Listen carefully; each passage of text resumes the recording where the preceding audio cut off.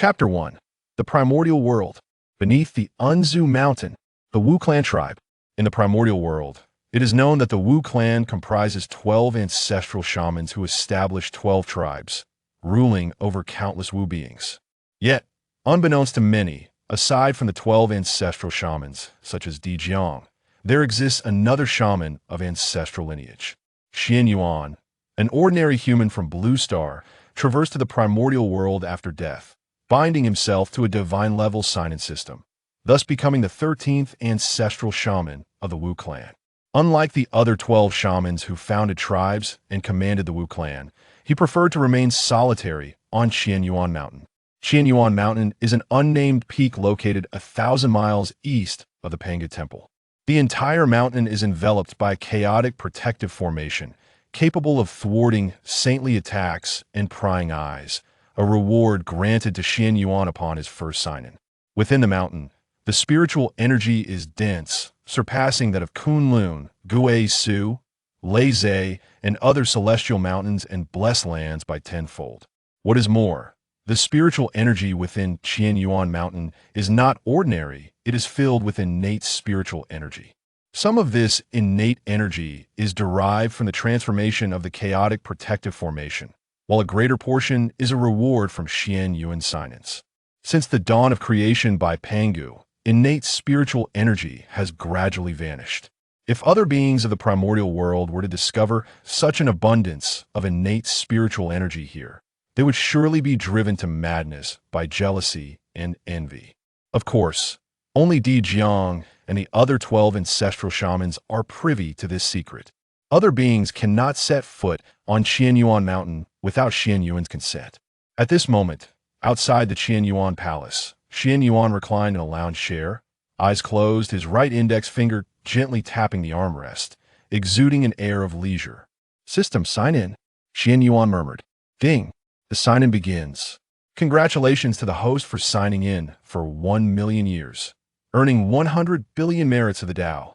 Has it truly been 1,000,000 years since I traversed to the primordial world? Qianyuan opened his eyes, rising from the lounge chair, gazing into the distance, somewhat reflective. Time does not keep record in the primordial world, and in the blink of an eye, 1,000,000 years have elapsed. How swiftly time passes. Qianyuan sighed once more, lifting his gaze to the sky, where a massive golden beam of light descended, merging into his body, warm and exceedingly pleasant. Delightful. Unable to suppress a moan of pleasure, Qianyuan quickly settled into a meditative posture, beginning to absorb the merits of the Tao.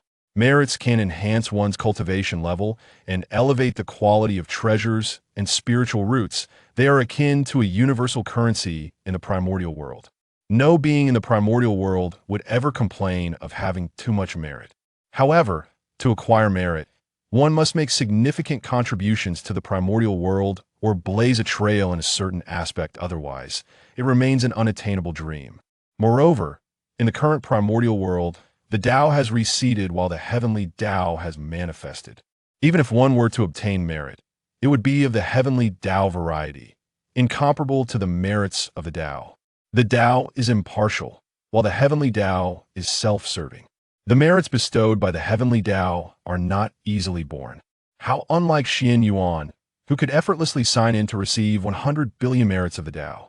Isn't that infuriating? At the very moment the merits of the Tao descended, Hongjun, seated in the Zixiao palace, seemed to sense something, abruptly opening his eyes and beginning to calculate. After a while, Hongjun paused, his brow furrowed. Strange, who could it be that draws down the merits of the Tao, eluding even my calculations? Hongjun sighed, troubled by the inexplicable. It seemed that an unforeseen change was afoot, rendering even the future of the primordial world unclear and elusive. In the chaotic void beyond the primordial world, Yang Mei gazed toward the primordial world, stroking his beard and chuckling, filled with envy. The Tao is 50, the heavenly cycle is 49, one must escape. How intriguing. Qianyuan Mountain. As the merits of the Tao entered Qianyuan's body, a resplendent golden merit disk formed behind his head. Like a radiant sun, it shone brilliantly. This is indeed a protective talisman. When a merit disk shines, Who would dare to act against me? A smile crept upon Qianyuan's lips, his mood elevated. In the current primordial continent, the conflict between the Tao and the demons had just concluded. Hongjun had attained sainthood and transmitted word throughout the primordial world that he would impart teachings in the Zixiao palace a millennium hence, welcoming all who were fated to attend. After enduring the calamities of ferocious beasts, the dragon and phoenix tribulations, and the Tao demon conflict, the early powerful beings of the primordial world had perished in droves. Only Hongjun, Yang Mei, and a handful of hidden powerhouses remained. A gap in strength had emerged. The likes of the three pure ones, Niwa, Di Jun, Dong Huang Tai Yi, and Di Jiang were the strongest among the ancestral shamans. Yet none surpassed the consummate stage of Tai Yi Golden Immortal. Great Luo Golden Immortals of such caliber were nearly non-existent. The era when great Luo were as common as dogs and Quasi-Saints roamed freely would only arrive after Hongjun's teachings.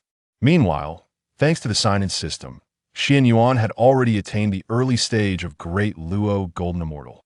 Now, with 100 billion merits of the Tao at his disposal, he felt immensely confident.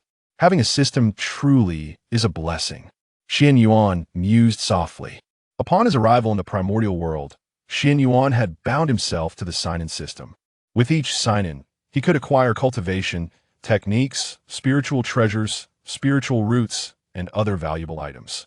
Whatever exists in the primordial world, the system can provide for Qianyuan.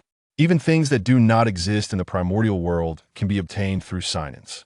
Reclining comfortably in his lounge chair, a broad smile adorned Qianyuan's face, exuding contentment. Having been in the primordial world for 1,000,000 years, it's time for a proper celebration. Qianyuan thought to himself, sending a message to Di Jiang, inviting him to gather with the other ancestral shamans. He then rose to make arrangements. When hosting my brothers and sisters, I must not be remiss. Dragon liver and phoenix marrow must not be lacking. I recall the system once rewarded me with a pair of great Luo golden immortal level Kunpeng wings. Let's arrange that. Let's procure more meat from great Luo golden immortal level beasts to help Di Jiang and the others refine their physiques. No feast is complete without wine. How could we have meat without liquor? Maotai must be present. And Huazi. Maotai and Huazi are rewards from the system's sign-in. Maotai is brewed from spiritual veins, with a single bottle representing a premium spiritual vein, containing immense energy that can aid the Wu clan in refining their bodies. Huazi, too, is no ordinary tobacco. It is crafted from the finest leaves of the innate enlightenment tree, invigorating the mind and effectively tempering the impulsive and volatile nature of the Wu clan. In addition to these, Qianyuan prepared several vegetarian dishes, each boasting at least acquired spiritual roots. He also gathered a selection of spiritual fruits, including the exquisite innate Hongjun Li, the premium innate Renshui Pan Tao, and the premium innate Ren Xinghua. And Houtu and Xianming have a penchant for beverages. After a flurry of activity, Qianyuan set a lavish table filled with fine wines and delicacies. Pleased, he nodded in satisfaction before stepping out of the Qianyuan palace to await the arrival of Di Jiang and the others. Swish! Swish! Moments later, the sound of breaking air resonated. The first to arrive was Di Jiang, the foremost among the ancestral shamans, naturally possessing mastery over spatial laws, thus the fastest in the primordial world. Following Di Jiang were Chang Liang, Yin Zi, and Tian Wu, each adept in the laws of thunder, electricity, and wind, their speed equally impressive. Then came the quartet of Zhu Jiuyin, Ru Shou, Zhu Meng, and Shibai Shi arriving together. Houtu and Xianming, the two female ancestral shamans, approached gracefully, fair-skinned and beautiful, engaging in light-hearted conversation as they came. Last to arrive were Zhu Rong and Wang Gong. It wasn't that their prowess was lacking, rather. These two were natural adversaries, always at odds, bickering as they traveled, which delayed their arrival. With all 12 ancestral shamans gathered, Di Jiang cheerfully inquired, "Good brother, what prompted you to summon everyone? Is there something to celebrate?" Each time they visited Qianyuan, they received considerable rewards, and Qianyuan was known for his generosity and hospitality. The ancestral shamans often relished their visits to Qianyuan Mountain. Qianyuan welcomed Zixiao and the others into the Qianyuan Palace, responding with a smile. "Elder brother, I thought it had been a long time since we last met, so I invited everyone for a gathering."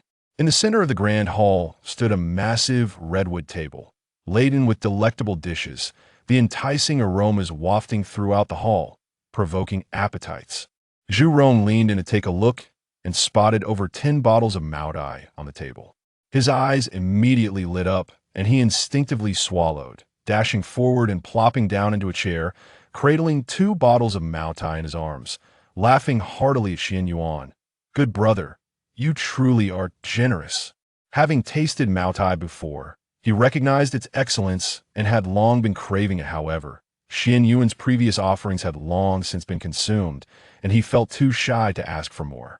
Now, seeing over 10 bottles laid out before him, he was determined to indulge. Wang Gong followed closely behind, likewise seizing 2 bottles of Maodai, not forgetting to mock Zhu Rong with a quip. "You pitiful creature, a mere drunkard." Zhu Rong was not one to back down, slamming his hand on the table and retorting, "Before you speak, kindly wipe your drool." Gong Gong shot him a glare, placing his right foot on the chair, clutching 2 bottles of Maodai in one hand while banging on the table with the other. "Are you looking for a fight? Bring it on. Do you think I'm afraid of you?" The 2 jesters began pounding on the table and kicking their chairs, showing no restraint, leaving Zixiao and the others watching in trepidation. It was not that they were worried about a fight between Zhu Rong and Gong Gong. The two were notorious for their animosity, and their clashes were a common sight. Their primary concern was that they might actually overturn the table. The surface above is adorned with an array of exquisite treasures. It would be a grave misfortune if these 2 rascals were to wreak havoc upon them. Thus, a white orb of light materialized in Zhu Jiuyin's hand, emanating a rich aura of temporal power, poised for action. Should these 2 knaves upend the table, he would employ time reversal to restore it. Simultaneously, the green radiance surrounding Zhu Meng surged forth, continuously invoking the principles of wood to stabilize the rosewood table. Meanwhile, Houtu activated the laws of earth, erecting an earthen wall beneath the rosewood table to support it. The remaining 6 individuals hastened forward with remarkable speed, swiftly pulling Zhu Rong and Gong Gong away, distancing them from the table. In their fervent desire to partake in the splendid feast prepared by Qianyuan, the ancestral witches displayed their extraordinary abilities. "Enough of this ruckus," Zixiao asserted with the authority of an elder brother. "These 2 brutes should learn some restraint. Is it only when you've demolished the Qianyuan palace that you'll be satisfied?" Observing their commotion, Qianyuan waved his hand dismissively. "Brother, fret not, the Qianyuan palace is not so easily dismantled." The Qianyuan palace was a reward bestowed upon him by the system during his 100,000-year sign-in, a chaotic spiritual treasure comparable to Hongjun Lao Zu's Zixiao palace. Though it appeared unremarkable, it contained a world within. Let it be noted that they were merely at the perfected stage of Tai, Golden Immortal.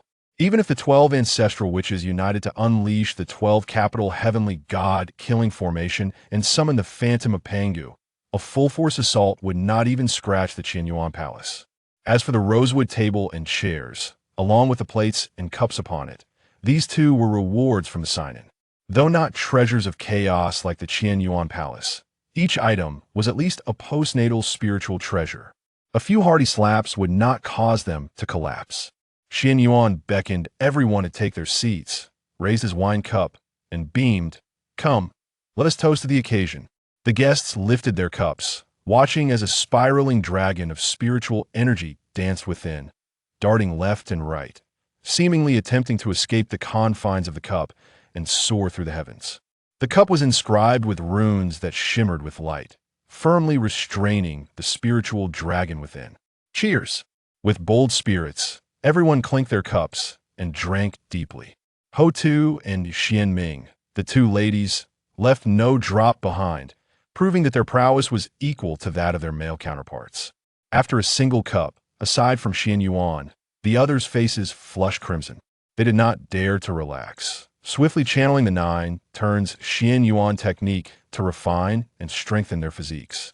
Merely 1 cup had rendered their bodies significantly more robust. Furthermore, the liquor was smooth and lingering, a delight even if it did not enhance their strength. Among the 12 ancestral witches, Di Jiang, the strongest, was the first to refine the spiritual energy within him. Sitting beside Qianyuan, he clapped his shoulder and laughed heartily. What a fine wine. 1 cup is worth a century of arduous cultivation. Qianyuan nodded with a smile. If you enjoy it, drink your fill today. There is enough for everyone. That sounds splendid. Today, we shall drink until we are inebriated. Let's indulge. Zhu replied with a grin. He was the second strongest among the 12 ancestral witches, following Di Jiang in refining his spiritual energy. Next was Xianming. Even after completely refining the spiritual energy, her face remained charmingly flushed. Qianyuan, thank goodness you taught everyone the 9 turns Qianyuan technique. This wine's spiritual potency is overwhelming. Without it, one could hardly withstand its effects. Moments later, all opened their eyes, their faces brimming with joy. Not only had they savored exquisite wine, but their powers had also ascended further. This drink was worth every drop. Let's feast, Qianyuan exclaimed, seizing a piece of dragon meat and swallowing it whole, a faint golden glow instantly manifesting upon his form. This is the flesh from the peak dragon clan of the great Luo Golden Immortal.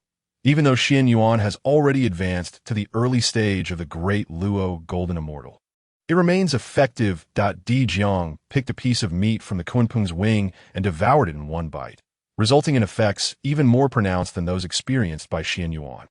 Golden light surged around him, his vitality boiling, and his body stretched in delight. Zhurong, Wang Gong, and others immediately began to partake as well. With each bite, they burst forth in resplendent radiance, all benefiting immensely. Di Jiang and Zhu sat cross-legged, 3 flowers gathering atop their heads, while 5 energies converged in their hearts. They began to ascend directly to the great Luo Golden Immortal position. Qianyuan and the others paused, gazing intently at Di Jiang and Zhu, their focus entirely on the 3 flowers above their heads. Yet to bloom, they speculated on the quality of their blossoming. Not long passed before the 3 flowers atop Di Jiang and Zhu blossomed in succession.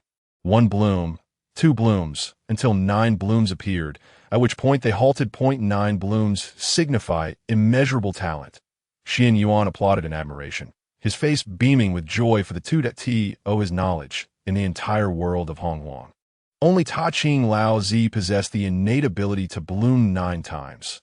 Others, such as Qianyuan Shi, Shangqing Tong Tian, Nu Hua, Di Jun, and Dong Huang Tai Yi, though exceptionally gifted, only achieved 8 blooms.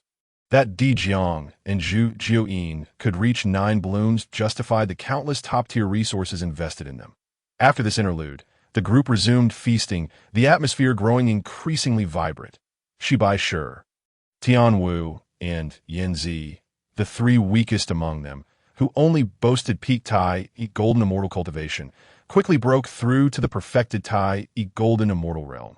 The remaining individuals, though they did not ascend, saw significant enhancements in their cultivation, effectively stepping 1 foot into the realm of the great Luo Golden Immortal.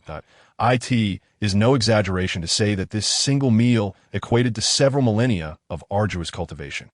Sated in content, the group lounged back in their chairs, smoking huazi and nibbling on spiritual fruits. Zhurong took a drag from his huazi, and his previously dulled eyes brightened considerably as he gazed at the empty plates and cups, lamenting if only such exquisite delicacies could be enjoyed at every meal. Gong Gong rolled his eyes, retorting, "What are you thinking? Have you considered how long Qianyuan must have hoarded all these treasures? And you want to squander it all in 1 sitting?" He spoke as if he had not eaten at all. "You certainly consumed more than anyone else, like a glutton." Houtu and Xianming, munching on ginseng fruits, watched the 2 bicker, both suppressing smiles. They cherished this atmosphere. Siblings gathered together, chatting and jesting, creating a warm sense of camaraderie. This moment, Zhu suddenly sighed. "If only our kin could partake in such splendid fare." shaking his head. He knew this was impossible. As Gong Gong had pointed out, it took Qianyuan an unknown duration to accumulate such plentiful resources. How could he possibly provide for the billions of Wu clan members? Zhu Jiuyin's heartfelt remark stirred something within Di Jiang. He cast a glance at Qianyuan, saying, "Brother Qianyuan, as a primordial shaman, you ought to establish your own tribe." As primordial shamans, Di Jiang and the other shaman leaders each formed their respective Wu clan tribes, leading countless kin. Yet Qianyuan, also a primordial shaman, had never even ventured out of Qianyuan Mountain, leaving the entirety of Hongjun unaware of his existence. Even prominent figures like Hua Fu, Xing Tian, and Jiufeng were far more renowned than he. The 12 primordial shamans all hoped that Qianyuan would form a tribe to lead some kin, with Qianyuan's foundation and strength. Should he so desire, he could undoubtedly establish another powerful tribe for the Wu clan, enhancing their overall prowess. Brother is right. Zhu Jiuyin turned to Qianyuan, urging creating a tribe, even a small one, is better than being all alone. At least someone can look after your daily needs. At this, Di Jiang and Zhu Jiuyin spoke up, prompting the other primordial shamans to cease their idle chatter. Zhurong addressed Qianyuan loudly. Brother Qianyuan, if you find it troublesome, we can assign Hua Fu to you. Let him handle the tribe's affairs. Gong Gong nodded repeatedly, for the first time not bickering with Zhurong. We can have Xiang Lu come help you. That lad Qiyu is excellent at managing tribes. Jiufeng is also quite capable. The primordial shamans chimed in, offering to send their subordinates to assist Qianyuan in establishing his tribe. Qianyuan smiled wryly, shaking his head. He had grown accustomed to solitude and had never considered forming a tribe. His main concern was the hassle. Being alone was splendid, carefree, allowing him to do as he pleased. Establishing a tribe meant he would bear responsibilities. He would have to oversee the eating, drinking, and sleeping of so many kin. How exhausting! Qianyuan firmly opposed the idea, leaving the primordial shamans at a loss. Ultimately, it was Di Jiang, the eldest brother, who made the decision. If Qianyuan truly did not wish to establish a tribe, that was acceptable. However, as a primordial shaman, it was not quite right for him to remain in Qianyuan Mountain alone without even a servant. Di Jiang scanned the crowd and declared, "Let us send Jiufeng, Hua Fu, Xing Tian, and Xiang Lu to care for Brother Qianyuan's daily needs." Brother, truly unnecessary. Qianyuan insisted again. He was reluctant to expose the existence of his system, as every time he signed in, he received remarkable rewards. Over time, Jiufeng and the other great shamans would undoubtedly grow suspicious that no, this time you must listen to us. Di Jiang's tone was resolute. He insisted on sending someone over, not to monitor Qianyuan, but purely out of concern for his well-being. Unable to resist any longer, Qianyuan finally accepted only Jiufeng and Xing Tian, refusing any additional assistance. With this matter settled, Di Jiang breathed a sigh of relief and shifted the topic to Hongjun a millennium later. Hongjun will preach at the Purple Sky Palace. Shall we attend? We must go. Zhurong exclaimed, I want to see just how capable that old man Hongjun is to justify occupying the Hongjun continent opened by the Father God. Well said, Gong Gong chimed in. The Hongjun continent was opened by the Father God. That old man Hongjun is merely a tiny worm. What right does he have to command all the beings of Hongjun? The primordial shamans were transformed from the essence of Pangu's blood, disrespecting heaven and earth, only honoring Pangu. Since Hongjun attained sainthood and announced his sermon at the Purple Sky Palace a millennium later, he had subtly begun to take on the role of the speaker of Hongjun. Naturally, the primordial shamans were discontent. Zhu Jiuyin took a deep drag from his huazi, slowly exhaling a cloud of white smoke, narrowing his eyes as he said, Zhurong, Gong Gong, refrain from speaking too much. What is there to fear? If that old man Hongjun dares to act, will he not allow us to voice our opinions? Cowards! Zhurong and Gong Gong glared at Zhu Jiuyin, united in their animosity. You two simpletons know nothing. Zhu Jiuyin frowned. I also disapprove of him, but what can be done? He is a saint, the only heavenly Tao saint in the Hongjun continent. You wish for the entire Wu clan to accompany him to the grave. Call me a coward if you will, but I am not ashamed. Zhurong scoffed. What the heavenly Tao saint? In a word, if we are dissatisfied, we shall fight. Gong Gong chimed in precisely. If we cannot match him in a fair fight, Let us gang up on him. You, elder brother, and brother Qianyuan are all great Luo golden immortals, and we 10 are all at the perfected Tai E golden immortal stage, ready to break through to the great Luo golden immortal at any moment. With Jiufeng, Kuafu, and Xiang Lu among us, can we not contend with a single saint? He turned to Chang Liang, Tian Wu, Houtu, and others, asking, am I right? Everyone nodded in agreement, including Di Jiang. After the conflict between Dao and Demon, Hongjun had yet to take action in the Hongwang world. Although Di Jiang was wary of Hongjun, he had never considered him the foremost adversary. The Wu clan's true opponent was always the Demon clan led by Di Jun and Dong Huangtai. Hongjun was formidable, but as a solitary figure, he posed little threat. Elder brother, may I speak a word? Qianyuan coughed lightly, interrupting Di Jiang, unable to bear the sight of these simpletons who seemed utterly oblivious to their predicament. Speak, Di Jiang responded with a smile, showing no anger at being interrupted. Had it been anyone else, they would have already fumed. Qianyuan took a drag from his huazi, organizing his thoughts before continuing. Elder brother, dear siblings, I understand that everyone harbors disdain for Hongjun, however. To put it bluntly, even if we were to band together, we would not be sufficient to withstand the weight of a single finger from Hongjun. The 12 primordial shamans were all taken aback, staring at Qianyuan in astonishment. They had never witnessed him display such timidity. Before discussing Hongjun, he first needed to elaborate on the cultivation levels of the Honghuang world.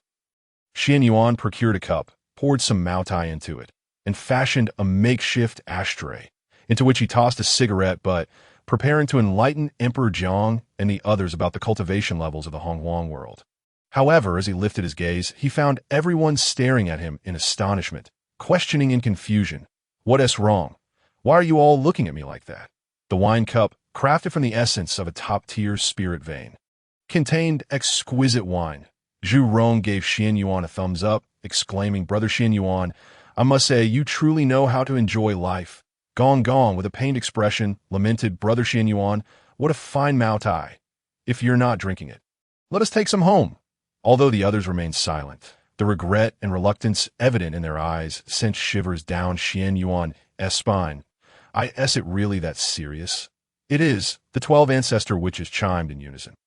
Had it not been for the excessive consumption of Maotai, they would have been eager to finish every last drop.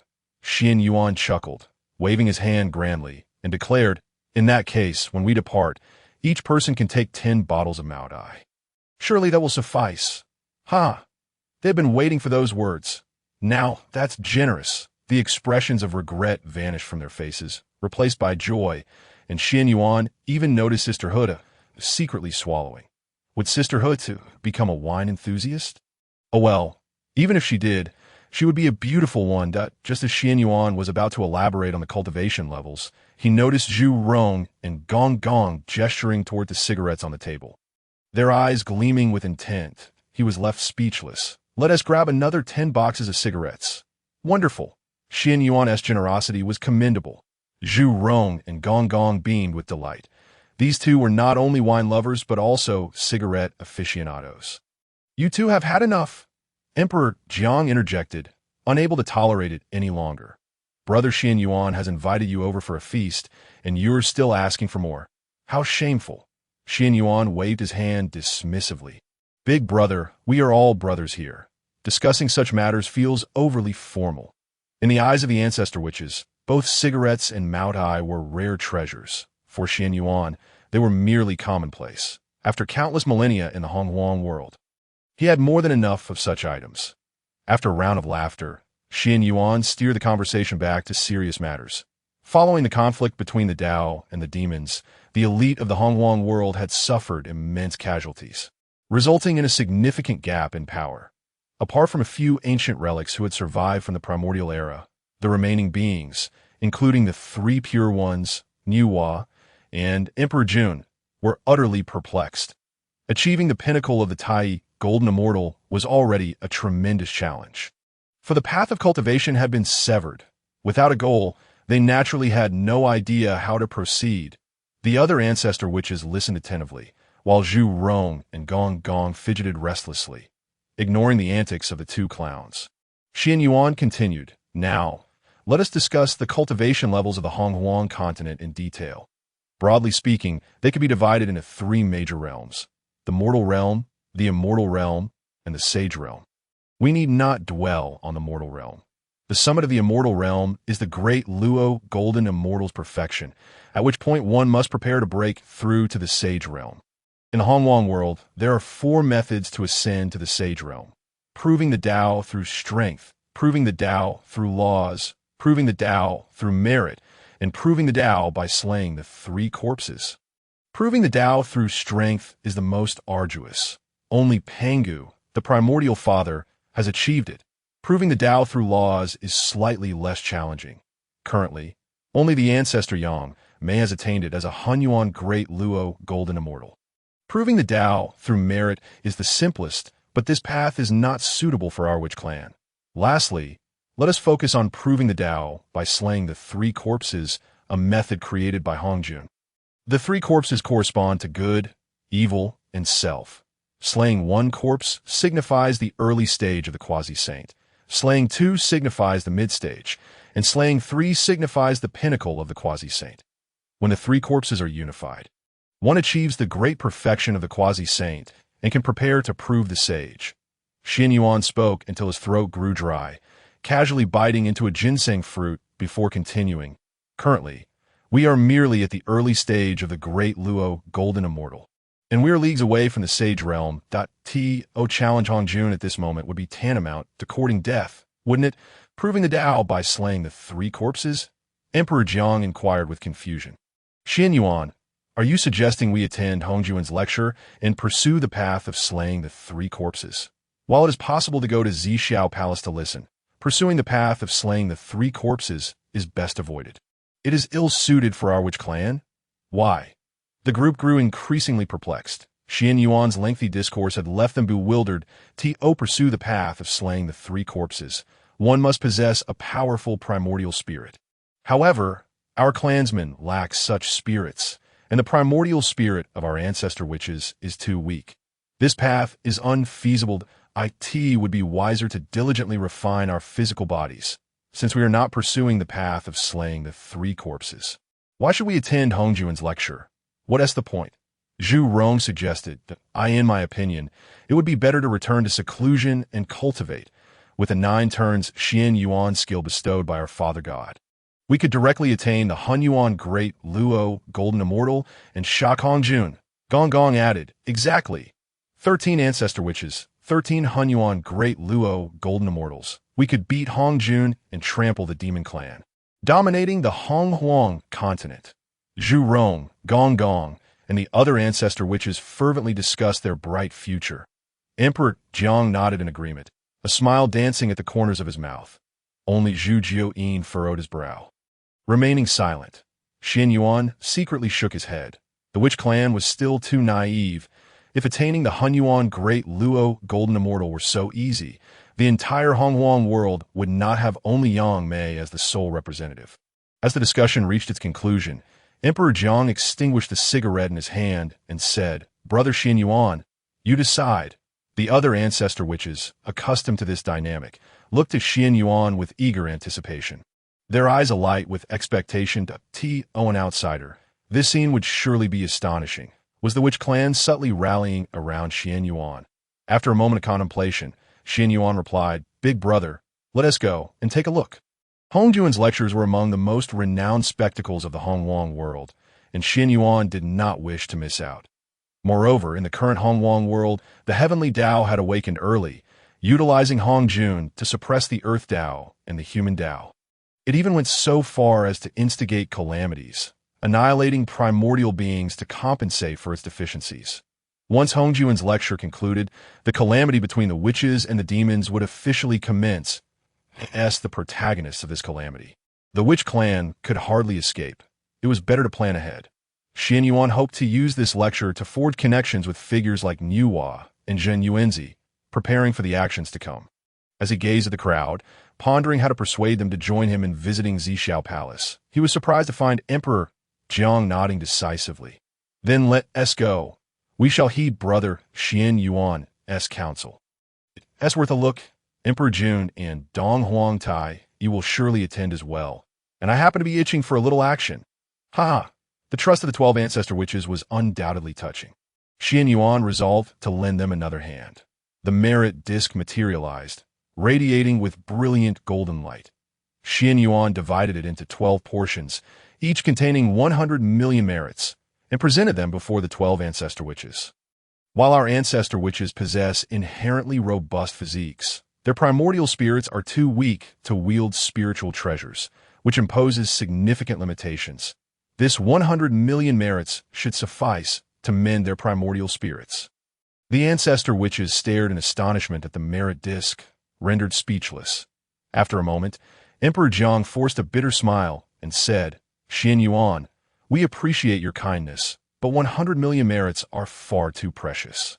Please take it back. Qianyuan placed a reassuring hand on Emperor Jiang's shoulder and replied earnestly, Big brother, we ancestor witches are a unified whole. We rise and fall together. Only when we all grow stronger can we better establish ourselves in the Hongjun world. He turned to the others, adding candidly, if this continues, not only will we struggle against Hongjun, but even the 3 pure ones in Yuhua will leave us far behind.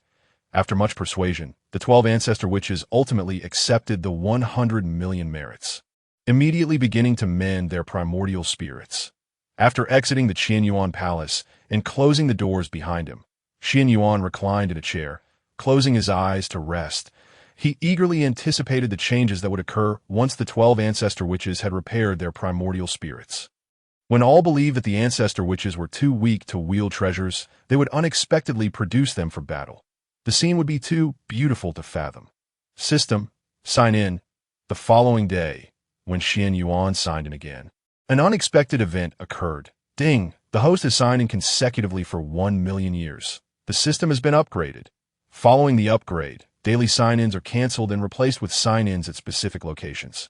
Additionally, the task system has been activated, wherein the system will periodically issue tasks, rewarding generous rewards upon completion, with no penalties for failure. Has the system been upgraded? Qianyuan straightened his body and curiously inquired, System, where will the next sign-in take place? Ding! The new sign-in location has been announced. Please proceed to the Zixiao Palace to complete your sign-in.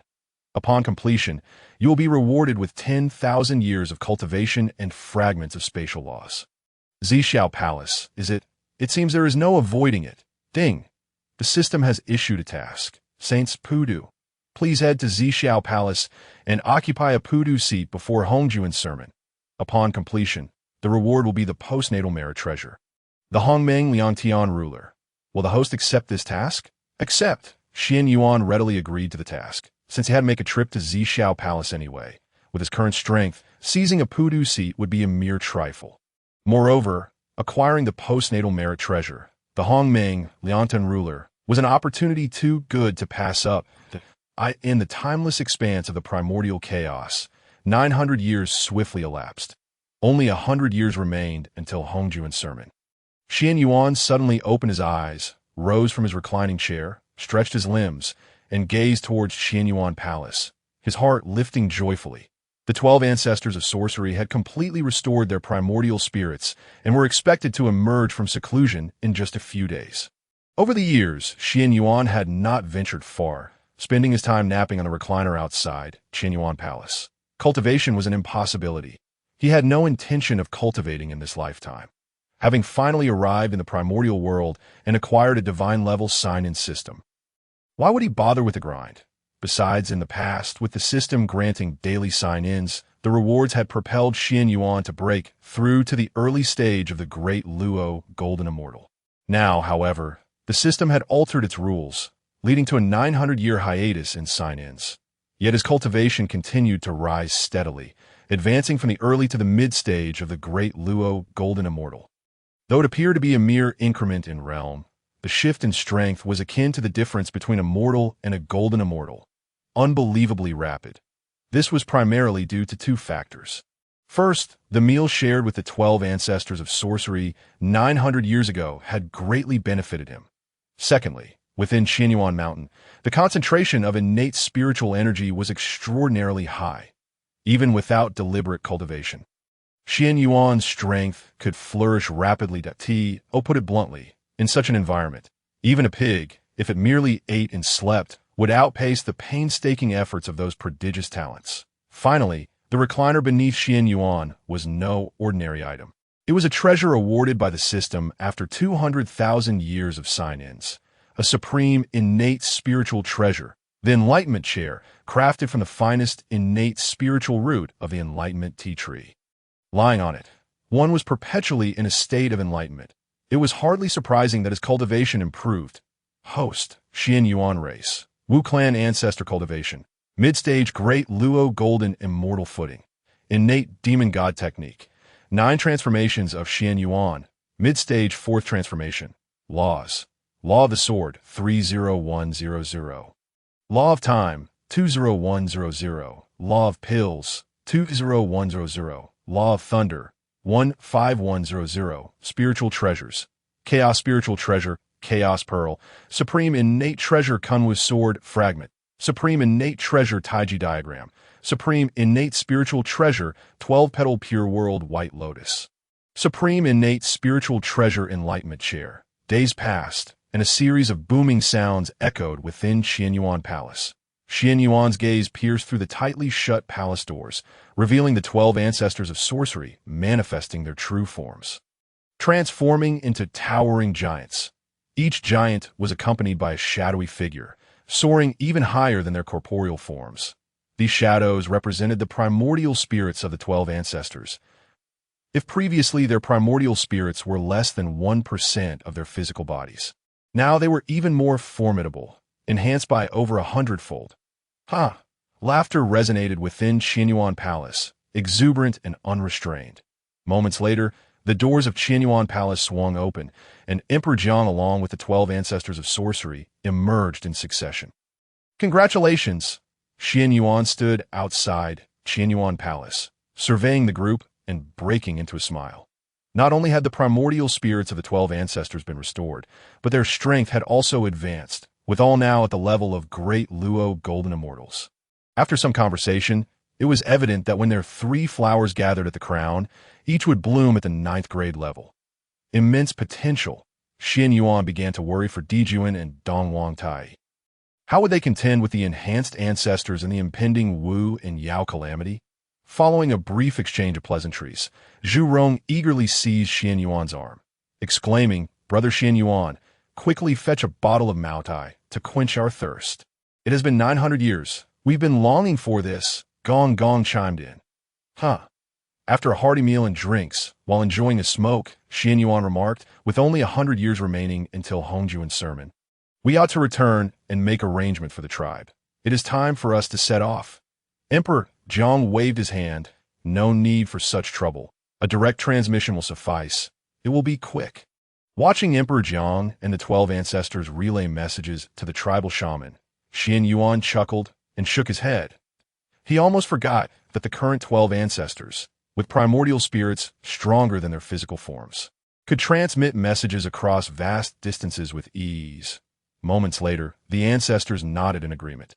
Emperor Jiang lit a cigarette, took a deep breath, and exhaled a cloud of white smoke, exuding confidence. "All right, let us depart for Zixiao Palace." The other ancestors echoed in agreement, each one brimming with anticipation. The sermon at Zixiao Palace would be their first chance to establish their names in the primordial world. "Wait, brothers," just as excitement reached its peak. An out-of-place voice interrupted. The 12 ancestors frowned, feeling disheartened. Upon realizing it was Qianyuan speaking, their frowns softened. Emperor Jiang smiled. "Brother Qianyuan, please, speak your mind." Qianyuan awkwardly scratched his head. Discussing other matters at this moment felt inappropriate. Yet, some things needed to be said now. Qianyuan noticed that the 12 ancestors seemed a bit carried away after their advancement to great Luo golden immortals. He genuinely feared that these Na'vi fellows might provoke Hongjun upon reaching Zixiao Palace.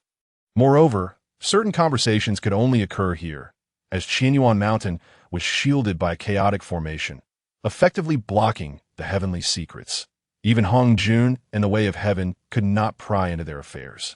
Once they left Qianyuan Mountain, with their current cultivation, a mere thought from Hongjun could unveil everything. Qianyuan produced 12 heavenly secret pearls, distributing 1 to each.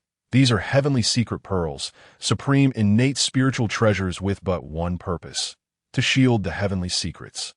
With these pearls, even a saint cannot pry into your matters.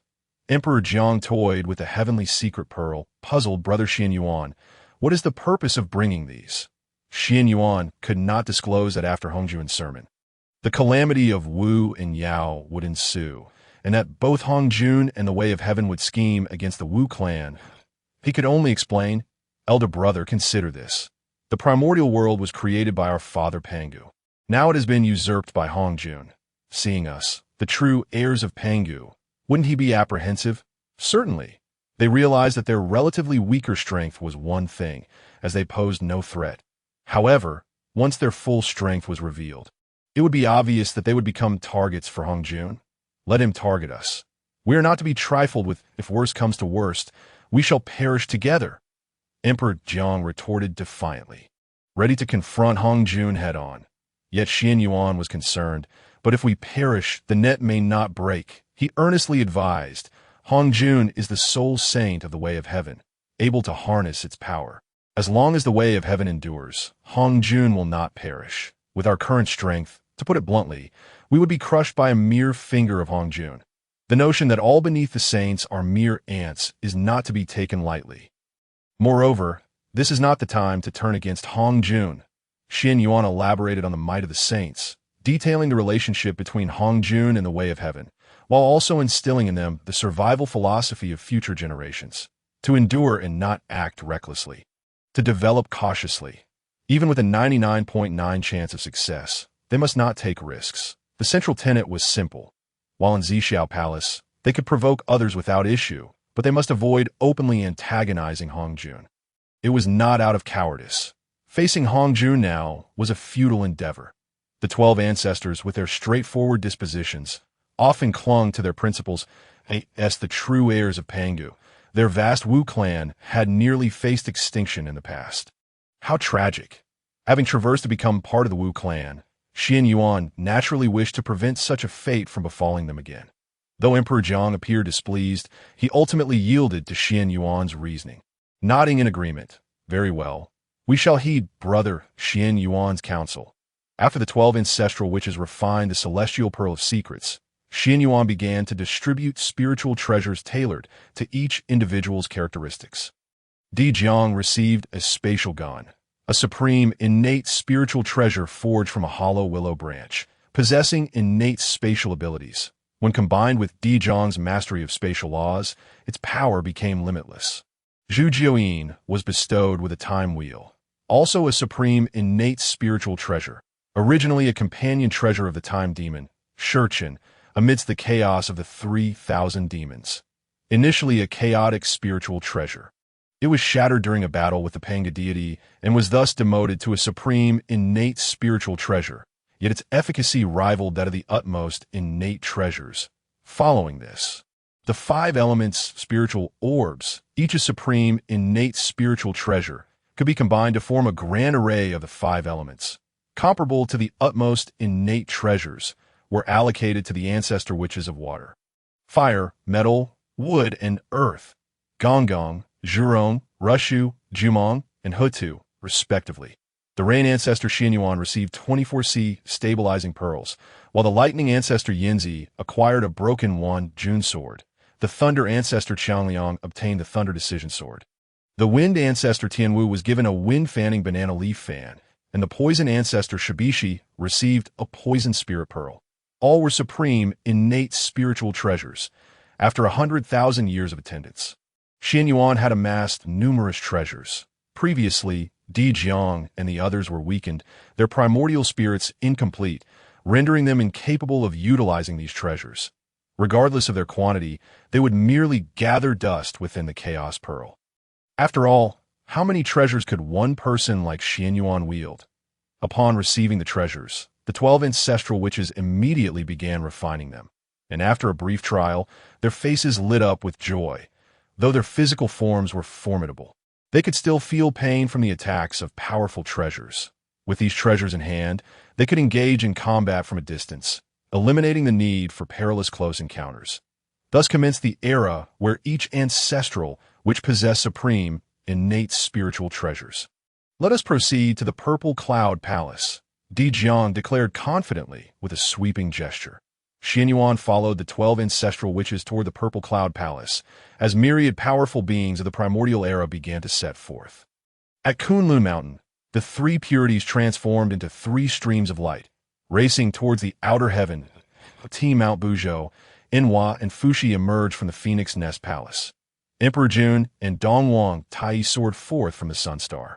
In the extreme northern lands, Kuanpeng flapped its wings, creating a gust that spanned over 54,000 miles. Currently, the cultivation path on the primordial continent was obstructed. Hongjun, as the sole saint of the heavenly Tao, began expounding teachings destined to attract countless beings of the primordial era. In an instant, the primordial continent was abuzz with activity by the time Qianyuan and the others arrived at the edge of the outer heaven. Countless beings had already congregated there, all pointing toward the outer heaven, yet none daring to step forward. Beyond lay the chaotic void, perpetually swept by chaotic winds capable of shredding flesh and eroding primordial spirits.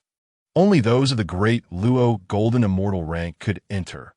Let us go forth. Dijiang expressed his disinterest in the gathered beings, intending to charge straight into the chaotic void. The chaotic void, as insurmountable as a chasm, posed no challenge to them. Let us take a moment to observe. Qianyuan halted Dijiang, surveying the surroundings with intrigue. The gathering had exceeded 100,000 beings, and their numbers continued to swell with time. Each of these beings possessed at least the cultivation of a golden immortal. Those beneath this rank lacked even the qualifications to step into the outer heaven. Then we shall wait, since Qianyuan exhibited interest. Dijiang and the others were in no rush. They casually seated themselves on the ground, lighting up their cigarettes. Houtu and Qianyuan produced some spiritual fruits. Zhurong and Wang Gong, the two simpletons, even began drinking merrily. They appeared carefree, in stark contrast to the anxious beings who pondered how to traverse the chaotic void to reach the Purple Cloud Palace. This distinctly unconventional scene quickly drew numerous derisions and criticisms. Were these brutes here to entertain? Having finally arrived, instead of strategizing to traverse the chaotic void and attend the teachings at the Purple Cloud Palace, they opted to indulge themselves. They should possess self-awareness. Realizing their incapacity to penetrate the chaotic void, succumbing to despair. Under Xuan Yuan's influence, the 12 ancestral witches remained exceedingly low-key, seldom venturing across the primordial continent. Many were unaware of their existence. Those unfamiliar with the 12 ancestral witches scoffed in derision, while those who recognized them gazed upon the mockers with pity, retreating hastily. After all, they were the ancestral witches of the witch clan, akin to sovereigns of the primordial era. They had no desire to incur misfortune. As the jeers reached Qianyuan and his companions, the hot-tempered Zhurong immediately reacted. We are enjoying our own cigarettes and drinks. How does it concern them? Jealousy, pure and unadulterated. Wang Gong abruptly stood, declaring, I cannot tolerate this. We must teach these contemptuous fools a lesson. Qianyuan nodded, cautioning, be careful. Wang Gong scoffed dismissively, a bunch of trash. They cannot harm us. Dijiang shook his head, exasperated. Brother Qianyuan merely advises you to exercise restraint, although these folks are foul-mouthed. Their crimes do not warrant death. Wang Gong scratched his head, sheepishly responding, I understand. He pondered how to strike with enough force to deliver a memorable lesson to the mockers while ensuring they did not perish. Ultimately, he retracted his treasures and laws, tempering most of his physical strength, and charged directly at the mockers. Crack! Thud! Wang Gong barreled through the crowd like a humanoid beast, sending those he collided with flying, their bones surely shattered in numerous places. They lay on the ground, groaning and unable to rise. Qianyuan watched in awe, marveling at Wang Gong's strength, reminiscent of his furious charge against Mount Buzhou. Zhurong followed suit, her towering figure weaving through the crowd. Fear and dread. In an instant, all were struck with terror. Those unaware of the ancestral witches finally realized their formidable strength, and no one dared utter another word, hastily retreating from Wang Gong and Zhurong. What a thrill! Zhurong laughed heartily, uncorking a bottle of liquor and tossing it to Wang Gong. For the first time, I find you tolerable. Wang Gong gulped down the drink, laughing, You're not so bad yourself. The two exchanged a smile. Their past grievances forgotten that moment. A voice echoed. Pangu opened the heavens and earth, transforming one breath into the three purities. Three streams of light sliced through the void, swiftly approaching. It was only then that everyone discerned the trio of Taoists, an elder, a middle-aged man, and a youth, approaching in unison. The elder wore a broad smile, bowing in greeting. The three purities salute all fellow Taoists. The middle-aged man, donned in a violet Taoist robe, let out a disdainful hum. His expression haughty as he carelessly remarked, "A bunch of lowly beings, unworthy of note, inadvertently offending countless beings." With Wang Gong and Zhurong in the forefront, no one dared to speak out. The youth remained silent, his gaze sharp and posture erect, resembling a drawn sword. Indeed, these were the three purities of Kunlun Mountain. Are these the incarnations of our Father's essence? The ancestral witches furrowed their brows, their expressions varying. The Tai, golden immortal at the pinnacle level, seemed rather average, acceptable, for they were among the top cultivators of the primordial continent, thus not bringing shame upon their father. It was not mockery, merely an unimpressed assessment. They did not regard the three purities with significant weight, yet a flicker of curiosity lingered, for they were all incarnations of the Pangu deity, and a certain kinship was inevitable. The arrival of the three purities triggered a chain reaction, as genuine top-tier beings began to emerge, one after another. Inhua, Fuxi, Emperor Jun, Donghuang Tai, Kuanpeng, Xinyuanzi, Hongjun, and the ancestor of the River of Souls. All possessed the pinnacle level of Tai golden immortal cultivation, accompanied by immense fortunes and formidable spiritual treasures.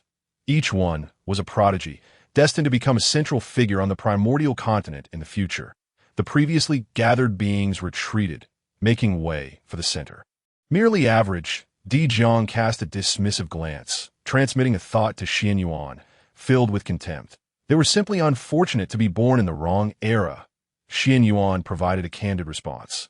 Upon reflection, Zixiao realized that it was not the inadequacy of these individuals' abilities that confined them to the pinnacle of Tai golden immortal, but rather the aftermath of the battle between Tao and Demon, which had decimated the strong and severed their lineage, leaving their paths shrouded in uncertainty.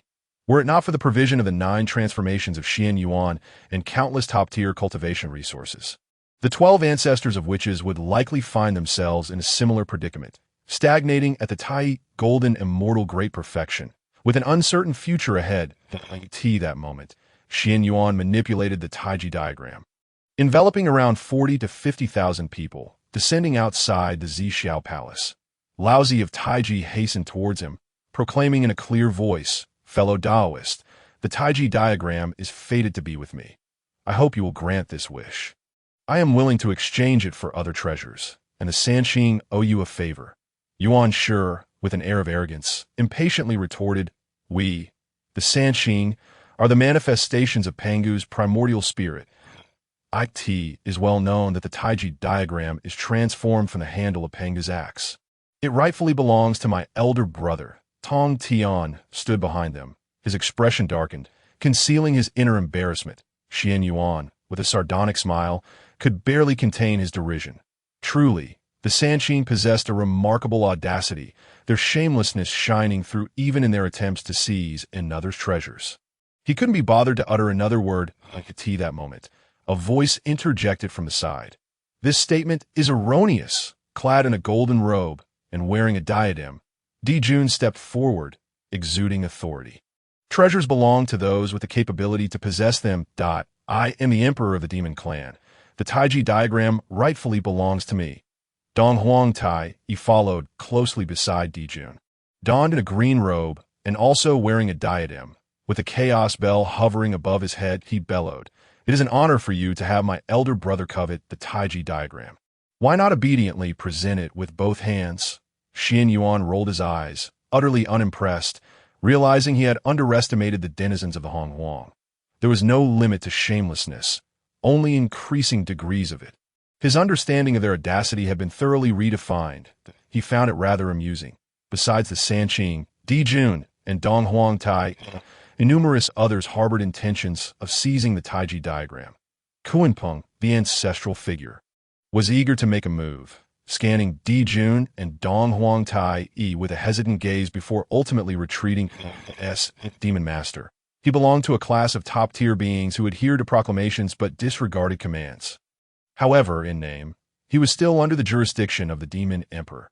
With both Demon Emperors personally involved, his appearance would clearly be an overstep. On another front, the blood-robed ancestor of the Underworld sat cross-legged atop the 12th-grade Fiery Lotus. With the Yuan Tu Ubi sword hovering above his head, he gazed greedily at the Taiji diagram above Qianyuan, cackling sinisterly. Why not hand the Taiji diagram over to the ancestor? I shall protect you. Qianyuan surveyed the Sanqing, Di Jun, Dong Huang Tai E, and the ancestor of the Underworld, displaying no fear, even sporting a smile. The moment he summoned the Taiji diagram, he anticipated this very scenario. Everything was meticulously planned. Excellent. They all desired to seize his treasure. The seeds of causation had been sown, in the future. He would have justification to act against these individuals. He was curious to see who else would emerge today, so he could ensnare them all. At that moment, Di Jiang interjected, Sanqing, cease using our father as a means to pressure others. Qianyuan is our brother, truly a legitimate descendant of Pangu. Why your logic? Should we not present the heavenly, earthly, and mystical Linglong Pagoda to brother Qianyuan? Zhu Rong chimed in, Di Jun, Dong Huang Tai E, you two feathered fowl dare to covet our brother's treasures. Gong Gong added, and you, Underworld, what are you? Do we need your protection? With a clamor, the 12 ancestors of witches encircled them, each voicing their opinions, rendering the Sanqing, Di Jun, Dong Huang Tai E, and the ancestor of the Underworld speechless. Shock was etched across everyone's faces. Qianyuan was a brother to the 12 ancestors of witches. Did that not make him an ancestor as well? Since the inception of the witch clan, there had only ever been 12 ancestors, when had another ancestor emerged. Many who had initially viewed Qianyuan as a solitary figure accompanied by a cadre of weaklings to the Zixiao palace now retreated in haste, distancing themselves. Although the ancestors seldom made appearances in the Hongjun world, they were known to be fiercely protective, and to seize treasures from an ancestor, it would be akin to inviting calamity upon oneself. With the 12 ancestors stepping forth, Qianyuan ceased his act of baiting, instead smiling jovially at the Sanqing and others. My brothers were correct. Taiji, the heavenly, earthly, and mystical Linglong Pagoda, has a fateful connection with us. Di Jun, Tai, the Chaos Bell, and the River Map, and Luo Shu have caught my eye as well. As for you, ancestor of the Underworld, hand over the 12th-grade Fiery Lotus and Yuan Tu Ubi, and our witch clan shall offer you protection. In that moment, Qianyuan faced the Sanqing, Di Jun, Dong Huang Tai E, and the ancestor of the Underworld, devoid of any trepidation, instead exuding an air of mirth and audacity. Bold, impudent, Yuan Shi and Tai E bellowed in unison. Their anger palpable. Point one was the embodiment of Pangu's primordial spirit, the other the emperor of the demon clan, commanding millions of demons. Since their inception, none had dared to humiliate them so brazenly. What are the ancestors? Merely a group of hot-tempered brutes, unworthy to contend with them. For my elder brother to covet the Taiji diagram was your honor. You should obediently present it. How dare you turn the tables and attempt to seize treasures belonging to us? This is utterly preposterous. Yuan Shi and Tai E echoed each other, taking shamelessness to its zenith. Ha! Qianyuan scoffed, his face rife with disdain. It is entirely reasonable for us to claim your treasures. How dare you demand ours? Before the assembly of myriad powerful beings in the Hongjun.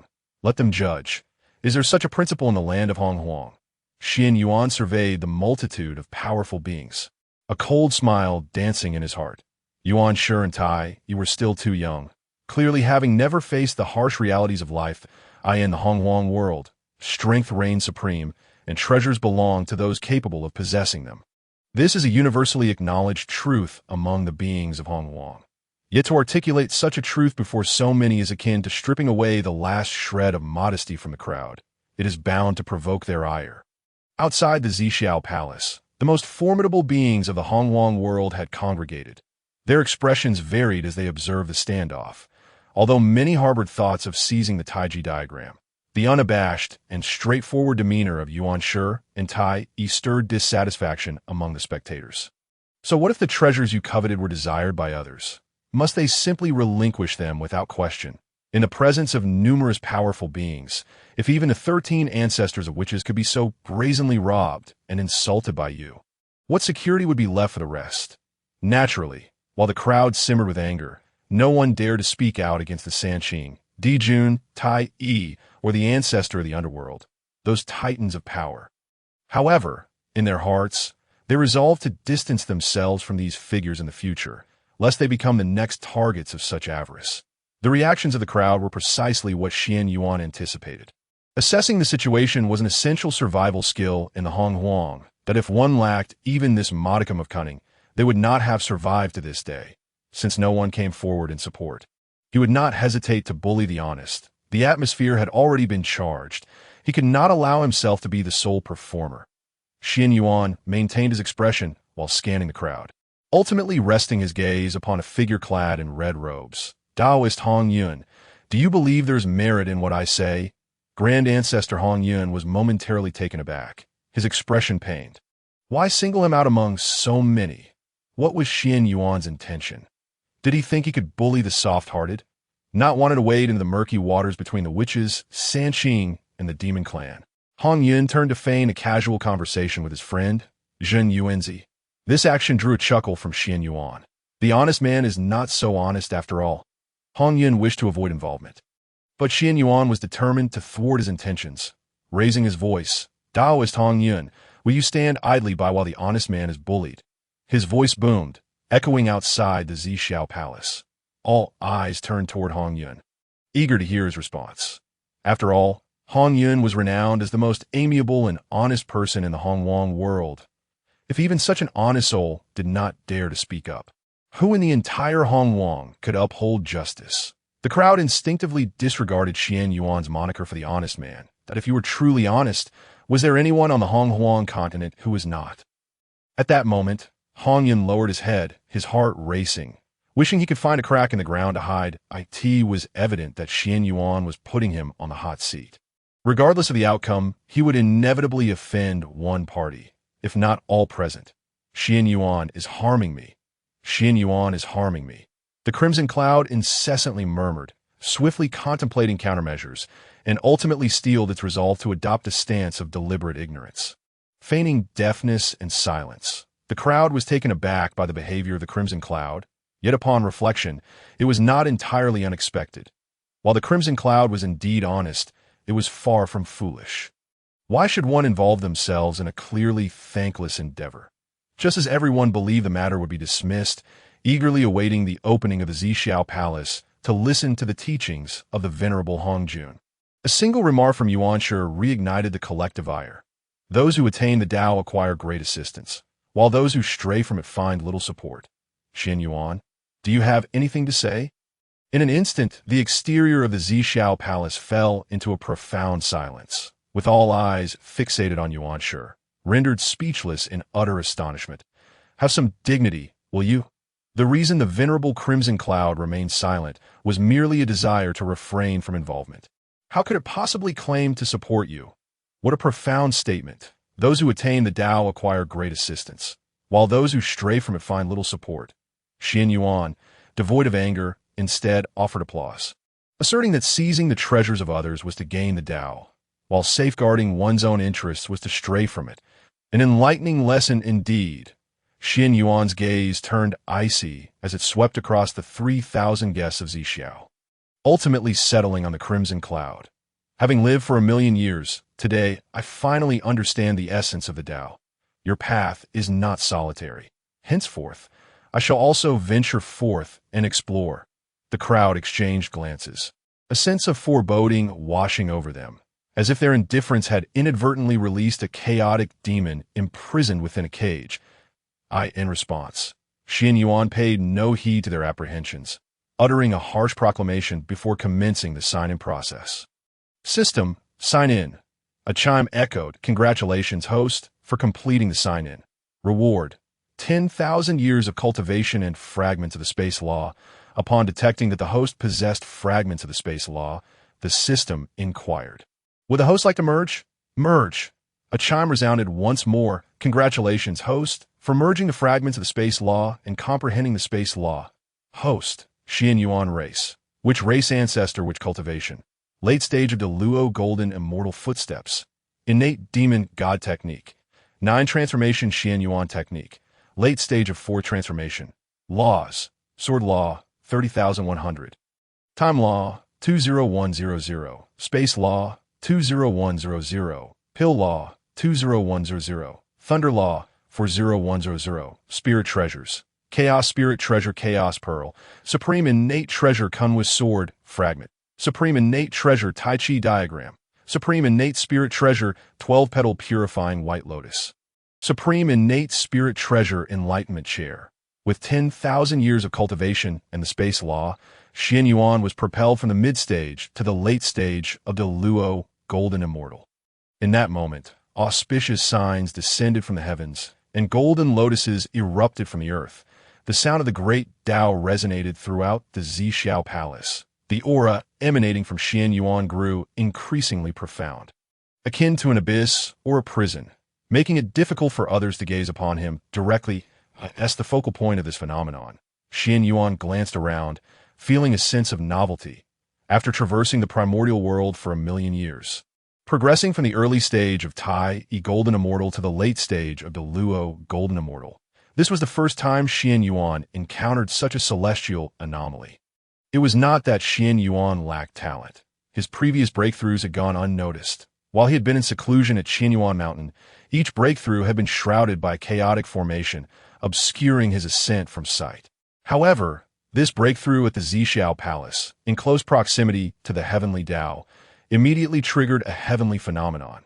Qianyuan's sudden breakthrough, accompanied by such a terrifying spectacle, left the onlookers utterly astonished. Beyond the realm of Tai golden immortal, Qianyuan had undoubtedly transcended to a new domain. How was this possible? How had he achieved such a feat?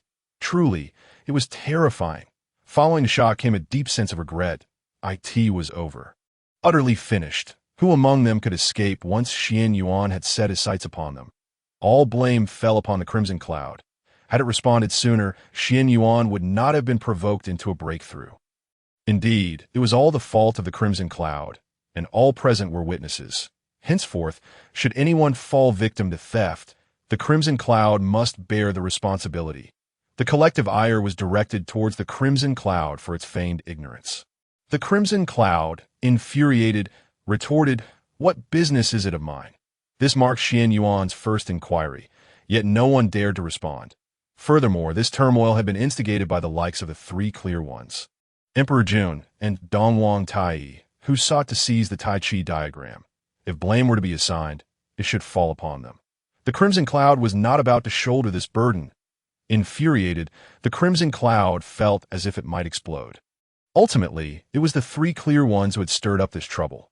Why should it be held accountable as a mere bystander? Must honest individuals always be bullied? Henceforth, I shall no longer be an honest person. What is everyone so flustered about? Yuan scoffed, his pride unwavering as ever. With the teachings of the venerable Hongjun imminent, everyone would have the opportunity to shatter the mirror. Perhaps Qianyuan was merely on a misguided path. So what was there to fear? Dongwang Tai chimed in, his demeanor fierce yet cowardly. Let us not forget that we are in the Zixiao Palace, the sacred ground of the saints. Regardless of Qianyuan's strength, would he dare to act here? Although the crowd harbored disdain for both Yuan Shi and Donghuang Tai, they could not deny that the duo had a point, and their anxieties eased somewhat. Indeed, in the presence of saints, who would dare to act? There was no need for panic. Perhaps Qianyuan had merely achieved a minor breakthrough within the realm of Tai golden immortal. Donghuang Tai smirked, continuing shamelessly, Qianyuan, since the witch race cannot utilize spirit treasures, why not relinquish the Tai Chi diagram and foster a good relationship? They sought the Tai Chi diagram. Qianyuan smiled amiably, appearing open to negotiation. Suddenly, he exclaimed, "Attack!" With a scornful smile, he issued a cold command, launching an assault. The 12 ancestor witches, having received Qianyuan's signal, swiftly turned their attention towards Emperor Jun and Dongwang Tai. This decision was made after careful consideration by Qianyuan. The three clear ones were manifestations of the primordial deity Pangu's original spirit, destined saints and fellow disciples of Pangu. Thus, to strike at them would carry immense consequences, and Hongjun and the heavenly Tao would not remain indifferent. In contrast, the old ancestor of the Nether River was a solitary figure, and his treasures were not particularly formidable. Moreover, while he might not possess many skills, he was exceptional at preserving his life. Having refined the entire blood sea of the Netherworld, with 480 million blood god avatars, famously claiming that when the blood sea is not empty, the Nether River shall not perish. He was merely a troublemaker, and not worth Qianyuan's meticulous plotting. Furthermore, Qianyuan would require the old ancestor of the Nether River for future plans, and a simple admonition would suffice without causing significant harm. Only Emperor Jun and Dongwang Tai posed a threat. As the demon race's monarchs, they would be the witch race's greatest adversaries once the calamity of the witches and demons commenced. Striking against them would serve as a profound lesson and benefit the witch race in the upcoming tribulations. Moreover, they possessed the river diagram and the Lo Shu, as well as the supreme innate treasure, the Chaos Bell, objects of great envy even for Qianyuan. Targeting these two would assert authority while potentially acquiring valuable treasures. Maximizing benefits, Qianyuan confronted Dongwang Tai alone, while the 12 ancestor witches united against Emperor Jun unbeknownst to them. Emperor Jun and Dongwang Tai had never anticipated Qianyuan's audacity to act outside the Zixiao palace. Caught entirely off guard, they were subdued in an instant. Qianyuan paid little mind to anything else, quickly stowing the Chaos Bell and the river diagram within the Chaos Pearl, a spirit treasure of chaos. The Chaos Pearl constituted a world of its own. Anything placed within it could not be probed by anyone without the owner's consent. Not even the venerable Hongjun, the sole saint of the heavenly Tao in the primordial world, could accomplish such a feat, even with the powers of the heavenly Tao. Only at this moment did Qianyuan find the time to regard Emperor Jun and Dongwang Tai. He beheld the two, disheveled and battered, their imperial crowns lost and their hair in disarray, appearing utterly wretched at this juncture. Both Emperor Jun and Dongwang Tai glared at Qianyuan with fiery eyes, filled with a desire to flay him alive. Qianyuan chuckled lightly, asserting that glaring at him was futile. The witch race valued fairness. Should these two meddlesome birds desire to seize his treasures, they must be prepared to be robbed in return. With that, Qianyuan dismissed any further concern for Emperor Jun and Dongwang Tai, his gaze sweeping over the three clear ones, the old ancestor of the Nether River, and others. And you lot, kindly relinquish your treasures. I am magnanimous. Let this matter conclude here, and I shall not trouble you in the future. Dream on, they retorted. Merely ambushing a couple of troublesome birds, did they truly believe themselves invincible in the primordial world? We, the three clear ones, are manifestations of Pangu's original spirit. How can we be compared to mere troublesome birds? Faced with the overwhelming might of Qianyuan and the 12 ancestor witches, Yuanshi remained resolutely proud. His arrogance was deeply ingrained as one of the most powerful individuals present. Yuanshi observed keenly. The 12 ancestor witches exhibited the cultivation of the great perfection of Tai Golden Immortal. Though not weak, they were certainly not as powerful as the three clear ones. The only individual whose cultivation Yuanshi could not discern was Qianyuan. However, he was inclined to believe that prior to Qianyuan's breakthrough, his strength was no match for Emperor Jiang. Otherwise, one would not have allowed Di Jiang to become the foremost ancestor of the Wu clan. Even if he were to break through now, he could not hope to overshadow the three pure ones as long as time is delayed just a little. Once the Zixiao palace opens, in the presence of the venerable Hongjun, Qianyuan, no matter how arrogant he may be, would dare not take action again. Yuanshi is utterly unaware of the formidable opponent he has provoked. All 12 ancestral witches are at the Great Luo Golden Immortal level, with Qianyuan being at the peak of the Great Luo Golden Immortal. Any one of them could easily overpower the current three pure ones. Yuanshi, calculating his own interests, did not realize that his words instantly enraged Di Jun and Dongwang Tai. Dongwang Tai glared at Yuanshi and coldly exclaimed, "Yuanshi, what do you mean? Do you wish to contend with me?" He referred to those beneath him as mere beasts with fur and horns. Born of the dampness, Yuan sure snorted coldly, showing no concealment of his disdain. Brother, refrain from speaking too much, Tong Tian interjected, unable to bear it any longer. Laozi subtly shook his head, although he too looked down on Di Jun and Dong Huangtai. Yuan Shi's words directly offended countless individuals present.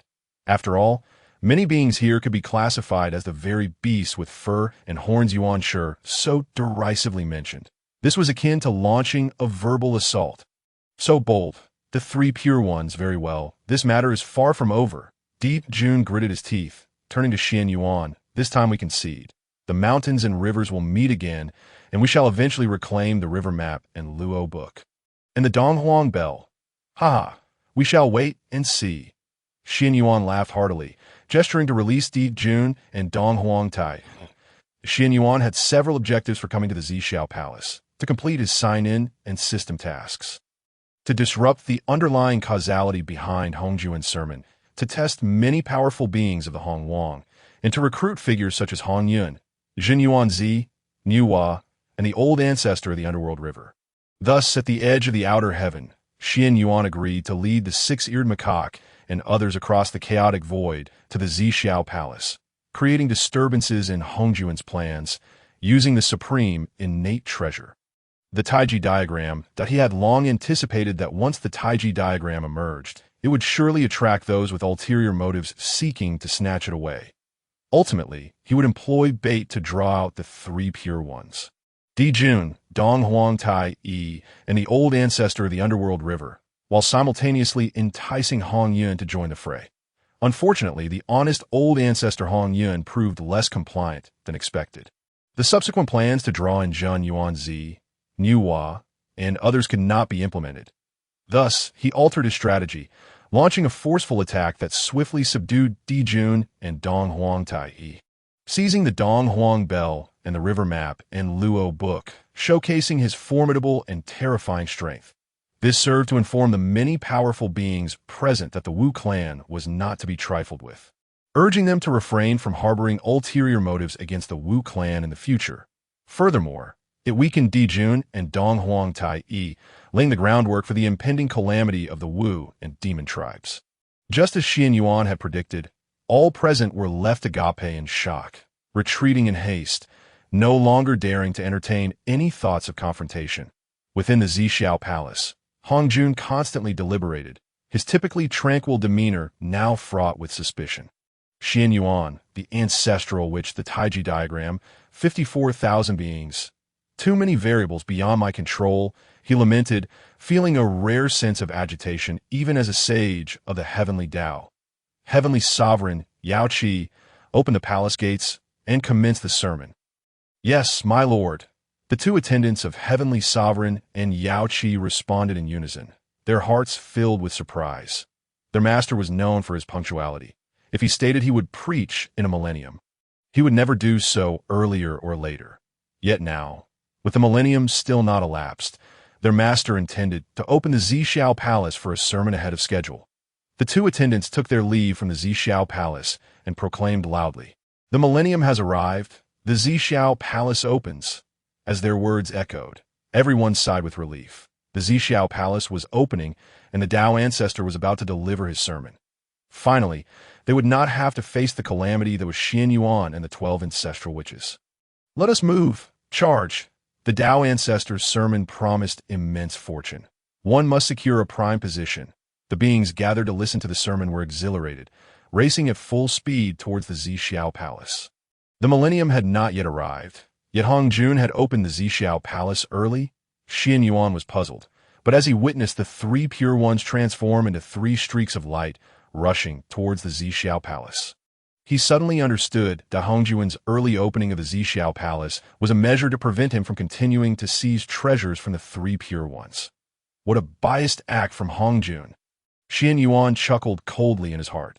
Since you, Hongjun, are unjust, do not blame me for lacking courtesy.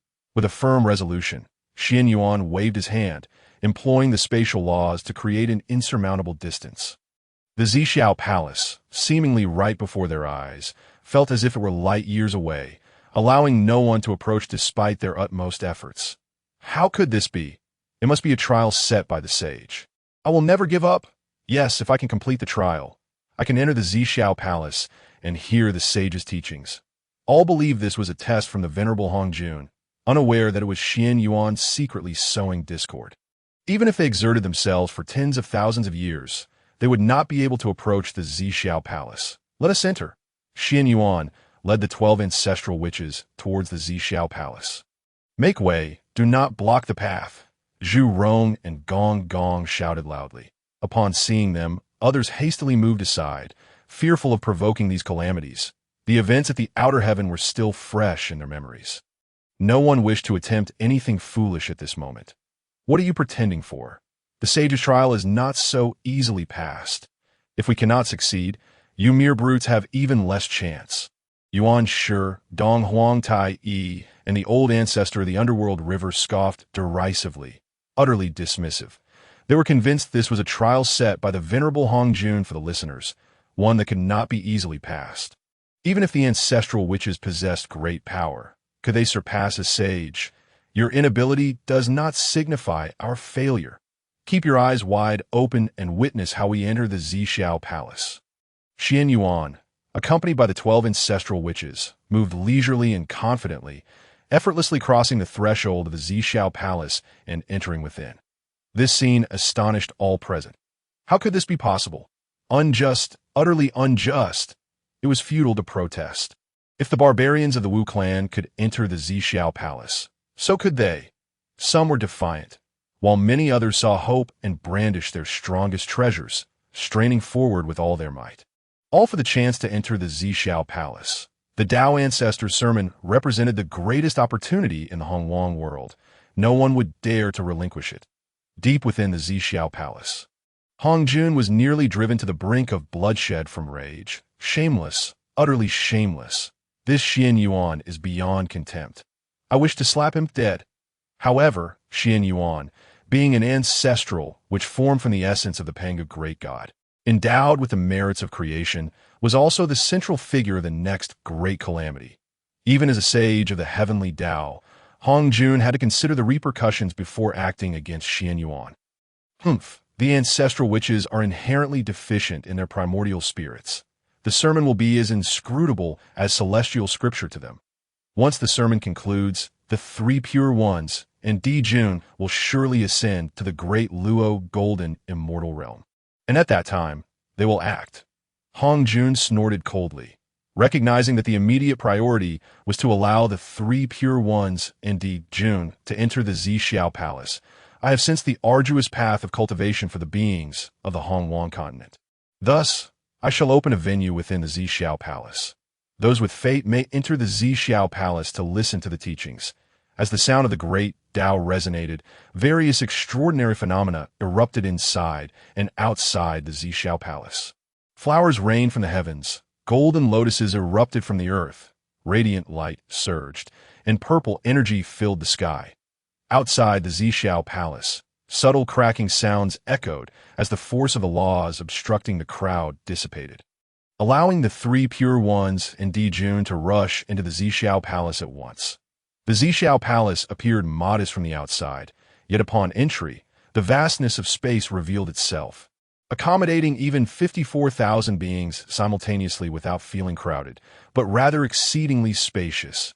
Moreover, the entirety of the Zixiao Palace is suffused with the essence of Tao, permeated by the profound energies of heaven and earth. Here, practicing for a single day is said to equate to a century in the outside world. All present are secretly astounded, for indeed, the abode of the saints is extraordinary.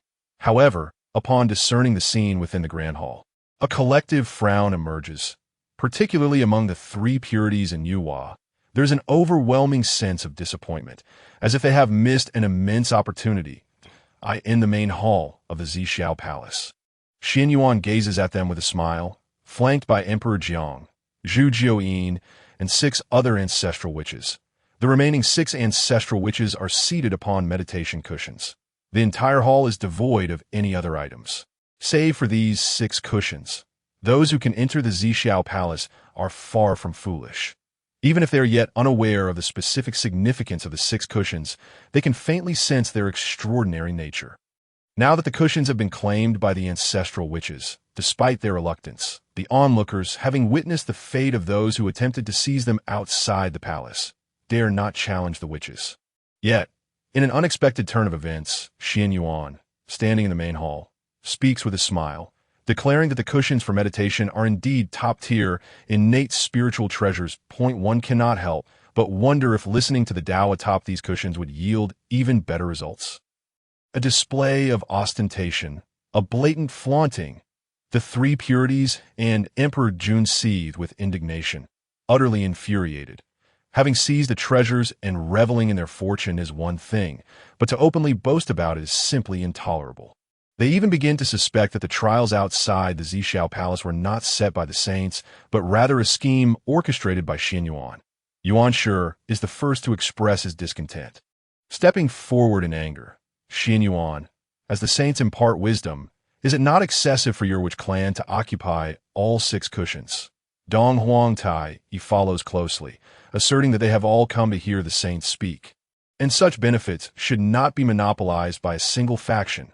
Spurred by the two, the crowd's eyes gleam with ambition, particularly among the top-tier powerhouses who begin to contemplate the cushions. Individually, they may not be a match for the ancestral witches. Yet united, they feel emboldened. Look at how they have learned to sway the hearts of others. Qianyuan, looking down upon Yuan Shi and Dong Huang Tai, wears an amused expression, finding their indignation laughable. The cushions were claimed by our merit. What concern is it of yours? If you have the capability, claim them yourselves. Yuan Shi retorts, are you threatening us? To which Dong Huang Tai adds, and what if you are? You had best consider this carefully. Even if the witch clan is powerful, can it contend with all the might of Hong Huang? Yuan Shi and Dong Huang Tai firmly believe Qianyuan would not dare provoke the wrath of the masses. Moreover, this is the Zixiao palace, the abode of the saints. No matter how audacious Qianyuan may be, would he truly dare to act recklessly here? Suddenly, the smile fades from Xuan Yuan's face as he raises his hand and delivers 2 resounding slaps. The sharp sound reverberates throughout the Zixiao palace, startling everyone into retreat. Yuan Shi and Dong Huang Tai stand momentarily stunned, incredulously touching their cheeks. Had they just been publicly humiliated? A blatant affront. An unvarnished disgrace. I shall not hold back. Both are proud to the core, and in their fury, they disregard the sanctity of the saints' domain, even forgetting their techniques, divine powers, and spiritual treasures, like 2 unruly ruffians. They charge at Qianyuan, fists raised in anger. The crisp sound of slaps rings out once more as they are sent crashing to the ground. Now their faces are finally symmetrical. You've been given a chance. Qianyuan bellows with arrogance, spitting disdainfully at the fallen Yuan Shi and Dong Huang Tai, his expression one of utter contempt. Oh, you not know your own worth. Speak again, and I shall dispose of you.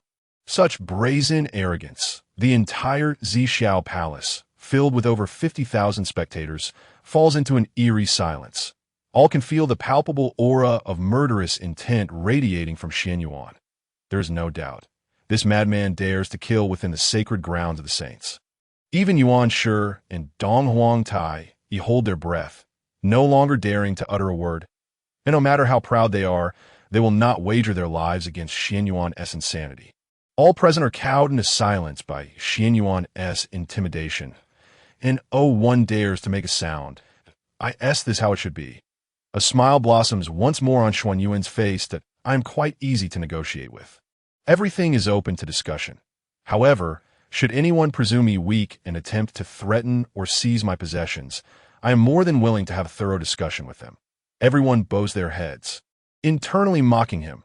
You easy to negotiate with. You just slapped Yuan Shi and Dong Huang Tai, who now lie on the ground.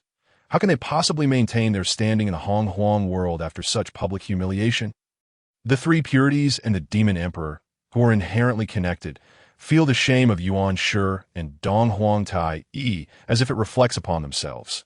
Yet, they have witnessed Xuan Yuan's methods and strength, and they know the chasm that lies between them. Even without the intervention of the 12 ancestral witches, they are no match for Qianyuan alone. They can only stare helplessly, seething with impotent rage. Moreover, this fellow is a madman who offers no rationale, and his strength is absurdly overpowering. It is simply insurmountable. Just then, someone finally speaks up. Qianyuan, since you claim everything is negotiable, what would it take for you to relinquish one of the cushions? The speaker is Fushi, the strongest in the Hongjun world at deduction. Though he does not know the true significance of the 6 cushions, he can surmise that their importance is immense and is subtly related to his sister. He wishes to avoid becoming embroiled in the conflict between the Witch clan and the 3 purities, Emperor Jun and Dong Huang Tai Yi, but he also does not want his sister to miss a monumental opportunity. Since Qianyuan has claimed to be open to negotiation, he decides to inquire. Even at great cost, he would seek to secure a cushion for his sister to sit upon. Finally, someone has taken the initiative. Qianyuan's smile broadens, yet he replies, "There are only 6 cushions, and even my own brothers are insufficient to occupy them all." He feigns great difficulty, biting his lip and sighing. "Since you have asked, dear Fushi, I am not an unreasonable or tyrannical person. I simply wish to sit upon these exquisite innate cushions, and I cannot simply relinquish them without a price." The assembly falls silent, recognizing the thinly veiled extortion. And Fushi retorts, "Spare us the pleasantries. Just tell us how much you would require to part with 1 cushion." Qianyuan surveys the crowd, noticing their rapt attention, before finally stating, "If you all desire the cushions, there must be a method to this madness. After much contemplation, I have concluded that only the highest bidder shall prevail." Boom! It is as if a drop of cold water has splashed into a boiling pot of oil. Instantly, the Zixiao palace erupts into chaos. Everyone stares at him in disbelief. This is the abode of the saints. The solemnity of the saints' teachings has been turned into an auction by Qianyuan. An auction for cushions that were prepared in advance by the saints. Does he not fear the saints' wrath? Such audacity! It is indeed an outrageous gamble. Who could claim Qianyuan is not mad? The crowd is incensed. A sane person would never dare to commit such an audacious act. They expect the saints to intervene and reprimand Qianyuan, and for a moment, no one is willing to voice a bid. They wait, eager to see the farce unfold. Yet, after a prolonged silence, the esteemed ancestor Hongjun does not make an appearance. As time passes, some begin to fidget restlessly. Point 1, innate spiritual treasure for a cushion. Fushi is the first to speak up, resolute in his decision to secure a cushion for Niwa, an innate spiritual treasure. Initially, some had contemplated making a bid, hoping to acquire a cushion for themselves. Yet upon hearing Fushi's offer, many shook their heads, extinguishing that notion. The innate spiritual treasures of the Hongjun world are limited, and most are held by Hongjun himself, while many powerful beings are present. Most were born later and would not have come to the Zixiao palace to listen to Hongjun speak if they possessed innate treasures. Those who do possess such treasures number fewer than 20. And most are the innate treasures they were born with, perfectly attuned to their beings. To give up an innate treasure for a mere cushion is simply not worth the sacrifice. Fushi, you have presented us with a dilemma. Qianyuan feigned a look of great distress, continuously forcing a bitter smile and shaking his head, while his peripheral vision furtively scanned the crowd. He sought to ascertain whether anyone would dare to bid against Fushi. However, after a considerable wait, no one spoke up. Reluctantly, he conceded that the innate spiritual treasure would remain as such, for we have a good rapport. Liang, make way for our friend Fushi. It was merely a fair transaction. I'm not well acquainted with my fellow Taoist. Fushi tossed an innate spiritual treasure to Qianyuan and took a seat on a mat beside Niwa. With Qianyuan's antics, he swiftly became the target of disdain among the primordial beings. She wished to distance himself from Qianyuan, and once his sister was seated on the mat, he deliberately closed his 6 senses and shut his eyes to rest. Such behavior elicited both anger and amusement from Qianyuan. Are we a plague that one must evade? Furthermore, familiarity breeds comfort. Just because we are not acquainted now does not imply we shall remain strangers in the future. Niwa is the sovereign of humanity I envision, destined to play a pivotal role in the struggle against the heavenly Tao, and Hongjun, though she belongs to the demon race. He, too, is a sage of humanity in Qianyuan's grand design. Why the need for such coldness? Qianyuan chuckled softly, glancing at the innate spiritual treasure given by Fushi, which turned out to be a tome. The Book of Life and Death. Ah, one of the human texts among the three books of heaven, earth, and humanity. An exquisite innate spiritual treasure indeed, though it may seem of little use at present. Once the cycle of reincarnation is established, the Book of Life and Death shall become a treasure of the Underworld. This is quite a bargain, stowing the Book of Life and Death securely. Qianyuan turned to the assembly, addressing Fu Shi and Nu Hua. With one exquisite innate spiritual treasure, we have exchanged for a mat. I shall reserve one for myself, leaving 4 remaining. Those wishing to trade should act swiftly. He emphasized the words exquisite innate spiritual treasure, thus setting the tone for the gathering. Acquire sage's mat. One must start with an exquisite innate spiritual treasure. As he spoke, Qianyuan's gaze remained fixed on Taiqing Laozu. As the true inheritor of Pangu, did he not wish to sit upon a sage's mat? Under Qianyuan's unwavering gaze, Taiqing Laozu felt a twinge of unease, furrowing his brow. After a moment's contemplation, he sighed, "Us 3 purities shall offer 3 innate spiritual treasures in exchange for 3 mats." "Agreed," Qianyuan replied without hesitation, nodding in affirmation. Among the 6 mats, 3 already belonged to the 3 purities. Naturally, he had no objections to trading them for 3 innate spiritual treasures. Moreover, Qianyuan subtly sensed a pair of eyes watching him from deep within the Zixiao palace, realizing that Hongjun's patience was nearing its limit. It was best to seize the moment. One must not end up with an empty basket after all. Accepting the 3 innate spiritual treasures, he gestured for Tian Wu, Jumeng, and Shi Bai to relinquish 3 mats. The 3 purities transformed into 3 streams of light, each landing upon a mat. Qianyuan glanced at the 3 innate spiritual treasures he received, the Qianyuan diagram, the Taiji talisman, and the golden phoenix hairpin. All were supreme innate spiritual treasures, quite commendable. The 3 purities remained honorable and did not attempt to substitute them with 3 ordinary innate spiritual treasures, in the blink of an eye, for the 6 mats had been distributed. Including one reserved for the Wu clan, only 1 mat remained. Qianyuan gazed towards the entrance of the Zixiao palace, calculating the time. Jiejing and Zhuan Ti, those 2 bald monks, should have arrived by now.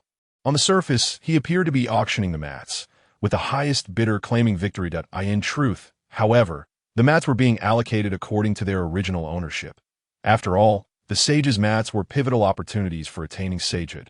Influencing the predetermined fate of the sages, Qianyuan, despite his audacity, dared not tamper with such matters. He merely sought to secure some benefits for himself, were it not for the necessity of fulfilling the task assigned by the system. Requiring possession of a sage's mat, he would not have intended to retain any at all. This was also the primary reason Qianyuan was causing a ruckus in the Zixiao palace, while Hongjun refrained from intervening. He understood precisely where the line was drawn. With 3 sages' mats suddenly disappearing, Dijun, Koen Peng, Zhen Yuanzi, and Ming He, among others, no longer hesitated, each voicing their desire to exchange innate spiritual treasures for the final mat. Most offered inferior innate spiritual treasures, with Zhen Yuanzi even producing 10 ginseng fruits, hoping to secure the last mat for his friend, Hongjun Laozu. Qianyuan cast a subtle glance at Zhen Yuanzi and Hongjun Laozu, almost imperceptibly shaking his head, in his plans. The 2 were destined to become true sages of the earth. It was best not to wade through the muddy waters of the heavenly Tao, lest Hongjun Laozu ultimately meet a tragic end. The crowd clamored, their faces flushed with passion, yet Qianyuan's gaze remained fixed on the entrance of the Zixiao palace. It was only when 2 ragged monks appeared that he finally smiled. The main characters had arrived. Jiejing and Zhuan Ti entered the Zixiao palace, only to be taken aback by the throngs of people, numbering in the tens of thousands. The Zixiao palace, situated in the chaotic void, was not a place easily accessible to those beneath the great Luo golden immortal level. They had endured immense hardship to reach the Zixiao palace, yet now faced a multitude of beings. Doubts seeped into their minds. Were there truly so many powerful figures in the Eastern world? Upon noticing that all 6 mats were occupied, they were left dumbfounded. Was there not even a spot to sit?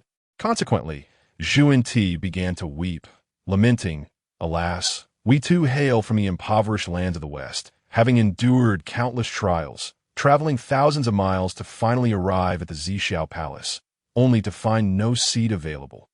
How utterly tragic! The crowd, however, regarded their lamentations with indifference, stifling scoffs, and not even attempting to hide their disdain. In a gathering of this size, many were without seats. What did it matter if these two bald monks from a remote land lacked a place to sit? Surely, any corner would suffice. Clearly, they were products of a lesser place, with a penchant for dramatics. The onlookers exhibited no interest in casting even a glance back, their focus entirely on the fate of the last mat. Both Qianyuan and Xuan were thick-skinned individuals.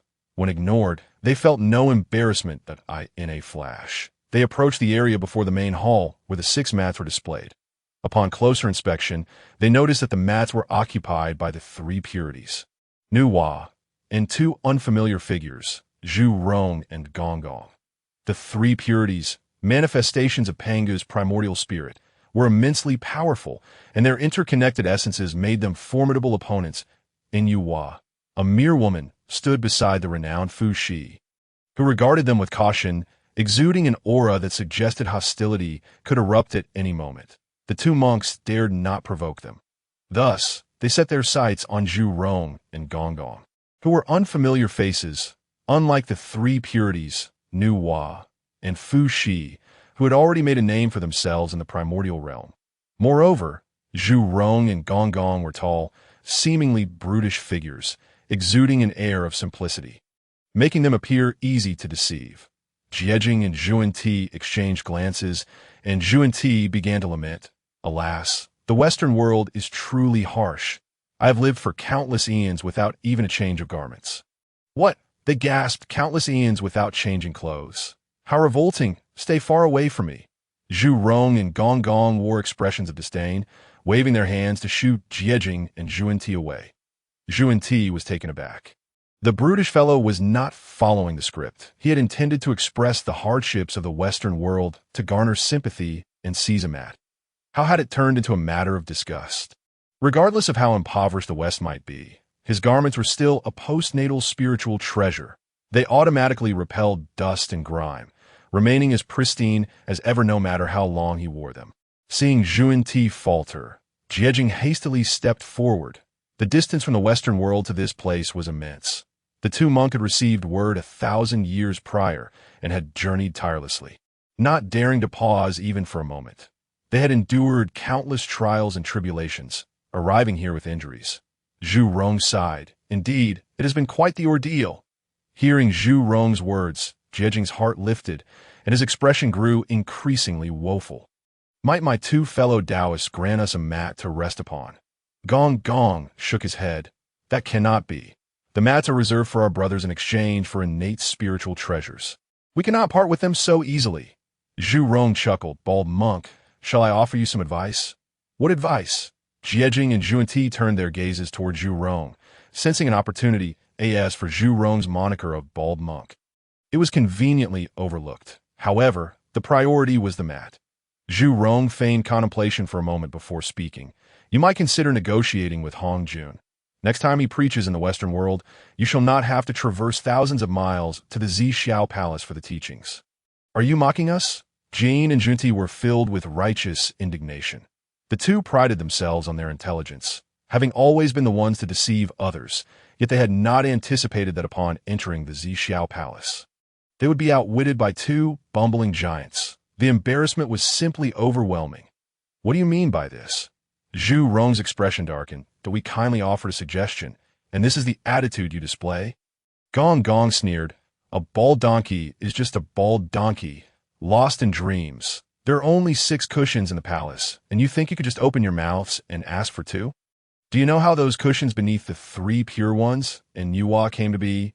We brothers sold them, 1 cushion for a piece of top-grade innate spiritual treasure, and that was only because we deemed it a friendly price. Considering we are all cultivators of the Eastern world, and you 2 bald donkeys from the Western world want to sit on cushions. Fine, exchange it for spiritual treasures. Qianyuan timely shouted. The last cushion requires 2 pieces of top-grade innate spiritual treasures. Jin and Junti were left in stunned silence. bewildered as they looked at Qianyuan. Was this fellow's mind unhinged? How could this be the last cushion? Do you even have cushions? And 2 pieces of top-grade innate spiritual treasures. This is utterly insane. Go away, dream on. Jane impatiently scolded, his eyes darting around quickly. He scrutinized Zhu Rong and Wang Gong, only to find that neither possessed a single treasure, and he couldn't help but chuckle. I want to let you have the seat for free. How about exchanging a cushion for 2 pieces of acquired spiritual treasures? What do you think, esteemed friends? Jane fixed his gaze on the cushions beneath Zhu Rong and Wang Gong. He was unaware of the significance of these cushions, but with the 3 pure ones and Yuhua sitting upon them, they must surely be valuable. First, he would deceive them, and if the cushions turned out to be useless, he could simply reclaim the treasures. Ha! Zhu Rong snickered coldly. We brothers have said it. 2 pieces of top-grade innate spiritual treasures for 1 cushion. Take it or leave it. What? Jane and Juni suddenly realized that these individuals were all in cahoots. Wait a moment. Di Jun, Dong Huang Tai Yi, Qianyuan Zi, Hongjun Lao Zhu, Minghe Lao Zhu, Kun Peng Lao Zhu, renowned powerhouses of the primordial world were all surrounding the one who had just spoken, seemingly discussing some spiritual treasures and ginseng fruits. They had been so focused on how to trick the cushions that they had not paid much attention before. Now, reflecting on it, could they truly intend to exchange top-grade innate spiritual treasures for a mere cushion? And the cushions upon which the 3 pure ones in Yuhua sat were indeed exchanged for top-grade innate spiritual treasures. Goodness! Top-grade innate spiritual treasures? Just a trade for a broken cushion. Could it be that those from the Eastern world are all mad? Is this truly the sacred ground of the saints, the Zixiao palace, and not a den of bandits? This is clearly a robbery. My mind must be deranged to consider trading top-grade innate spiritual treasures for a broken cushion. Jane snorted coldly, his mind racing. He turned to the 3 pure ones and bowed. Esteemed friends, you are the incarnations of the primordial spirit of Pangu, representing the true lineage of Pangu. Will you allow these bandits to run rampant in the sacred ground of the saints? The 3 pure ones, along with Yuhua and Fushi, wore grim expressions, glaring at Jin. The cushions beneath them were indeed exchanged for top-grade innate spiritual treasures. Whom do you insult? You bald donkey. Yuan sure chuckled softly. Jane, Juan, you 2 are also top-tier powerhouses of the Western world. Surely you can produce 2 pieces of top-grade innate spiritual treasures. Fushi disdainfully remarked. Paupers are unworthy to sit on cushions. What is happening? Are these fellows from the Eastern world all mad? Jane and Juni were utterly baffled. Especially Jane, who thought, have I misspoken? Which same person would trade top-grade innate spiritual treasures for a broken cushion? Do they truly believe that top-grade innate spiritual treasures are cabbages? 2 pieces is just 2 pieces. I will exchange it. At that moment, Minghe Lao Zhu gritted his teeth and produced 2 pieces of top-grade innate spiritual treasures, ready to exchange with Qianyuan. The Zixiao palace had been open for a while now, and if he didn't seize the opportunity, there would be no chance left once Hongjun Lao Zhu appeared. I will also offer 2 pieces of top-grade innate spiritual treasures, along with 20 top-grade innate spiritual fruits, to exchange for the last cushion. Xuan Yuan similarly clenched his teeth, determined to obtain a cushion for his friend Hongjun. With Minghe Lao Zhu and Xuan Yuan leading the charge, others quickly followed suit, frantically raising their bids, all eager to secure the final cushion. Jane and Juni were left dumbfounded. What on earth is going on? Have these people gone mad? They looked around and saw that everyone else seemed entirely unfazed. Even the 3 pure ones in Yuhua, seated upon the cushions, wore expressions of smug satisfaction, as if they were enjoying an immense advantage. What is this nonsense? What the bumbling giant said was true. The cushions upon which the 3 pure ones in Yuhua sat were indeed exchanged for top-grade innate spiritual treasures. Jane and Junti couldn't fathom what kind of individuals were selling these cushions and why they dared to brazenly peddle them in the sacred ground of the saints. Could they be people from Hongjun Lao Zhu's faction? Jane and Junti believed they had grasped the crux of the matter. Since everyone wanted the cushions, they must hold significant importance. They could not treat this lightly. A glimmer of determination flashed in their eyes as they made a decision. First, they would secure the cushions. Everything else could wait. If they were truly deceived, they could always tear their faces and reclaim their treasures. Thus, the two joined the bidding war. Jane and Junti entered the fray, and Qianyuan chuckled. "Welcome, esteemed friends Jane and Junti. It is truly tragic that you have not been able to afford even a single garment for countless millennia. We have decided to grant you this last cushion." Qianyuan accepted the Qinglian Bao's flag and the 8 treasures Qiankuan bag that Jane offered, gesturing for Zhu Rong to yield the cushion to the two. He then walked over to sit on the last cushion in the grand hall of the Zixiao palace. Everyone gazed at Qianyuan, who sat upon the cushion, feeling a mix of emotions that in mere moments.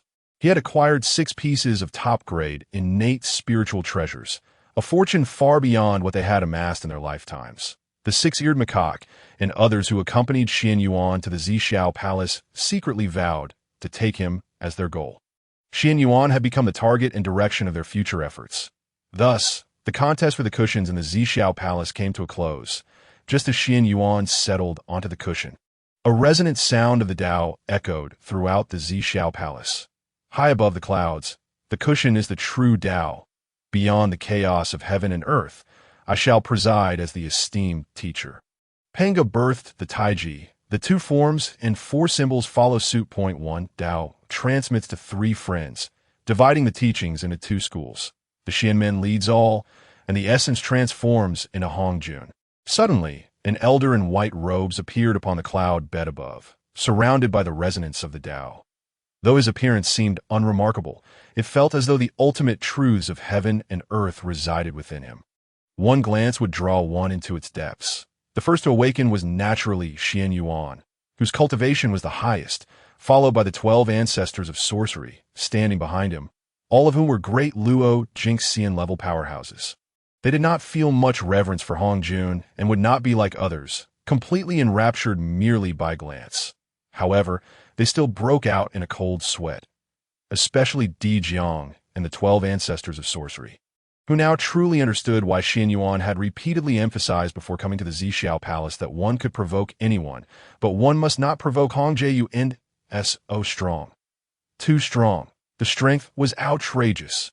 It even instilled a sense of illusion that once Hongjun cast his gaze upon you, no secrets could remain hidden. This what a saint is. No wonder Qianyuan claimed that beneath the saints, all are but ants. Di Jiang silently rejoiced, thankful for having listened to Qianyuan's advice and bringing along the heavenly mechanism pearl. Otherwise, before Hongjun, it would be no different from standing naked. Qianyuan could not help but sigh inwardly. Hongjun was unexpectedly powerful, and the road to topple him would be long and arduous. Ding! Congratulations, host, for completing the task of the Saint's Cushion. Would you like to collect your reward? Not yet. The task reward was the postnatal merit treasure, the Hongmeng Liantian ruler. Though merely a postnatal treasure, it was significantly stronger than most top-grade innate spiritual treasures. Furthermore, as a treasure of merit, the Hongmeng Liantian ruler would not incur karma from killing. Such a treasure would even make Hongjun envious. It was safer to keep it in the system space. With the task completed, the purpose of Qianyuan's visit to the Zixiao palace had nearly been fulfilled. He immediately felt a wave of relaxation. He discreetly observed Hongjun, who exuded the might of a saint, vast as chaos, and with his great Luo Jingxian late-stage cultivation, he could not fathom it. Hongjun looked at Qianyuan with a half-smile, and then slightly raised his hand. Awaken! All the individuals in the Zixiao palace were suddenly jolted awake, their gazes towards Hongjun filled with awe and reverence. Is this what a saint is? Truly formidable. A yearning arose among the multitude. Yuan Shi, Dong Huangtai, Yi Jian, and Zhuan Ti, those with a vendetta against Qianyuan, could hardly contain their desire to commence their discourses, enhance their powers, and eventually confront Qianyuan for reckoning. With the attainment of sagehood, I was moved by the arduous path of the beings in the primordial chaos. Thus I decided to impart teachings at the Zixiao palace. Passing down the 3,000 doctrines at this juncture, Hongjun furrowed his brow slightly and cast a stern glance at Qianyuan. The Zixiao palace was originally destined to accommodate 3,000 Zixiao guests, harmonizing with the 3,000 great paths. However, due to Qianyuan's disruption, the number had swelled far beyond 3,000, reaching a staggering 54,000 suddenly. Hongjun lost his enthusiasm to continue his discourse, hastily declaring that future teachings at the Zixiao Palace would adhere to today's seating arrangements, and commenced the formal lecture. As Hongjun began to speak, an infinite resonance of the Tao enveloped the entire Zixiao Palace. In the void, chains of order coalesced from radiant golden light, manifested, exuding the majesty of the sage. In an instant, the heavens rained flowers, the earth surged with golden lotuses, and resplendent rays illuminated the sky with purple vapors. The 54,000 Zixiao guests focused their minds and quieted their spirits, attuning themselves to the sounds of the Tao, immersed in boundless profundity. As Hongjun elaborated, the cultivation of the attendees ascended swiftly. Notably, the trio of pure ones, Nuwa, Jian, and Zhuan, seated upon their cushions, felt waves of warmth surging from the cushions, enveloping their beings, granting them clarity as the once enigmatic Tao appeared remarkably comprehensible to that moment. They felt exceedingly fortunate. The Enlightenment cushions were indeed extraordinary. Although they had expended a supreme, innate spiritual treasure, it was a small price to pay for such invaluable worth. Qianyuan, however, merely smirked, dismissing the so-called sage cushions as trivial compared to the Enlightenment chairs. He summoned his own chair, enlarging it, allowing Di Jiang and the 12 ancestral witches to take their seats. The Enlightenment chair, also a supreme innate spiritual treasure, would yield even greater effects. After all, the chair was crafted from an entire prime, innate spiritual root enlightenment tea tree. While the cushions were merely fashioned from its branches, the two bore no comparison. The assembled multitude, engrossed in the profound rhythms of the Tao, remained oblivious to Qianyuan's subtle maneuvers. Only Hongjun, seated upon his cloud platform, cast a sidelong glance while delivering his teachings, his brow creasing in thought. The sight of the Enlightenment chair tempted even him, alongside the earlier Tai Chi diagram and the 6 supreme, innate spiritual treasures he had exchanged with the pure ones, Nuwa, Jian, and Zhuan. Qianyuan was indeed laden with treasures. Fortunately, the witch clan was inherently deficient in primordial spirits. Even if the ancestral witches possessed spirits, they were exceedingly weak, rendering them incapable of wielding such treasures. No matter how many artifacts one possessed, they held little significance for the witch clan. Just how many treasures could Qianyuan utilize simultaneously? Nonetheless, he must devise a strategy to acquire the Chaos Bell and the River Map and Lo Shu. The next calamity would be the Witch and Demon Calamity. Without these two paramount treasures, the Demon clan's strength would diminish significantly, rendering them incapable of contending with the Witch clan in the timeless expanse of the primordial chaos. 3,000 years slipped by in the blink of an eye. Upon concluding his teachings, Hongjun did not interrupt the attendees. Rather, he permitted them to contemplate the Tao within the Zixiao Palace. As a chaotic spiritual treasure and a sanctuary of sages, the Zixiao Palace was suffused with rich, innate spiritual energy. While it could not rival Qianyuan's Qianyuan Mountain, it was ample enough for these individuals to comprehend the Tao and achieve breakthroughs. After the teachings concluded, Qianyuan swiftly retracted the Enlightenment chair, gesturing towards the 12 ancestral witches, who were immersed in their meditative states. The pure ones, Nuwa, and Fushi were on the verge of breakthroughs. Di Jun and Dong Huang Tai Yi, the two mixed-feathered birds, were not far behind. The primordial chaos was on the brink of ushering in the era of the great Luo golden immortals. The 12 ancestral witches gazed at Qianyuan, their hearts brimming with gratitude. The ancestral witches, with their inherent lack of primordial spirits, would have found little benefit from Hongjun's teachings had it not been for Qianyuan providing a billion merits to mend their spirits. Moreover, Qianyuan had offered countless top-tier resources, enabling them to ascend early to the realm of the great Luo golden immortal. Otherwise, as the primordial chaos transitioned into the age of the great Luo golden immortals, the witch clan would find themselves in a dire predicament.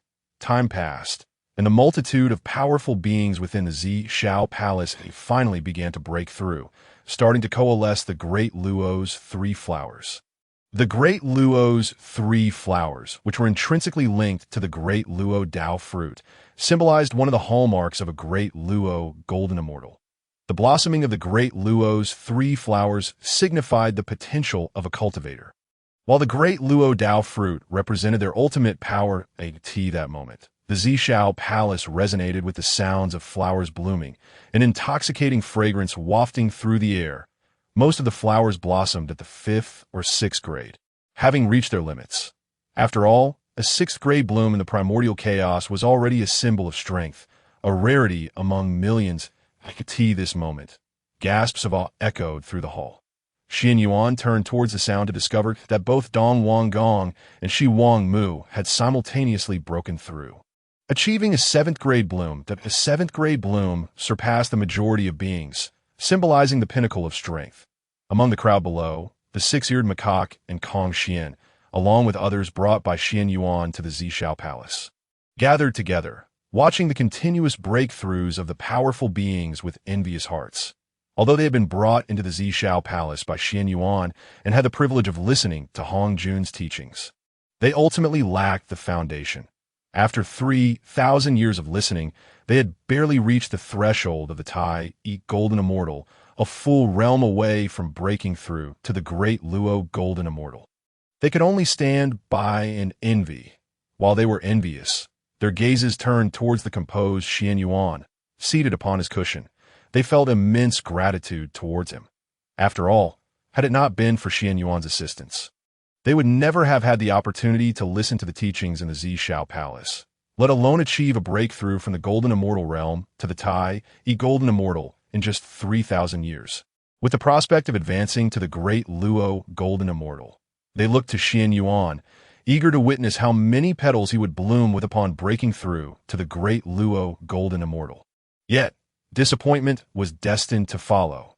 Qianyuan and the 12 ancestral witches were engaged in lively conversation, showing no signs of impending breakthroughs. Was it possible that even someone of his stature could not advance to the great Luo Golden Immortal? The 6-eared macaque pondered. Is there a possibility that the esteemed one has already broken through to the great Luo Golden Immortal? Kong Xian shook his head, insisting it was absolutely impossible. The golden-winged great Pung affirmed. Indeed, to break through to the great Luo Golden Immortal, one must coalesce the great Luo's 3 flowers. Previously, outside the Zixiao Palace, the esteemed one had certainly not broken through to that realm.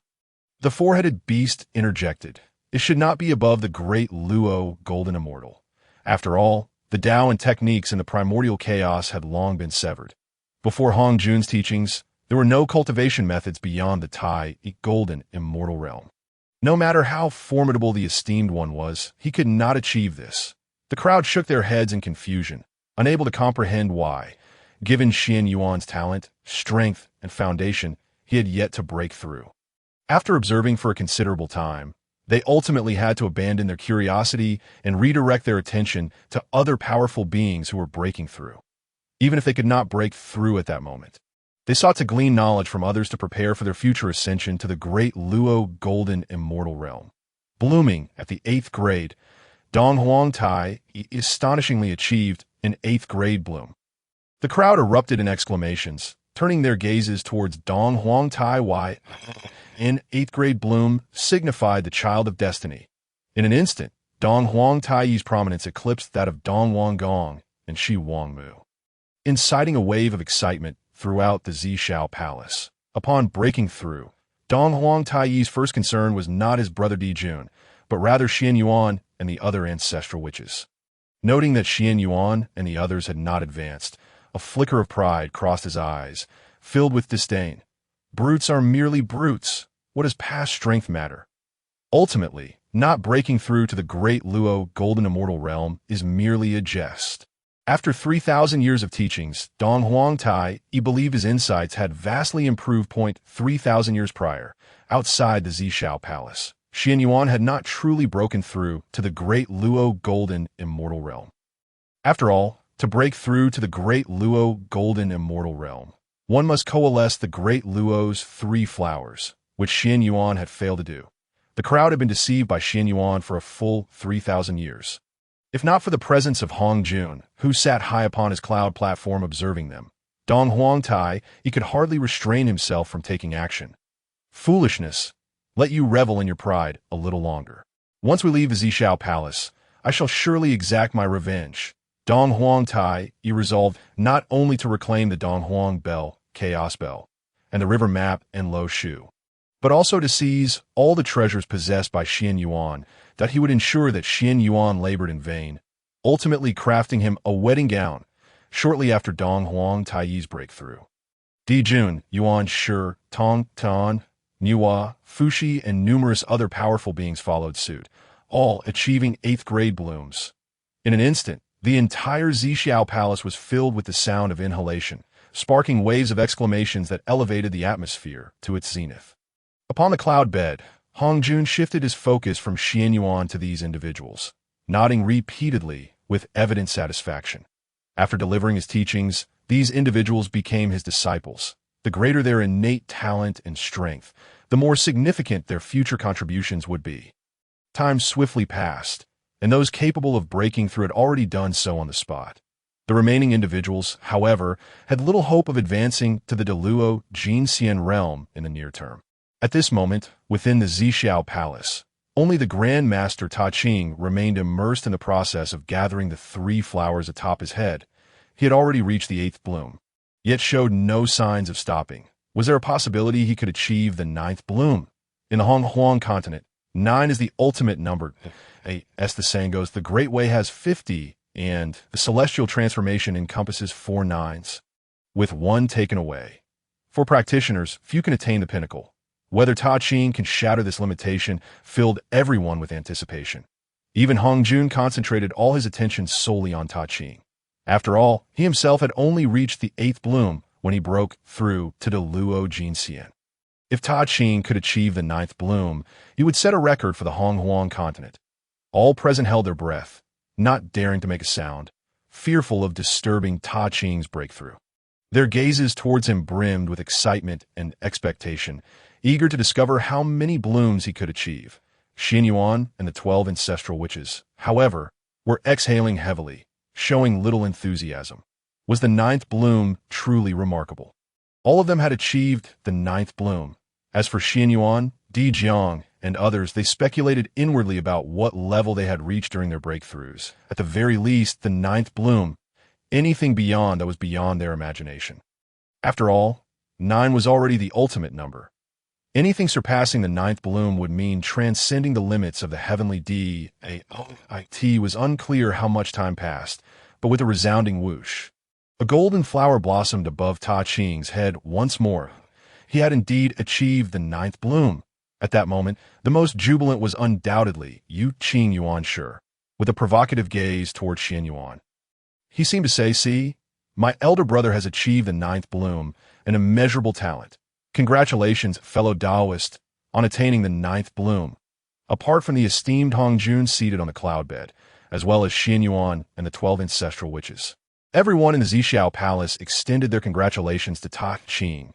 Ta Ching beamed with joy, surveying the crowd as he performed a respectful bow, though his peripheral vision remained fixed on Qianyuan. He was eager to discern Xuan Yuan's reaction to his breakthrough to the Luo Jinxian and achieving the 9th bloom. Unfortunately, he was destined for disappointment, as Qianyuan did not even glance in his direction. Instead, he was engaged in laughter with the 12 ancestral witches, as if the 9th bloom were a trivial matter on the cloud bed.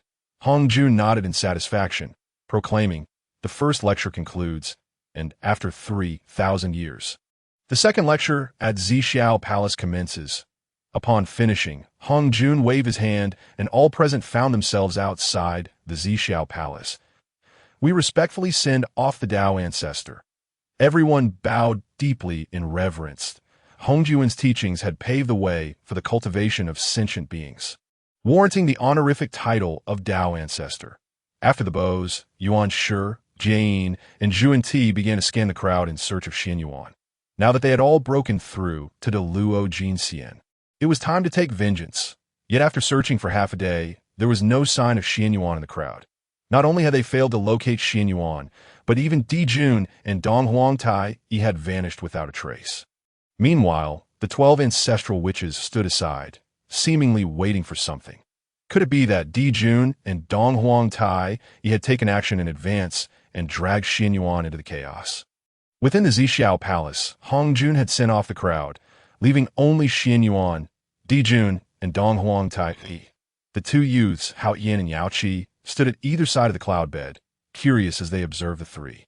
Particularly Qianyuan, they had witnessed all his antics in the Zixiao palace before Hongjun's lecture point. One could hardly describe his actions as anything less than audacious. Now that he was left behind by the master, it was certain he would face repercussions on the cloud bed. Hongjun half closed his eyes, remaining silent. Below, Dijun and Donghuang Tai stood respectfully, occasionally stealing glances at Qianyuan, their expressions betraying a sense of schadenfreude. Look at you trying to show off. Disrupting a sage's lecture, you deserve more than just a reprimand. Qianyuan stood nonchalantly to the side, waiting for a long while, but Hongjun showed no inclination to speak. He immediately understood that Hongjun intended to assert his authority. While they might not match his strength, they were not so easily manipulated by Hongjun. Qianyuan was not Dijun or Donghuang Tai. He would not indulge Hongjun. He directly summoned the enlightenment chair, reclining leisurely upon it, lighting a cigarette, inhaling deeply and exhaling languidly. Patience, is it? I could lie here for 1,000,000 years, and I have never lost. With such demeanor, Dijun and Donghuang Tai, he could not help but laugh. Donghuang Tai remarked, in the presence of a sage, Qianyuan, what attitude is this? Dijun added, you came to listen to the sage's teachings. And as a disciple, you show no respect. Such a heart should be punished. Their expressions darkened as they scolded Qianyuan, while inwardly they reveled in delight. Qianyuan was practically courting death. Hongjun, seated high upon the cloud bed, felt a headache coming on at Xuan Yuan's behavior. As the sole heavenly Tao saint of the Hongwang world, exterminating Qianyuan was akin to crushing an ant. Yet he could not lay a hand on an ancestral which bearing the merit of creation. Furthermore, he had already deduced countless times that Qianyuan represented the greatest variable in the Hongwang world, a glimmer of hope left by the great Tao, before the which clan fell into complete decline. He and the heavenly Tao behind him could hardly target Qianyuan. Thus, facing this rogue, Hongjun was at a loss. He hesitated, uncertain of how to proceed. With Hongjun remaining inactive, Dijun and Donghuang Tai finally sensed something amiss. They exchanged alarmed glances. Houtu and Yaoqi discreetly glanced at Hongjun, puzzled as to why their master was so lenient with Qianyuan. For a moment, the Zixiao palace fell into a profound silence. After what felt like an eternity, Hongjun finally spoke. Qianyuan, the Houtu and Luoshu, as well as the Chaos Bell, are the companion spiritual treasures of Dijun and Donghuang Tai. Why, it would be best to return them. Tao Ancestor. Forgive us, but we cannot agree. Qianyuan tossed aside the half-smoked cigarette onto the floor of the Zixiao palace, rising unsteadily as he offered a perfunctory bow to Hongjun. The Chaos Bell was transformed from the axe handle used by the primordial Father Pangu during the creation of the world, while the Houtu and Luoshu were formed from a petal of the Chaos Green Lotus that nurtured Pangu. Ultimately, both spiritual treasures belonged to Pangu. As the saying goes, the son inherits the father's business. Qianyuan cast a disdainful glance at Dijun and Donghuang Tai, scoffing. The Houtu and Luoshu, as well as the Chaos Bell, have always belonged to my ancestral witches. We allowed you to use them for countless years without ever demanding interest. What qualifications do you, two feathered birds, have to shamelessly demand them back? Both were left blushing with embarrassment by Xuan Yuan's words. Rogue, you are nothing but a rogue. By your logic, the entire Hongwang world was opened by the great Pangu. So does that mean the whole Hongwang world belongs to your ancestral witches? Dijun shouted angrily. Nonsense. The Houtu and Luoshu are the companion spiritual treasures of my birth, known throughout the Hongwang continent. When did they become the possessions of your witch clan? Donghuang Tai followed suit. Qianyuan, do not slander us. That is the Eastern Emperor Bell, not the Chaos Bell. I have held it since birth. When did it become the property of your witch clan? Do not quibble. The entire Hongwang world was opened by the primordial Father Pangu, and all treasures belong to him. You have any objections? Qianyuan firmly asserted that the Chaos Bell and the Houtu and Luoshu belonged to Pangu, casting a pointed look at Hongjun as the only saint of the Hongwang world. Surely you agree with this? Hongjun shook his head with a wry smile.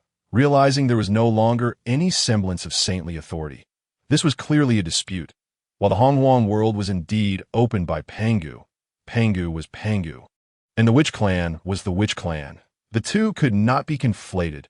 Even the ancestral witches were merely manifestations of a drop of Pangu's essence and could not represent him. Enough! Do not create chaos, Hongjun shouted, striving to assert his saintly authority. By your reasoning, the three pure ones are manifestations of Pangu's primordial spirit, and thus they represent Pangu. Should your witch clan then heed the three pure ones? Seizing the opportunity, Dijun interjected, exactly. The entire Hongjun world was created by the great Pangu. I was born on the Sun Star, which is transformed from Pangu's left. Am I not the authentic heir of Pangu? Dong Huang Tai, he looked on with malicious glee at Qianyuan, demanding the immediate surrender of the Dong Huang Bell and the Houtu and Luo Shu. Qianyuan chuckled derisively, remarking that two scruffy birds dared to arrogantly claim the mantle of Pangu's true lineage, oblivious to the source of their audacity.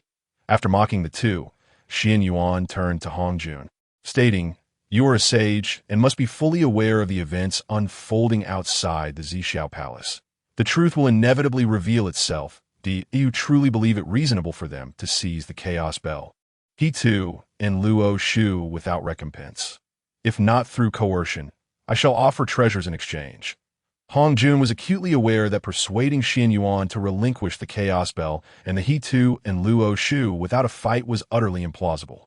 Thus, he proposed a method of exchange as a sage of the heavenly Tao.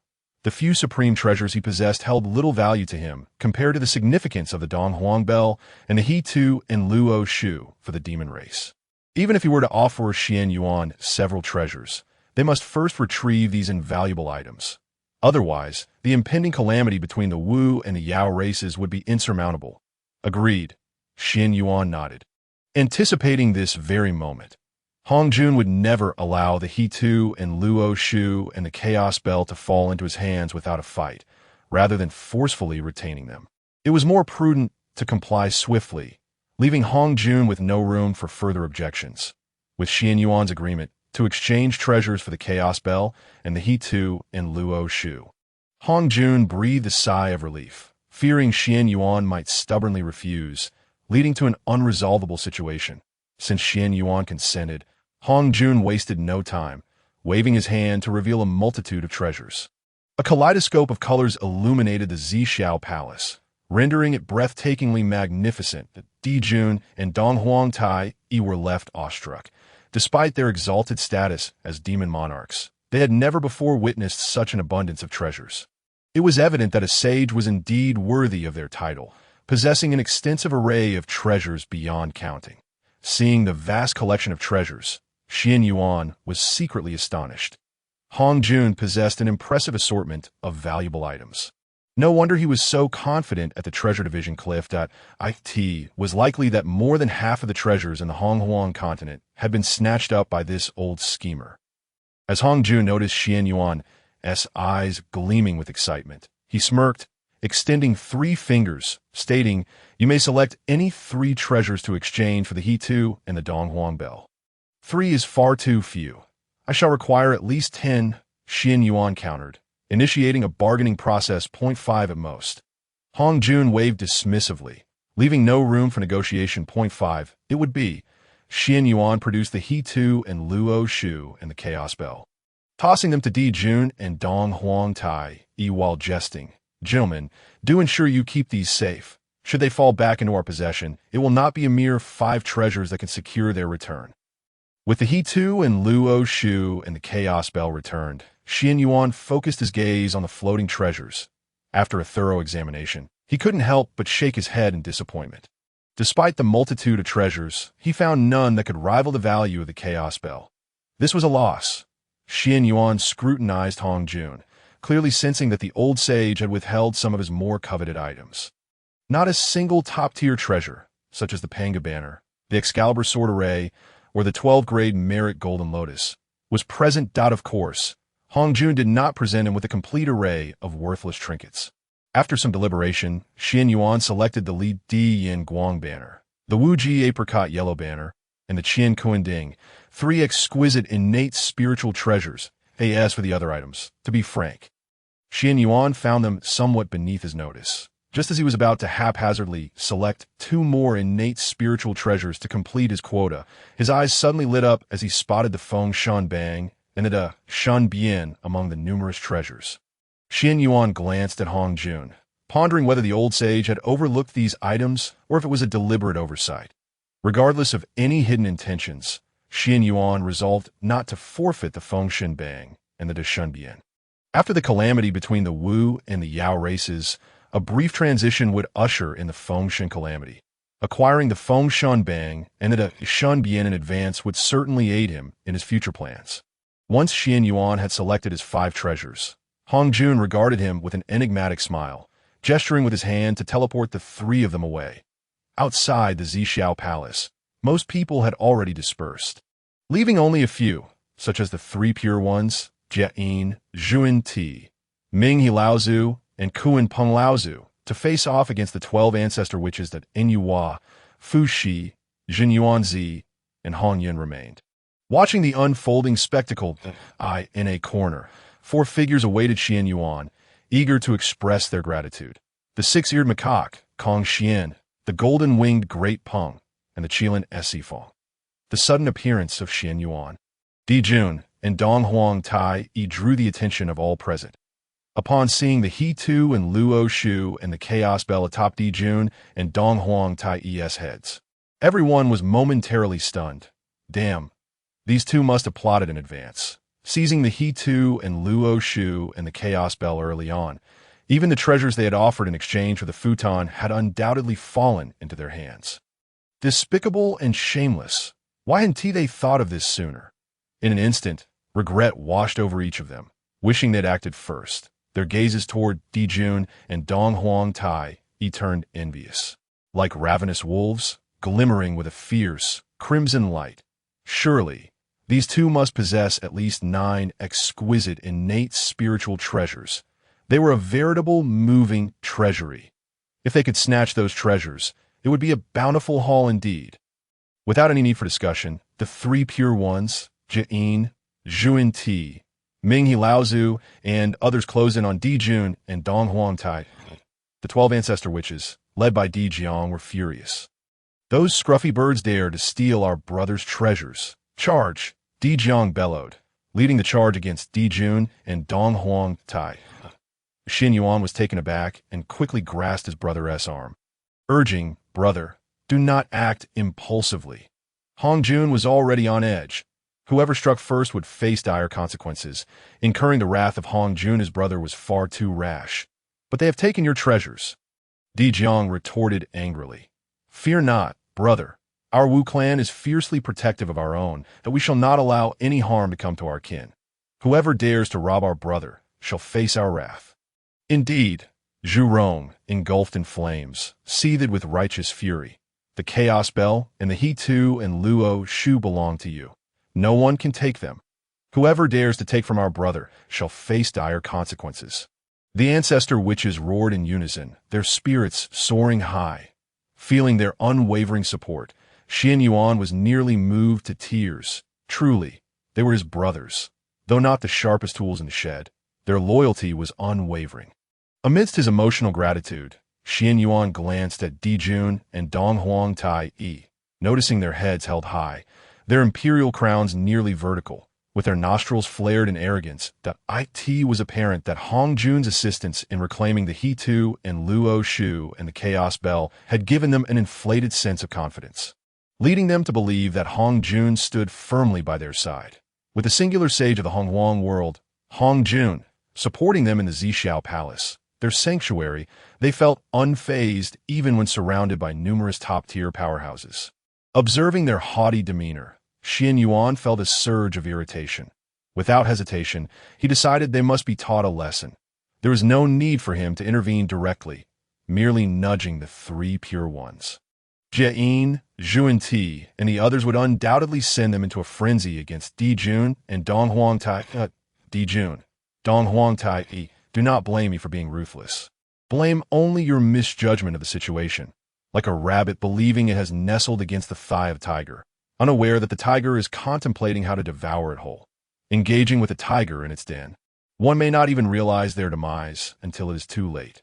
Furthermore, he also intended to teach Di Jun and Dong Huangtai a severe lesson through this incident, making them realize that the Wu clan is not to be trifled with. From now on, whenever they encounter the Wu clan, or even hear news related to them, they should tremble in fear. Formulating a strategy, Qianyuan closed his eyes, composed himself, and upon reopening them, instantly transformed into a dramatic performer. The confident and aloof demeanor he once possessed vanished, replaced by a submissive appearance before the crowd. Grasping Di Zhang's arm, he whispered, "Brother, let it go. After all, this is the sacred ground of the saints."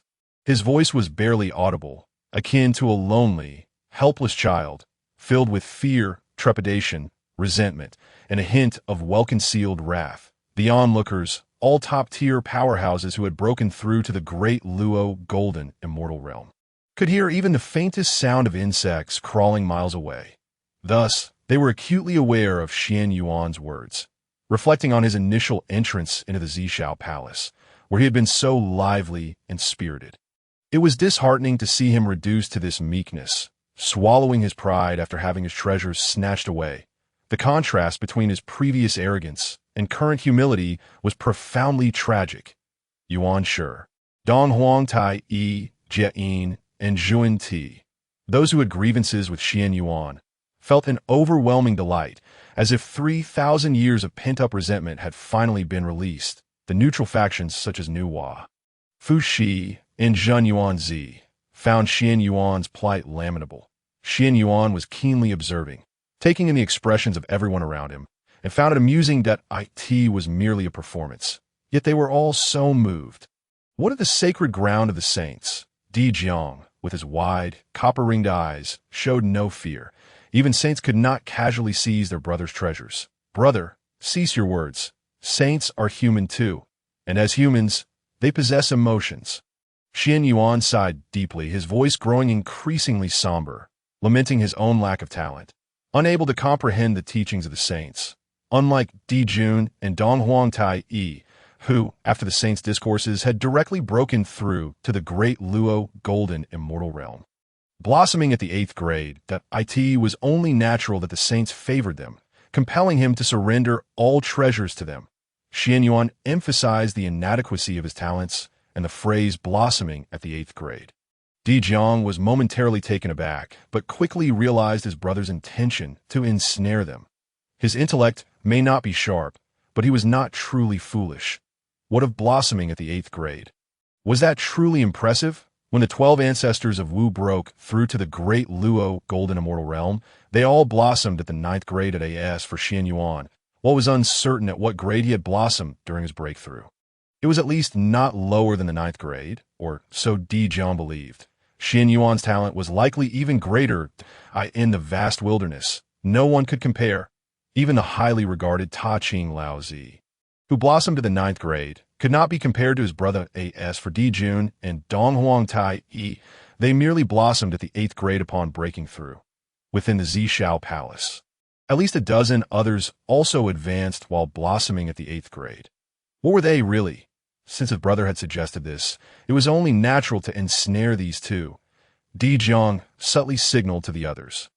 Zhu Rong, Wang Gong, and the others understood, and all lowered their heads, their imposing aura vanishing like deflated balloons, showing signs of being profoundly affected. It was too much.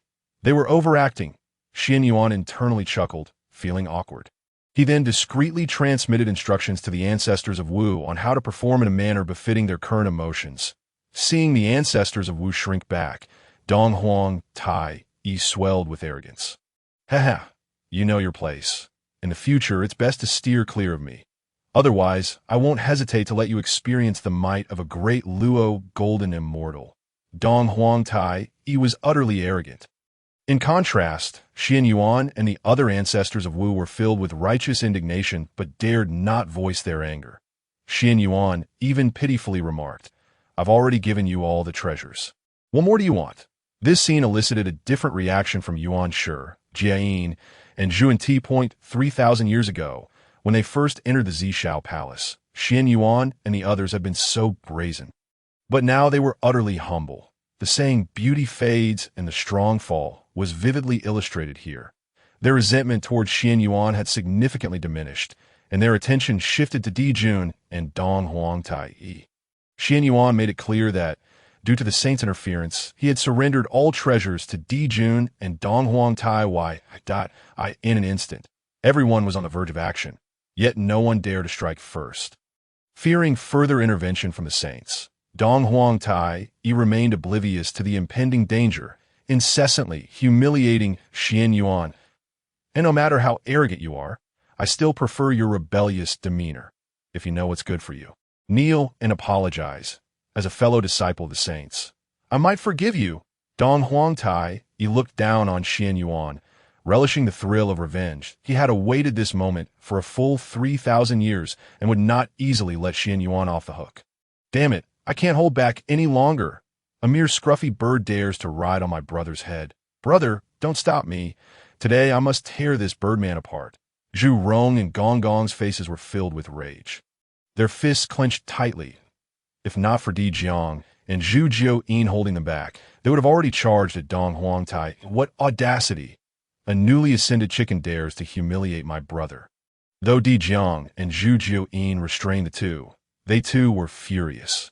Acting is one thing, but being humiliated by a mere birdman was intolerable. Both looked to Qianyuan, as long as he nodded. They would not care about the saints and would teach Dong Huangtai a proper lesson. Qianyuan smiled faintly, transmitting calmly, not yet. Let the bullets fly for a while. He understood well that to lead one to ruin, one must first make them arrogant. Allow Dong Huangtai to bask in his pride for a moment. Soon enough, he would have his due. Second brother, enough. Say no more. Dijun reached out to stop Dong Huangtai, feeling a headache coming on. His second brother was excellent in every regard, except for being overly proud and conceited, looking down on everyone. Even if Qianyuan and the others had not broken through to the great Luo Golden Immortal realm, they were still at the peak of the Tai Golden Immortal level, and there were 13 of them. Did he truly think they could be pushed around? Moreover, did he not notice that Yuan Shi, Jian, Zhuan Ti, and the others had red eyes? All were great Luo Golden Immortal powerhouses, with Ta Ching Lao Zi blossoming at the 9th grade, possessing immeasurable potential that if a real conflict arose, it was clear that Hongjun would not side with them. Brother, what is there to fear? A mere Tai Golden Immortal cannot stir up much of a storm. Dong Huangtai said with an arrogant expression, determined to avenge the humiliation from 3,000 years ago. Just then, Ta Ching Lao suddenly spoke. Dijun, Dong Huangtai, we of the Sanqing do not involve ourselves in your matters with the ancestors of Wu. Swiftly return our treasures. Jiayin and Zhuan Ti followed up immediately. With the Sanqing stepping in, they felt no fear towards Dijun and Dong Huangtai. Fu Shi and Nuwa stood by, neither directly demanding the treasures nor assisting Dijun and Dong Huangtai. Although they belonged to the same demon tribe, the siblings held no respect for Dijun and Dong Huangtai, particularly Dong Huangtai, whose arrogance and treachery were deemed contemptible by the siblings. That Dijun's expression darkened. His greatest fear had indeed materialized. The Sanqing, Jiayin, and Zhuan Ti believed Qianyuan had surrendered all treasures to them. He quickly interjected, everyone, please do not misunderstand. We merely wish to reclaim the Houtu and Luo Shu as well as the Donghuang belt at AS for the other treasures. They remain with Qianyuan. What do you mean? Dong Huangtai glared at the group. Do not forget this is the Zixiao Palace, the sacred ground of the saints that you also wish to learn from Qianyuan's barbarism and seize my spirit treasures. Dong Huangtai was exceedingly proud and fearless. Since Hongjun had helped them retrieve the Houtu and Luo Shu from Qianyuan, he would not passively watch as the Sanqing and others snatched them away. Dong Huangtai's words thoroughly enraged Yuan Shi, who, being a proud individual, naturally found himself at odds with Dong Huangtai. They retorted, you, a mere creature with a scruffy appearance. I have no desire to steal your possessions. I merely seek to reclaim what rightfully belongs to us. Yuan Shi, mind your tongue. Dong Huangtai thundered in rage. 3,000 years ago, outside the Zixiao Palace, Yuan Shi had insulted them as scruffy birds. A grudge he had held ever since. Did I speak incorrectly? Yuan sure exhibited unabashed contempt, asserting that both of you are three-legged golden crows, not mere creatures adorned with feathers and horns, born of moisture. You seek death. Before Yuan sure could finish his words, Dong Huang Taiyi's face contorted, and he directly summoned the chaos bell. With a resounding dong, the sound reverberated throughout heaven and earth. The chaos bell surged towards Yuan Sure, a supreme innate treasure of unparalleled quality. When activated, its chime resonated magnificently, rendering the cosmos radiant, causing the heavens and earth to pale, and shaking the very foundations of existence, capable of imprisoning time and suppressing space. It was among the rarest treasures of the primordial world, this moment. It was wielded by Dong Huang Tai Yi with the strength of a great Luo golden immortal, though it did not reach its most formidable form. Its power was nonetheless formidable. Yuan Sure had not anticipated that Dong Huang Tai Yi would dare to strike outside the Zixiao palace, and he quickly summoned the three treasures Jade Rui. Instantly, five-colored radiance illuminated the surroundings, casting brilliant hues across mountains and rivers. As the three treasures Jade Rui collided with the chaos bell, Yuan Sure staggered back several steps, a trickle of blood escaping the corner of his mouth. The three treasures Jade Rui, though a supreme innate spirit treasure, was vastly inferior to the chaos bell, and Yuan Shure's hasty response limited his strength. It was only natural for him to be injured by Dong Huang Taiyi's strike. How bold! You dare to harm my two brothers! Tong Tian's eyes blazed red as he brandished an innate sword, charging at Dong Huang Tai. This moment, Tong Tian was not yet the later Tong Tian the teacher. Among the three clear, he had always been the least conspicuous, not due to a lack of strength, but out of respect for his elder brothers, Laozi and Yuan Sure. Rarely did he showcase his own abilities. With Yuan Sure injured, he could no longer contain himself and took direct action. A brilliant sword aura sliced through the air, heading straight for Dong Huang Taiyi's crown. Qianyuan nodded in approval, recognizing that Tong Tian was indeed a man of loyalty. Observing the clash between Yuan Sure, Tong Tian, and Dong Huang Tai, Qianyuan felt a surge of delight. Let chaos reign, the greater the disturbance.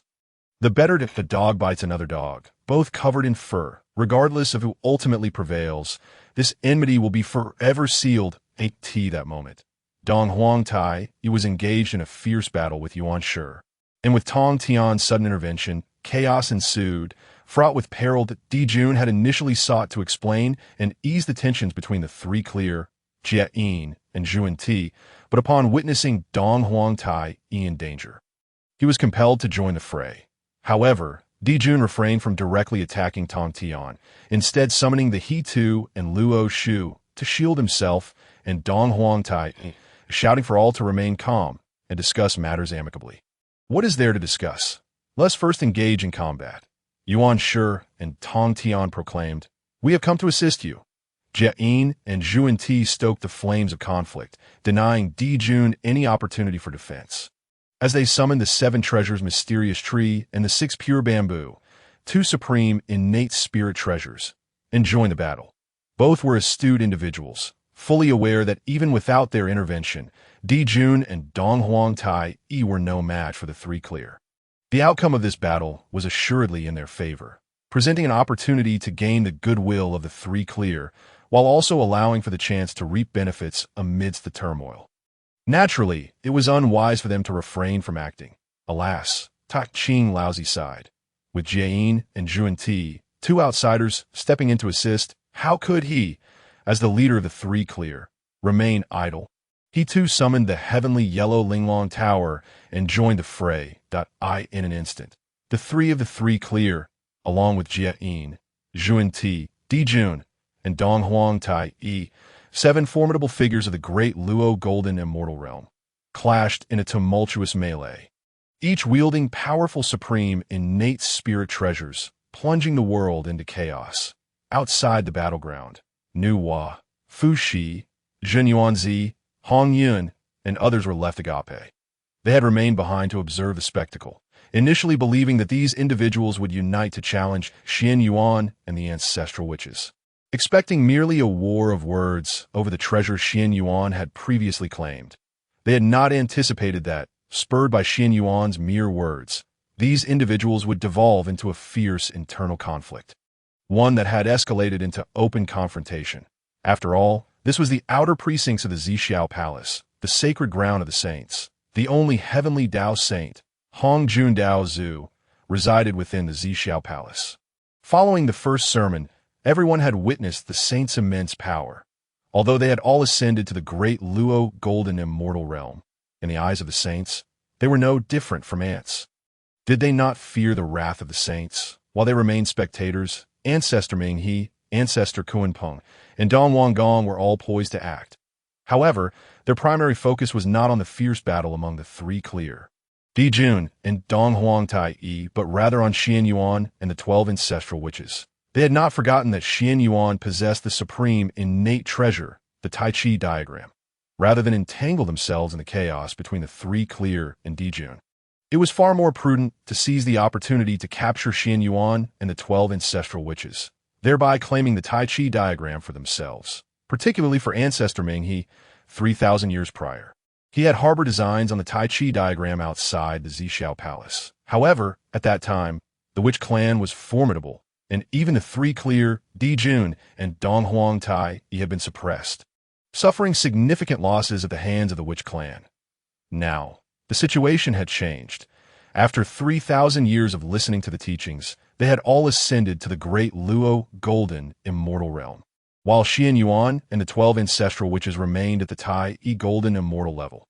The scene of the witch clan's overwhelming strength would no longer repeat itself as the fierce battle raged on, seemingly without end.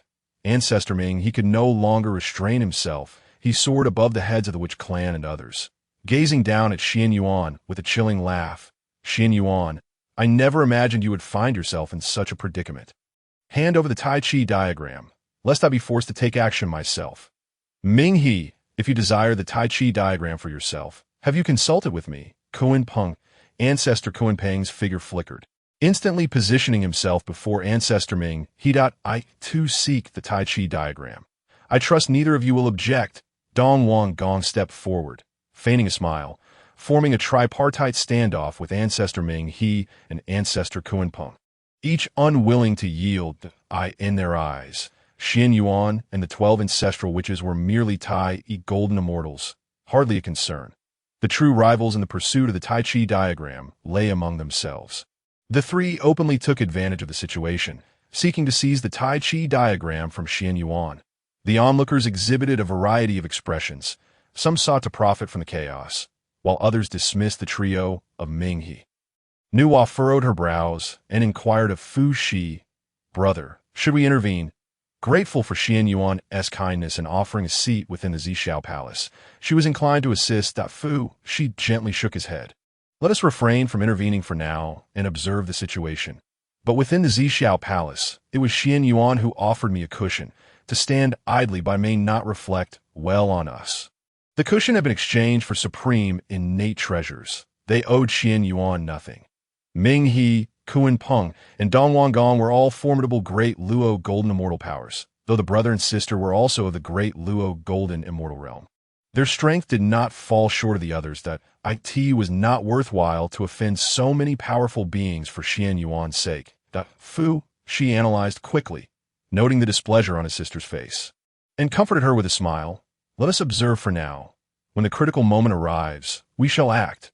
Very well, Nuwa replied, her focus unwaveringly on Qianyuan, clearly resolved in her stance. Beside the sibling duo, Xuan Yuan and Hongjun were similarly engaged in discussion.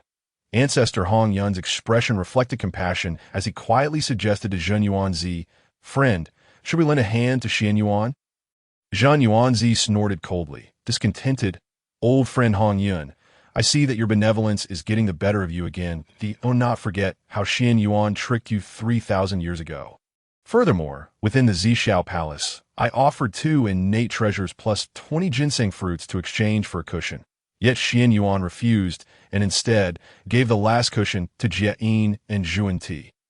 Xuan Yuan had harbored resentment over this matter. It was not that he could not afford treasures. Why should Qianyuan look down upon him and deny him a cushion? Now, to ask him to assist Qianyuan was utterly unacceptable. Ancestor Hongjun chuckled warmly. I believe that Qianyuan and the 12 ancestral witches are not as simple as they appear. They must possess some hidden strength, should we lend a hand. It would also forge a good connection. Hongjun remained silent, recognizing that although he could not fathom Xuan Yuan's depth, the acting skills of the 12 ancestral witches were woefully inadequate, devoid of any semblance of fear. All that was present was anger. The ancestral witches seldom appeared in the primordial world, and their true nature was shrouded in mystery. However, they were ultimately manifestations of Pangu's divine blood, and as the authentic descendants of Pangu, they were not to be underestimated, standing shoulder to shoulder with the three purities. The three purities, along with Dijuan, Dongwang Tai, and the likes of Mingi Laozu and Kunpeng Laozu, deemed the ancestral witches to be mere Tai golden immortals, lacking the strength to pose any threat to them, and thus disregarded Qianyuan and his companions. Yet, Hongjun perceived the truth. 3,000 years prior, Qianyuan and his peers had effortlessly subdued Dijuan and Dongwang Tai, showcasing an extraordinary display of power. Even now, having ascended to the realm of the Luo Golden Immortal, he felt an unsettling sense of inferiority, as if he were not stronger than Qianyuan and the others from 3 millennia ago. In the presence of so many formidable beings, it seemed only Hongjun grasped that Qianyuan and his fellows were concealing their true strength. Hence, one should never provoke honest individuals. Their simplicity does not equate to foolishness, and at times they may prove to be more astute than those who appear cunning. Each individual harbors their own thoughts. Qianyuan, indifferent to this, glanced at Mingi Laozu, Kunpeng Laozu, and Wang Gong, furrowing his brow slightly before waving his hand. A powerful ripple of spatial law surged forth, instantly sending the three crashing to the ground. He had no desire to overly reveal his strength, yet he would not allow them to loom over him, forcing him to crane his neck to converse. How tiresome!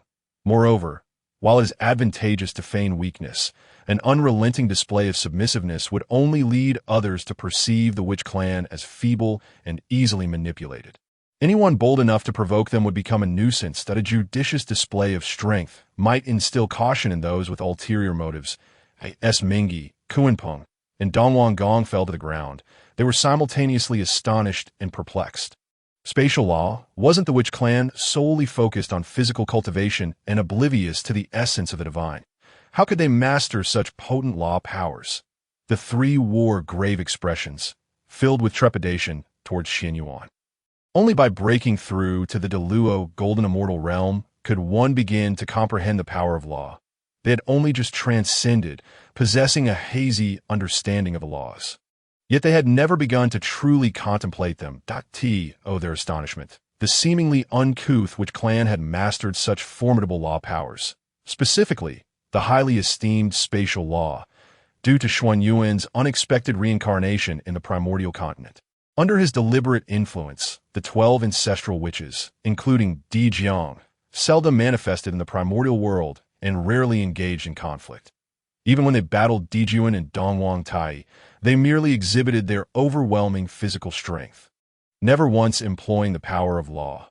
Consequently, until now, no one in the entire primordial continent was aware that the ancestral witches, besides their formidable physiques, inherently wielded a unique law power each. Itsu.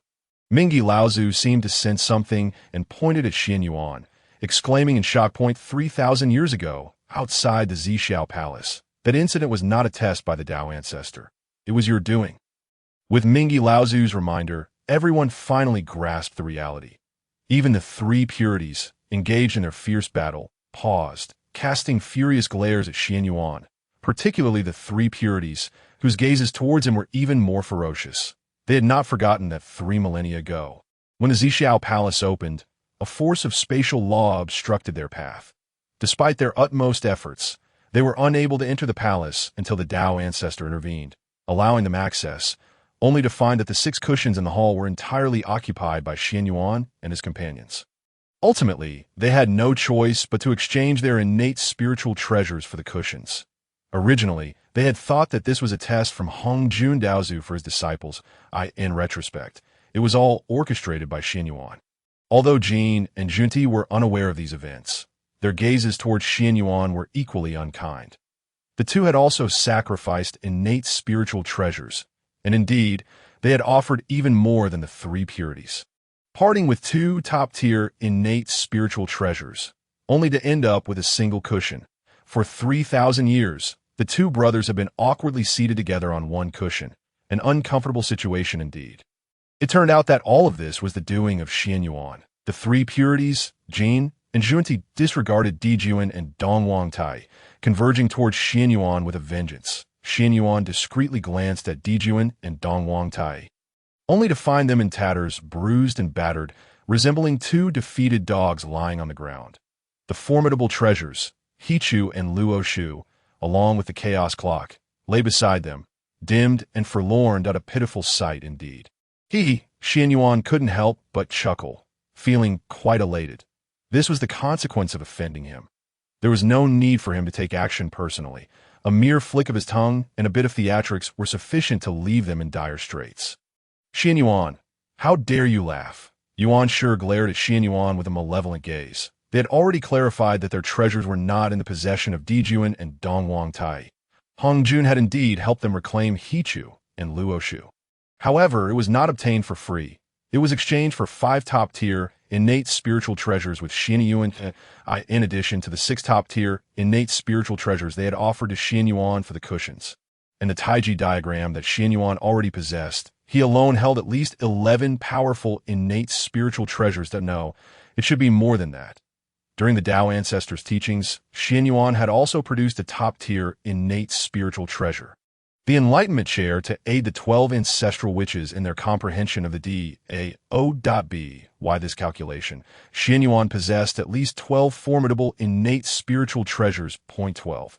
The three purities, with their exceptional origins and formidable strength, had traversed the primordial continent for countless years, yet they had not amassed as many top-tier innate spiritual treasures as Qianyuan. It was truly a source of envy, and if I wish to laugh, I shall laugh, Qianyuan remarked dismissively, casting a scornful glance at Yuan Shi.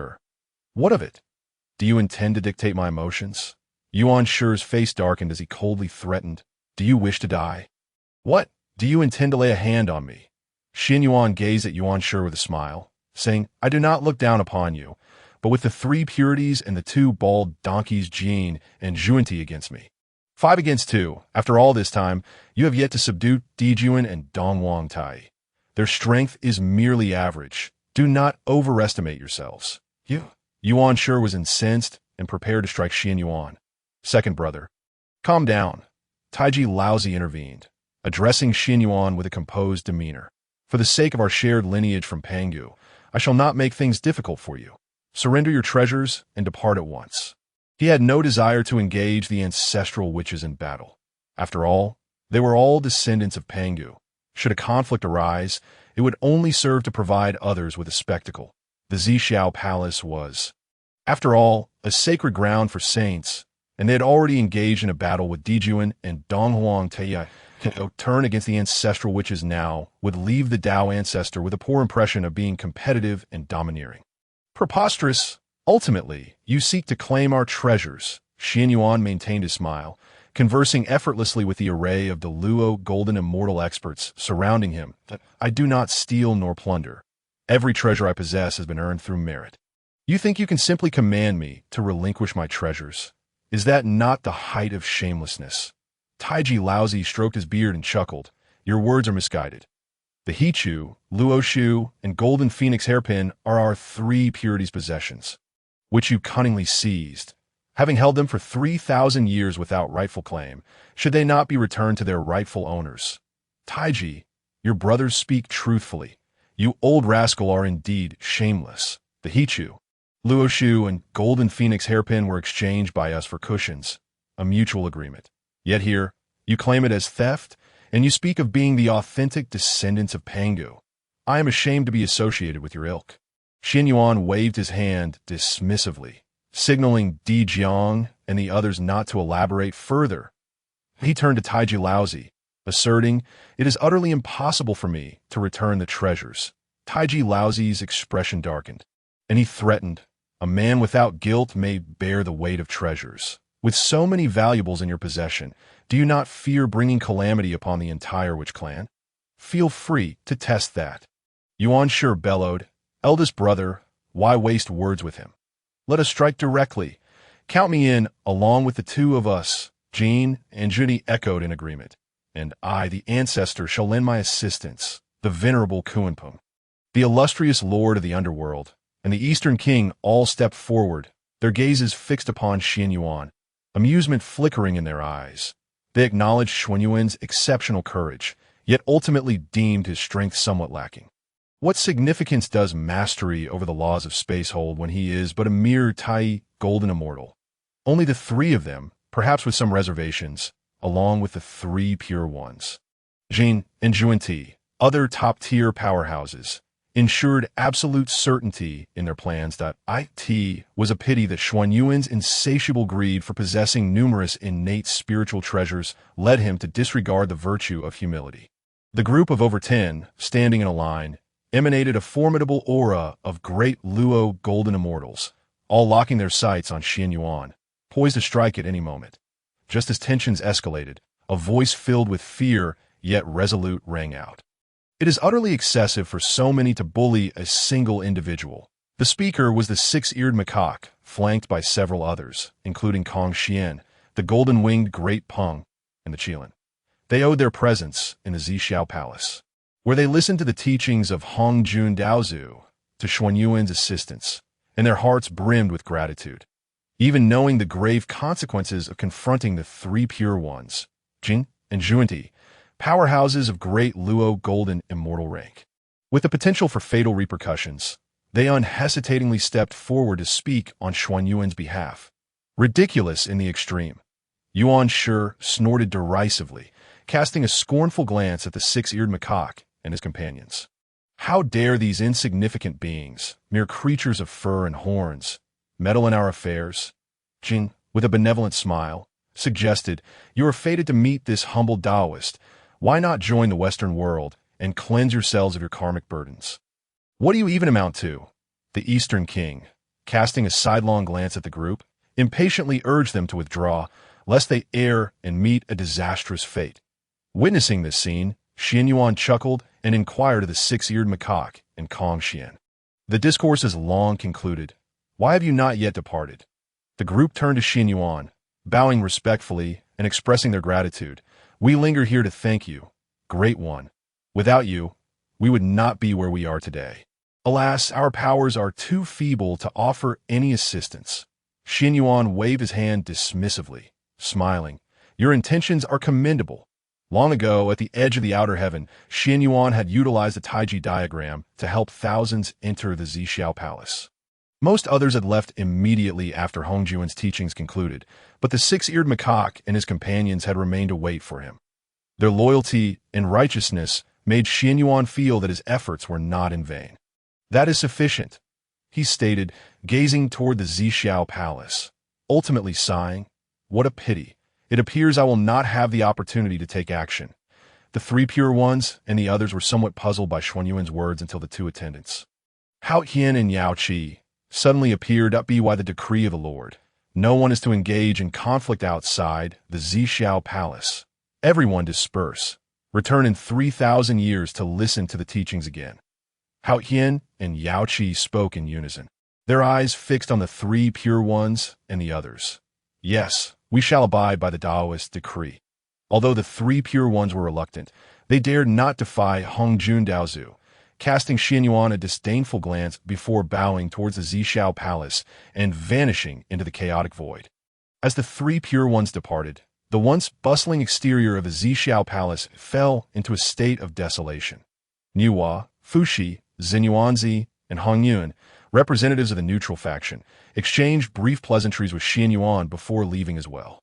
Once they had all departed, the six-eared macaque, Kong Xian, and the others hesitated, glancing at one another. Qianyuan, sensing their unspoken thoughts, nodded slightly and smiled. "If there is anything to say, let us discuss it once we return to the Honghuang world." Indeed, the six-eared macaque and Kong Xian nodded respectfully, refraining from further comments. Qianyuan strolled over to Dijun and Donghuang Tai, marveling, "My lords, this is quite a calamity. Haha, Di Jiang and the others erupted in a hearty laughter. Feeling immensely satisfied that in the current Hongwang world, the witch and demon clans, the two strongest races, were engaged in incessant conflict for survival and development. They had clashed with Dijun and Donghuang Tai several times. But following Xuan Yuan's advice, they had refrained from utilizing the powers of the laws, thus failing to gain significant advantages in their skirmishes. Indeed, due to Dijun and Donghuang Tai possessing the exceptional innate treasures, the river diagram and the Luo book, they had suffered considerable losses at their hands at this moment. Seeing Dijun and Donghuang Tai sprawled on the ground like two defeated hounds brought them immense joy. Dijun and Donghuang Tai struggled to rise. The Eastern King let out a cold snort, declaring, "Do not get too complacent. Once we exit the Zixiao Palace, I shall ensure you pay." Dijun wore a grim expression, saying nothing, yet his thoughts mirrored those of the Eastern King that it was indeed a tremendous embarrassment. Ultimately, it was all Xuan Yuan's fault. Qianyuan patted his chest, feigning bravado. "I am so frightened." "Brother, there is no point in further discussion. Let us depart." Dijun, eager to leave, called for Donghuang Tai and prepared to exit. "Did you think we would let you go?"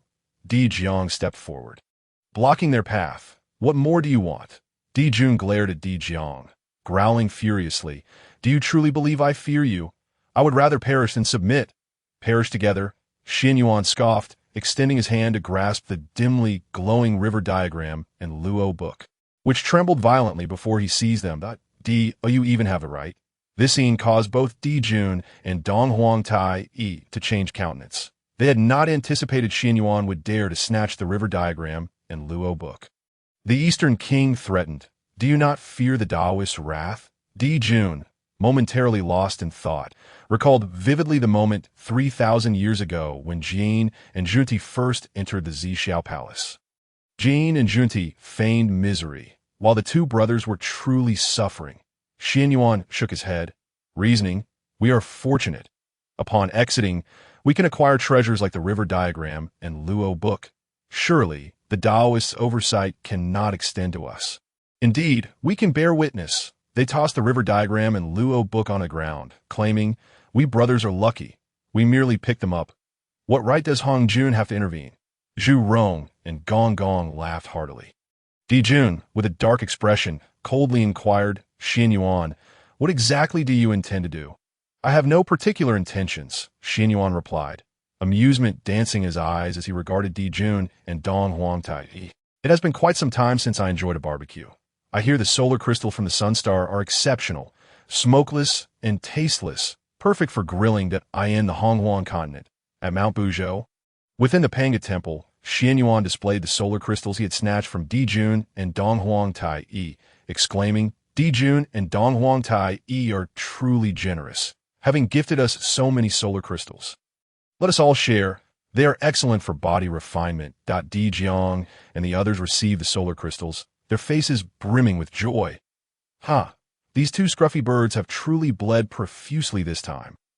With these solar crystals, our physical forms can be further enhanced, Qianyuan mused. Next time, we should head directly to the Sunstar. Surely, we could seize even more solar crystals.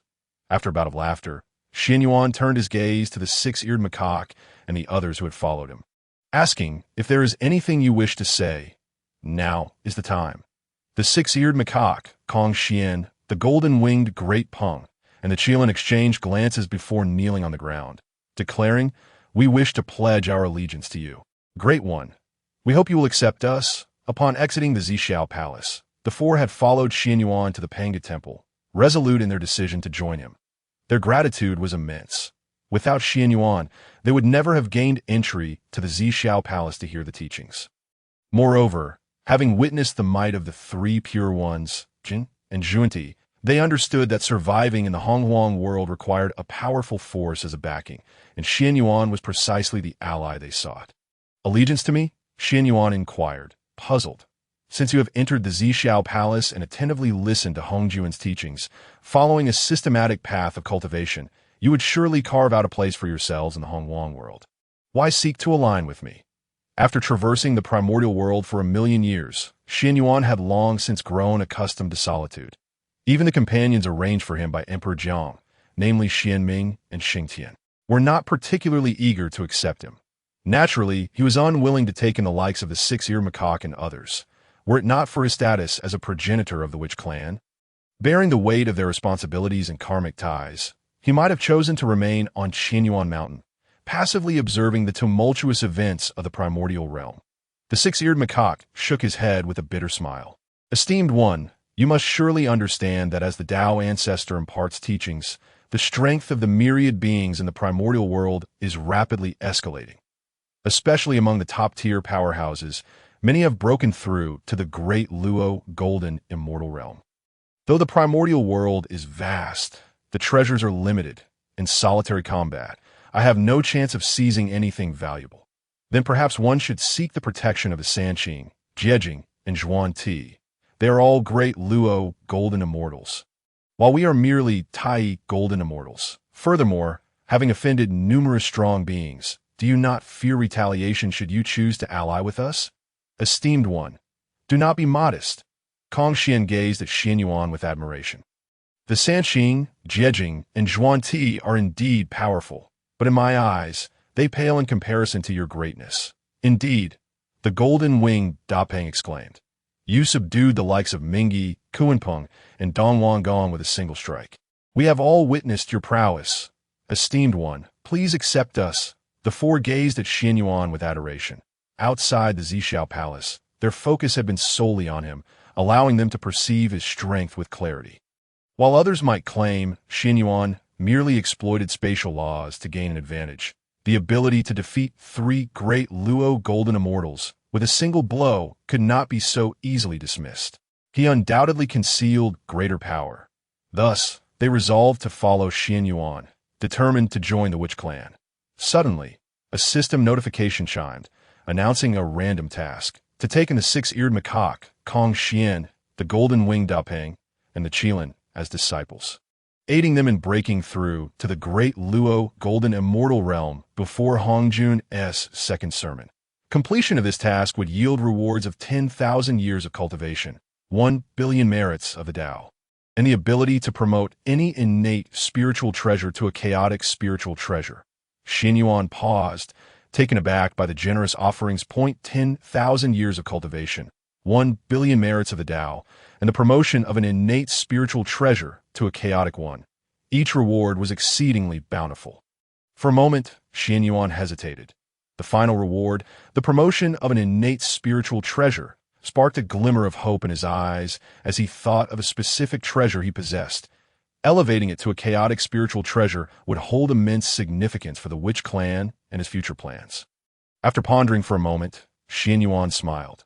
Since you are sincere in your intentions, it would be ungracious of me to decline. Upon hearing his words, the six-eared macaque and the others erupted in joy, feeling as though they had finally found their place. Qianyuan then turned to them, asking earnestly, "Are you willing to take me as your master?" Beseeching the master, the six-eared macaque and Kong Xian were initially taken aback, but then filled with delight. Exclaiming in unison, "We are willing," they understood the distinction between joining the witch clan and taking Qianyuan as their master. Qianyuan rose, casting a glance at Emperor Jiang and the others, and then proclaimed loudly, "From this day forth, I accept the six-eared macaque, Kong Xian, the golden-winged Dapeng, and the Qianyuan as my disciples. You must remember, among fellow disciples, disputes are not to arise that I have but one requirement. When it comes to matters of kinship, we must stand united. Should anyone seek trouble, regardless of right or wrong, we must support one another. Yes, we shall heed the master's teachings." The six-eared macaque and the others responded in unison, their joy evident. The notion of supporting kinship struck a chord with them.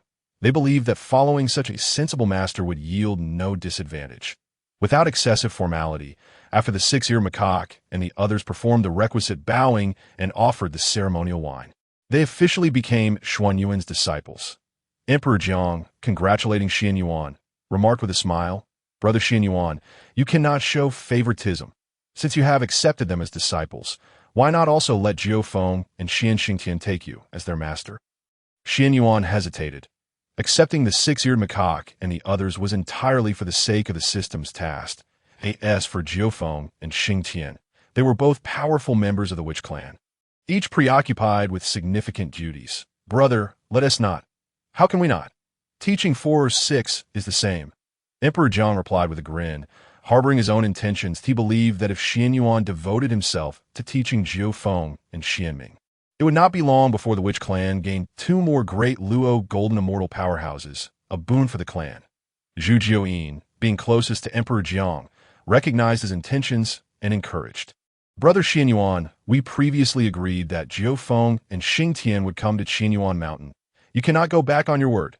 Qianyuan smiled wryly, glancing at Xianming. Jiufeng is the only great witch after our progenitor to possess a primordial spirit, and she is most suited to inherit your witchcraft. It is best for her to remain with you. Let it be. Xianming shot Qianyuan a sidelong glance, fully aware that following him would mean gaining benefits. I do not wish to incur the ire of sister Jiufeng. Strong Liang, as Jiufeng's elder brother, interjected, Brother Qianyuan, do not refuse. Let Jiufeng follow you to learn diligently. With the matter pressed thus, Qianyuan could only acquiesce. After all, he had already accepted outsiders as disciples. It would be unreasonable to repeatedly deny his own kin. Soon, Jiufeng and Xingtian entered the Pangu shrine, performed the bowing ceremony, and the 6 of them followed Qianyuan to Qianyuan Mountain. Upon arriving at Qianyuan Mountain, as Qianyuan activated the chaotic protective array, a torrent of innate spiritual energy surged forth. The 6-eared macaque Kongxian and the others were left utterly astonished. Even Jiufeng and Xingtian, 2 great witches of the clan, wore expressions of disbelief. They were aware of Xuan Yuan's formidable strength and the abundance of treasures he possessed.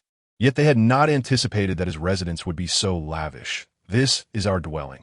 You shall cultivate here henceforth. Please, all of you, come in. Qianyuan beckoned the 6 into Qianyuan Mountain as they stepped onto the mountain.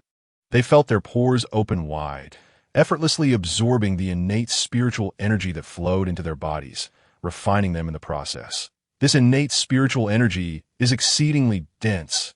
Indeed, I feel that even the Zixiao palace pales in comparison. Have some confidence. Dismiss that thought. The Zixiao palace is hardly worthy of mention. The 6-eared macaque, Kongxian, and the others exclaimed in astonishment.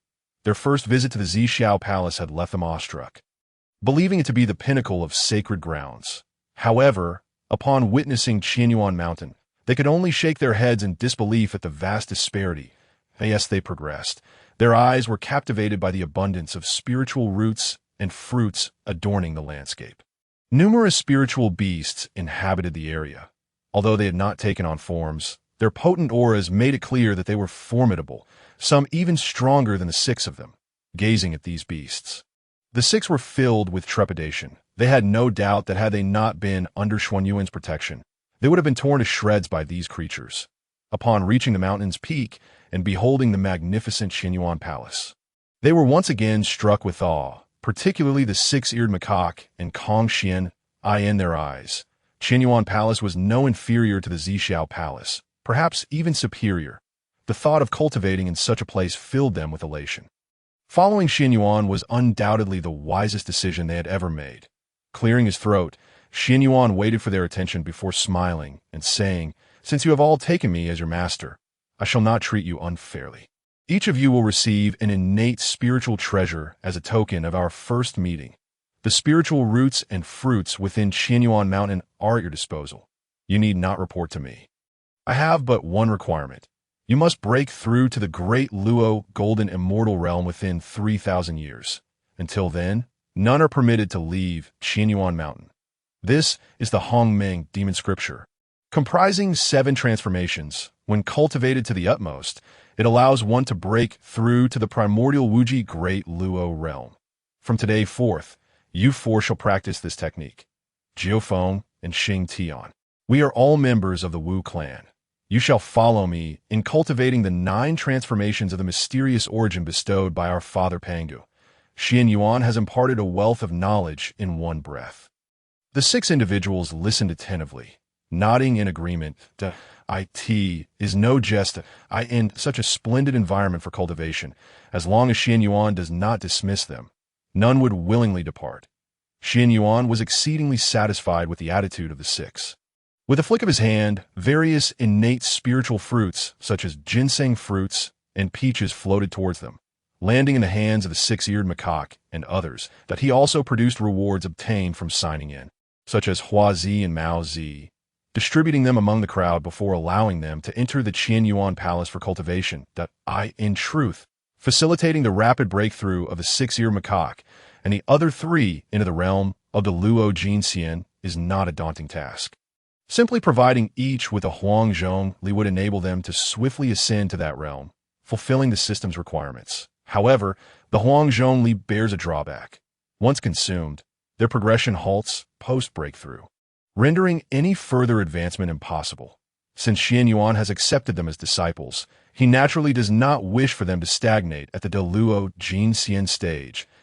In his eyes, the six-eared macaque and Contention, in terms of talent and lineage, are considered exceptional within the Honghuang world. The Luo Jinxian realm is certainly not their final destination. At the very least, they should aspire to the Saint realm, or even higher. Having taken them as disciples, Qianyuan could not allow their futures to be curtailed due to the system's demands. Once the six entered the Qianyuan palace, Qianyuan retrieved an array plate from the Chaos Pearl, casually gesturing to arrange an array. Instantly, the spiritual energy within a radius of 100,000 miles surged towards Qianyuan Mountain like a tidal wave. The array Qianyuan set up is a Grand Spirit Gathering Array. The Chaos Spirit Gathering Array is capable of amassing spiritual energy over a vast area. Of course, this is not the most remarkable aspect of the Chaos Spirit Gathering Array. Its unique feature lies in its ability to not only gather spiritual energy, but also to automatically transform the amassed energy into innate spiritual energy. This innate spiritual energy predates the creation of the world by Pangu, requiring no refinement, and can be directly absorbed for use. Within Qianyuan Mountain, there already exists an abundance of innate spiritual energy. Now, further enhanced by Qianyuan's Chaos Spirit Gathering Array, a continuous supply of innate spiritual energy is assured in such a unique environment. Even a pig, engaging in mere eating and sleeping, would experience a rapid increase in strength. Coupled with the techniques provided by Qianyuan and the various spiritual fruits, spiritual roots, and rewards like Maozi and Huazi, it is believed that the six-eared macaque and Contention will undoubtedly break through to the Luo Jinxian realm within 3,000 years. Qianyuan reclined comfortably in a lounge chair, his eyes slightly closed, in a state between wakefulness and slumber, patiently awaiting their breakthroughs. Time flew swiftly, and before long, a century had passed. Qianyuan's consciousness swept through the Qianyuan palace. The six-eared macaque and Contention were diligently cultivating. He nodded slightly, a faint smile gracing his lips. In just a century, all four had advanced a minor realm, reaching the mid-stage of Tai Jinxian. With ample time remaining, Qianyuan refrained from excessive interference, allowing them to cultivate at their own pace. As for Jiufeng and Xingtian, prior to their arrival at Qianyuan Mountain, they had already attained peak Tai Jinxian cultivation. After a century of cultivation within the Qianyuan Palace, they had both broken through to the great fulfillment of Tai Jinxian. However, the disparity between Xingtian and Jiufeng became apparent at this stage. Jiufeng, as the foremost shaman of the Wu clan and the only one aside from the ancestral shamans to possess a primordial spirit, began to attempt to comprehend the power of the laws as soon as she attained the great fulfillment of Tai Jinxian.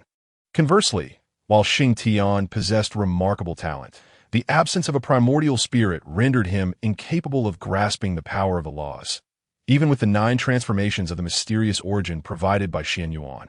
His cultivation speed slowed considerably upon reaching the great fulfillment of Tai Jinxian, forcing him to rely on the abundant innate spiritual energy to gradually refine his physical strength. Embarking on the path of physical sanctification, Qianyuan, recognizing this limitation, had no immediate solutions, leaving Xingtian to steadily hone his physical form. It is evident that among all the great shamans, Jiufeng truly possesses unparalleled advantages. After a moment of contemplation, Qianyuan extended his hand and pointed, a brilliant golden light entering Jiufeng's body. Sensing this, Jiufeng offered a slight bow towards Qianyuan and commenced wholeheartedly absorbing and refining the great merits bestowed upon her. In the timeless expanse of Hongjun, 300 years passed in the blink of an eye. Qianyuan cast his gaze once more towards the Qianyuan palace. I could see this moment. The six-eared macaque and Confrontation had once again broken through a minor realm, their cultivation having reached the late stage of Tai Ijinxian. Meanwhile, Jiufeng and Xingtian remained unchanged. Jiufeng continued to absorb and refine the great merits, while Xingtian persisted in honing his physical form.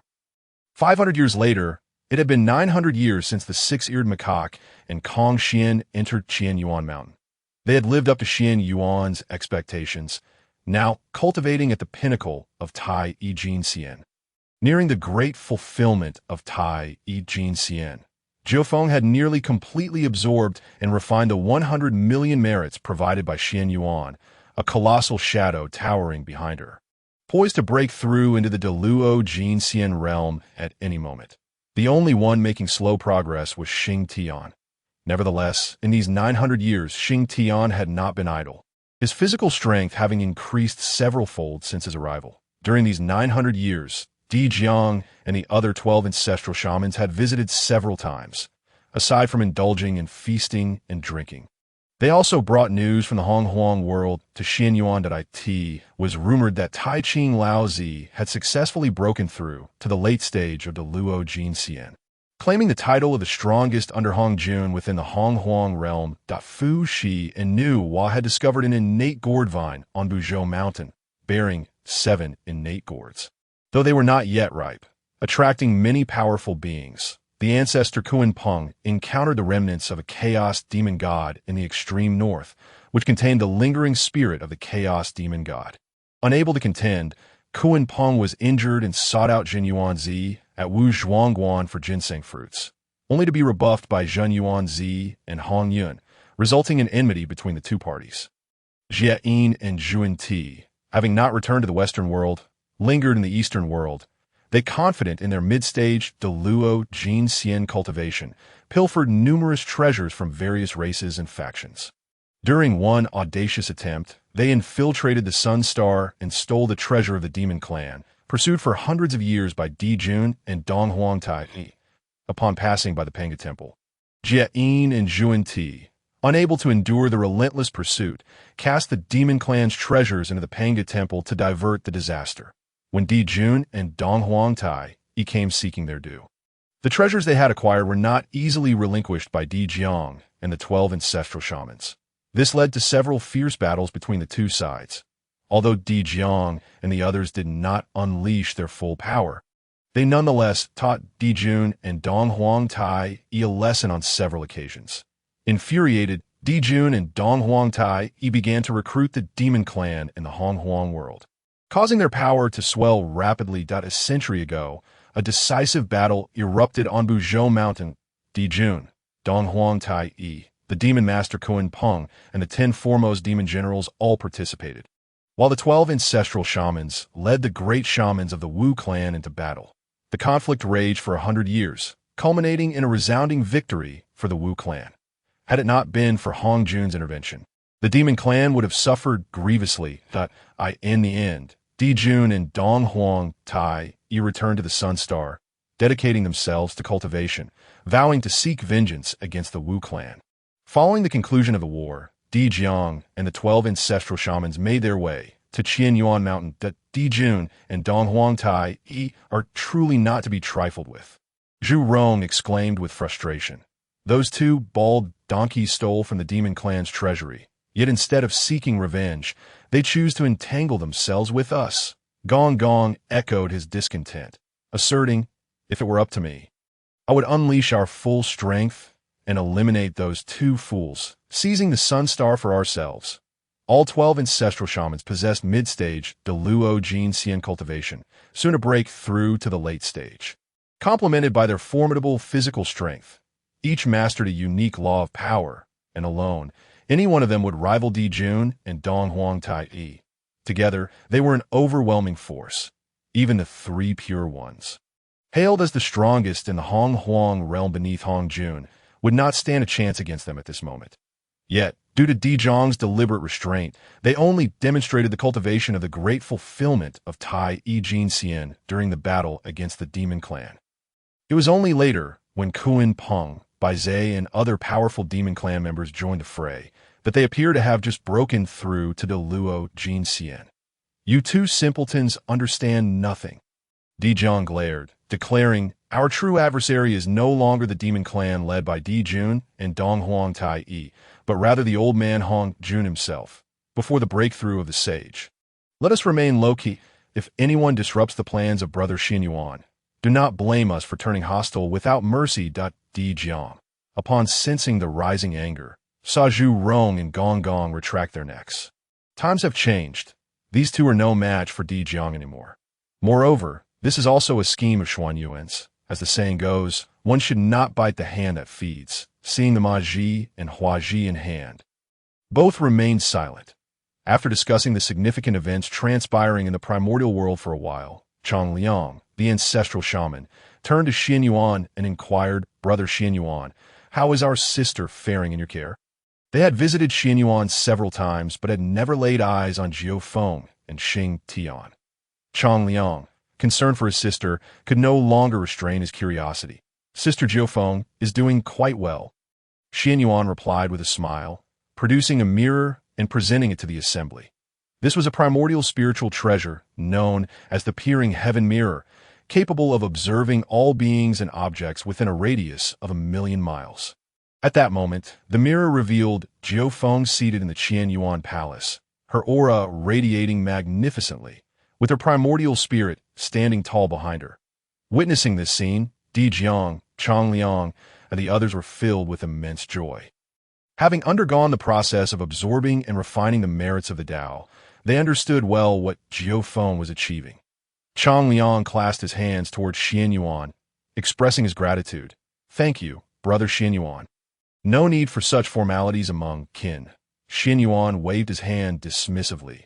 Unfazed, Dizhang laughed heartily. "Excellent. Our witch clan is about to welcome a new powerhouse of the great Luo Golden Immortal Realm." The ancestral shamans were in high spirits in the current primordial world. Every additional great Luo Golden Immortal meant a greater chance of victory. Furthermore, they were all aware of Xuan Yuan's dedication to Jiao Feng, generously bestowing billions of merits of the Tao. Once Jiao Feng breaks through, she would not merely be an ordinary great Luo Golden Immortal. Even fighting above her rank would pose no challenge. As Jiao Feng reaped such significant benefits, Zhu Rong, filled with excitement, could not help but ask Brother Qianyuan, "How is Xing Tian faring?" Being one of his subordinates, Xing Tian warranted his concern. With a thought, Qianyuan shifted the image in the Peering Heaven Mirror to reveal Xing Tian. Unlike Jiao Feng, Xing Tian lacked a primordial spirit behind him, presently refining his physical body using the abundant innate spiritual energy that Dizhang and the others took a glance, and noted that Xing Tian had already achieved the consummate stage of the Tai Golden Immortal Realm. His physical form had become exceedingly robust. If he continued his cultivation steadily, a breakthrough to the great Luo Golden Immortal Realm would not be far off. The only regret was that Xing Tian did not possess a primordial spirit. Even if he were to break through to the great Luo Golden Immortal Realm, he would be unable to comprehend the power of the laws, relegated to ceaselessly refining his body to enhance his strength. "This lad is commendable. He has not brought us shame." Zhu Rong laughed heartily upon seeing Xing Tian. Though he felt a tinge of regret, he was overall quite satisfied. Zhu Jiuyin, observing Xing Tian in the Peering Heaven Mirror, tentatively asked, "Brother Qianyuan, could you devise a way to assist Xing Tian, granting him a primordial spirit?" Upon hearing this, all the ancestral shamans turned their gazes towards Qianyuan, their eyes brimming with anticipation. Should Qianyuan acquiesce, they would go to great lengths to ensure their great shaman trained under him. Qianyuan shook his head with a wry smile. "You hold me in too high regard among the great shamans. Only Jiao Feng is an exception. The others do not possess primordial spirits, and I currently have no means to assist." Qianyuan withdrew the peering heaven mirror and turned to Di Jiang and the others. Smiling as he said, "Elder brother, this time do not leave. Stay at Qianyuan Mountain. There are still 2,000 years until Hongjun delivers his teachings. During this time, let us all cultivate diligently, striving to break through to the peak of the great Luo golden immortal realm before Hongjun's second discourse. All relies on Brother Qianyuan." Di Jiang agreed without a second thought. The demon clan had returned in disgrace and would not dare to trouble the witch clan in the short term. Since they had nothing pressing to attend to, it would be wise to remain with Qianyuan for focused cultivation. Plus, they could enjoy his hospitality. What is not to like? The other ancestral shamans also readily concurred. Zhu Rong and Wang Gong looked at Qianyuan with hopeful expressions. "Brother Qianyuan, if we reside here, do not be stingy with your good things. Rest assured, Ma Ji and Hua Ji will be plentiful, delightful." With the 12 ancestral shamans intending to stay at Qianyuan Mountain, Qianyuan naturally had to make proper arrangements. He specifically established an independent training ground for them within the Qianyuan Palace to facilitate their cultivation as for himself. He continued to recline on the Tao Enlightenment chair outside the palace, leisurely enjoying his time. Why bother with cultivation? Wouldn't it be more pleasant to relax? After all, the innate spiritual energy within Qianyuan Mountain was exceedingly rich, complemented by the Tao Enlightenment Chair, an exquisite primordial spiritual treasure ideal for enlightenment and cultivation, along with various top-tier resources. Even without actively cultivating, his strength would continuously and rapidly ascend. Upon returning from the Zixiao Palace, Qianyuan was at the late stage of the great Luo Golden Immortal Realm. Now, nearly 1,000 years had passed. Although he had not broken through to the peak of the great Luo Golden Immortal Realm, he was not far from it. According to Xuan Yuan's estimations, in another 100 or 200 years, he would achieve that breakthrough. For Taiji Laozi, who was reputed to be the foremost beneath Hongjun, Qianyuan regarded it as mere jest that it was nothing but a hollow title, the strongest beneath the saints. With his current strength, he surpassed him by several leagues. Moreover, once the six-ear macaque, Confrontation, and the others all broke through to the great Luo Golden Immortal Realm, completing the system's tasks, they would receive a reward of 10,000 years of cultivation. Even if they could not instantly reach the mixed element Golden Immortal Realm, they would surely attain the consummate stage of the great Luo Golden Immortal Realm. Qianyuan remained completely unperturbed at present. His foremost concern was still the cultivation of the six-ear macaque, Confrontation, and the others. Time flew by, and in the blink of an eye, 700 years had passed. One day, Qianyuan, who had been in slumber, suddenly opened his eyes, golden light flashing momentarily, his aura surging significantly. The smile graced Xuan Yuan's face. It had been 1,600 years since he returned to Qianyuan Mountain, and he had finally broken through to the peak of the great Luo Golden Immortal Realm. Qianyuan murmured, gazing towards the Qianyuan Palace, his smile broadening. Indeed, the six-ear macaque, Confrontation, and the others had all achieved the consummate stage of the Tai Golden Immortal Realm, with approximately 1,400 years remaining.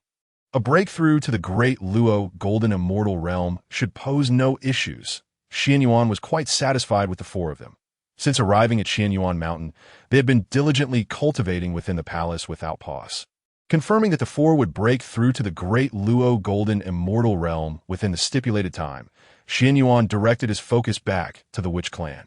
Jiufeng had already broken through to the great Luo Golden Immortal Realm and comprehended the laws of ice. Qianyuan chuckled softly. No wonder Jiufeng caught the eye of the ancestral shaman Qianyuan, becoming the sole heir of witchcraft. Both had grasped the laws of ice, a lineage inherited. Tian, however, had yet to break through, remaining at the consummate stage of the Tai Golden Immortal Realm.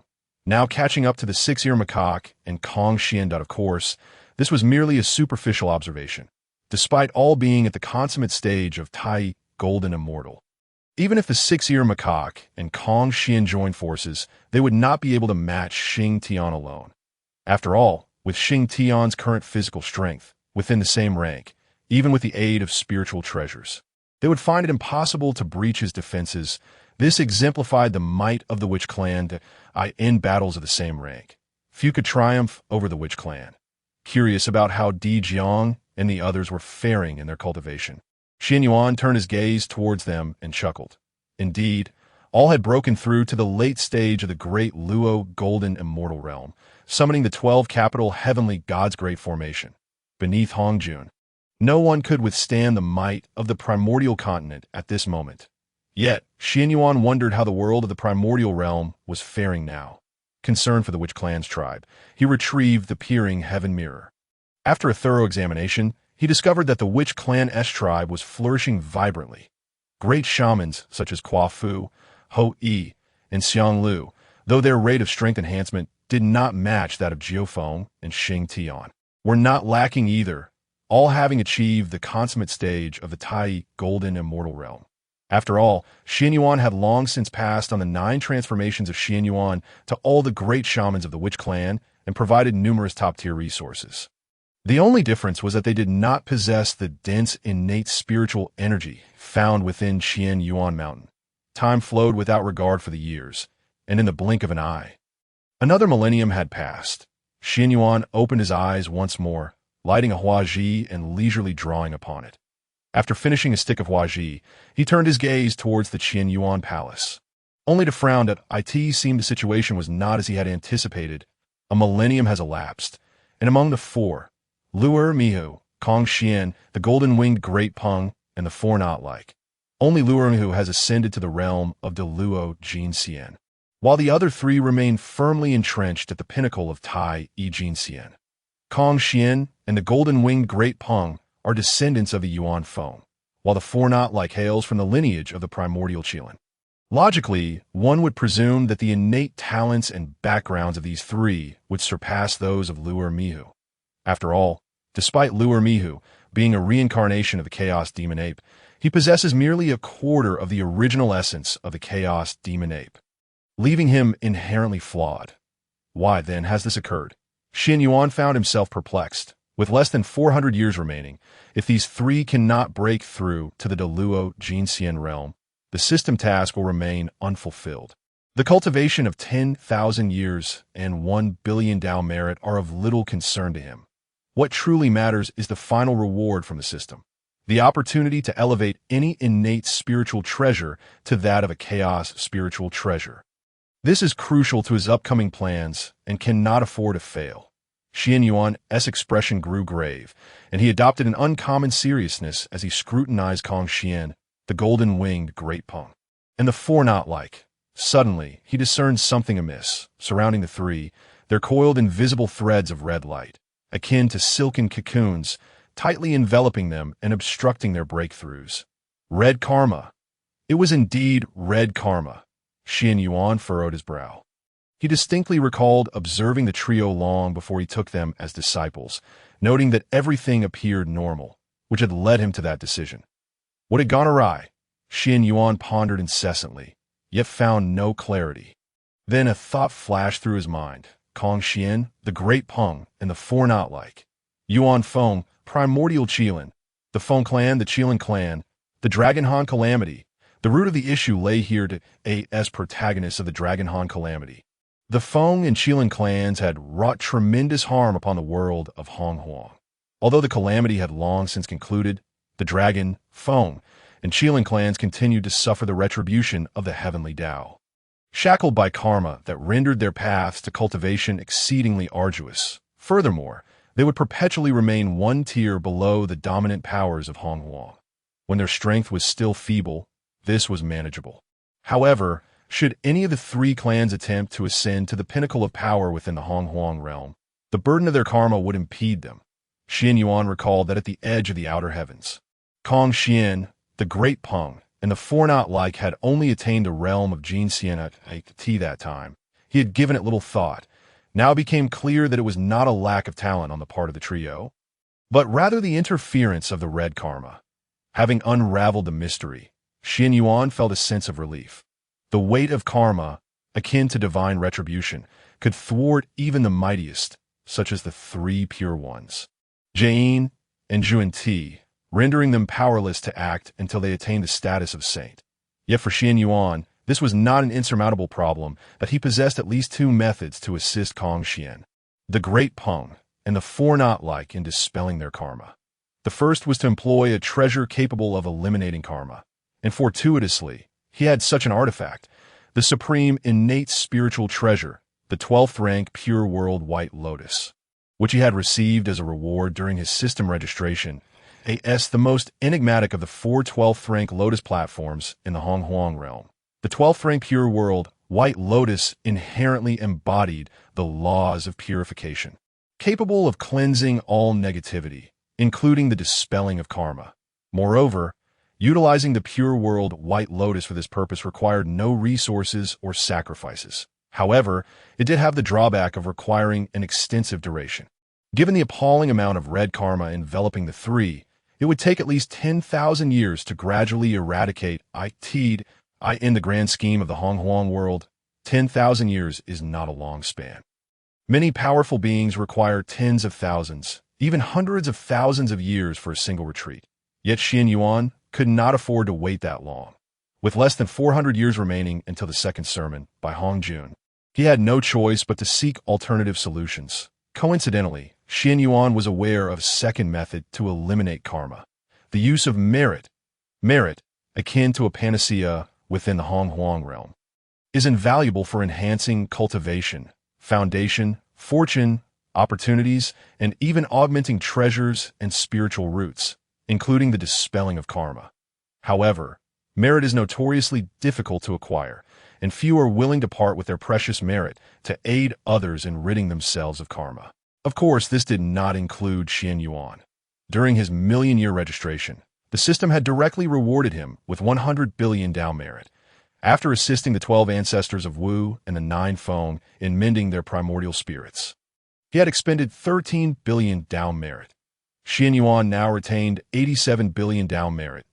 He calculated that to dispel the karma afflicting Confrontation, the Great Pung, and the four not-like, 3 million Dao merit would suffice. With a thought, Qianyuan summoned the Dao merit disc, dividing it into 3 portions, each comprising 1 million Dao merit. Go. The 3 portions of Dao merit soared into Qianyuan Palace, merging into the bodies of Confrontation, the Great Pung, and the four not-like as the Dao merit entered their beings. The trio shuddered, and the red karma that had long ensnared them began to dissipate rapidly. Break!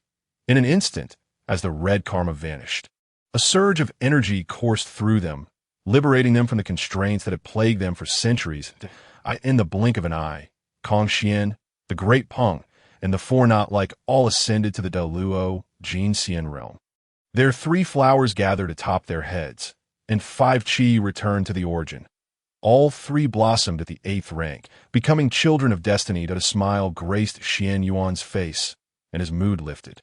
Indeed, with their flowers blooming at the 8th rank, their talents rivaled those of Yuan Shi, Tong Tian, and Nuhua, exhibiting the aura of saints. Ding!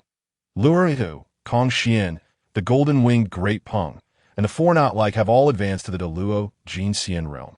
Congratulations to the host for completing the task. Reward for the host include 10,000 years of cultivation, 1 billion Dao merit, and the opportunity to elevate any innate spiritual treasure to that of a chaos spiritual treasure. Please select the treasure to be upgraded. A series of system notifications echoed in Qianyuan's mind. The Dao merit disc behind him visibly expanded, its golden radiance growing ever more resplendent. Simultaneously, his cultivation surged rapidly. In an instant, he broke through to the pinnacle of the Luo Jinxian. Not long after, Qianyuan achieved another breakthrough, reaching the state of the Luo Jinxian Great Perfection. The system's reward of 10,000 years of cultivation consumed only about half, leaving him with 5,000 years of cultivation, sufficient for him to ascend to the realm of Hongyuan Jinxian, also known as the Quasi-Saint realm. At this critical juncture, however, Qianyuan hesitated. Choosing not to advance further, he had his own plans and schemes. Since returning to Qianyuan Mountain, over 2,000 or 3,000 years had passed. Although Qianyuan had not actively cultivated, he had been contemplating the path he intended to pursue. Breaking through to Hongyuan Jinxian, then comprehending the laws of power to attain the status of Hongyuan, the Luo Jinxian, and become a saint of the laws. This route was undeniably formidable. In battles among equals, he would surpass the heavenly Dao saints by a considerable margin. Take Yang Mei Laozu, for instance. Although he achieved the path of the laws after Hongjun, his strength surpassed that of Hongjun. Had it not been for the intervention of the heavenly Tao, Yang Mei Laozu would not have been exiled to the chaotic void, thus barred from entering the Hong Huang realm. Hongjun could not have monopolized power. He had already suffered at the hands of Yang Mei Laozu.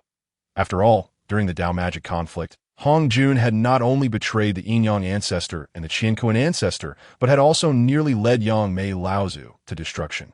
Resulting in his demise, the two sides had long harbored enmity, destined for a vendetta.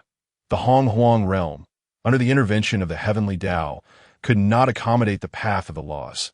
Since Yang Mei Laozu embarked on the path of the laws, it was fated to be met with the heavenly Tao's rejection, rendering it impossible for him to enter the Hong Huang realm openly.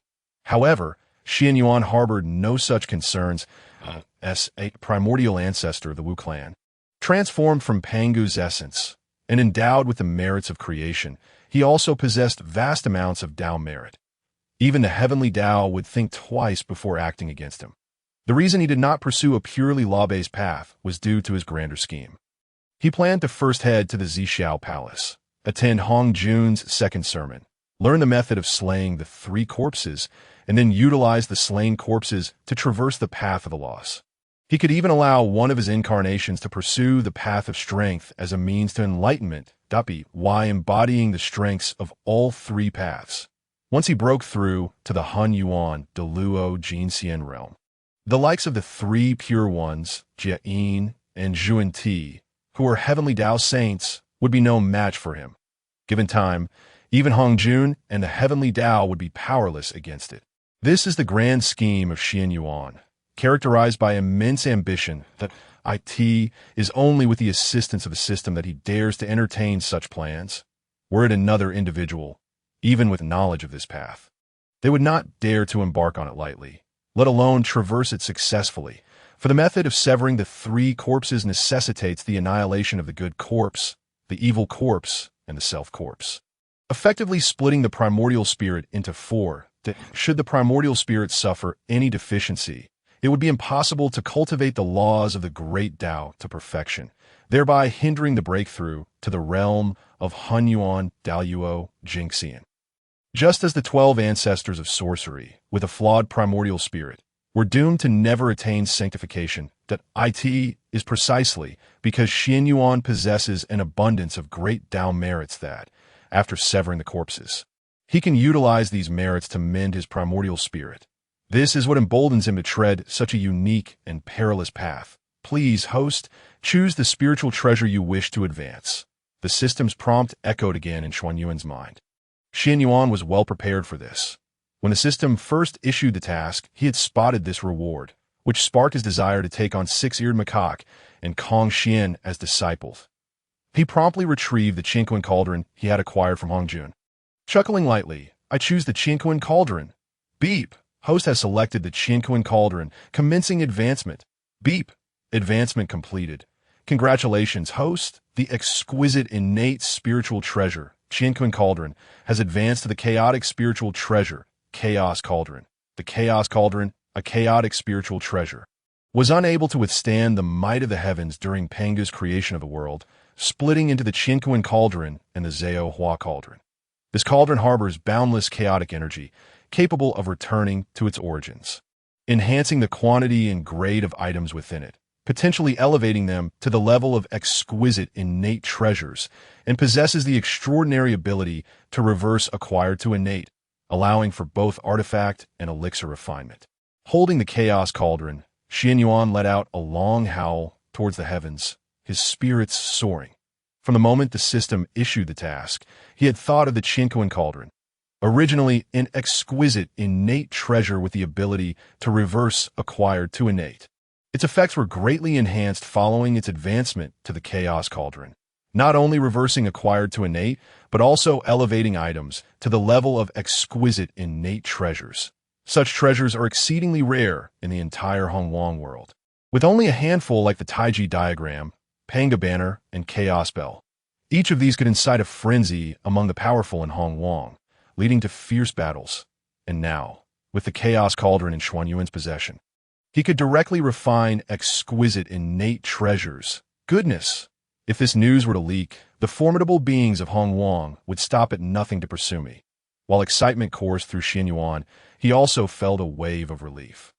Fortunately, he advanced the Qianyuan cauldron at Qianyuan Mountain, shielded by the Chaos Great Formation, thus avoiding any concerns about information leakage. Had this occurred in the Hongjun world, Hongjun and the Heavenly Tao would have detected it immediately.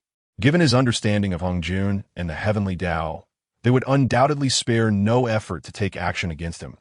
It seems he must exercise utmost caution when wielding the Chaos Cauldron in the future. Qianyuan contemplated as he transferred all rewards obtained from system sign-ins into the Chaos Cauldron.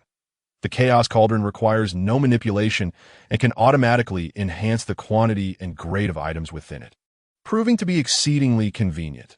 Having completed these tasks, Qianyuan reclined contentedly on the Tao Enlightenment chair, awaiting the emergence of the others. With over 300 years remaining until Hongjun's second sermon, he anticipated that it would not be long before Zixiao and the others concluded their training. In the blink of an eye, 200 years passed swiftly. One day, while Qianyuan was deep in slumber, he was abruptly awakened. Casting his gaze towards the outer reaches of the Chaos Great Formation, he noticed a great witch from the Witch clan wandering anxiously, seemingly in search of something. Qianyuan deduced that a significant event must be occurring within the Witch clan, otherwise a great witch would not be present in this location. He waved his hand, and the great witch instantly appeared before him. "What brings you to me?" Qianyuan inquired directly. Startled by the sudden transition to an unfamiliar place, the great witch paused momentarily, but upon seeing Qianyuan, he immediately regained his composure, as if he had found a savior, and knelt before him, anxiously declaring, "Great Ancestor Witch, I am Philian, a great witch of the Witch clan. Our clan is facing a dire calamity, and I implore the Great Ancestor Witch to inform us if Ancestor Zixiao and the others are here with you. Not panic. Please clarify what has transpired," Qianyuan urged. Indeed, Ancestor Zixiao and the 12 ancestors of sorcery were present with him, currently in secluded cultivation within the Qianyuan palace. However, Qianyuan had no intention of disturbing Zixiao and the others. With his current strength, he believed there was no trouble in the entire Hongjun world that he could not resolve. Aside from Hongjun, the Saint of the Heavenly Tao, that if it truly came to Hongjun taking action against them, even summoning Zixiao and the others would be futile, only resulting in unnecessary casualties. Moreover, Qianyuan did not believe Hongjun would strike against the Witch clan at this juncture. Indeed, Philian, the Great Witch, steadied himself before elaborating. Not long ago, a remnant spirit of a chaotic demon god at the Daluo Jinxian realm suddenly invaded Buzhou Mountain, slaughtering several tribes in succession. The great witches have gathered, yet we remain unable to contend with it. Ancestor Zixiao and the other ancestors have been missing for nearly 2,000 years. While Qiyu, Quafu, and the others are temporarily holding the enemy at bay, sending me to Qianyuan Mountain to seek your assistance in contacting Ancestor Zixiao to save the Witch clan. He gazed at Qianyuan with a face full of hope. With Ancestor Zixiao and the others having not shown themselves for nearly 2,000 years, the Witch clan now had only Qianyuan as a singular ancestor, as a fellow ancestor. Qianyuan should know the whereabouts of Zixiao and the others. Philian firmly believed that as long as they could locate Ancestor Zixiao, the crisis facing the Witch clan could certainly be overcome safely. How dare a mere remnant spirit of a Daluo Jinxian intrude upon the territory of our Witch clan? Qianyuan furrowed his brow, his expression darkening. He had not anticipated such an incident. Zixiao and the others had been cultivating with him, and it seemed they had left without informing the rest of the Witch clan. This resulted in the remnant spirit of the innate demon god wreaking havoc upon the Witch clan's tribes, unable to find a single ancestor, thereby sending someone to him in hopes of luck. Ignoring the anxious Philian, Qianyuan retrieved the celestial mirror, channeling his power. After a brief moment, an immense remnant spirit of a chaotic demon god appeared, surrounded by dozens of great witches, including Hou-yi, Quafu, and Qiyu, whom Qianyuan recognized. Most of these great witches were at the mid to late stages of the Tai Jinxian realm. Only a few, such as Qiyu, Quafu, and Hou-yi, had reached the peak and the consummate level of Tai Jinxian. Logically, even a powerful being at the Daluo Jingxian realm would find it exceedingly difficult to contend against the assault of dozens of Tai Jingxian great witches, facing potential demise. Yet the remnant spirit of the chaotic demon god was rampaging, injuring a great witch with each attack. After observing for a moment, Qianyuan discerned the underlying reason. The remnant spirit belonged to a late-stage Daluo Jingxian, wielding the law of destruction. It turned out to be the remnant spirit of a chaotic demon god who had mastered the law of destruction. While the witch clan's physical bodies were formidable, they were utterly ineffective against a chaotic demon god who wielded the law of destruction. Fortunately, the chaotic demon god had already perished, and the remnant spirit's grasp over the law of destruction was incomplete, granting the great witches a glimmer of hope.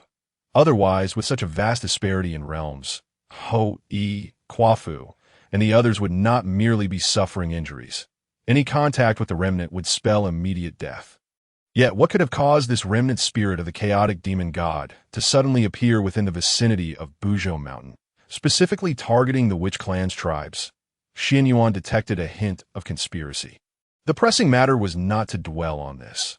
Qianyuan swiftly rose from the Tao Enlightenment chair, ready to confront and eradicate the remnant spirit of the chaotic demon god. Just then, a notification chimed. Beep. Random task triggered. Please proceed to Buzhou Mountain to eliminate the remnant spirit of the chaotic demon god.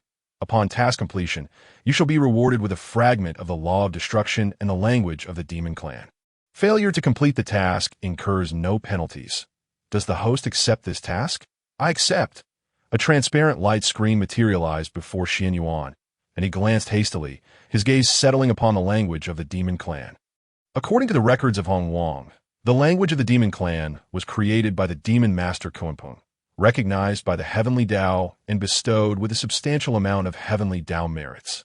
Through this, the demon master Kunpeng not only greatly enhanced his strength, but also successfully evaded the calamity of the witch and demon tribulations, emerging as one of the few survivors of the witch-demon war. Qianyuan suddenly recalled that during the discourse on significant events in Hongjun, Di Jiang and the others had mentioned that the ancestor Kunpeng encountered a remnant spirit of a chaotic demon god in the extreme north, leading to a fierce battle. Kunpeng had been unable to prevail, sustaining heavy injuries and escaping solely due to his speed, subsequently seeking ginseng fruit from Xinyuanzi at the Wuzhuang temple. Kunpeng, Emperor Jun, Dongwang Tai. The demon clan. How bold of them to dare to manipulate the remnant spirit of a chaotic demon god to slaughter our witch clan. This debt will surely be settled in due time.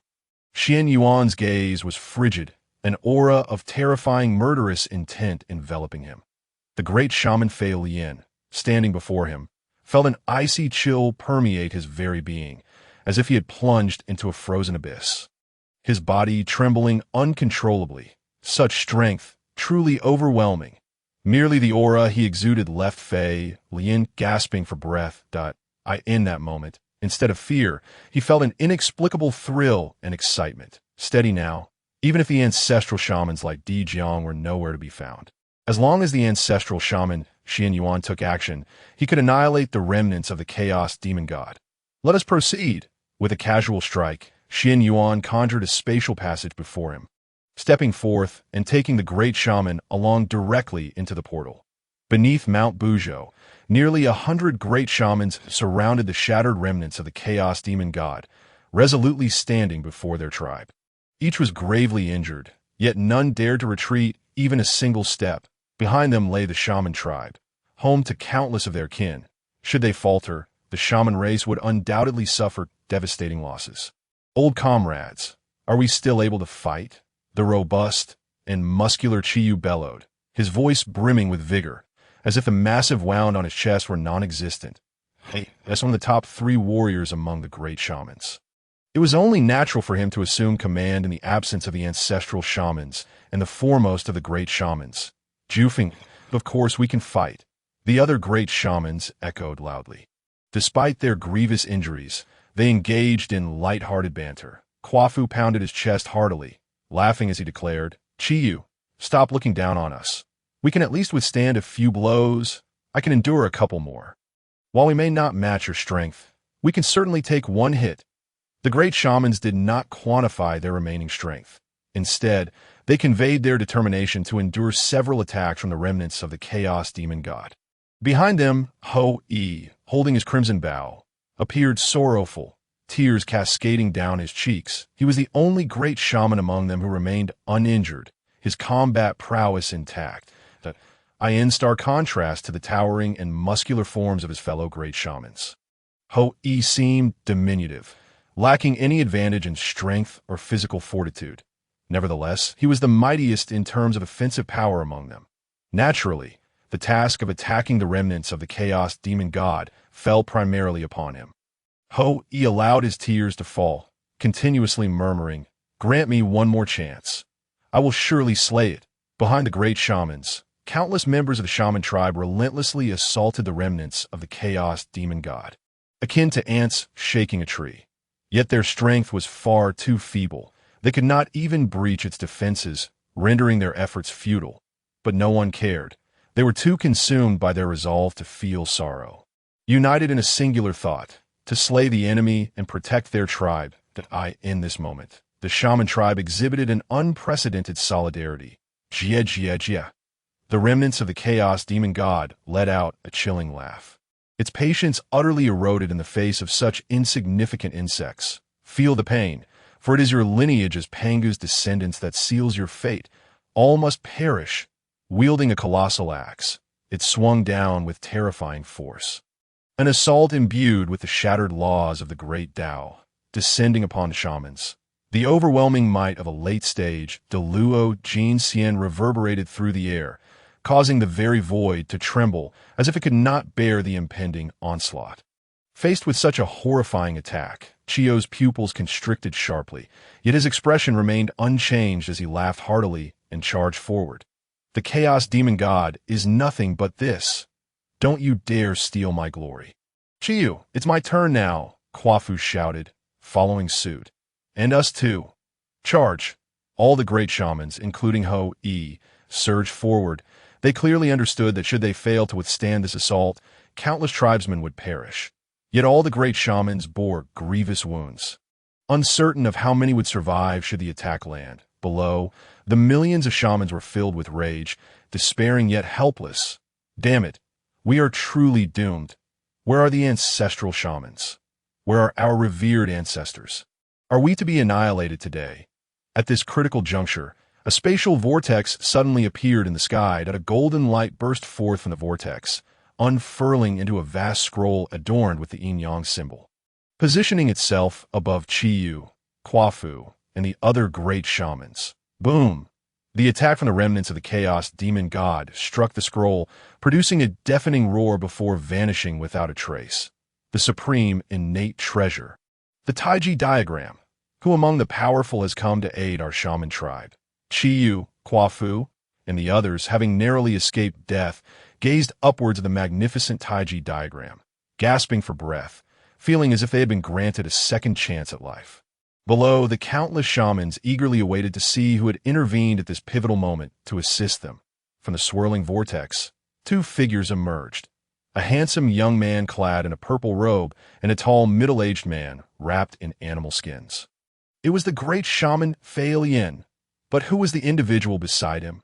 Unknown, never before seen. Presumably, he was a helper summoned by Fei Lian.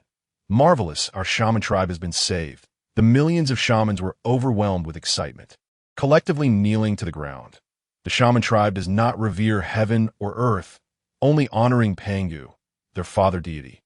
Yet in this moment, they bowed to a stranger they had never met, showcasing the depth of their gratitude. Little did they know, the stranger they revered was, in fact, an ancestral shaman of their own tribe. Qianyuan had brought Fei Lian through the spatial passage, traversing thousands of miles in the blink of an eye. But before he could fully exit the passage, he sensed the grave danger faced by Qiyu, Quafu, and the other great shamans. He swiftly cast the supreme innate treasure, the Taiji diagram, out from the passage to shield the great shamans from the full force strike of the Chaos Demon God's remnants. As a supreme innate treasure, the Taiji diagram possessed unparalleled defense. Even with the remnants of the Chaos Demon God's attack infused with the shattered laws of the Great Tao, it could not stir even a ripple against the Taiji diagram. Fei Lian exhaled deeply beside Qianyuan, silently relieved that they had arrived just in time. He looked at Qianyuan with astonishment and admiration. This ancestral shaman, who typically maintained a low profile, rarely appearing among the shaman tribe, was unknown to most of the tribe's members. Fei Lian had not come to summon Qianyuan into action, but rather to seek fortune, hoping to find Di Jiang and the other ancestral shamans. Who would have thought that Qianyuan possessed such formidable strength, breaking through the limitations imposed on the shaman tribe, wielding treasures like the Taiji diagram? The shaman tribe, lacking souls, could not use treasures, and Fei Lian had never paid attention to them. Yet he had heard of the Taiji diagram's renowned it was said to have originated from the Pangu axe, wielded by their father deity during the creation of the world, possessing unmatched defense, ensuring its bearer's invincibility. With the Taiji diagram in Qianyuan's possession, even if the remnants of the Chaos Demon God were not his match, the shaman tribe would remain protected. With this reprieve, they could confidently search for Di Jiang and the other ancestral shamans. Unbeknownst to Fei Lian, Qianyuan, with a disdainful sneer, looked down upon the remnants of the Chaos Demon God, declaring, "You pitiful remnants of the Chaos Demon God, once slain by our father deity Pangu, dare to come and wreak havoc upon our shaman tribe. You are simply courting death." The massive scarlet pupils of the remnants of the Chaos Demon God glimmered with rage as it fixed its gaze on Qianyuan. Roaring, "You exude an aura I find loathsome, 1,000-fold more potent than these insects, Pangu's descendants. You all shall perish. Break for me." A strike even more powerful than the last suddenly materialized, hurtling towards Qianyuan. Fei Lian's expression shifted dramatically as he urged, "Ancestral shaman Qianyuan, quickly call back the Taiji diagram. Only it can withstand such a terrifying attack." Qianyuan waved his hand dismissively, his expression calm as he scoffed. "A brute relying solely on sheer force. Today, I shall teach him how to wield the power of the laws." With a swift strike, a spatial passage emerged, effortlessly absorbing the horrifying attack from the remnants of the Chaos Demon God, causing it to vanish into the void. The remnants of the Chaos Demon God shook its head in disbelief, clearly astonished that its assault, fueled by its primordial energy, could be so easily dispelled. Unbeknownst to it, another spatial passage had silently manifested behind. The attack that had previously disappeared through the initial passage re-emerged through this new conduit. Boom! The terrifying assault landed squarely upon the remnants of the Chaos Demon God, obliterating its towering form into mere particles, dissipating into the air. This sudden turn of events plunged the entire witch tribe into despair, as the once mighty remnants of the Chaos Demon God, who had nearly brought about their annihilation, had been effortlessly vanquished by Qianyuan. In that moment, all the high priests, along with countless members of the witch tribe, stood in stunned silence, their gazes fixed upon Qianyuan. Within their hearts, a singular thought resonated, so powerful, truly formidable. The vast assembly of the witch tribe found themselves enveloped in an eerie stillness. It was only when a golden beam of light descended from the heavens towards Qianyuan that the myriad members of the witch tribe snapped back to reality. Their excitement palpable. "Incredible!" they exclaimed, marveling at how effortlessly a remnant of the Chaos Demon God at the great Luo Golden Immortal level had been obliterated. Who, exactly, was this individual? The tales of heavenly Tao merits, it seemed, were indeed true. Slaying the remnants of the Chaos Demon God truly granted one such rewards. The entire witch tribe gazed enviously at the heavenly Tao merit descending towards Qianyuan, yet not a single witch harbored jealousy. Qianyuan had saved them from the clutches of the Chaos Demon God, emerging as a true hero of their tribe. The heavenly Tao merit was rightfully his, just as the merit was about to land. Qianyuan frowned slightly, waved his hand, and shattered the beam of heavenly Tao merit, transforming it into countless glimmering particles that cascaded downwards towards the members of the witch tribe. This unexpected act left the multitude in a state of shock. That was heavenly Tao merit. It was immensely beneficial for enhancing cultivation or strengthening one's physique. Was he truly willing to forfeit such a reward? Little did they know, Qianyuan possessed an immense reservoir of Dao merit and regarded this particular merit with disdain, deeming it more fitting to distribute it among his fellow tribespeople. Moreover, Qianyuan understood that once one became entangled with heavenly Dao merit, they would be subject to its constraints, a scenario far from desirable for him. Ding! Congratulations to the host for slaying the remnants of the Chaos Demon God and completing the task. System rewards have been dispensed. Ding! Congratulations to the host for acquiring the Law of Destruction. Would you like to integrate it? Integrate. Ding! Integration complete. Congratulations to the host for acquiring the Law of Destruction. Fragment. With the demise of the remnants of the Chaos Demon God and the completion of the system task, Qianyuan attained the Law of Destruction and the script of the Demon Clan. Qianyuan glanced at the system panel. Host, Qianyuan race.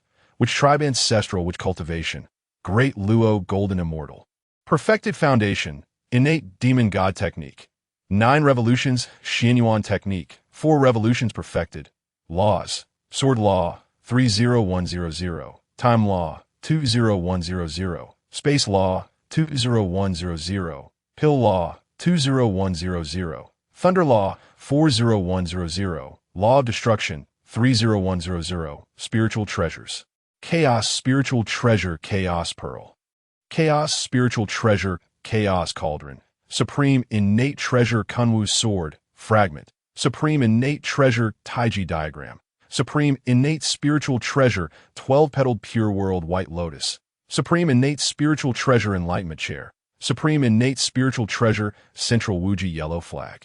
Supreme Innate Spiritual Treasure Southernly Earth Flame Light Flag. Supreme Innate Spiritual Treasure Human Book.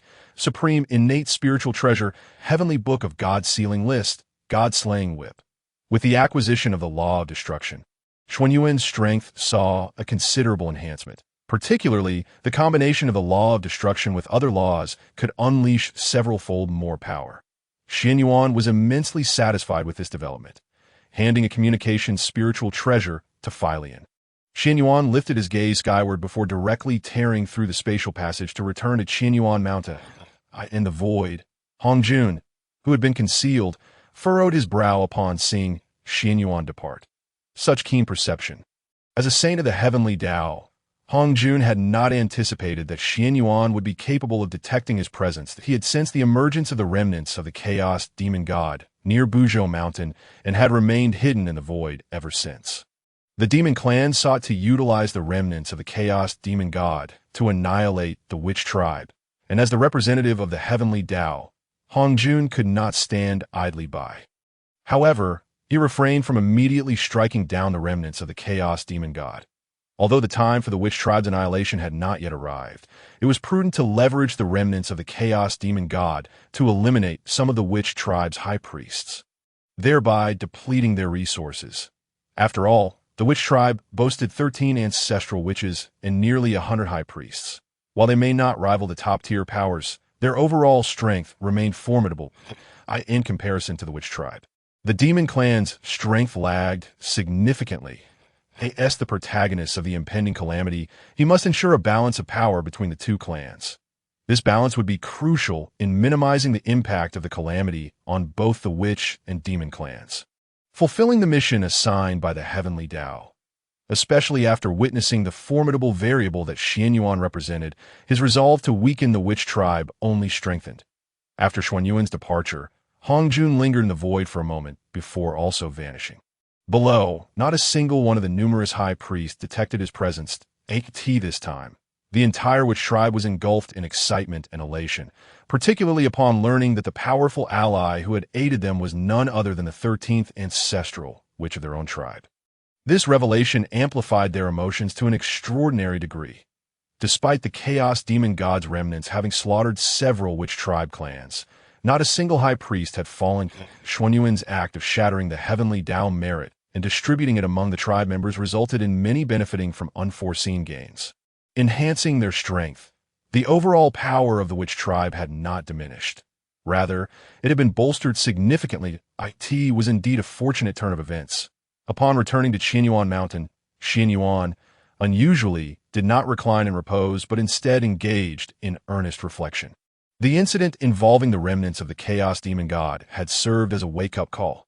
While the witch tribe appeared formidable, it was evident that numerous vulnerabilities remained, particularly in terms of high-level combat power. Aside from the ancestral witches and the 9 Phoenix High Priest, the strength of the remaining High Priests was notably lacking, especially in the absence of himself and the 12 ancestral witches. The mere appearance of a single remnant of the Chaos Demon God had nearly brought about the tribe's obliteration. The witch tribe was undeniably in need of stronger warriors, particularly at the Great Luo Golden Immortal level.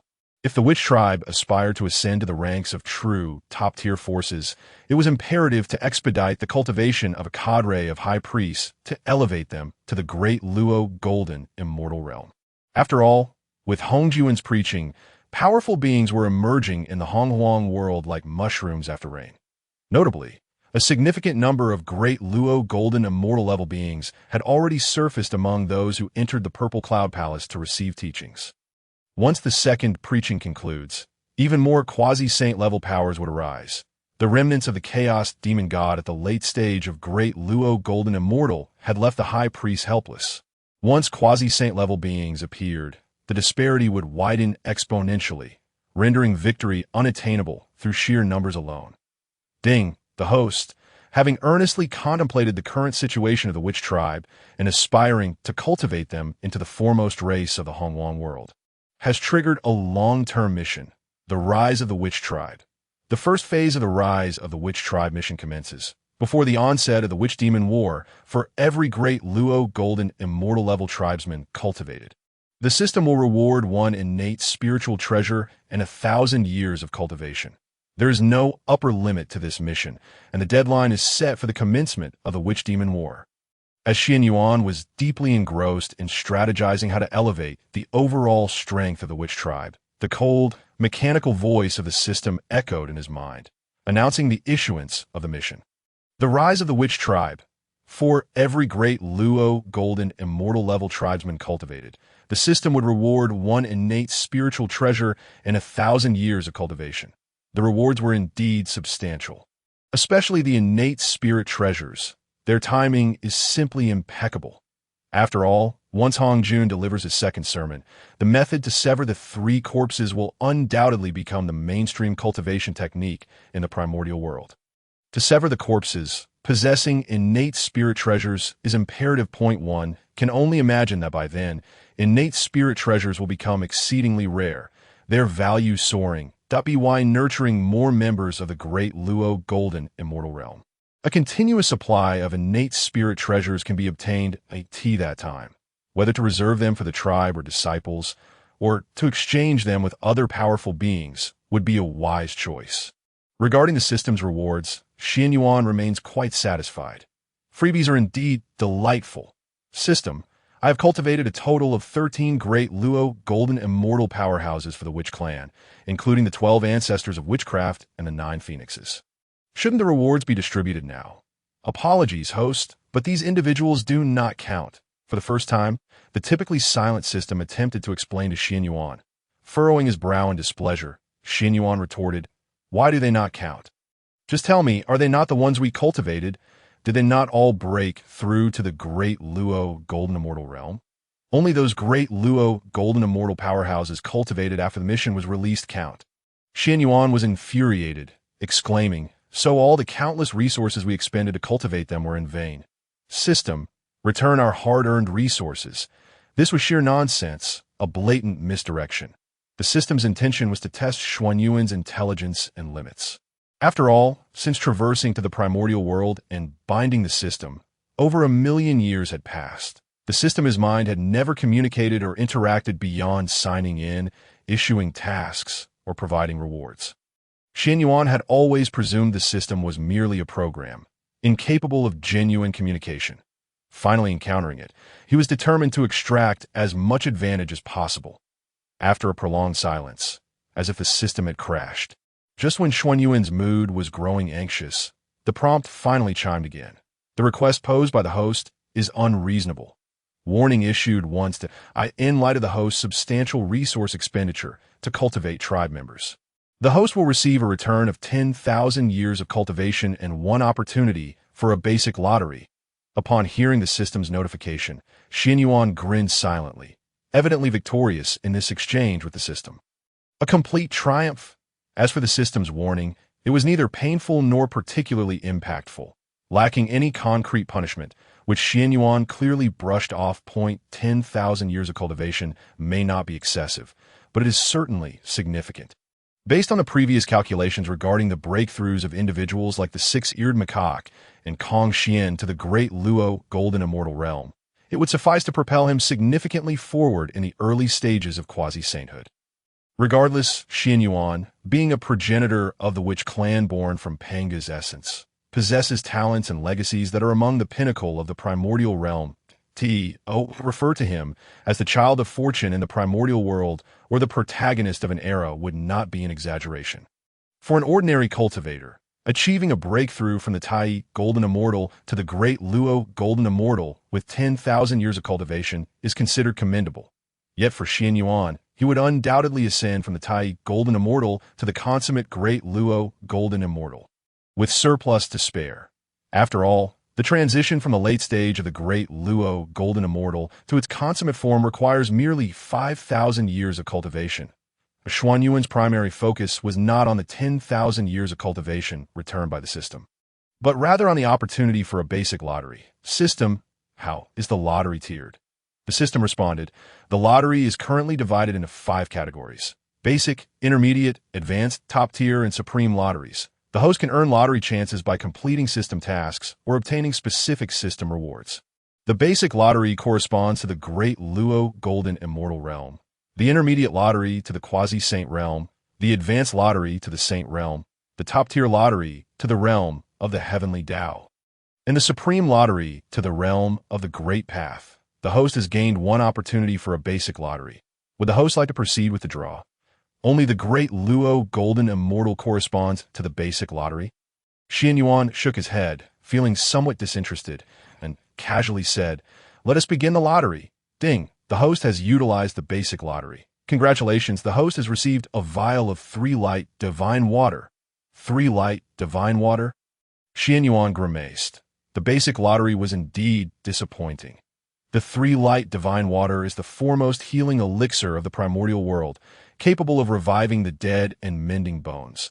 For cultivators below the saint realm, as long as they still have a breath of life, consuming just a drop can restore them to full health. In the entire primordial world, it is an exceedingly rare treasure. Any single drop of 3 light divine water could spark a great battle. Unfortunately, Qianyuan possessed too many valuable items. Even 100 vials of 3 light divine water would be no burden for him. Ever since arriving in the primordial world, he had signed in for 1,000,000 years, accumulating an immense mountain of rare resources within the chaos cauldron. Well, it's better than nothing. To be honest, Qianyuan was not particularly concerned about the system's rewards.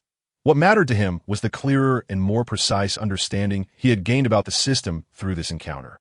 In the future, when faced with similar issues, he could better extract benefits from the system. Now that the free rewards were secured, Qianyuan began to focus on enhancing the strength of the Great Witches. Let Qiyu, Quafu, Houyi, and Shangliu come to me.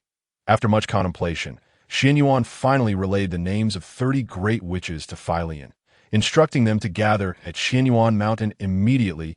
He was ready to embark on the journey of strengthening the Great Witches.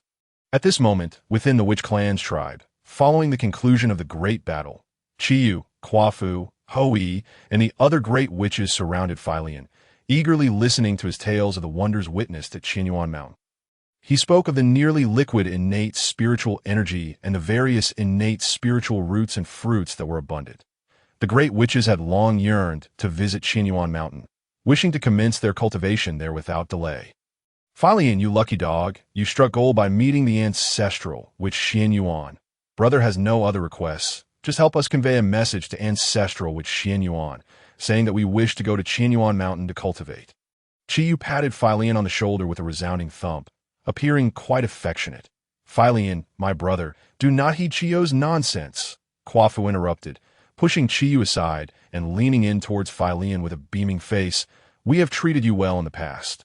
Such a great opportunity cannot be forgotten, with Qiyu and Quafu setting the precedent. The other great witches could no longer sit idly by, each chiming in to flatter Philian, eager for him to relay their desire to visit Qianyuan Mountain for cultivation to Ancestral with Qianyuan.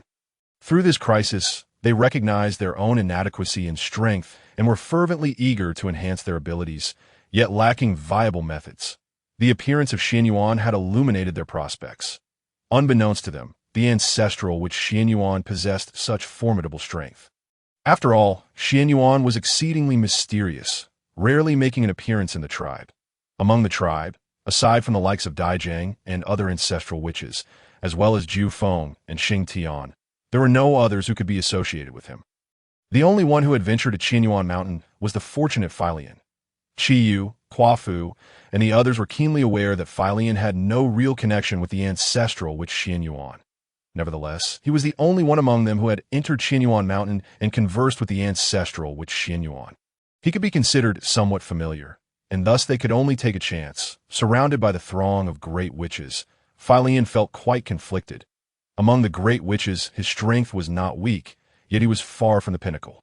Whether it be Jiu Feng, Xing Tian, Qiyu, or Quafu, they all surpassed him significantly. He had never anticipated that one day he would experience such a star-studded treatment.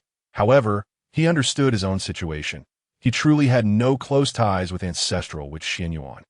While Qianyuan had given him a communication artifact, it was intended for use only in times of danger for the Witch Clan, and Philian dared not use it lightly.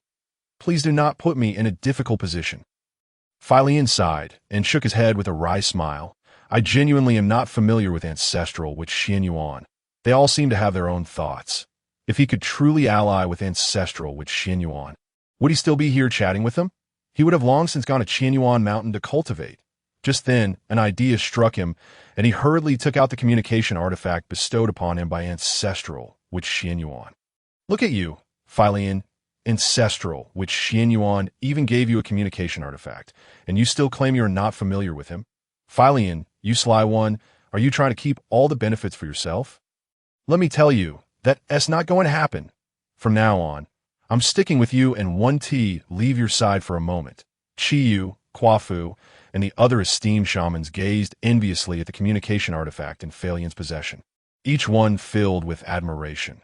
This young man, having acquired the communication treasure of the Qianyuan ancestor shaman, was undoubtedly on the brink of great fortune. Amidst their envy, a sense of regret also permeated the air. Had they known of the extraordinary prowess of the Qianyuan ancestor shaman, capable of vanquishing the remnants of the chaos demon god in an instant, they would have never allowed Philian to seek his counsel. Such a magnificent opportunity had been squandered on this young lad. Everyone, be quiet and listen to what the Qianyuan ancestor shaman has to say, shouted Hou-yi, the renowned archer of the shaman clan, who remained the calmest amongst the great shamans. Yes, let us all refrain from chatter and heed the words of the Qianyuan ancestor shaman. As silence enveloped the gathering, Philian summoned his magical powers. Instantly, the voice of Qianyuan resonated from the artifact. Let Qiyu preside over the tribe. Philian, you shall bring Quafu, Hou-yi, and Xiang Lu to Qianyuan Mountain. All ears were attentive. The great shamans who heard their names were filled with exuberance, jumping and laughing like innocent children. Conversely, those who did not hear their names wore expressions of dejection. Qiyu, in particular, wore a bitter countenance, consumed by frustration. Being entrusted to lead the tribe indicated the Qianyuan ancestor shaman's immense trust in him. Yet, not being able to journey to Qianyuan Mountain for cultivation left him anxious. He understood that once these individuals returned from their training, their power would surely have grown immensely. To that point, he, a top 3 shaman of the clan, would likely find his reputation unfounded. However, this was the arrangement of the Qianyuan ancestor shaman, and despite his reluctance, Qiyu dared not voice his discontent. Watching Quafu, Hou-yi, and the others excitedly head toward Qianyuan Mountain, Qiyu bitterly remarked, "What is there to be so proud of? When Di Jiang and the other ancestor shamans return, we shall proactively request to go to Qianyuan Mountain for cultivation as well, and we will surpass you." Upon their arrival at Qianyuan Mountain, the once serene mountain gate was suddenly bustling with activity as Quafu, Hou-yi, and the other shamans arrived. They looked around in awe, overwhelmed by the sights before them. Initially, they had thought that Phalian's words were somewhat exaggerated, but now it seemed that he had understated the reality as soon as they arrived, before even beginning their cultivation. The rich, innate spiritual energy surged into their bodies, rapidly enhancing their powers. Qianyuan Mountain was indeed a sacred ground for cultivation for the shaman clan. After all, the shamans could not absorb ordinary spiritual energy. They could only assimilate malevolent energy to strengthen their physical forms.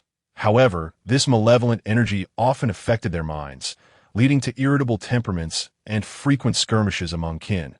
Eventually, the great shamans became reluctant to utilize malevolent energy for cultivation, which was a primary reason for the relatively weaker strength of the shaman clan. Yet, Qianyuan Mountain was different. The innate spiritual energy here was exceedingly abundant.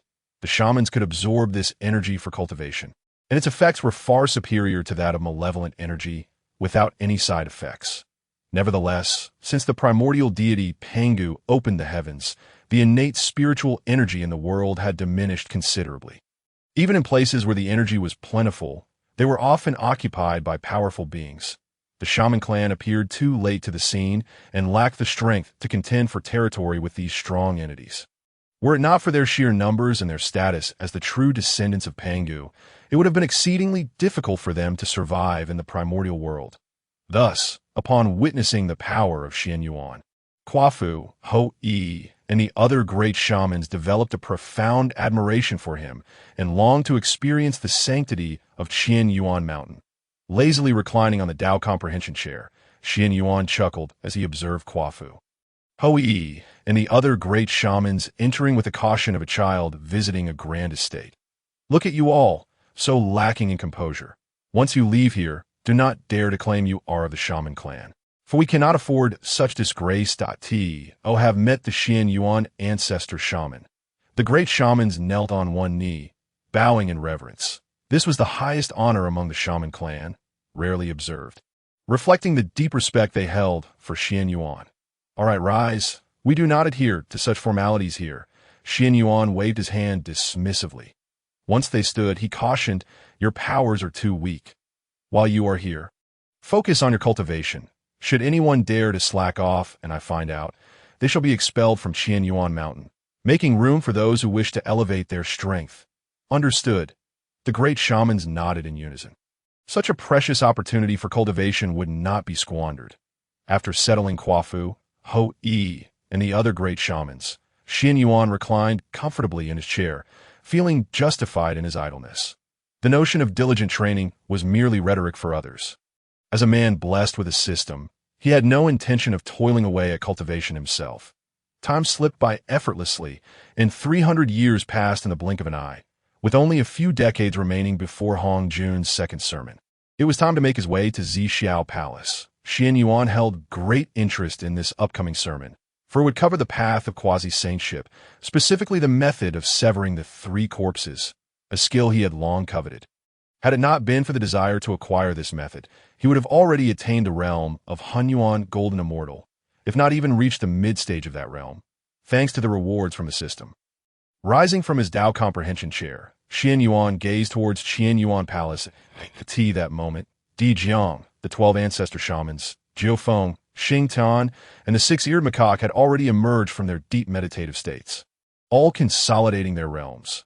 Meanwhile, Quafu, Hou-yi, and the other great shamans were utterly devoted to their cultivation, neglecting all else. The cultivation environment within Qianyuan Palace was simply exceptional, a veritable sanctum for training. For them to waste even a moment in such a splendid setting would be a sacrilege. With a thought, Qianyuan summoned Di Jiang, Jiu Feng, the 6-eared macaque, and others before him. Elder brother, congratulations! Qianyuan beamed with joy. Offering his heartfelt commendations that Di Jiang and the others radiated a fierce aura, their powers having ascended to the late stage of the great Luo Golden Immortal realm. Particularly, Di Jiang and Zhu Jiuyin stood out. Their potential for breaking through to the pinnacle of the great Luo Golden Immortal evident. Di Jiang laughed heartily. Our rapid breakthrough within such a short time is thanks to you, Brother Qianyuan. You speak the truth. Qianyuan Palace is indeed a sanctuary for cultivation.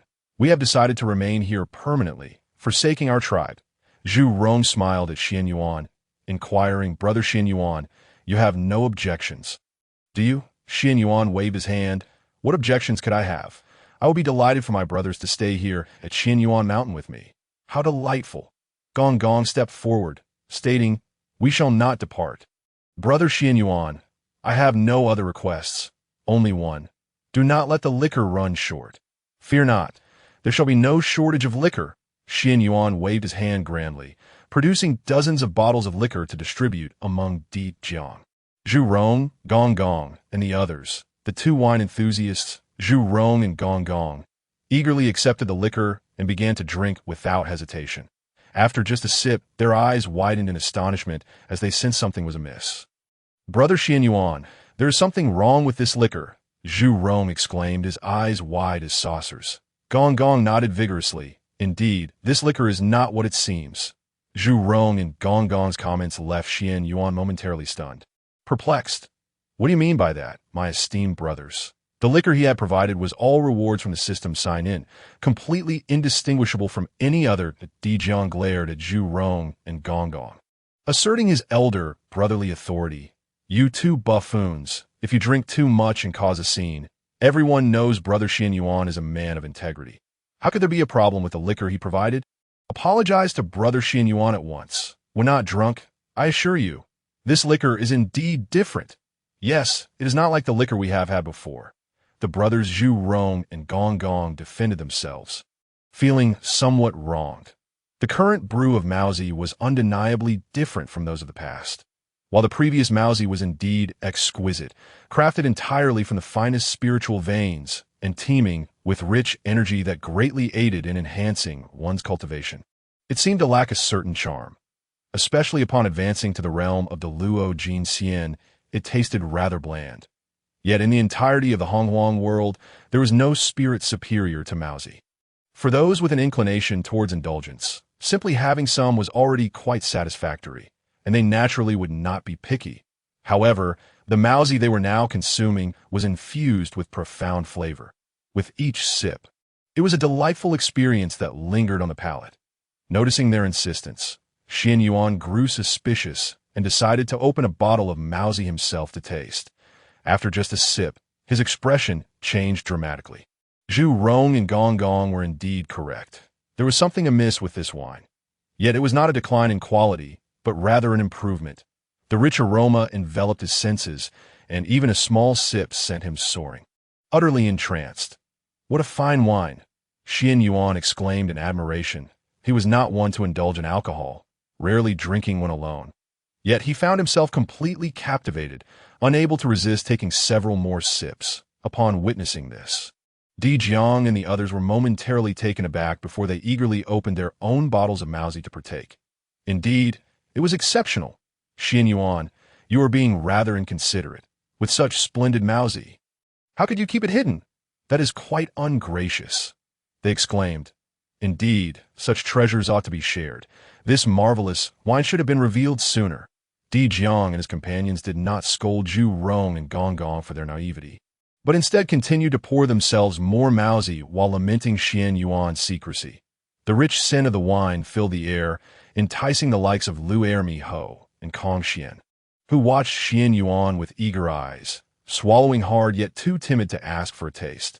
Lu Ermi Ho, in particular, fidgeted restlessly, his natural affinity for wine causing him to pace anxiously. Qianyuan chuckled at his disciples' eagerness, scolding them lightly for their lack of decorum in the presence of their elders. "What a shameful display! You should greet your masters properly. Your words hold merit." Lu Ermi Ho and the others patiently bowed to Di Jiang and the others, respectfully stating, "Greetings, esteemed elders." If not for the constant swallowing of saliva, they might have appeared quite dignified. Now it was Di Jiang and the others who felt awkward. Since Lu Ermi Ho and his companions had addressed them as elders, they felt obliged to offer some form of greeting in return. Yet, the treasures they possessed were largely gifts from Qianyuan, leaving them at a loss for what to present. Qianyuan found their predicament amusing and further fanned the flames, teasing, "Look at you all, so inexperienced. You, as esteemed elders of the Wu clan, command millions of our kin. A mere trifle slipped from your fingers would be a treasure these youngsters have never laid eyes upon to D, but you truly fear that the elders lack worthy gifts for you. You ought to refrain from such sarcastic remarks.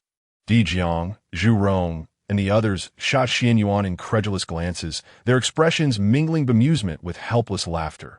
Lu Ermi Ho and the others were Qianyuan's disciples, thus the juniors of Di Jiang and the others. Logically, they should have presented gifts when they first became disciples at the Pangu shrine. However, since Qianyuan had not mentioned it at the time, they had forgotten. Now that Qianyuan had brought it up, they could no longer feign ignorance. Furthermore, having not taken in any disciples themselves, Lu Ermi Ho and his companions were indeed their sole juniors. They could not simply offer something of little value to satisfy their eager gaze.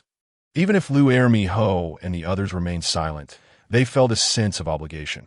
After considerable contemplation, Di Jiang and the others exchanged glances and ultimately reached a decision that Di Jiang turned to the golden-winged great Pung and said with a smile, "Your strength lies in your speed, yet relying solely on innate talent is insufficient, especially now that you have attained the realm of the Luo Jinxian. Since you have chosen Qianyuan as your master and called us elders, we shall not be stingy. Here are some insights regarding space that I believe will aid you. Take it and ponder over it well." Di Jiang presented the golden-winged great Pung with a jade stone inscribed with his insights on spatial matters. Such a grand gift was indeed significant. After all, in the perilous Hongjun world, each individual's understanding of cultivation was hard-earned and invaluable. The golden-winged great Pung was greatly tempted but did not dare to act on impulse. Instead, looking to Qianyuan for guidance.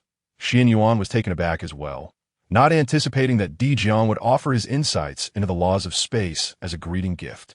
He quickly interjected, "Brother, this is merely a jest. Do not take it seriously. Please retract it. I am not jesting." Di Jiang shook his head, his expression earnest. "Qianyuan, as a primordial ancestor, you are well aware of the realities of our Wu clan. Aside from us few and Jiu Feng, the rest of our kin lack primordial spirits and cannot comprehend the laws that it would be of no use to them. That is still unacceptable," Qianyuan persisted. "Insights into the laws pertain to one's essence. Should they be leaked, the consequences could be dire." While he trusted the golden-winged great Pung would not do so, he understood that it was better to be cautious than to regret later. If such knowledge were to be divulged, Di Jiang could easily become a target for those with ulterior motives, as the foremost ancestor of the Wu clan and the true leader of their lineage. Any misfortune befalling him would spell disaster for the entire clan. The risks were too great, and Qianyuan was unwilling to take chances. "Allow me to finish," Di Jiang interrupted Qianyuan, explaining, "Though I may not be the sharpest tool in the shed, I'm aware of many things. Our Wu clan is on the brink of a monumental crisis. Relying solely on our strength will not suffice to weather this storm, since they are your disciples. We naturally place our trust in them." He looked towards Lu Ermi Ho, the golden-winged great Pung, and the others, stating, "We do not expect you to sacrifice yourself for the Wu clan. That would be futile. We merely hope that if the day arrives, you will strive to preserve as much of the clan as possible, so that our great lineage does not face extinction." That Di Jiang's sincerity moved even Qianyuan. As a transmigrator, he was privy to more hidden truths than Di Jiang. Under normal circumstances, the battle between the Wu and the Yao clans would lead to mutual destruction.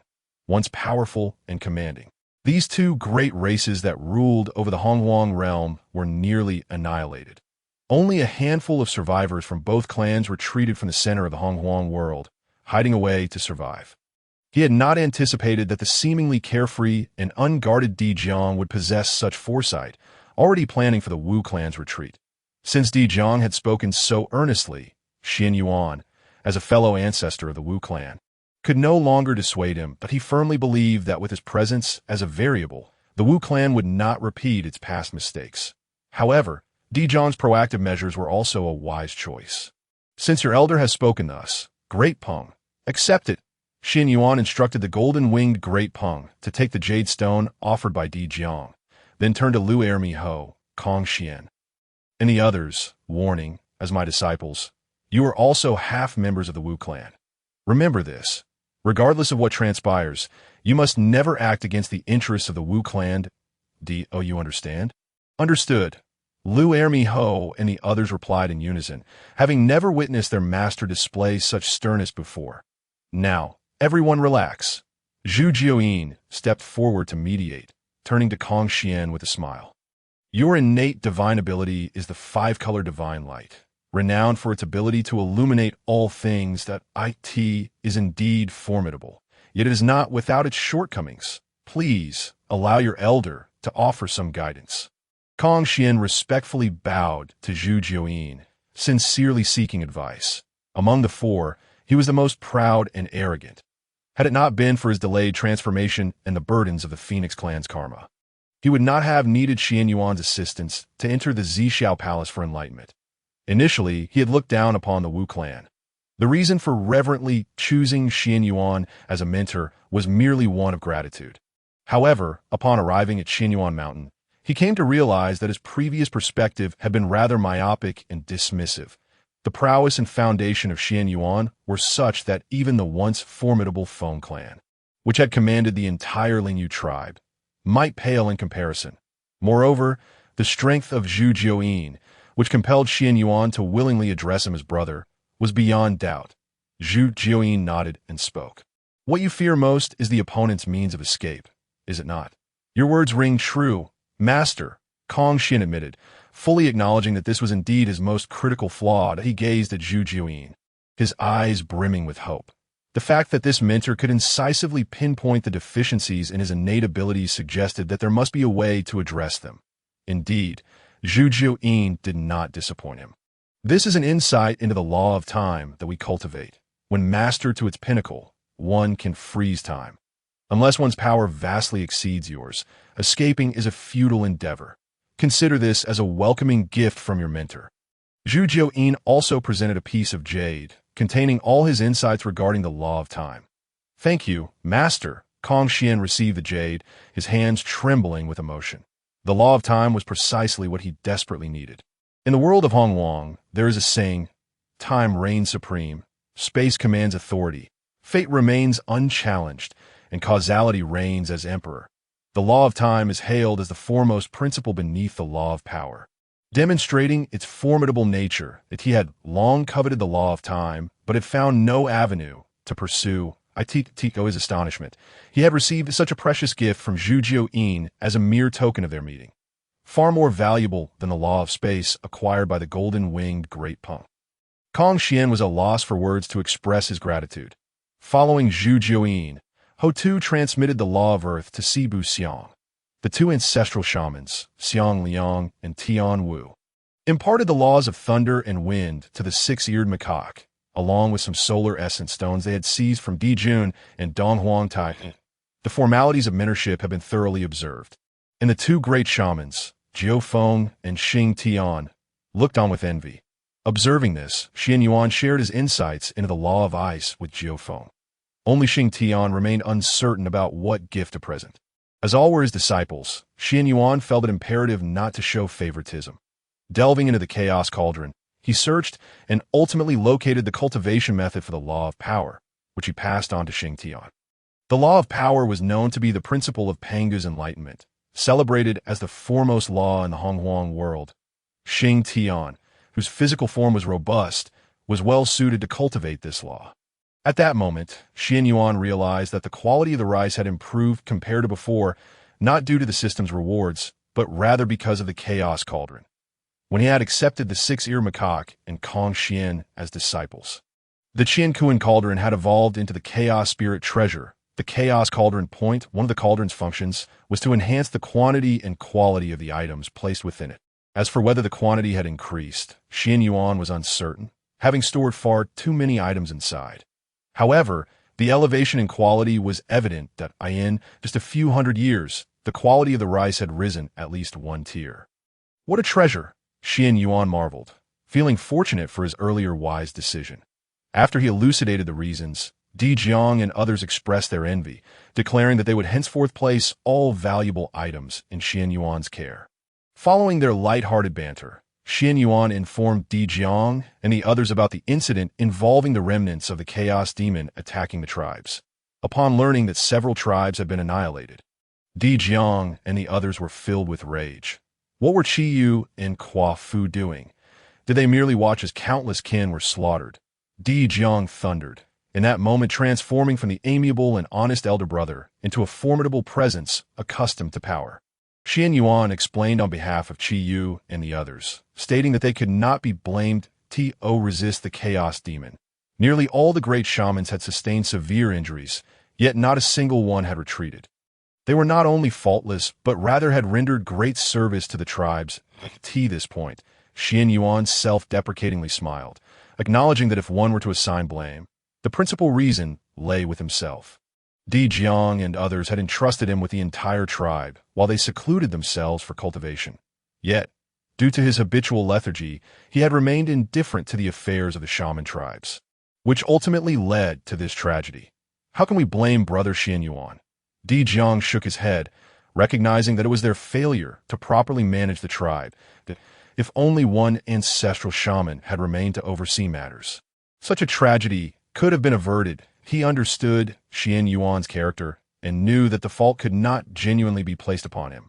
Brother Qianyuan, what significance does pursuing this matter hold now? Zhu Jiuyin, with a solemn expression, furrowed his brows and expressed his suspicions. I sense there is something amiss. Zhu Rong, Gong Gong, and others looked at Zhu Jiuyin, who typically refrained from engaging in cerebral matters and instead focused on action. Di Jiang inquired, "What do you mean?" "Consider this, brother." Zhu Jiuyin began his analysis. How long has it been since the remnants of the chaos demon last appeared? And yet, they chose to manifest precisely while we were in seclusion, near the vicinity of Buzhou Mountain, the very site transformed from Pangu's spine. How could remnants of the chaos demon possibly exist here? There must be someone directing the waters of misfortune, leading them to our shaman tribes. Through his deductions, Di Jiang and the others began to grasp the gravity of the situation. Cursed be the one who orchestrated this. They seethed. Whoever dares to scheme against us shall not find peace. Qianyuan cast a glance at Zhu Jiuyin, inwardly sighing and acknowledging his astuteness as the wisest among the shamans. Merely from the threads of information he had provided, Zhu Jiuyin had discerned that someone was covertly manipulating events. Qianyuan, wishing to gauge the extent of Zhu Jiuyin's wisdom, feigned confusion and asked, "Can you discern who is responsible?" "What's there to guess?" Zhu Jiuyin replied through gritted teeth, seething with anger. "It must be the scoundrels from the demon clan. Have you all forgotten that over 2,000 years ago, the demon master Qianyuan encountered a remnant of the chaos demon in the far north? Unable to withstand it, he was gravely injured. That it is undoubtedly that same remnant that has attacked our tribes, and if the demon clan did not lure it to the vicinity of Buzhou Mountain, who else could it be?" Qianyuan raised his thumb in admiration, exclaiming, "I share your thoughts. This matter is indeed the work of the demon clan. Then what are we waiting for?" Zhu Rong, Gong Gong, and others rose in fury. "Let's march to the Sun Star immediately and take revenge on Di Jun, Dong Huang Tai Yi, and Demon Master Qianyuan." "Hold your horses," Qianyuan interjected, halting their fervor. With only a few decades remaining before Hongjun's second sermon, now is not the optimal time for retribution against the demon clan. Furthermore, during Hongjun's sermon, he would not permit a war to erupt in the Hongwang world, as it would be a provocation against his status as a sage of the heavenly Tao. Can we simply let this go? So many of our kin cannot have perished in vain. They protested, unable to swallow their indignation. Qianyuan waved his hand, clarifying that while he did not dismiss the notion of vengeance, it was not the appropriate moment. "Then when shall we wait?" Zhu Rong and Gong Gong exclaimed. Their fiery tempers made them seem rash, yet their affection for the shaman clan was no less than that of Di Jiang or Zhu Jiuyin. They glared at one another, eager to engage in full-scale conflict with the demon clan at that very moment. "We shall act after Hongjun's second sermon concludes," Qianyuan stated. "Consider this. Hongjun's second sermon will be a monumental event for the entire Hongwang world. High-ranking members of the demon clan, including Di Jun, Dong Huang Tai Yi, and Demon Master Qianyuan, will be in attendance. That if they are absent, we cannot target mere foot soldiers of the demon clan." Brother Qianyuan is correct. Zhu Jiuyin turned to Zhu Rong, Gong Gong, and others, affirming that the timing was indeed not right, and that they should seek vengeance only after Hongjun's second sermon. That Zixiao raised his hand, making the final decision. We shall heed brother Qianyuan's counsel. Let Dijun and Donghuang Taiyi's wretched selves live a while longer. Once the sermon concludes, I shall lead the entire shaman clan into battle against the demon clan. Qianyuan then continued. Indeed, one must always remain vigilant during the discourse to prevent the demon race or other factions from taking advantage of any lapse. We must make early preparations. Zixiao nodded, allowing his brother Qianyuan to make the arrangements. After a moment of contemplation, Qianyuan looked up at Zixiao and said, Brother, this time, Hongjun's teachings will primarily focus on the method of slaying the 3 corpses. For most of you, it holds little significance, so you need not attend the Zixiao Palace. That I shall take Houtu and the 6-eared macaque along with me. As soon as Qianyuan finished speaking, Zhu Rong interjected. Since we do not need to listen to the teachings, we cannot simply sit idly, can we? You naturally have tasks to attend to. A cold smile appeared on Qianyuan's face as he replied. We have received word that the demon race is searching for the location of the ancient heavenly court, intending to establish a celestial dominion over the vast wilderness, since they show no mercy. Let them not blame us for being unprincipled. Brother, during the discourse, do not remain idle. Send someone to keep a close watch on the demon race's every move. Then, traverse the wilderness. Perhaps we might uncover the ancient heavenly court and preempt their plans. Very well. I shall make the necessary arrangements, Zixiao affirmed. Furthermore, while major battles cannot occur during the discourse, a visit to the Sun Star is still permissible. Qianyuan's face bore a mischievous grin as he added, Brother, you should understand our intention. Zixiao chuckled in response. Rest assured, Qianyuan, you may take Houtu to the Zixiao Palace, while we will explore the Sun Star. Without Dijun, Donghuang Tai and Kuan Peng, the remaining demon race poses little threat. This time, we shall empty their treasury, leaving not a single strand of hair behind. Having made all necessary arrangements, Qianyuan departed from Qianyuan Mountain with Houtu, the 6-eared macaque, and others, setting off for the chaotic Zixiao Palace. Outside the Zixiao Palace, there remained a while before Hongjun's teachings would commence. However, the majority of the formidable beings from the wilderness had already arrived. Gathered outside the palace, they clustered together in groups, exchanging insights and discussing the significant events that had transpired in the wilderness over the past 3 millennia. The 3 pure ones, Dijun, Donghuang Tai, Nuwa, Fuxi, and other powerful figures of the Luo Golden Immortal Realm congregated together. Xuan Yuan looked at Dijun, Donghuang Tai, and the demon master Kuan Peng, and with a smile remarked, Dijun, the demon race is quite imposing. They have even reached Buzhou Mountain. His words were, of course, laden with irony. Over 2,000 years ago, Jian and Zhuan had stealthily pilfered the demon race's treasury, only to be pursued by the demon race, ultimately handing over the stolen treasures to the Wu clan to evade calamity. This act directly ignited the first great war between the Wu and demon races. At the onset of the war, due to Zixiao and others concealing their true power, the demon race appeared to have the upper hand. During that period, the entire demon race was brimming with arrogance. Dismissing all others, they even entertained the notion of establishing a heavenly court to govern the vast wilderness. To this end, the demon race sought out the 3 pure ones, Ming He Lao Zhu, and other formidable beings, promising high-ranking positions within the heavenly court to entice them. Among those approached was, of course, Xuan Yuan, the ancestral figure of the Earth Immortals. Little did they know that their good fortune would be short-lived, as the 12 ancestral shamans of the Wu clan would soon break through to the Luo Golden Immortal Realm, rendering the entire demon race incapable of raising their heads in pride. Xuan Yuan, before so many powerful beings referenced this matter, naturally mocking Dijun, Donghuang Tai, and their ilk for their overestimation of themselves. Are you looking for death, Dijun, Donghuang Tai, and the others had yet to respond when Tai, unable to contain himself, stepped forward, pointing an accusing finger at Xuan Yuan while scolding him angrily. He had recently joined the demon race and was eager to prove himself.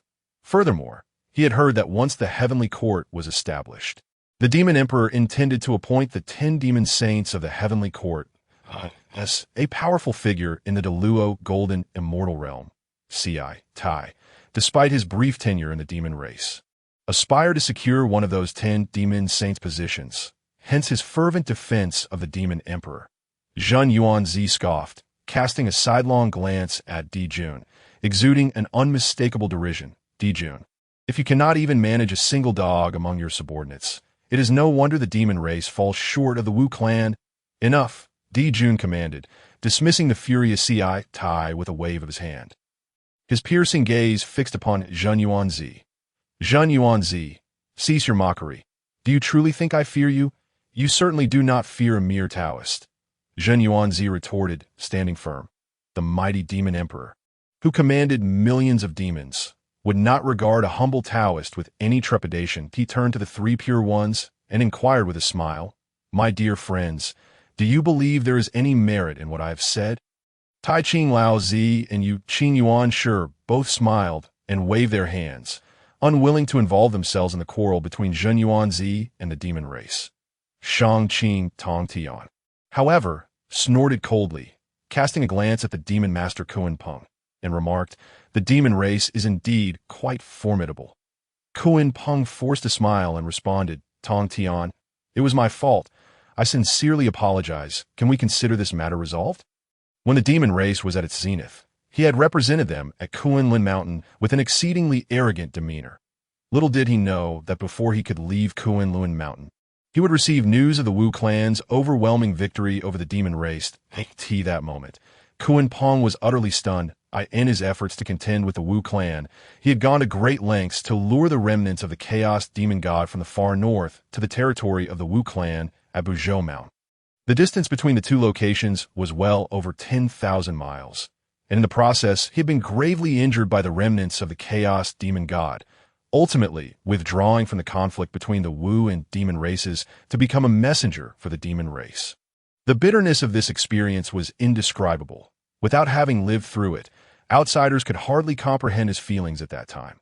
Following this incident, Kuan Peng was thoroughly disillusioned with the demon race and harbored significant doubts regarding the capabilities of the 2 demon emperors, Dijun and Dong Huang Tai. Had he not been engrossed in studying the demon race's script, he might have considered abandoning the demon race altogether, opting to disengage from the conflicts between the Wu and demon races. Thus, his demeanor was notably subdued, seeking to protect himself and steadily research the demon race's script to gain the merits of the heavenly way.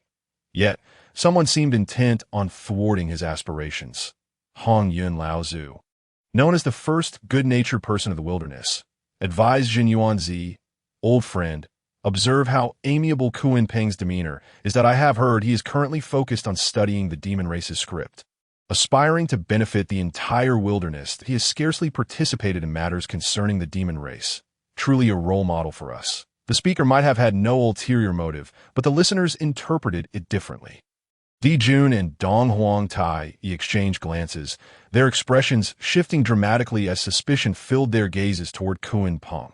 Since Kuan Peng's return from Kunlun Mountain, he seemed a changed man. Secluding himself within his palace and showing no interest in demon affairs, they had initially assumed that Kuan Peng's prolonged seclusion was due to his injuries from the remnants of the chaos demon god. But now it appeared he might have ulterior motives, prompting their wariness. Kuan Peng realized he had been ensnared by Hongjun Lao Zu and that Dijun and Dong Huang Tai were likely beginning to regard him with suspicion, leaving him only to smile wryly and shake his head. As one of the earliest followers of the 2 brothers, he understood them all too well.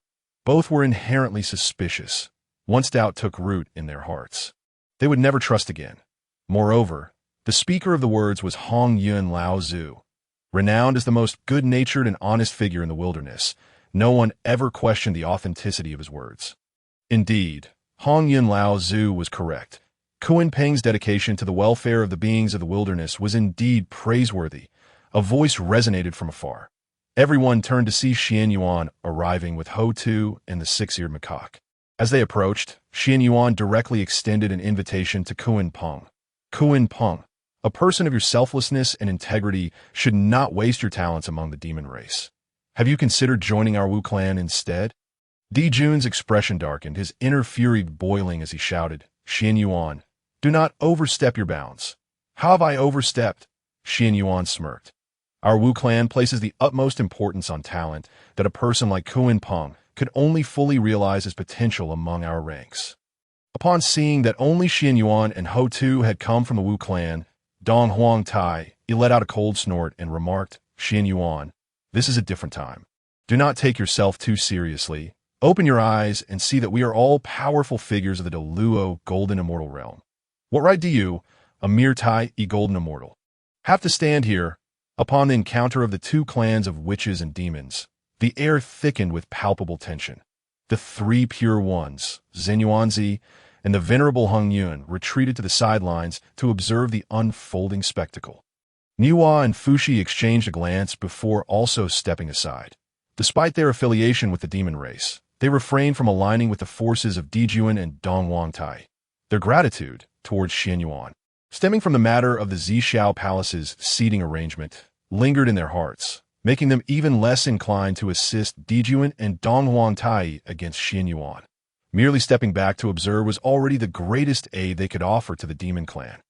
As numerous powerful beings withdrew, only the two factions remained, poised for confrontation. The demon side comprised Dijuan, Donghuang Tai, the demon master Kunpeng, Baze, and Jaimin, totaling 13 formidable figures at the Deluo Golden Immortal level. In contrast, the Witch clan had only Qianyuan, Houtu, and the six-eared macaque, a mere 6 in total, revealing a stark disparity in numbers. However, this was the Zixiao Palace, where the Dao ancestor Hongjun had previously decreed that no conflict was to occur. Thus, the only recourse was to engage in verbal sparring. Qianyuan regarded Donghuang Tai with amusement, pondering whom he truly looked down upon. He yearned to declare loudly that long before the teachings of the old Hongjun, he had already attained mid-stage Deluo Golden Immortal Cultivation. Yet, such arrogance could easily provoke ire. Moreover, during the slaying of the remnants of the chaotic demon god, he sensed a powerful entity lurking in the void. Observing that in the current primordial world, only Hongjun could conceal himself from Xuan Yuan's perception. Revealing his true strength would inevitably alert and incite Hongjun's wariness. At that point, the situation would transcend mere hostility towards the Witch clan. Consequently, Qianyuan opted not to engage Donghuang Tai on this matter. Turning his gaze towards Kunpeng, who stood beside Dijuan and Donghuang Tai, he inquired with a smile, Kunpeng, my friend, what have you decided? Kunpeng sighed, acknowledging Xuan Yuan's goodwill, but firmly stating, as a demon master of the demon race, I cannot betray my kin and ally with your Witch clan. Dijuan and Donghuang Tai nodded in satisfaction, though they harbored doubts about Kunpeng's loyalty, recognizing that he would never side with the Witch clan. After all, it was Kunpeng who had personally lured the remnants of the chaotic demon god to Buzhou Mountain, resulting in significant losses for the Witch clan. Xuan Yuan's expression darkened. Since Kunpeng refused to appreciate his offer, he would not hesitate to escalate matters. With a subtle gesture to the six-eared macaque, the latter understood and produced the demon script that Qianyuan had previously entrusted him with. Proclaiming loudly, I, the six-eared macaque, in light of the arduous cultivation journey of the myriad beings of the primordial world, have created the demon script to assist them in recording their cultivation techniques and daily lives. Behold, the demon script! As his words echoed, the jade silk inscribed with the demon script in his hands burst forth with myriad golden rays. The characters materialized in the sky, not only illuminating the Zixiao Palace in the chaotic void, but also casting reflections across the entire sky of the primordial world. Following this, the sound of the great Tao resonated throughout the realm, as a robust golden beam descended from the heavens, enveloping the six-eared macaque. At that moment, all eyes outside the Zixiao Palace turned towards him, their expressions a mix of astonishment, envy, and disbelief. Many recognized the six-eared macaque, recalling his early arrival at the edge of the outer heavens. Yet, constrained by insufficient strength, he had been unable to traverse the chaotic void and enter the Zixiao Palace until Qianyuan summoned the Taiji diagram, allowing him to hear Hongjun's teachings. And one could have anticipated that such an inconspicuous figure possessed such extraordinary talent, capable of creating the demon script. The one most impacted by this revelation was undoubtedly the demon master Kunpeng. He had devoted countless years to studying the demon script, and just when success was within reach, he found himself outdone by another. Reflecting on Xuan Yuan's earlier invitation, he was engulfed by profound regret. Clearly, Qianyuan had been well prepared. The demon script was not the creation of the six-eared macaque, but Xuan Yuan's own design. Had he accepted Xuan Yuan's invitation, it could have been he who brought forth the demon script. Amidst his regret, Qianyuan was also consumed by resentment. His eyes blazing with fury, he glared at Qianyuan, declaring, "Qianyuan, our paths shall not cross in peace." Qianyuan fixed his gaze upon Qianyuan, coldly retorting, "Do not assume I am unaware." The remnants of the chaotic demon god were drawn to Buzhou Mountain by you, bringing ruin to countless of my kin. Our enmity has long been established, Qianyuan. Today is merely the beginning. You shall learn the consequences of crossing the witch clan. Their exchange resonated with all present, igniting a tempest of reactions. The revelation that the remnants of the chaotic demon god had been summoned to Buzhou Mountain by Qianyuan was shocking. Such cruelty was unfathomable. It was said that the journey from the extreme north to Buzhou Mountain had cost innumerable lives, leading to such bloodshed. Did he not fear the karmic repercussions? The ruthlessness of the demon race was evident, prompting many to resolve to keep their distance from them in the future. As discussions ensued, the expressions of Dijuan, Dongwang Tai, and other demon leaders turned increasingly grim. Some actions could be taken, but certain truths were best left unspoken. Once exposed publicly, they would become targets of universal scorn. From this day forth, the reputation of the demon race lay in tatters, all thanks to Qianyuan. Within the Zixiao palace, Dao ancestor Hongjun's countenance was equally somber. The overall strength of the demon race was already inferior to that of the witch clan. With such events unfolding, it was likely that few would join the demon ranks in the future. Should the disparity in power between the two factions widen significantly, the impending calamity between the witches and demons would deviate from its destined trajectory. Consequently, fulfilling the task entrusted to him by the heavenly Dao would become increasingly challenging. Hao Tian, Yao Qi. Open the Zixiao palace. Let the second sermon commence. Hongjun pondered for a time, but could devise no suitable resolution. He could only command the two attendants to initiate the sermon early. Hoping to buy some time. Yes, master. Though Hao Tian and Yao Qi were curious as to why the sermon was commencing ahead of schedule, they dared not defy Hongjun's will. They bowed and exited the Zixiao palace. Outside the Zixiao palace, the crowd continued their discussions, while the expressions of Dijuan and Donghuang Tai grew increasingly dismal. That moment, the previously closed Zixiao palace suddenly swung open. The two attendants stood outside, announcing loudly, "The Zixiao palace is open. The second sermon begins." Instantly, all attention shifted towards the sermon, with excitement and eagerness palpable as they stepped forward to enter the Zixiao palace. Houtu pouted and muttered. "The favoritism is all too evident." Qianyuan chuckled, patting her shoulder, and transmitted, "Sister Houtu, it's best to grow accustomed to it. The old Hongjun's bias runs deeper than mere favoritism. He seeks to balance our two clans, pushing us towards mutual destruction." Qianyuan refrained from discussing the impending calamity between the witches and demons, for they were within the Zixiao palace, under the watchful eyes of Hongjun and the heavenly Dao. While it was permissible to voice grievances, should he dare divulge secrets, he would likely incur immediate retribution from Hongjun and the heavenly Dao. Regardless, under Xuan Yuan's intervention and guidance, the witch clan had long since transformed. And even with Hongjun aiding the demon race, he held no fear as everyone entered the Zixiao palace. The heavy, ancient doors thunderously closed. Resuming their positions from the first sermon, the audience did not have to wait long before Hongjun appeared upon the elevated cloud platform.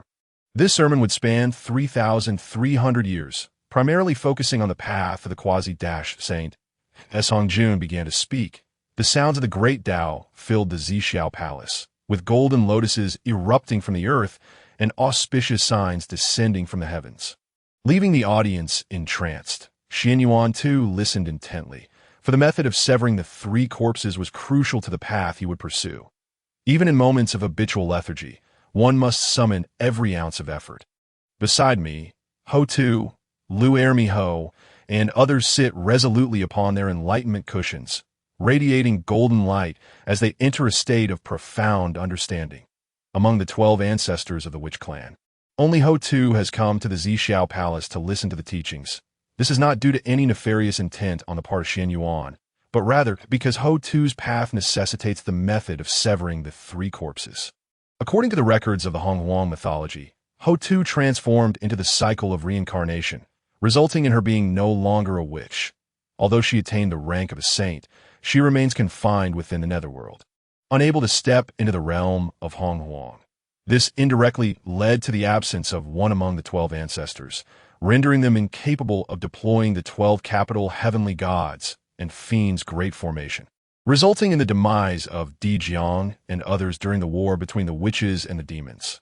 Now, with the unpredictable variable of Qianyuan among the witch clan, even if Houtu truly metamorphoses into the cycle of reincarnation, they can still execute the 12 capital heavenly gods and fiends' great formation, thereby avoiding the tragedy of their total annihilation. However, this is not what Qianyuan wishes to witness, as both an ancestor and a brother. He does not wish to see Houtu repeat past mistakes. Thus, he has long since charted a future path for her. The method of severing the three corpses is the most crucial element within this plan. As for Lu Ermi Ho and the other three, their initial acceptance as disciples was primarily due to a system task. After more than 3,000 years of companionship, Qianyuan is no mere plant. He has developed a measure of affection for them, and he has also made arrangements for their futures. As time flows by and the years weave swiftly, more than 3,000 years have passed in the blink of an eye.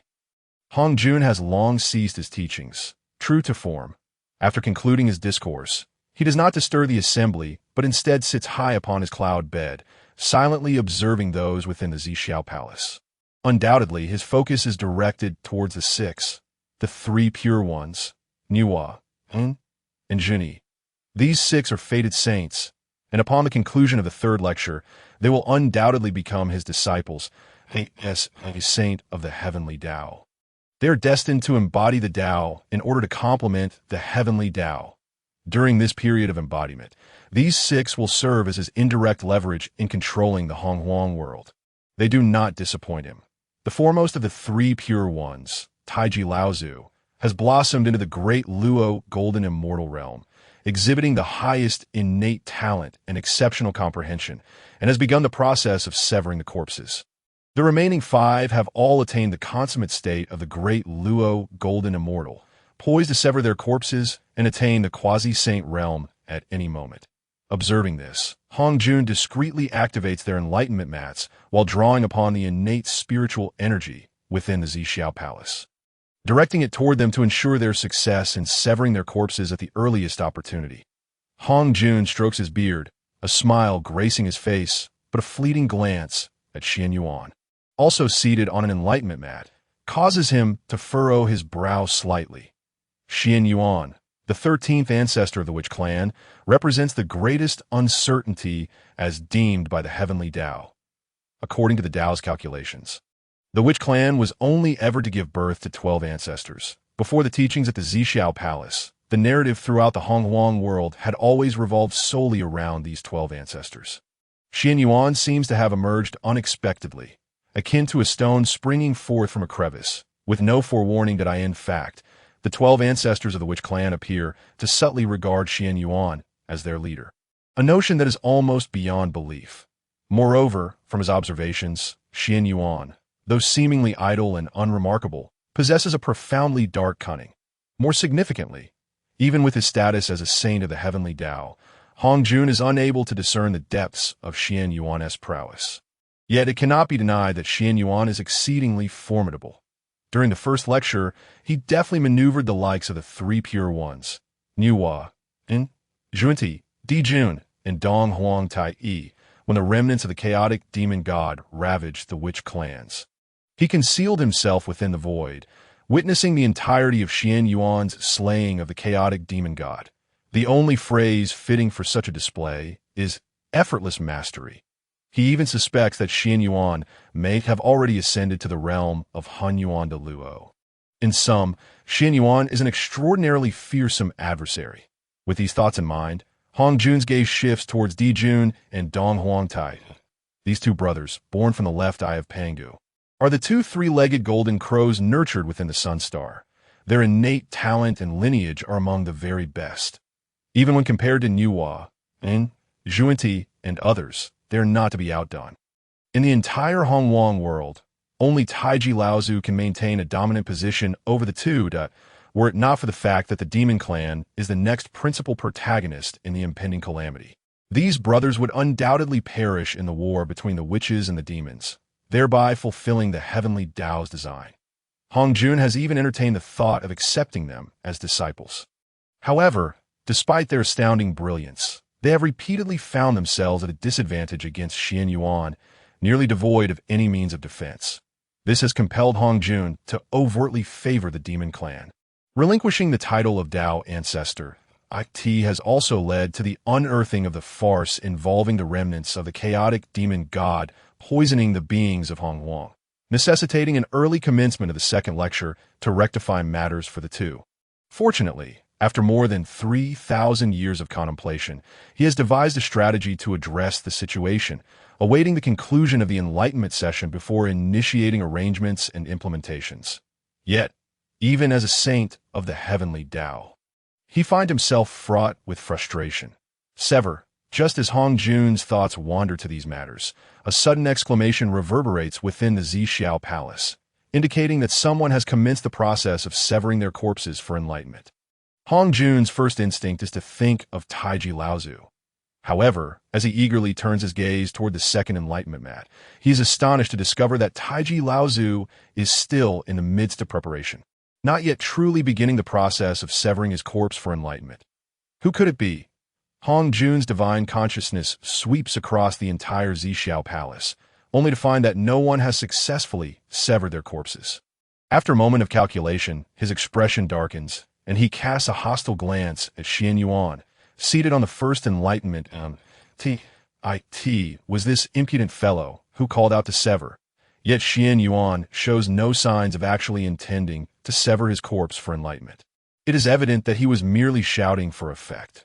Moreover, when he cried out, he even employed his magical powers, disrupting the enlightenment of others, as he surveys the assembly once more. Aside from Taiji Laozu, Shanqing Tontian, Nuwa, and a few others, the rest glare at Qianyuan with expressions of resentment. Particularly, Dijun and Donghuangtai were faces so dark they seem ready to drip with water.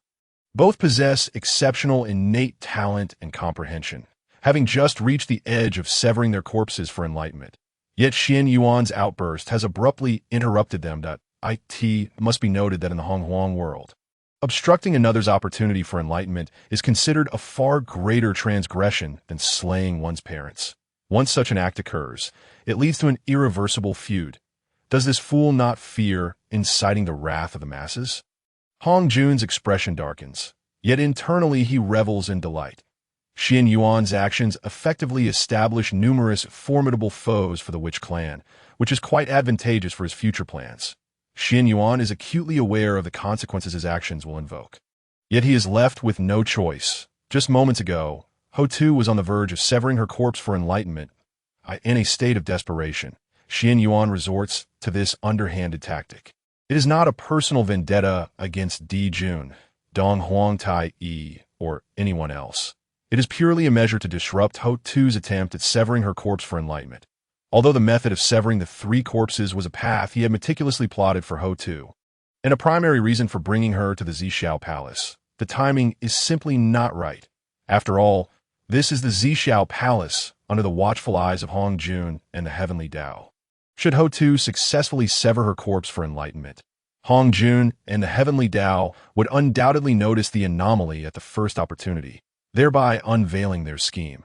Should Houtu transform into the cycle of reincarnation, not only would it benefit the Hongjun world by granting all living beings a chance at rebirth after death, but the witch clan, deprived of Houtu as an ancestor, would be unable to deploy the 12 capital heavenly gods and fiends' great formation, culminating in a devastating stalemate in the war between the witches and the demons, with the powerful of both clans nearly obliterated. These outcomes have long been predetermined by the heavenly Tao and Hongjun, and are not to be trifled with. The emergence of Qianyuan as an unpredictable variable has already caused considerable headaches for Hongjun and the heavenly Tao, who have yet to devise a better solution. thus resorting to favoring the demon clan in an attempt to balance the overall power of both clans. Should they discover that Houtu has already completed her primordial spirit, intending to sever her corpse for enlightenment, and then transform one of her corpses into the cycle of reincarnation to evade disaster, Houtu would surpass Qianyuan, emerging as the greatest variable in the minds of Hongjun and the heavenly Tao. They might even speculate that since Houtu has perfected her primordial spirit and is capable of cultivating the method of severing the three corpses, the other ancestors like Zixiao could potentially do the same. The ancestral witches inherently possess a command of a great Tao principle from their birth, and now, being able to cultivate the method of severing the three corpses, their power would undoubtedly advance to a new pinnacle. What unfathomable level of strength would the witch clan attain as a whole? It is not entirely implausible for a single ancestral shaman to suppress both Dijun and Dong Huang Tai. Should this indeed come to pass, the ensuing war of the shamans and demons would likely result in a one-sided conflict. There exists the possibility that powerful beings from the demon clan, such as Dijun and Dong Huang Tai, may capitulate upon witnessing the formidable strength of the shaman clan, thereby thwarting the cataclysmic confrontation. This is a scenario that Hongjun and the heavenly Tao would find intolerable. Qianyuan harbored no doubt that if such a situation were to materialize, both Hongjun and the heavenly Tao might resort to drastic measures, descending personally into the fray. Consequently, Qianyuan had no choice but to intervene in Houtu's attempt to attain enlightenment through the severing of corpses. Although Hongjun and the heavenly Tao could later sense the anomaly, as long as they did not witness it firsthand, their dissatisfaction would remain muted, and they would refrain from directly confronting the shaman clan, regardless of any covert machinations they might undertake.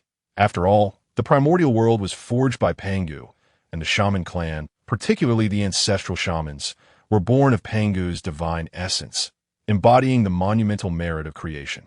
Even Hongjun and the heavenly Tao could not bear the immense karmic repercussions of directly annihilating an ancestral shaman.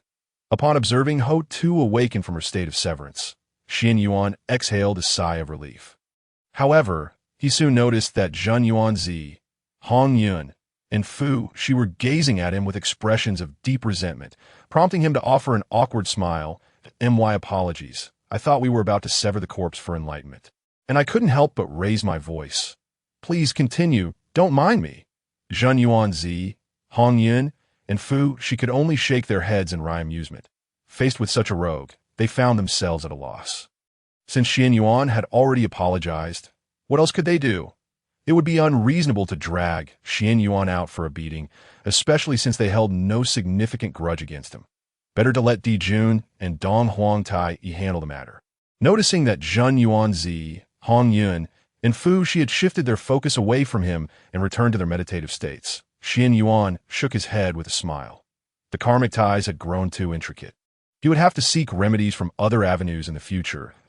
As for Dijun and Dong Huang Tai, he chose to disregard them entirely. The enmity between the two sides had long been established, culminating in their first war of the shamans and demons. Qianyuan felt no sympathy for his adversaries. Were it not for Xuan Yuan, Hongyun, and Fu Shi, even without Houtu's prior severance, he would have sought ways to prevent the demon clan's powerful beings from achieving enlightenment that he simply could not bear to see the demon clan prosper. Seeing that Qianyuan had merely apologized to Xuan Yuan, Hongyun, and Fu Shi while ignoring them, and even casting a disdainful glance in their direction, the already grim expressions of Dijun and Dong Huang Tai darkened further.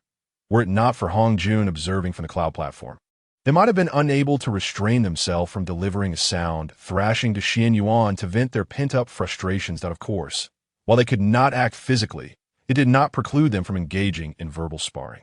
The newly inducted Demon Clan powerhouse, Tai, once again took on the role of instigator as he glared at Qianyuan, sneering sarcastically. Some individuals truly lack self-awareness. Perhaps they should focus on breaking through to the great Luo Golden Immortal realm first.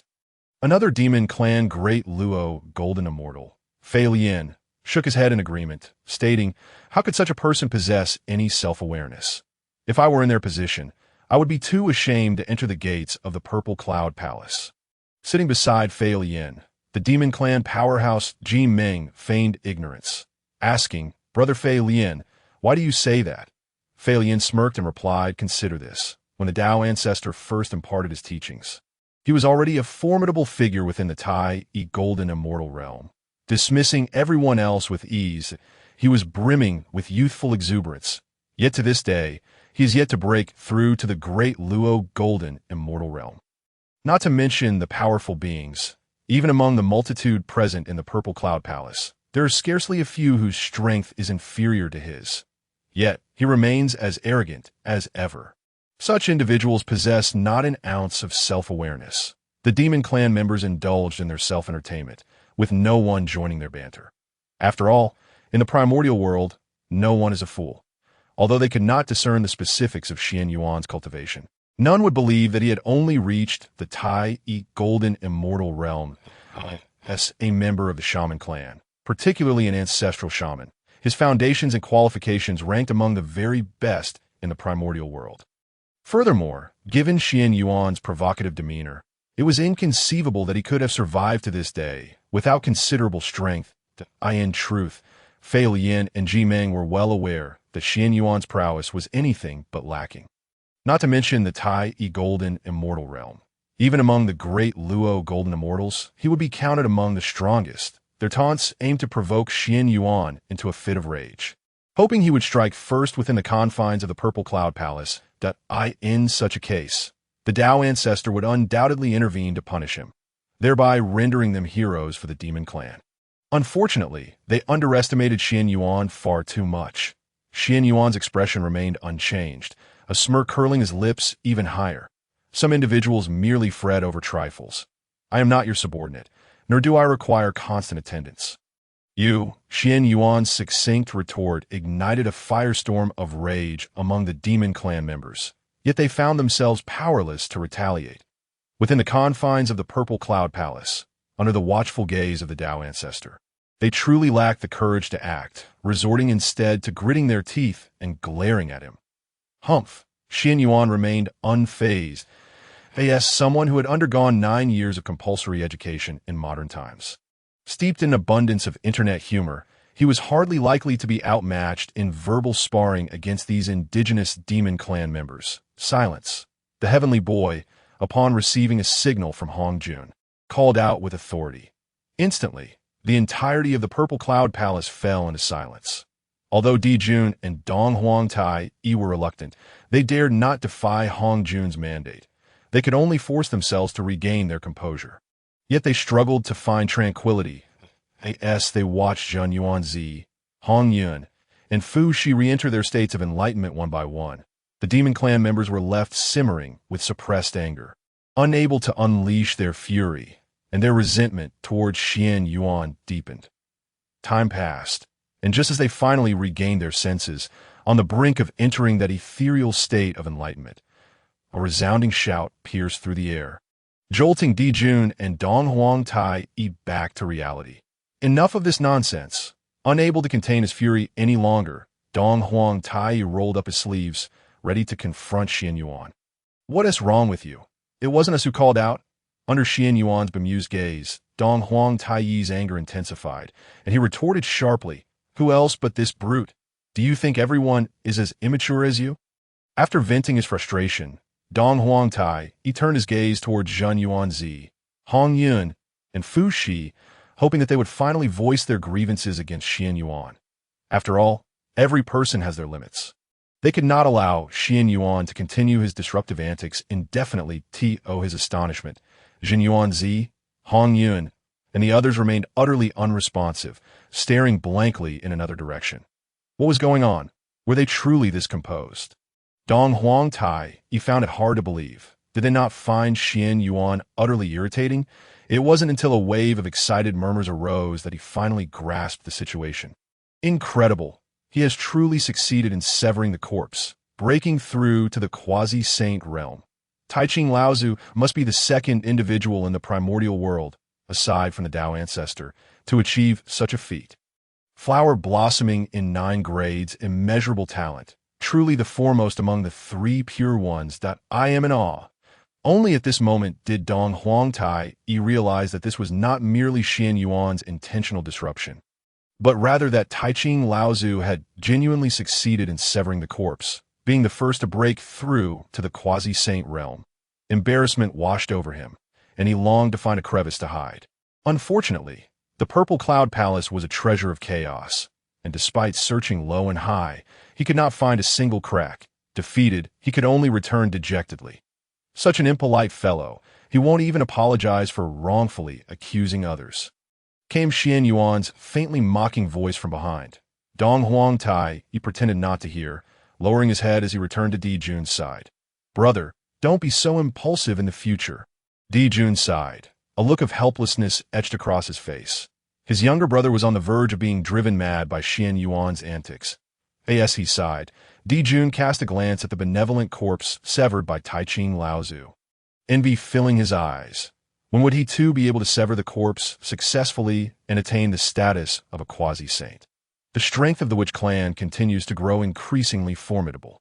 In contrast, on our side, Fushi and Niuhua remain obstinately unwilling to join the demon tribe under his leadership, while the demon master Kunpeng has become disloyal, coupled with the matter of the remnants of the chaotic demon god. The reputation of the demon tribe has been thoroughly tarnished, making it exceedingly difficult to attract powerful allies in the future. It is a veritable mess, leaving Dijun in a state of utter disarray. The pressure weighing upon him grows ever heavier. His only completely trustworthy younger brother, Dong Huangtai, possesses undeniable talent and strength, yet seems somewhat lacking in intellect. Whenever he encounters Qianyuan, he tends to make foolish moves, which are impossible to intercept. It is indeed a daunting challenge. Far more so than Dijun, Qianyuan, at this moment, experiences a delightful mood.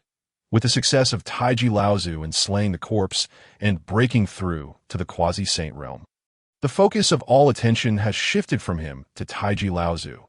Unbothered and undisturbed, Qianyuan revels in the tranquility, engaging in conversation with Houtu and the six-eared macaque, while simultaneously monitoring the progress of others within the Zixiao palace. Qianyuan feels a sense of ease. Taiji Laozu was the first to succeed in slaying a corpse, and he and Houtu are poised to do the same at any moment. Aside from the three of them, the most likely candidates to achieve corpse slaying and attain enlightenment in the near term are Shanqing Tongtian and Niuhua. Following them are Qianyuan, Jane, and Zhuanti, with Hongjun secretly channeling innate spiritual energy from within the Zixiao palace into the enlightenment mat.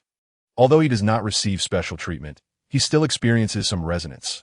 Subsequently, it will be the turn of Dijun, Dongwang Tai, Mingyi, Xinyuanzi, Hongjun, and Fushi, all of whom possess solid foundations, talent, and aptitude.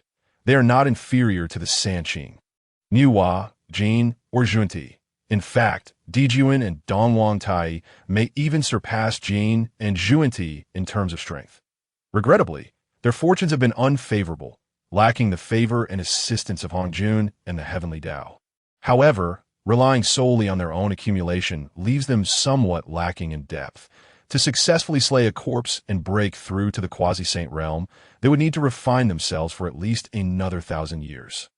The prospect of achieving a breakthrough within the Zixiao palace appears nearly impossible.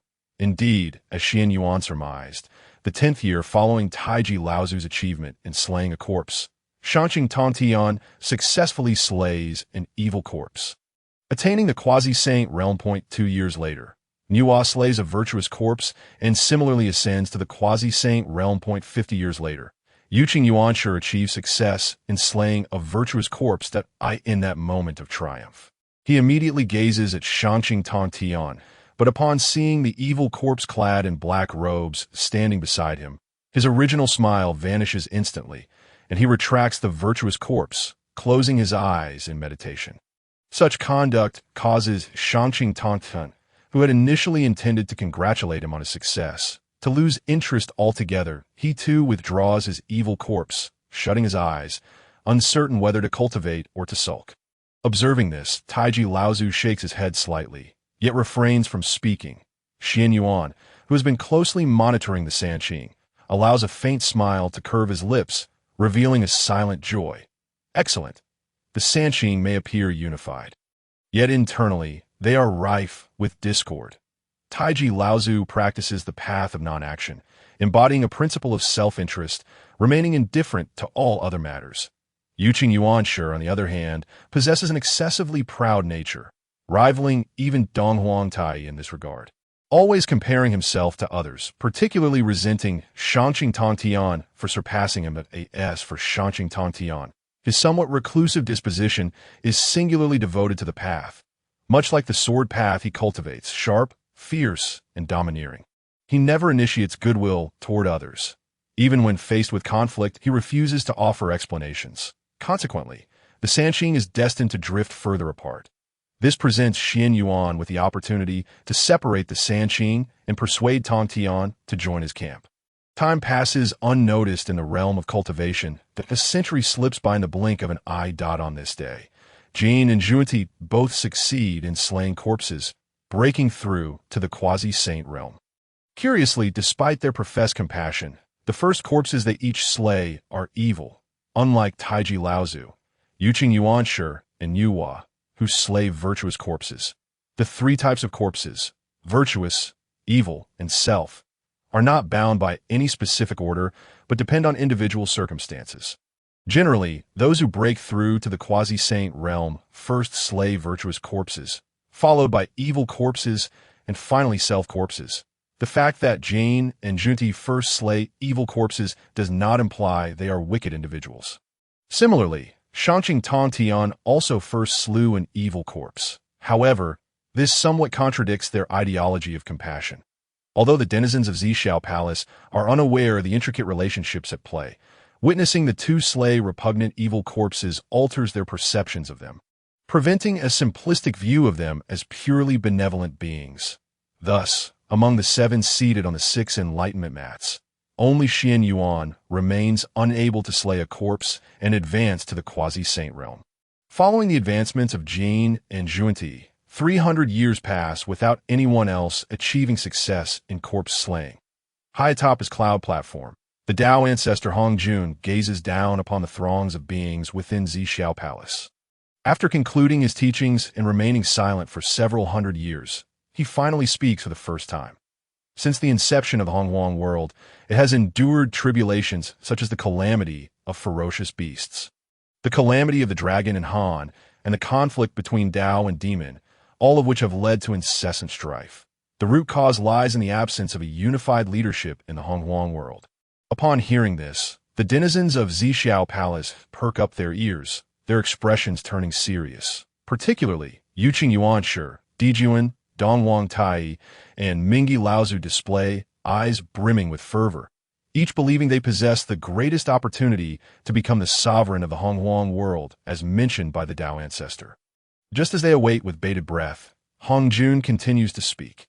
Today, I appoint Wang Gong as the leader of the male immortals and Zhuangmu as the leader of the female immortals, to assist Wang Gong in governing the Hongwang world. Upon these words, all present are taken aback. After all, in terms of talent, lineage, and the forces backing them, neither Wang Gong nor Zhuangmu can be considered the strongest. Yet unexpectedly, the Tao ancestor Hongjun has chosen them to lead the Hongwang world. Envy, jealousy, disdain. At this moment, a myriad of expressions abound. Yuqing, Dijuan, Donghuang Tai, and Mingi Laozu cast scornful glances toward Wang Gong, the fortunate recipient of this honor, who, in that instant, feels weightless, as if he has reached the pinnacle of life. To lead countless cultivators in the Hongwang world. This is an achievement unprecedented since the creation of the universe by Pangu the Great. Of course, he conveniently overlooks the presence of the Tao ancestor Hongjun. After all, as the exalted sage of the heavenly Tao, who has the leisure to concern themselves with the trifles of the Hongwang world. Furthermore, Hongjun had made it clear during his first discourse that upon concluding his teachings, he would merge with the Tao to replenish the heavenly Dao. That time, Wunti, the entire Hongwang world be subject to his will. The Sanqing, Yuhua, Jing, Zhuanti, Dijuan, and Donghuang Tai, all of whom typically walk with their noses in the air, exuding arrogance. What of them now? They will have no choice but to submit to his governance. He has even begun to mentally prepare for how to handle these individuals once he becomes the sovereign of the Hongwang world. Yet, he has never considered how to deal with their potential insubordination. After all, this decree comes from a Tao ancestor, the only sage of the Hongjun world and the representative of the heavenly Tao. The words of the Tao ancestor are law. Who would dare defy the will of the Tao ancestor? Yet he remained oblivious to the fact that Hongjun's decision to appoint him as the foremost male immortal to preside over the primordial realm was not an act of favoritism or esteem. Rather, it was merely a stratagem to assist the likes of Emperor Jun and Donghuang Tai in managing the aftermath of their affairs. This was a meticulously devised plan that Hongjun had contemplated for over 3 millennia, to eradicate the menace of the demon race that was inciting the chaos of the primordial spirits to slaughter the denizens of the world. It was imperative to create a diversion of sufficient magnitude to capture the attention of the masses. The title of the primordial sovereign, imbued with allure and weight, was enough to redirect their focus. The individual chosen for this role, however, could not be excessively formidable. Should figures such as the 3 pure ones, Nuwa, Jin, or Zhundi ascend to the position of sovereign, their innate talents and strengths would inevitably attract a throng of powerful beings in short span, thereby establishing an unassailable dominance in the primordial realm. At that juncture, the witch and demon clans would no longer hold the spotlight, and even the calamity that he intended to orchestrate between them would come to naught. Such an outcome was not what Hongjun wished to witness, of course. To become the sovereign of the primordial realm, even if merely a nominal puppet, the selected individual could not be too weak. A random choice would fail to suppress the multitude of formidable beings in the primordial realm. After 3 millennia of deliberation, Hongjun ultimately settled upon Wang Gong as this fortunate candidate. Firstly, as the embodiment of the first ray of pure yang energy in the universe, Wang Gong possessed commendable innate talents.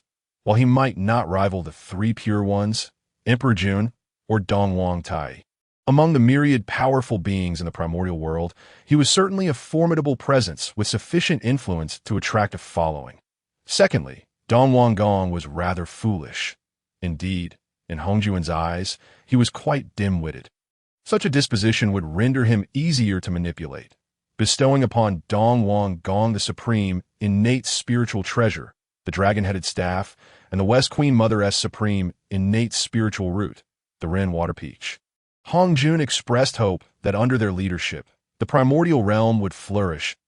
As the second sermon concluded, it was proclaimed that in 3,000 years, the final sermon would commence, and once that was over, the speaker would merge with the Tao to replenish the celestial Tao. With that, Hongjun waved his hand, whisking everyone outside the Purple Cloud's palace without granting them time to react. Boom! The doors of the Purple Cloud's palace thunderously shut, leaving the assembly in a state of bewilderment. Wang Gong surveyed the crowd with an air of authority, declaring, "Gentlemen, in 500 years, I shall establish the heavenly court on Pung Li Island in the Eastern Sea and appoint positions within the court. I expect each of you to attend punctually." Wang Gong quickly adapted to his role. Though his words were not strictly commands, they carried an undeniable force. "Heavenly court?" Donghuang Tai scoffed disdainfully, retorting, "I am only aware of the demon court. When did the primordial realm come to possess a heavenly court?" Old Ancestor Mingi, with a forced smile, remarked, "The river I inhabit is too far from the Eastern Sea. I shall not be attending. Qianyuan, sure, I must comprehend the true essence of the Taoist teachings and require 1,000 years of seclusion." These individuals, being the pinnacle of strength in the primordial realm, held Wang Gong in contempt and had no intention of participating in his so-called heavenly court. Wang Gong's countenance darkened. He recognized that his credentials and stature were insufficient to command respect from these powerful beings. Yet, as the designated foremost male immortal by the Taoist ancestor, overseeing all cultivators of the primordial realm, he was taken aback by their blatant defiance of the Taoist ancestor's decree, "I am the appointed sovereign of the primordial realm. Do you not fear the ancestor's wrath for such insubordination?" Wang Gong lamented, invoking the name of Hongjun. "The ancestor merely charged you with leading the primordial realm. He did not command me to serve as your subordinate." Donghuang Tai shot a sidelong glance at Wang Gong, asserting, "I am the monarch of the demon race, not your lackey." "Emperor Jun, is this your stance as well?" Wang Gong pressed.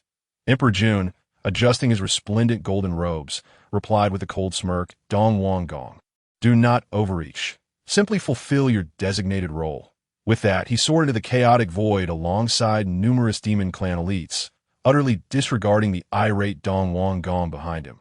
After the demon elites departed, the three pure ones, Jin, Junti, and old ancestor Mingyi followed suit, each leaving without granting any semblance of respect to Wang Gong, the so-called foremost male immortal.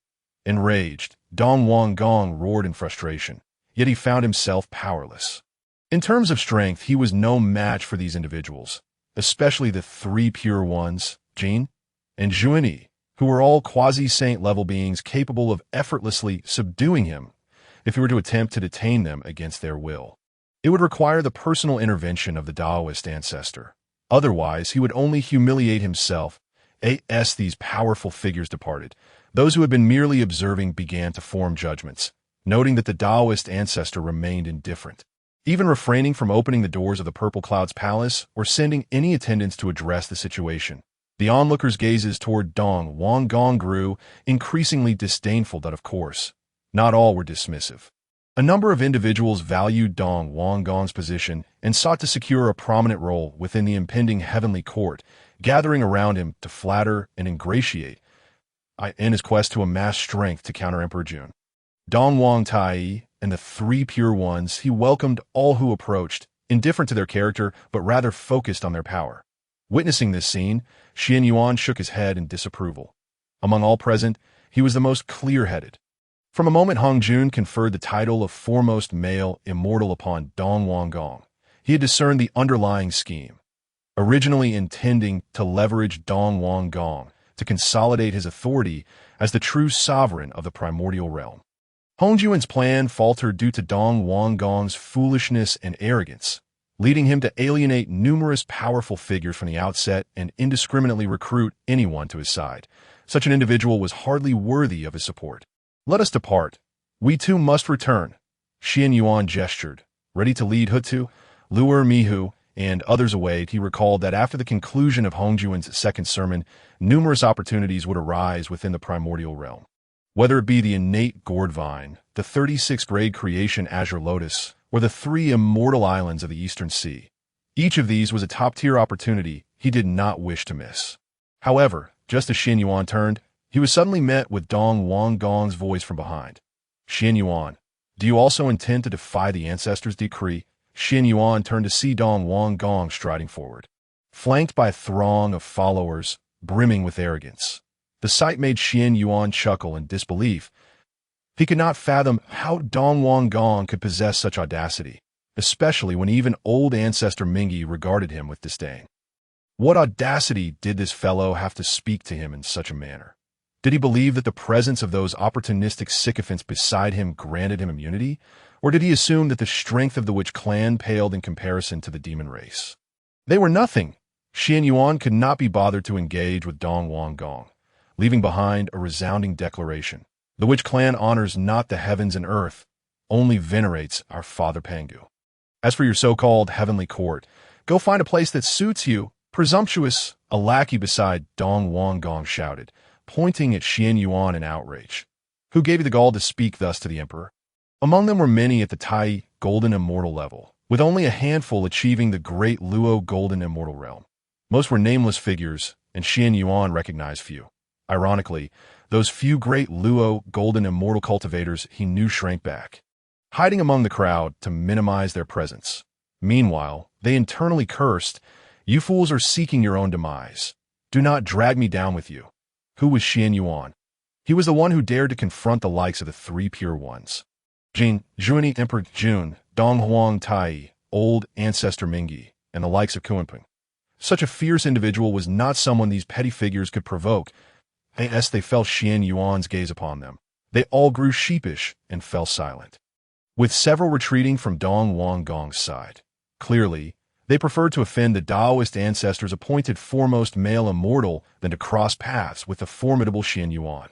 The lackeys surrounding Wang Gong remained oblivious to the situation, puzzled as to why those great Luo Golden Immortal cultivators, who had ostensibly pledged loyalty to Wang Gong, were now fleeing at a mere glance from Qianyuan to that moment. Qianyuan's companions, including Lurmihu and Kongxian, stepped forth. Pointing at the lackeys, they bellowed, "Ungrateful wretches, do you not remember what transpired at the edge of the outer heavens? Were it not for the compassion of our master, you wretches would not even have the opportunity to set foot in the Zixiao palace. Having received such a tremendous fortune, your ingratitude is one thing, but to think that our master regards you, mere trifles, with any esteem is laughable. How dare you publicly berate him? What audacity grants you such courage? Among you, many are akin to the likes of the six-eared macaque and Kongxian, who initially lacked the cultivation to traverse the chaotic void and enter Zixiao Palace for teachings.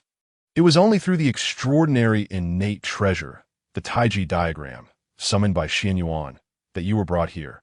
Yet, unlike the six-eared macaque and Kongxian, who knew gratitude, you presume that clinging to the mighty Dong Wang Gong grants you immunity.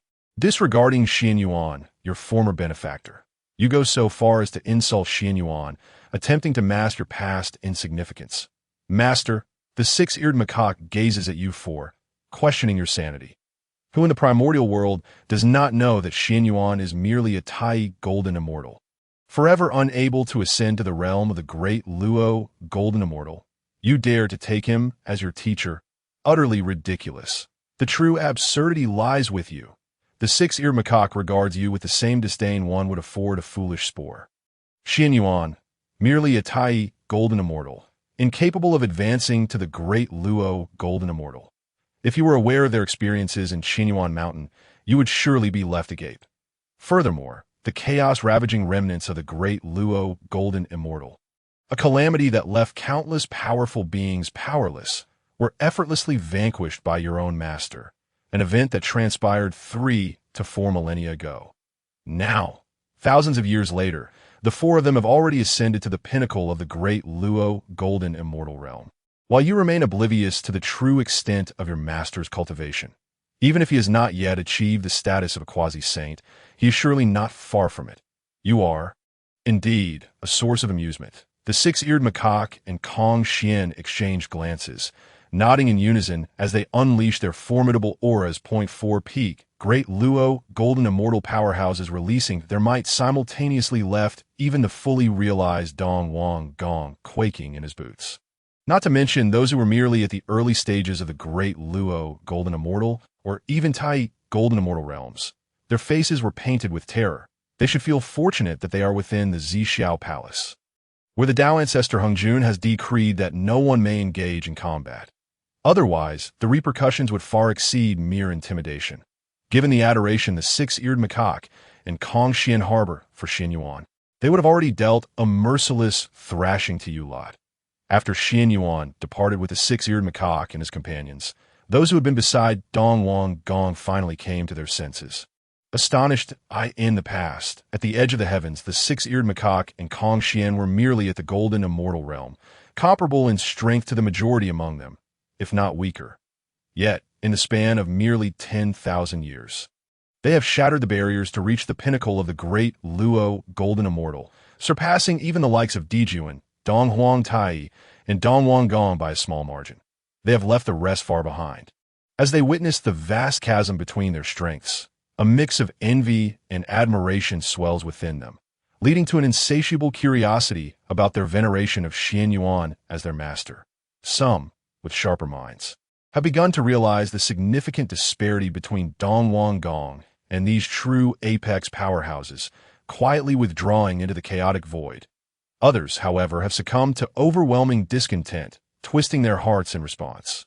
They have become even more convinced that Dong Wang Gong, the male celestial bestowed by the Tao ancestor, will inevitably become the future sovereign of the heavenly court. They strive to curry favor with Dong Wang Gong, hoping that when the heavenly court is established to govern the primordial world, they can secure favorable positions within it, acquiring more cultivation resources to expedite their progress, and ultimately surpassing the likes of the six-eared macaque and Kongxian. Like gamblers blinded by their losses, they cling to the hope of recovering their fortunes through Dong Wang Gong. If Qianyuan were to catch wind of their intentions, he would likely find it utterly laughable. Wang Gong himself is barely able to secure his own safety. Yet they wish to rely on him. Upon returning to the primordial world, Qianyuan, unusually, did not immediately retreat to Qianyuan Mountain to rest, but instead journeyed alone to Buzhou Mountain, the innate gourd vine and the 36th grade chaotic blue lotus. If memory serves, should have matured following Hongjun's second sermon. He intended to arrive and assess the situation. The moment he set foot on Buzhou Mountain, a series of system notifications rang in his mind. Ding! Detection of host entering Buzhou Mountain. A random sign-in task has been issued. Heavenly treasures, available to the fated. You are that singular fated individual. Please proceed to the innate gourd vine to sign in and successfully claim all treasures of the innate gourd vine, leaving not a single leaf behind. Upon completion, a reward of 1 billion merits will be granted, and the host's mastery of all laws will increase by 20. Ding! Detection of host entering Buzhou Mountain. A random sign-in task has been issued. The Tao does not permit. Have you consulted me? Please proceed to the 36th grade chaotic blue lotus to sign in, ensuring that the 36th grade chaotic blue lotus does not disintegrate. Upon completion, a reward of 11 billion merits will be granted, and the 9 transformations of Qianyuan will be elevated by 1 major realm. 2 tasks in total, both offering exceedingly generous rewards. Particularly enticing is the second task, which promises an elevation of the 9 transformations of Qianyuan by 1 major realm. This prospect left Qianyuan longing. The 9 transformations of Qianyuan is the complete cultivation method of the Pangu great deity, with each advancement yielding substantial increases in strength. Currently, his cultivation stands at the pinnacle of the great Luo golden immortal, corresponding to the 4th transformation of the 9 transformations of Qianyuan at its peak. An elevation of 1 major realm would bring him to the 5th transformation, corresponding to the state of a Quasi-Saint. Of course, before completing these tasks, Qianyuan would undoubtedly advance to the Quasi-Saint realm. Reaching the 5th transformation of the 9 transformations of Qianyuan, and upon elevating by another major realm, he would ascend directly to the Hunyuan Great Luo Golden Immortal Realm, colloquially known as the Saint Realm. This notion thrilled Qianyuan immensely. After all, within the primordial world, there is a saying, below the saints, all are but ants. Only by possessing the strength of a saint does one truly wield a modicum of authority. In the struggle against Hongjun and the Tao, having some measure of initiative is paramount. Otherwise, no matter how many treasures or strategies one possesses, they are but a joke in the face of absolute strength. As a variable within the Tao, Hongjun and the Tao do not currently target him, not because they cannot, but because eradicating him, a primordial being naturally endowed with the merits of creation, would entail immense karmic repercussions. However, should Hongjun and the Tao be willing to pay the price, eliminating him would be as simple as lifting a finger. That it is not a matter of capability, but rather one of willingness. When Qianyuan poses a genuine threat to them, they will undoubtedly not hesitate to eliminate him. This is the primary reason Qianyuan, despite possessing a system and accruing countless treasures through sign-ins, remains so low-key. He can experiment within the boundaries permitted by Hongjun and the Tao, but he must not overstep the to do so would be to court death. This is the absolute authority that comes with absolute strength. Once Qianyuan breaks through to the Saint Realm, fortified by numerous treasures, even if he is not a match for Hongjun and the Tao, he will at least have an opportunity to escape. At worst, he could emulate Yang, Mei Laozu, and flee into the chaotic void beyond the primordial world. What could Hongjun and the Tao possibly do? Standing at the base of Buzhou Mountain, Qianyuan gazed upward at its towering majesty, his resolve more unwavering than ever. If he could complete this system task, he would soar to great heights, unrestrained by the heavens, and plunge into the seas, leaping without bounds. Even if it requires exhausting all his resources and revealing all his trump cards, he must succeed. Resolutely, Qianyuan soared towards Mount Buzhou. As the manifestation of Pangu's spine, Mount Buzhou stands as the tallest peak in the primordial world, spanning well over 1,000,000 miles. For over a millennium, Qianyuan had tirelessly sought, coupled with relentless calculations, until he finally discerned the location of the innate gourd vine. However, upon his arrival, he found himself amidst a considerable assembly. The 3 pure ones, Nuwa, Fushi, Zixiao, and Hongjun Laozu were all present, each a paragon of strength in the contemporary primordial realm. Upon seeing Qianyuan, the expressions of the assembly varied. Niwa greeted him with a gentle smile and a nod, her gaze remaining fixed upon the innate gourd vine. Fushi glanced at Qianyuan, his brow slightly furrowed, letting out a cold snort before diverting his attention.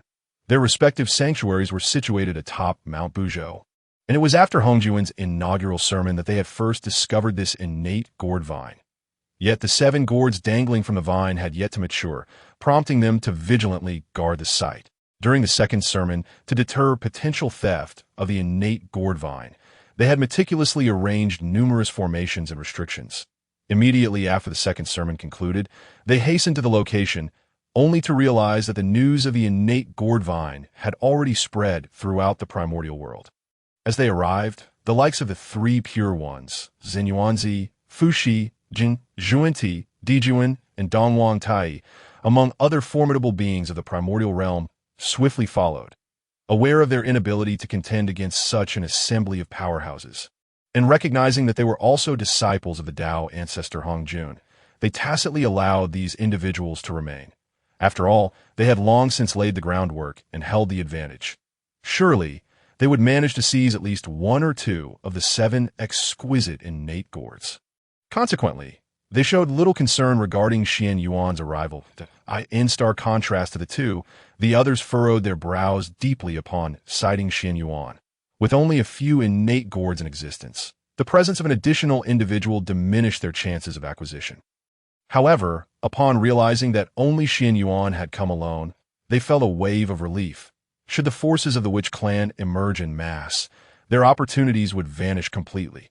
Qianyuan approached without regard for the others, his focus solely on the innate gourd vine that he observed the 7 innate gourds, each radiating a distinct hue, shimmering with various lights. After a thorough examination, Qianyuan felt reassured. The 7 innate gourds had not yet matured and would require several hundred more years. With this buffer of time, he could confidently return to Qianyuan Mountain, slay the corpses, and attain the status of Quasi-Saint before returning. After all, it had been a millennium since he exited the Zixiao Palace. Aside from the 3 pure ones, Niwa, Jin, and Zhuni, other top-tier beings, such as Fushi, Zinyuanzi, and Hongyun had already attained the status of Quasi-Saint. Despite his formidable strength and numerous hidden cards, the pressure of facing so many Quasi-Saint powerhouses simultaneously made it imperative for him to first slay the corpses and attain equality in status. Only then could he ensure his endeavors would not be in vain. As Qianyuan scrutinized the innate gourd vine, the voice of Qianyuan pierced through the air with mocking derision. Alas, forgive my ignorance, but I was unaware the witch clan could wield treasures. In truth, during the first sermon, Qianyuan had utilized the Taiji diagram, ferrying over 50,000 individuals through the chaotic void into the Zixiao Palace. From that moment, it became clear to all that Qianyuan was unlike any other witch clan member, capable of employing treasures. Qianyuan's remarks served to both deride Qianyuan as an anomaly within the witch clan and to subtly warn the others. Qianyuan's presence here was not merely to observe. He harbored intentions towards the innate gourd vine. Qianyuan was notoriously domineering. Anything that fell under his gaze was akin to a tiger descending a mountain. He would claim it as his own without allowing others a mere fraction. His words were intended to alert the assembly that to lay claim to the innate gourds, they must first eliminate Qianyuan from contention. Yet, there was no need for such a reminder. For the moment Qianyuan appeared, all attention was drawn to him. Notably, Jin, Zhidi, Dijuan, Dongwang Tai, and others subtly shifted positions, encircling Qianyuan, suggesting an imminent confrontation should tensions rise. The 2 sermons at Zixiao Palace had long since established a bitter rivalry, leaving little room for reconciliation. Qianyuan was acutely aware of this, that a smirk played upon his lips as he disdainfully remarked, relying on numbers to intimidate. "Do you think you can lay hands on me?" The 3 pure ones, Jin and Zhuanti, remained silent. For reasons unbeknownst to them, they felt an overwhelming sense of danger in Qianyuan's presence, despite having achieved the status of Quasi-Saint, far surpassing Qianyuan in rank. Why did they experience such trepidation? Those lacking courage should step aside. Qianyuan cast a glance at the group, letting out a hearty laugh before departing Qianyuan mountain. Xuan Yuan sat cross-legged atop a lofty peak, his form surrounded by radiant streams of colorful light, akin to a celestial being descending from the heavens. He kept his eyes closed, hands resting naturally upon his knees, his breath steady and prolonged. With each inhalation, the surrounding innate spiritual energy converged rapidly, forming a colossal vortex of energy that continuously flowed into his being. Above his head, a golden radiance gradually coalesced, shining as brilliantly as the sun, exuding an aura of profound majesty and mystery. As time passed, the golden light intensified, ultimately transforming into a robust golden pillar that surged skyward, as if to rend the very fabric of the heavens. Within the Qianyuan palace, figures such as Daijang and Zhu Jiuyin emerged from their meditative states, their eyes opening to the overwhelming presence that reverberated throughout the entire Qianyuan mountain realm. Exchanging glances, they stepped out from the palace, directing their gazes towards the source of the potent energy. Upon witnessing the spectacle before them, astonishment washed over their faces. The sky shimmered with brilliant flashes, reminiscent of fireworks, and amidst this luminosity, a figure ascended slowly, radiating boundless pressure and aura. It was none other than Xuan Yuan. His form glimmered with golden brilliance, resembling an invincible war god, evoking an instinctual aversion to gaze directly upon him. The space around him warped, as if the entire cosmos revolved around his presence. "What is happening?" Zhuron gasped, unable to contain his astonishment. Could it be that Brother Xuan Yuan is about to slay the corpses and attain the Tao? Wang Gong speculated. They had not cultivated the method of slaying the 3 corpses and were uncertain of Xuan Yuan's actions. Yet the overwhelming pressure rendered them speechless. They all recognized Xuan Yuan's formidable strength. Yet he seldom engaged in direct confrontation. Even in battle, he was dismissive, never revealing his true might. In this moment, they comprehended the sheer terror of Xuan Yuan's power. It cannot be mistaken. The Daoyuo, Jinxian realm, could not provoke such a terrifying phenomenon. Zhu Jiuyin intoned gravely, a flicker of shock in his eyes. Slash! At that moment, a booming voice erupted, resonating like the tolling of a great bell, causing the entire Qianyuan mountain to tremble. Suddenly, beside Xuan Yuan, a figure clad in a black Taoist robe materialized. The man bore an uncanny resemblance to Xuan Yuan, but exuded a chillingly malevolent aura, as though it emanated from the abyss, instilling fear in those who beheld him. Daijang, Zhu Jiuyin, and the others instinctively recoiled a few steps, their bodies trembling involuntarily. Their eyes widened in disbelief as they gazed at this enigmatic figure, filled with confusion and wariness. Xuan Yuan slowly opened his profound and enigmatic eyes, his gaze piercing like a beacon directed at the man in black. His expression remained calm and gentle, yet it conveyed an ineffable sense of authority and power. The man in black, sensing Xuan Yuan's scrutiny, immediately restrained his formidable aura. He respectfully bowed to Xuan Yuan, speaking in a voice laced with reverence. "I greet you, fellow Taoist." Xuan Yuan smiled and waved his hand dismissively, signaling that such formality was unnecessary. He then began to scrutinize the black-robed man from head to toe. Externally, the man appeared tall and robust, his features striking and resolute, emanating a sense of stability and restraint. However, for Xuan Yuan, the paramount concern was not the man's appearance, but rather his identity. This was none other than the malevolent corpse that Xuan Yuan himself had slain. Despite having been severed from its original body, the malevolent corpse retains fragments of Xuan Yuan's memories and emotions. Consequently, Xuan Yuan feels an odd mixture of familiarity and strangeness upon encountering the malevolent corpse. Is this the method of severing the corpse to attain enlightenment? Truly remarkable. Xuan Yuan cannot help but marvel at Hongjun, the sole saint of the heavenly Tao in the primordial world, for having devised the path of severing the 3 corpses. It is indeed no simple feat. Xuan Yuan probes into his own consciousness. A frown unexpectedly creases his brow. The method of severing the 3 corpses is indeed wondrous and formidable, yet it is not without its drawbacks. After all, the severed corpses must carry a sliver of the original's primordial spirit. This fragment of primordial spirit essentially infuses the 3 corpses with a semblance of life, granting them independent thoughts and awareness. Thus, the more powerful the severed corpses, the greater the consumption of primordial spirit. In other words, should one wish to attain enlightenment through the severing of the three corpses, the price to pay is the incompleteness of one's own primordial spirit. This is no trivial cost. Consider, if the primordial spirit is divided, restoring it becomes an arduous task. It can be said that once one embarks on the path of severing the three corpses, there is no turning back. For, to attain enlightenment through the laws, one requires not only comprehension of the laws, but also a complete primordial spirit.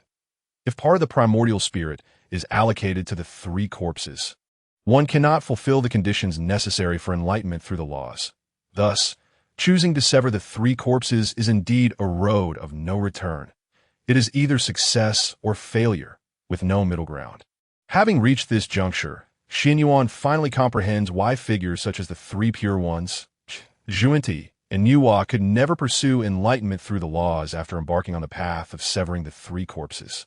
It is not due to a lack of talent, but rather because it is simply unattainable. This thought, Xuan Yuan's heart stirs.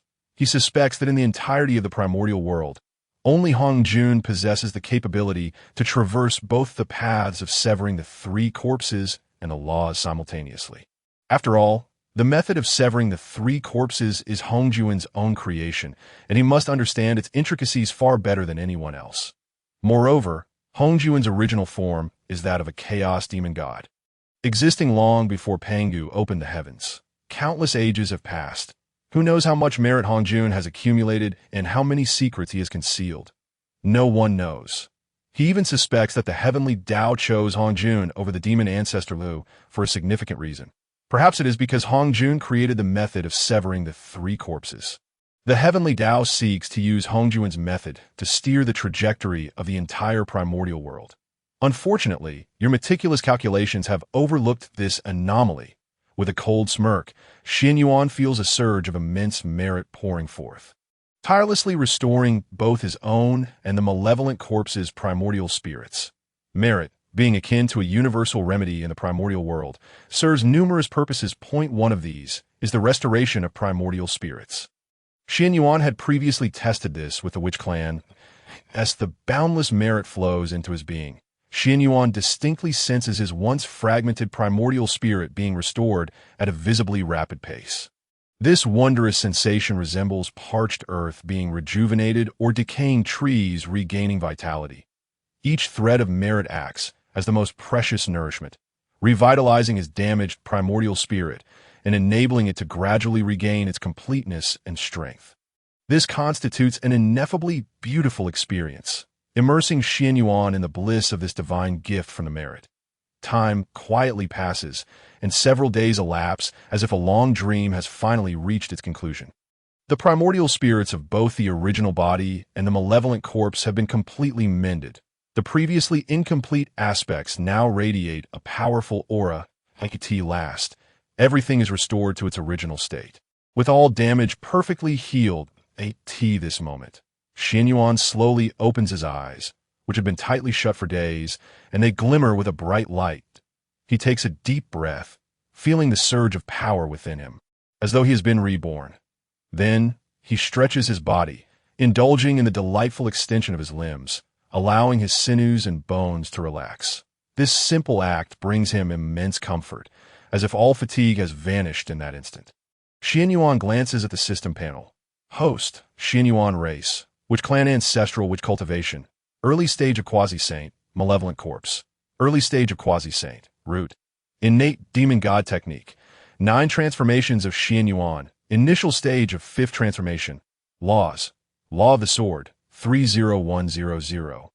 Law of Time, 20100. Law of Space, 20100. Law of Pills, 20100. Law of Thunder, 40100. Law of Destruction, 30100. Spiritual Treasures. Chaos Spiritual Treasure Chaos Pearl. Chaos Spiritual Treasure Chaos Cauldron. Supreme Innate Supreme Treasure Kunwu Sword, Fragment. Supreme Innate Supreme Treasure Taiji Diagram. Supreme Innate Spiritual Treasure 12-Petal Pure World White Lotus. Supreme Innate Spiritual Treasure Enlightenment Chair. Supreme Innate Spiritual Treasure, Central Wuji, Apricot Yellow Flag. Supreme Innate Spiritual Treasure, Southerly Earth Flame Light Flag. Supreme Innate Spiritual Treasure, Human Book. Supreme Innate Spiritual Treasure, Heavenly Book of the Gods, God-Slaying Whip. His cultivation has finally broken through to the early stage of Quasi-Saint. His strength is now over tenfold compared to before. What astonishes Qianyuan even more is that the recently severed malevolent corpse possesses the same early stage of Quasi-Saint cultivation. This raises numerous questions. After all, Hongjun made it quite clear during his teachings that the recently severed malevolent corpses, benevolent corpses, and self-corpses would be significantly weaker than the original body, which relates to the innate talent, roots, and strength of the corpse sever. It is also contingent upon the spiritual treasures utilized during the severing. The minimum requirement for the spiritual treasures used in severing corpses is that they must be innate spiritual treasures, as only innate spiritual treasures can withstand the immense energy involved in the severing process.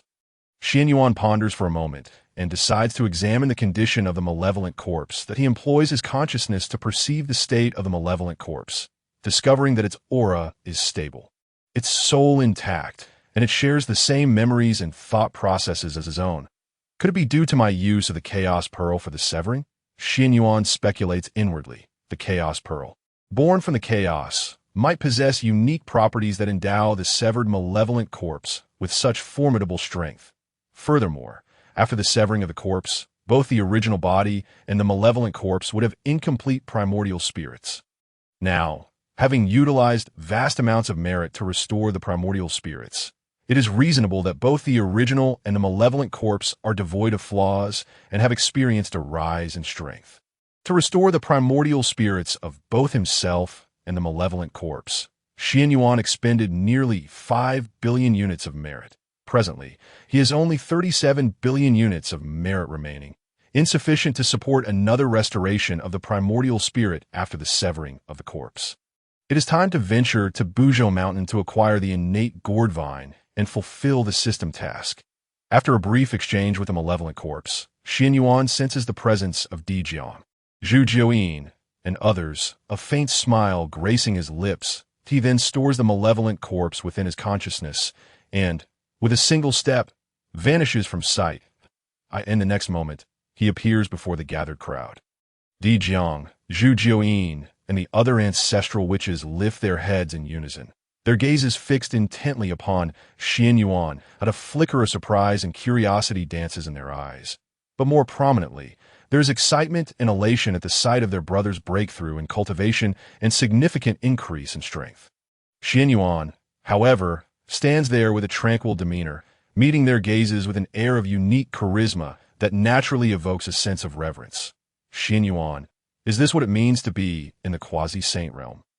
Houtu, filled with curiosity, inquired. Among the 12 ancestors of Wu, the other ancestors need not tread the path of corpse severance to achieve enlightenment. They merely need to diligently comprehend and enhance their own mastery of the laws. Only I, due to the necessity of embodying reincarnation, must sever the corpse to replace my true self. Consequently, her dedication to the matter of corpse severance surpassed that of the other ancestors. Long before, during the second sermon at Zixiao Palace, Houtu aspired to successfully sever her corpse for enlightenment. However, under the watchful eyes of Hongjun and the heavenly Tao, Qianyuan, out of necessity, interrupted her. Now, a millennium has passed, and for reasons unknown, Houtu has yet to succeed in severing her corpse. Witnessing Xuan Yuan's entire process of corpse severance, she subtly grasped something profound. With her gaze resolute, Houtu promptly seated herself in meditation and commenced the severance. Observing this scene, Qianyuan, Daijang, and others held their breath and retreated to the side, fearful of disturbing Houtu. Time flowed swiftly, and a century passed in the blink of an eye. Suddenly, radiant multicolored light erupted from Houtu, and a torrent of spiritual energy surged forth. Moments later, a figure gradually emerged, revealing Houtu's benevolent corpse. The benevolent corpse bowed slightly to Houtu before turning to Qianyuan. "Thank you for your assistance, fellow Taoist." Qianyuan nodded with a smile. Secretly relieved in his heart, Houtu's success in severing her corpse for enlightenment means the next phase of the plan can commence. However, before that, he must first journey to Buzhou Mountain to seize the innate gourd vine and the 36th grade creation azure lotus. Brother Qianyuan, we shall accompany you. Count me in. Daijang, Zhurong, Gong Gong, and others chimed in, eager to join Qianyuan on the expedition to Buzhou Mountain. They had faith in Xuan Yuan's strength, yet they understood that competing against formidable beings such as the three purities, Niuhua, Jin, and Junti, along with Emperor Jun and Dongwang Tai, meant that even the mightiest individual could encounter unforeseen challenges. And no need. I can manage alone, Qianyuan replied with a smile, surveying the crowd. Had this been in the past, facing such a multitude of Quasi-Saint level powerhouses would have made him cautious. However, now that he has successfully severed his corpse and broken through to Quasi-Saint level, the three purities, Jin and Junyi, no longer pose any threat to him. Elder brother, Qianyuan turned to Daijang and instructed, the third sermon is about to commence. Once it concludes, a great battle will ensue. You all should remain at Qianyuan Mountain, diligently cultivate, and enhance your strength. After pondering briefly, Daijang nodded in agreement. All right, we shall heed your words. Since Qianyuan exuded confidence in confronting the three purities, Jin and Junti, they decided to stay at Qianyuan Mountain to bolster their strength for the impending conflict. Qianyuan then pulled Houtu aside, imparting careful instructions before departing Qianyuan Mountain, heading towards Buzhou Mountain. Along the way, he encountered numerous primordial beasts, which fled in terror at the mere hint of his aura. Before long, Qianyuan arrived at Buzhou Mountain. The scene before him was bustling with activity, as not only the three purities Jin, Niuhua, Zhuani, Emperor Jun, and Dongwang Tai awaited, but also the likes of Kunpeng and Mingi had gathered. Numerous mighty beings of the primordial realm convened here, all in pursuit of the innate gourd vine. Upon seeing Xuan Yuan's return, many furrowed their brows. Who would have thought that you, a mere barbarian, would dare to join the fray? Dongwang Tai scoffed derisively upon spotting Qianyuan. Just a defeated foe, Qianyuan retorted sharply. Had it not been for that old fool Hongjun favoring you last time, you would have long since been obliterated. Dongwang Tai bellowed in anger. If you're capable, let us settle this face to face. Oh, now that the skies have cleared and the rain has ceased, you think you stand a chance? Qianyuan smirked, though he felt a twinge of confusion. He had dealt with Dongwang Tai on multiple occasions, each time facing severe setbacks. Even if he harbored resentment, he wouldn't dare to speak so arrogantly in person. Could it be that he had some form of support? While Qianyuan mocked verbally, he discreetly extended a sliver of his divine sense to probe Dongwang Tai. Moments later, Qianyuan chuckled softly to so. It turns out he has successfully severed his corpse and broken through to Quasi-Saint level. No wonder he is so audacious. Enough with the idle chatter. Dongwang Tai huffed coldly, presenting the Taiji diagram. Leave this place swiftly, or do not blame me for my lack of courtesy. Xuan Yuan's eyes widened with surprise. He hadn't expected Dongwang Tai to be so shameless, demanding the Taiji diagram before even securing the innate gourd. The Taiji diagram is a treasure of mine. Why should I give it to you? Qianyuan replied with a cold smirk. Simply because I'm a Quasi-Saint level powerhouse, Dongwang Tai proclaimed arrogantly. He summoned his spiritual energy, and a figure clad in golden royal robes, wearing a crown, materialized beside him, his severed self. In truth, Dongwang Tai's innate talent was unparalleled, surpassing even that of Yuan Shi, Jin, and Junti, the heavenly saints. Yet, as the demon emperor of the demon clan, he was ensnared in the calamity of the witch and demon conflict. Ultimately meeting a tragic fate, he is indeed a tragic figure in the primordial realm. Were it not for their opposing stances, a great battle would be inevitable between them. Qianyuan held a degree of admiration for Dongwang Tai. One could only lament that Hongjun and the Heavenly Tao were scheming behind the scenes, using these primordial deities to forge the primordial world and supplement the Heavenly Tao. Qianyuan erupted in laughter. Do you think you're the only one who has severed your corpse for enlightenment? With a powerful shout, a figure emerged behind him, identical to him in every way, even sharing the same aura. The sight astonished the many mighty beings present. Though reluctant to admit it, They recognized that Qianyuan had concealed his true strength all along. He was certainly not merely the so-called perfected Tai golden immortal he had previously portrayed. While speculating was one thing, witnessing Qianyuan reveal his full power left them utterly astounded, especially as they sensed the terrifying aura emanating from Xuan Yuan's malevolent corpse. Their expressions changed dramatically in the early stage of Quasi-Saint level. The malevolent corpse he severed possessed the same level of cultivation. How could this be? Even with the finest innate supreme treasures for corpse severance, one would typically fall short by an entire level, at most reaching the pinnacle of the great Luo golden immortal. Why then was Xuan Yuan's malevolent corpse able to achieve Quasi-Saint level power directly? The crowd was filled with shock and doubt. Retreating a few steps involuntarily, Xuan Yuan's emergence repeatedly shattered their preconceptions. Even Taiji Laozu, who had once bloomed into the 9-petal flower during his breakthrough to the great Luo golden immortal realm, renowned for his immeasurable stature, couldn't help but furrow his brow. When he severed his corpse, he utilized the heavenly and earthly Xianhuang Linglong treasure pagoda, also a supreme innate treasure. Yet the benevolent corpse he severed only achieved the pinnacle of the great Luo golden immortal realm. Now, after a millennium, he had barely reached the perfected great Luo golden immortal state. The road to breaking through to Quasi-Saint level remained uncertain for an unknown number of years, as the first person in the entire primordial realm, aside from the Tao ancestor Hongjun, to sever his corpse for enlightenment. He had failed to achieve what Qianyuan had accomplished. The answer was straightforward. When Qianyuan severed his corpse, the malevolent corpse he produced directly attained early-stage Quasi-Saint level power. This realization was all the more difficult for him to accept. Throughout his journey, despite practicing the way of non-action, he possessed a competitive spirit stronger than anyone else. His display of desirelessness stemmed from his belief that he was the most gifted being in the primordial realm, and he considered it beneath him to compare himself to others. Today, I shall claim the innate gourd vine, Qianyuan declared with authority, his aura surging as he charged toward the innate gourd vine atop the mountain. The others, seeing this, swiftly unleashed their abilities to follow suit. In an instant, radiant lights flickered, dazzling to behold. Atop the mountain, the innate gourd vine swayed in the wind, exuding an alluring fragrance. Qianyuan moved with remarkable speed, reaching the vine in the blink of an eye as he reached out to grasp the gourd vine.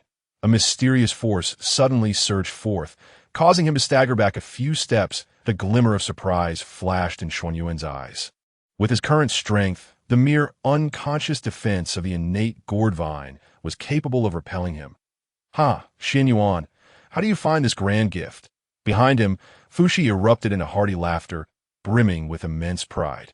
The primordial gourd vine, nestled upon the unyielding Mount Buzhou, was first discovered by the siblings Fushi and Enhua, who resided there by fortuitous chance. Fushi, well-versed in arithmetic and formations, had early on established the primordial 8 trigrams Great Formation in this locale, intended to safeguard the primordial gourd vine from departing to the Zixiao Palace to listen to the Tao, thereby preventing others from seizing the opportunity first. In the face of Fushi's formidable formation, Qianyuan merely chuckled lightly, showing no signs of retreat. The primordial 8 trigrams Great Formation, you say? Qianyuan raised his hand, unleashing a brilliant sword light imbued with terrifying annihilation power. It was a terrifying sword intent that fused the principles of the sword and the power of destruction. When the sword light collided with the primordial 8 trigrams Great Formation, it produced a resounding explosion that shook the heavens. Fushi's expression shifted slightly. He had not anticipated that Qianyuan could so effortlessly breach his formation. However, he did not panic, swiftly forming seals with his hands and murmuring incantations. Instantly, countless purple lightning bolts converged from all directions, forming a net of electricity that enveloped Qianyuan. With a flash, Qianyuan evaded the electric net's onslaught. Simultaneously, the sword light in his hand surged once more, aimed at Fushi. Fushi hastily dodged, yet was still struck by the residual force of the sword light, causing a trickle of blood to escape from the corner of his mouth. A flicker of astonishment crossed his eyes. Such a terrifying attack. Had he not been quick to evade, he would have surely sustained grave injuries. Though Fushi was shaken by Xuan Yuan's formidable prowess, he harbored no intentions of retreat. The primordial gourd vine was a discovery of their two siblings, carefully laid out over thousands of years, and they would not relinquish it easily. Moreover, he sensed a profound connection between this primordial gourd vine and his sister, one that might lead to a significant opportunity for her in the future. The glint of determination flashed in his eyes. Fushi resolved to unleash his full power. Suddenly, his aura intensified, and an ancient chain materialized in his hands, adorned with mysterious runes. This was his innate spiritual treasure, the supreme primordial spiritual treasure, Fushi Chain. With a pluck of the strings, Fushi produced a resonant sound, and a visible wave of terrifying sound energy surged toward Qianyuan. An auditory assault, how intriguing! In the face of Fushi's full-force strike, Qianyuan remained unperturbed, casually summoning a spatial law that formed a barrier around him, nullifying the sound wave attack. Qianyuan effortlessly dispelled what was supposedly his strongest strike, prompting Fushi to sigh. The sword path, the path of destruction, the spatial law. This Qianyuan truly is an anomaly. Inwa chuckled. Brother, it's the first time I've seen you so impressed by someone. Fushi's expression hardened. I'm not impressed. It's merely a lang of superficiality. Stubborn. Inwa stifled a giggle, and after a moment, curiously inquired, Brother, what shall we do next? She had been preoccupied with Xuan Yuan's kindness and offering her a seat at Zixiao Palace, and was reluctant to confront him. Yet her brother seemed naturally at odds with Qianyuan, always seeking to oppose him, leaving her caught in the middle, in a dilemma. Fushi, aware of his sister's inner thoughts, sighed again. Very well, let us step aside and allow the three purities. Jing and Juni to deal with that Qianyuan fellow. Agreed. Inwan nodded vigorously, delighted by the decision. Her demeanor was serene, disinclined toward conflict, and she held no deep attachment to the primordial gourd vine or the gourds themselves. If it comes, it comes. If it goes, it goes. Let nature take its course. With that, Fushi and Inwa withdrew from the contention, akin to mere spectators, and began to watch the unfolding drama with great interest. Noting Fushi's disengagement, Qianyuan approached the primordial gourd vine. That moment, Jane and Juni suddenly launched their assault. Jane brandished 6 pure bamboos, lightly waving them, as a 6-colored radiance surged toward Qianyuan.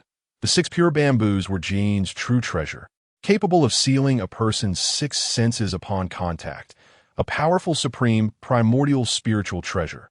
Meanwhile, Bodhi Daoist wielded the 7 treasures mysterious tree, unleashing a dazzling 7-colored light that rapidly rushed toward Qianyuan. This too was a formidable supreme primordial spiritual treasure, the essence of Zhuanti, capable of sweeping away any spiritual treasure. Though it may not rival Kong Xian's 5-color divine light, it was still exceedingly powerful.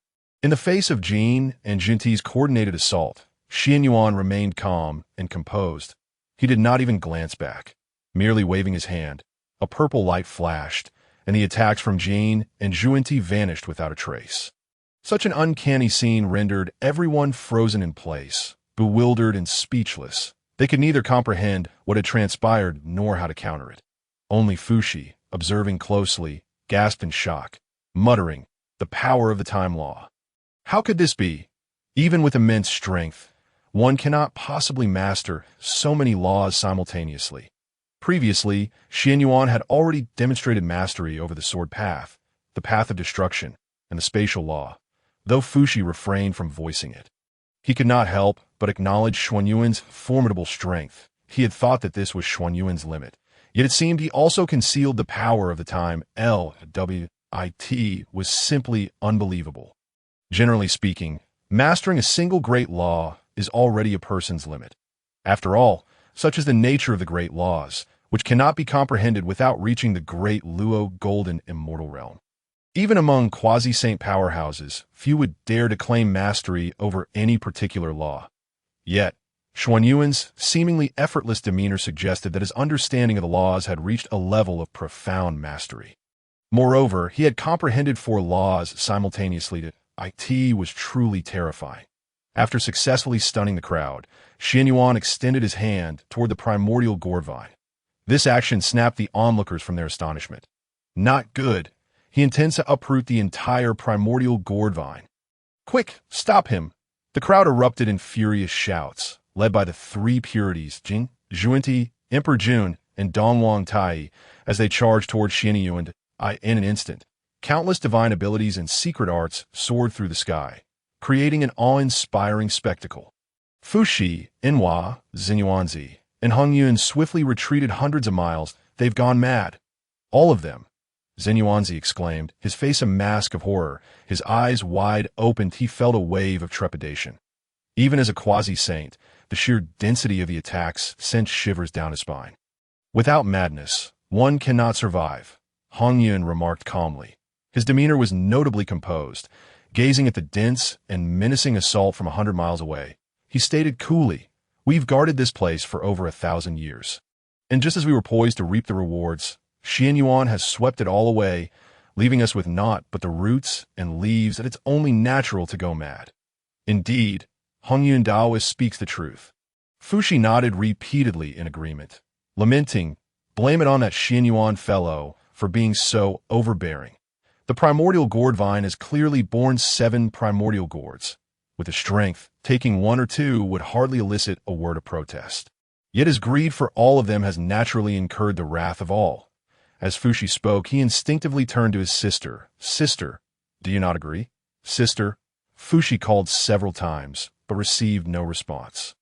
Turning to Inhua, he found her gazing anxiously at the battlefield 100 miles away, prompting him to furrow his brow.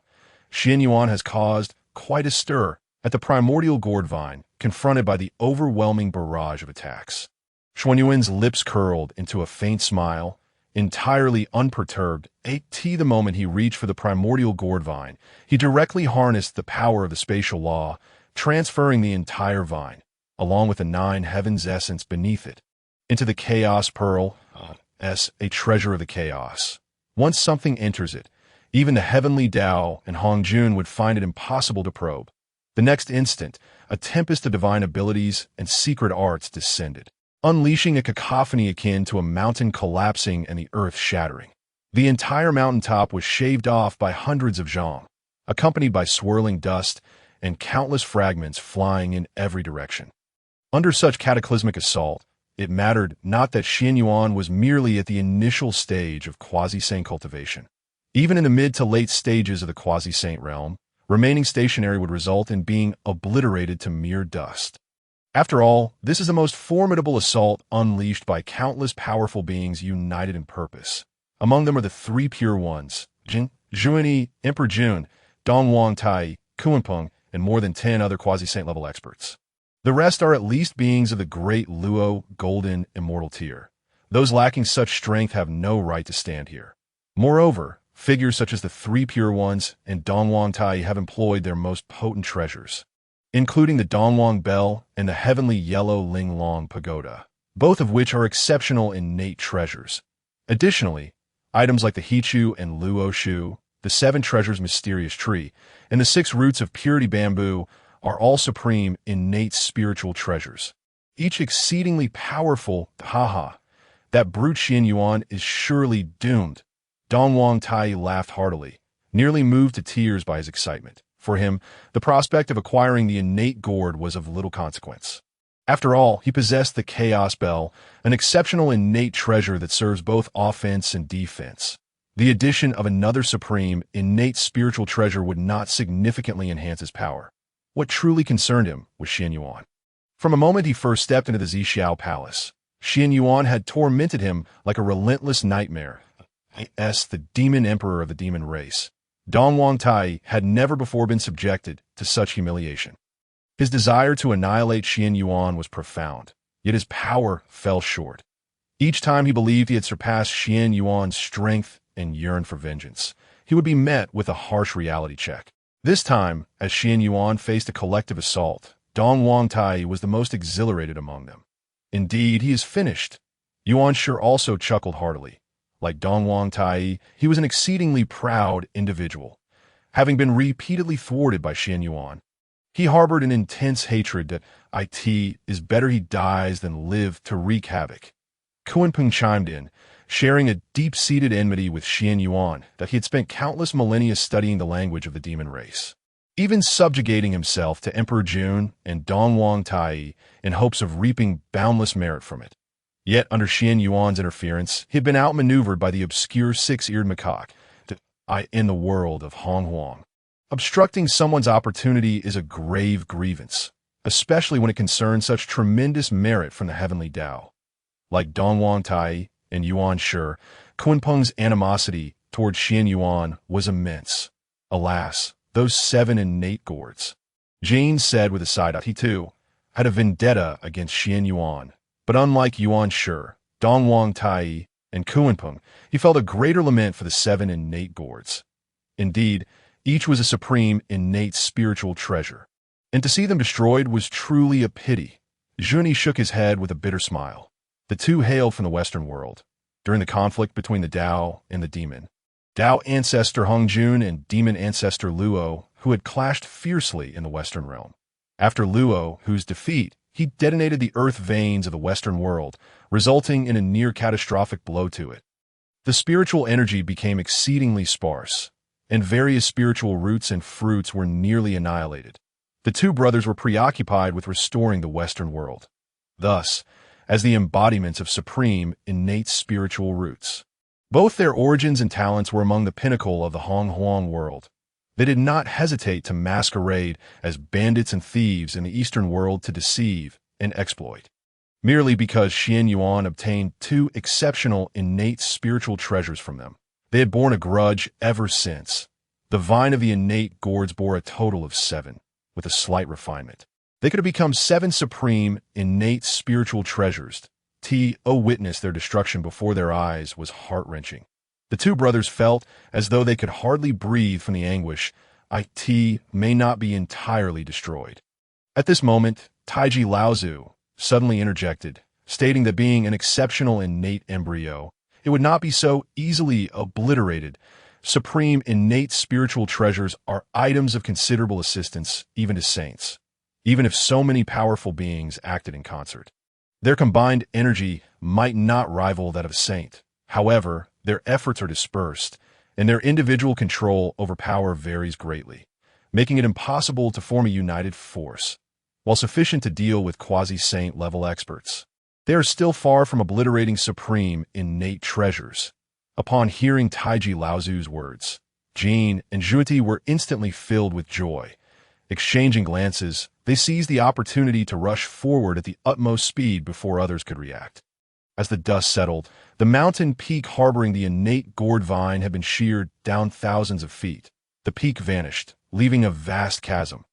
Everyone stared in astonishment at this scene, their disbelief palpable.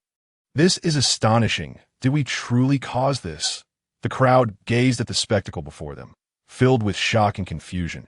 They could hardly fathom that they had managed to exert such a monumental influence on Buzhou Mountain. It should be noted that Buzhou Mountain is no ordinary mountain.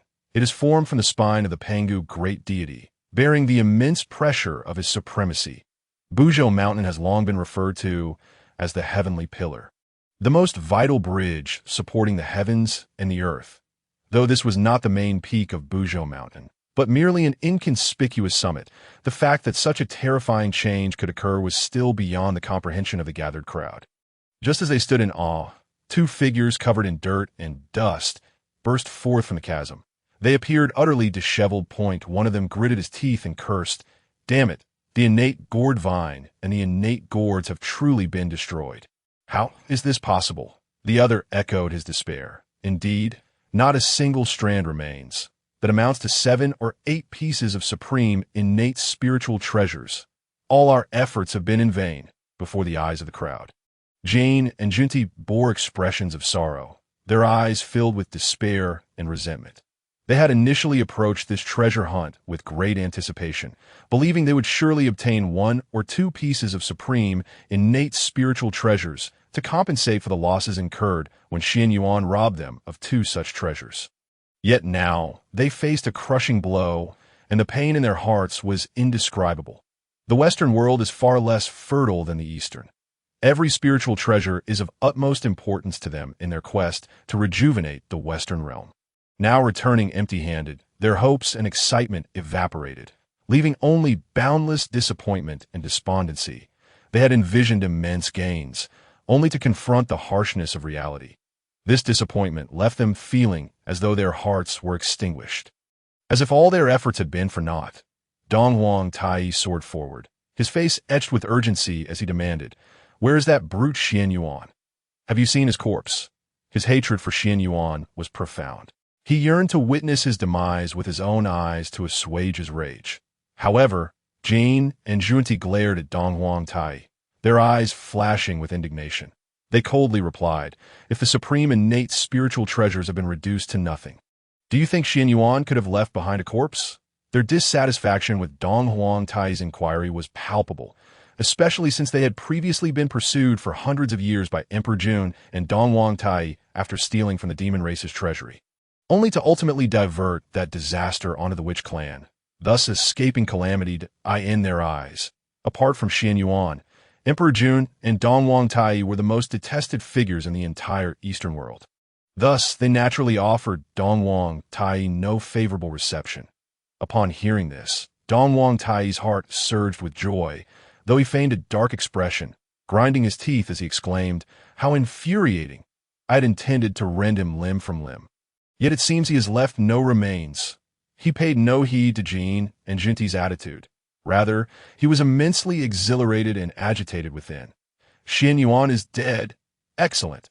At the waist of Buzhou Mountain, on an unnamed peak, the supposedly doomed Qianyuan reclined leisurely on a chair of enlightenment, humming a cheerful tune, clearly in high spirits. Recalling the earlier scene, the moment he placed the innate gourd vine into the chaos pearl, the system's prompt resounded. "Ding! Congratulations, host, for completing the mission treasures of the world. Those with fate shall obtain them, and I am that singular fortunate one. Award. 1,000,000,000 merits of the Tao, host mastery of all laws 20.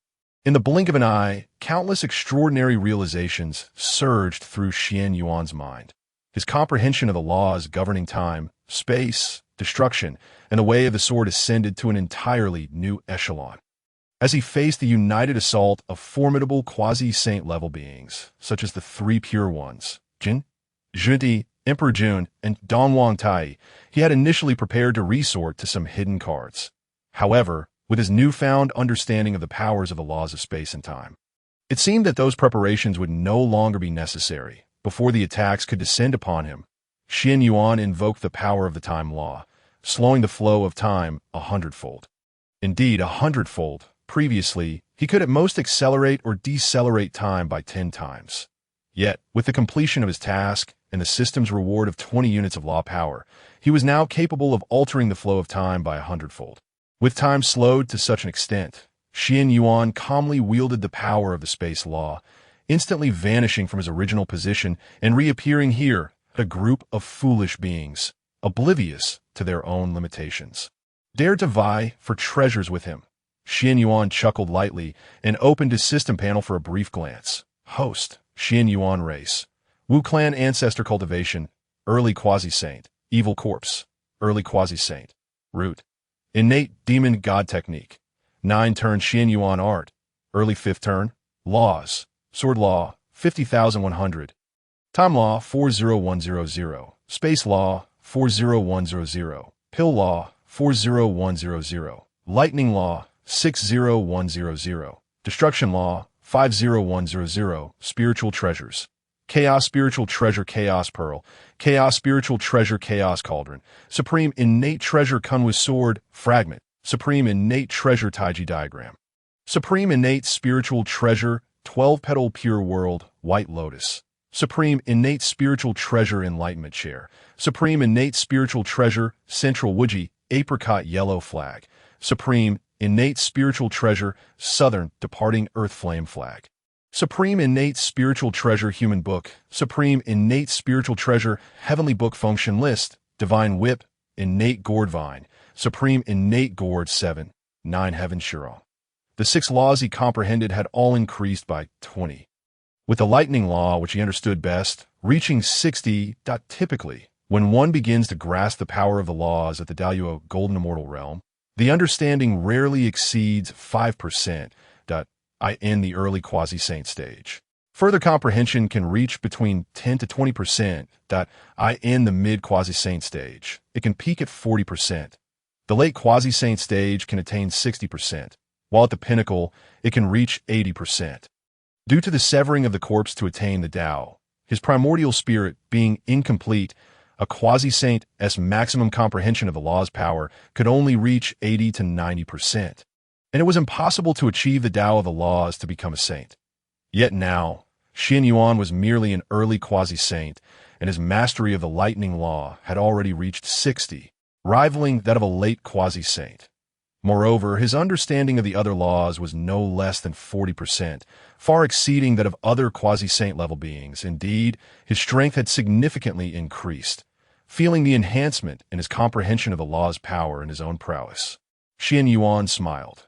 Next, it was time to pursue the 36 transformations of the primordial blue lotus.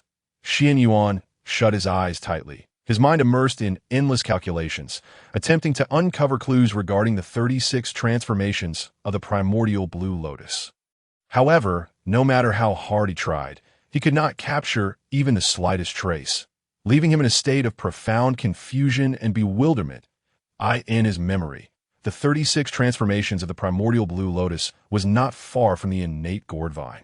After the 3 pure ones attained the innate gourd, it was not long before they discovered the 36 transformations of the primordial blue lotus in the Buzhou mountain. The 36 transformations of the primordial blue lotus was a mature lotus seed transformed from the chaos blue lotus born alongside the Pangu great deity. Due to the lack of the merit of opening the heavens, it was ultimately unable to coexist with the world, and thus it differentiated into 3 supreme, innate spiritual treasures, which were obtained by Laozi. Yuan Shi and Tongtian, red flowers, white lotus roots, and green lotus leaves. The 3 pure ones were originally a single family. Yet now he was unable to find any clues regarding the 36 transformations of the primordial blue lotus. Qianyuan couldn't help but question whether his memory had failed him or if there lay hidden secrets unknown to him. He resolved to delve deeper into his calculations, leaving no potential clue unexamined. As time passed, beads of sweat began to form on Qianyuan's forehead. His mind was completely engrossed in the calculations, oblivious to everything around him. Suddenly, his body trembled slightly, and a glimmer of surprise crossed his face. It seemed he had stumbled upon some clues regarding the 36 transformations of the primordial blue lotus. However, these clues remained vague, necessitating further exploration and verification. Taking a deep breath, Qianyuan slowly opened his eyes. His gaze turned resolute and unwavering. He understood that he had taken the first step toward discovering the 36 transformations of the primordial blue lotus. Regardless of the difficulties and challenges that lay ahead, he would not yield. After all, the 36 transformations of the primordial blue lotus was itself an innate supreme treasure. Even when divided into 3, each piece was still a supreme, innate spiritual treasure. Moreover, there was also the system's issued task involving a sign-in. The 9-turn Qianyuan art would elevate by 1 realm. Currently, his 9-turn Qianyuan art was at the early 5th turn, corresponding to the early Quasi-Saint stage.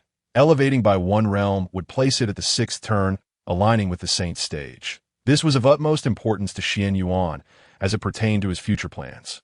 There could be no mistakes. Taking another deep breath, Qianyuan directly invoked the power of the space law, vanishing from his original spot in an instant. In the ensuing time, Qianyuan tirelessly searched within the Buzhou mountain, leaving traces of his presence in many places. Yet he had yet to locate the area he had deduced, the primary reason being that Buzhou mountain was simply too vast, extending beyond hundreds of thousands of miles. To find a specific location within such an expansive area was akin to searching for a needle in a haystack. Time sped by. After a full century, Qianyuan finally arrived at the location he had deduced. It was a secluded valley, shrouded by an innate protective array. At first glance, it appeared no different from an ordinary valley, but upon closer inspection, one could discern some anomalies. It was eerily quiet, too quiet. In fact, convinced that this was the place he sought, Qianyuan hesitated not for a moment, decisively mobilizing the powerful forces of space and destruction laws. His gaze was steadfast and resolute, as if he were prepared to give it his all. As he moved, the surrounding air seemed to solidify, an invisible pressure permeating the atmosphere, rendering it suffocating. In the previously tranquil void, countless fine fissures suddenly appeared, rapidly spreading as if they sought to rend the entire world asunder. Simultaneously, a cataclysmic aura erupted from Qianyuan, the force of destruction in his hands transforming into a black beam of light, akin to a ferocious dragon, lunging towards the chaotic region on the verge of closing. Wherever this force of destruction passed, the void shattered, forming dark voids reminiscent of black holes in the universe, devouring everything in their path. However, at that moment, the chaotic region began to undergo transformation. The previously chaotic and disordered energies became increasingly violent, with immense whirlpools emerging, ravenously absorbing the surrounding spiritual energy of heaven and earth. These whirlpools spun and expanded, ultimately coalescing into colossal chaotic tempests that collided head-on with Qianyuan's force of destruction. Boom! A deafening sound reverberated, causing the entire void to tremble. The forces of destruction and the chaotic tempests interwove and clashed, unleashing boundless destructive power. In an instant, the void shimmered with flickering light, the power of the laws rampaging, as if the apocalypse had descended. Qianyuan stood before the innate protective array, drenched in sweat, his body beginning to feel a touch of exhaustion. Yet his gaze was filled with unwavering resolve and determination. He took a deep breath, summoning all his strength, preparing to wield the principles of space, time, annihilation, and thunder to engage in a final confrontation with the Great Formation. Extending his hands, the laws of space swirled at his fingertips, causing the surrounding space to distort and warp. The laws of time activated in tandem, rendering time seemingly slower, granting him more moments to contemplate and respond. The principle of annihilation converged around him, coalescing into a formidable force of destruction, poised to shatter the defenses of the Great Formation. Finally, he summoned the law of thunder, and the sky became shrouded in dark clouds. Crackling with lightning, he infused the law of thunder into his assault, creating a powerful beam of lightning that surged towards the Great Formation. The formation sensed Qianyuan's immense attack, emitting a brilliant light in resistance. However, Qianyuan's onslaught grew increasingly ferocious, ultimately breaching the formation's defenses, allowing him to successfully enter its interior. Exhausted, he collapsed onto the ground, gasping for breath. Yet a victorious smile graced his face. He knew he had triumphed over the innate protective formation, drawing near to the 36th grade primal chaos green lotus. Gathering his strength, Qianyuan struggled to rise, sitting cross-legged to recuperate. After several days, he finally regained his full vitality and set forth into the valley. The valley was suffused with rich, innate spiritual energy. Surrounded by towering peaks that pierced the clouds, shrouded in mist, resembling a celestial realm, Qianyuan inhaled deeply, basking in the abundant, innate spiritual energy, his heart brimming with joy that he understood he had indeed found the right place. Hidden here was the 36th grade primal chaos green lotus. Deep within the valley lay a crystal-clear lake, within which grew a solitary lotus flower, standing there in solitude, seamlessly blending with its surroundings. Qianyuan approached the small lake, gazing at the lotus, an inexplicable awe swelling within him. This was the 36th grade primal chaos green lotus. The 36th grade primal chaos green lotus stood quietly at the center of the pond, its petals displayed resplendent colors, shimmering like a dream upon the water's surface. Each petal was delicate and soft, as if sculpted from the purest crystal. Surrounding the green lotus was the clear, bottomless lake, resembling a vast mirror reflecting the sky and surrounding scenery. The water sparkled, and, as a gentle breeze passed, ripples danced across the surface, complementing the beauty of the green lotus. Qianyuan gazed into the lake and suddenly discerned something extraordinary. The entire body of water was composed of the divine three light water. Such extravagance was truly unparalleled. One must understand that the three light water was the foremost healing elixir in the world of primordial chaos. Even a mere drop would incite a frenzy of competition. Yet here, a full pond, 100 feet square, brimmed with three light water. Beneath the green lotus, a cluster of emerald leaves spread like open green umbrellas, providing sturdy support for the lotus. The droplets on the leaves were crystal clear, rolling like pearls, adding a touch of vitality and liveliness. In the distance, the mountains rose and fell, their peaks soaring into the clouds, shrouded in mist. The trees in the mountains were lush and vibrant, brimming with life, standing in stark contrast to the tranquility of the green lotus. Occasionally, the calls of birds would break the silence. Qianyuan stood quietly by the lakeside, his gaze fixated on the 36th grade primal chaos green lotus. A wave of emotion welling up within him. This lotus was the sole mature seed among the 5 seeds of the chaos green lotus, harboring immense creative power. Just as he was lost in thought, a faint sound echoed, seemingly emanating from the 36th grade primal chaos green lotus. It felt as though it came from a distant place, carrying an irresistible aura, as if he was on the verge of being ensnared within. Qianyuan's heart jolted, a look of surprise crossing his face. Could it be that the 36th grade primal chaos green lotus had attained sentience? Or was it attempting to convey some message to him? Contemplating this, Qianyuan's gaze sharpened, striving to penetrate the exterior of the lotus and glimpse its inner world. However, the 36th grade primal chaos green lotus remained shrouded in a layer of iridescent aura, which seemed to possess a magical power, blocking all external attempts at divine perception. And no matter how Qianyuan concentrated or endeavored to breach this barrier, his consciousness could not penetrate it. Each time he attempted to approach, the iridescent aura acted like an impenetrable wall, rebuffing his consciousness and leaving him dizzy. After a moment of contemplation, Qianyuan resolved to shatter this barrier with force.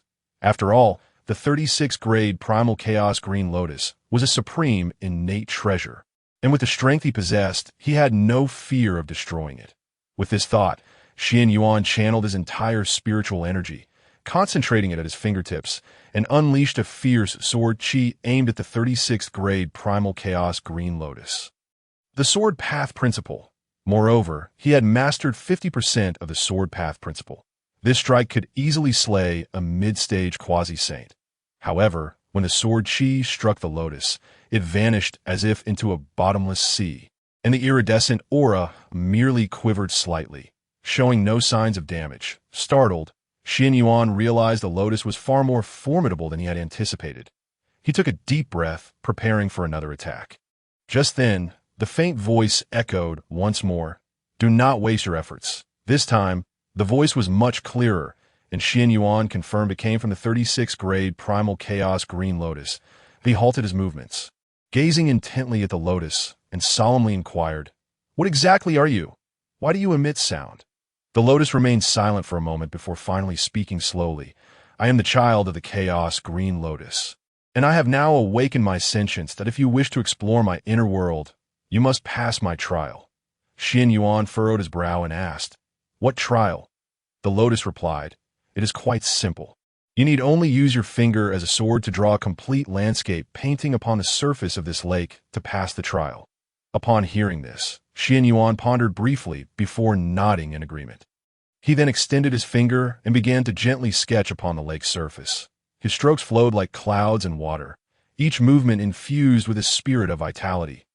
As he delineated, a magnificent landscape gradually emerged on the lake's surface. The undulating mountains, lush trees, and babbling waters conjured an ethereal scene. When the final stroke was completed, the entire painting was flawlessly rendered. The iridescent aura enveloping the lotus flickered a few times before gradually dissipating. "Congratulations, you have passed the trial." The voice of the 36th grade primal chaos green lotus resonated in Qianyuan's ears, but a surge of joy filled his heart as he eagerly turned his gaze towards the lotus. He watched as the lotus gently floated upwards, transforming into a beam of green light that shot towards Qianyuan. But he felt a sudden brilliance before entering a wondrous space that in this realm.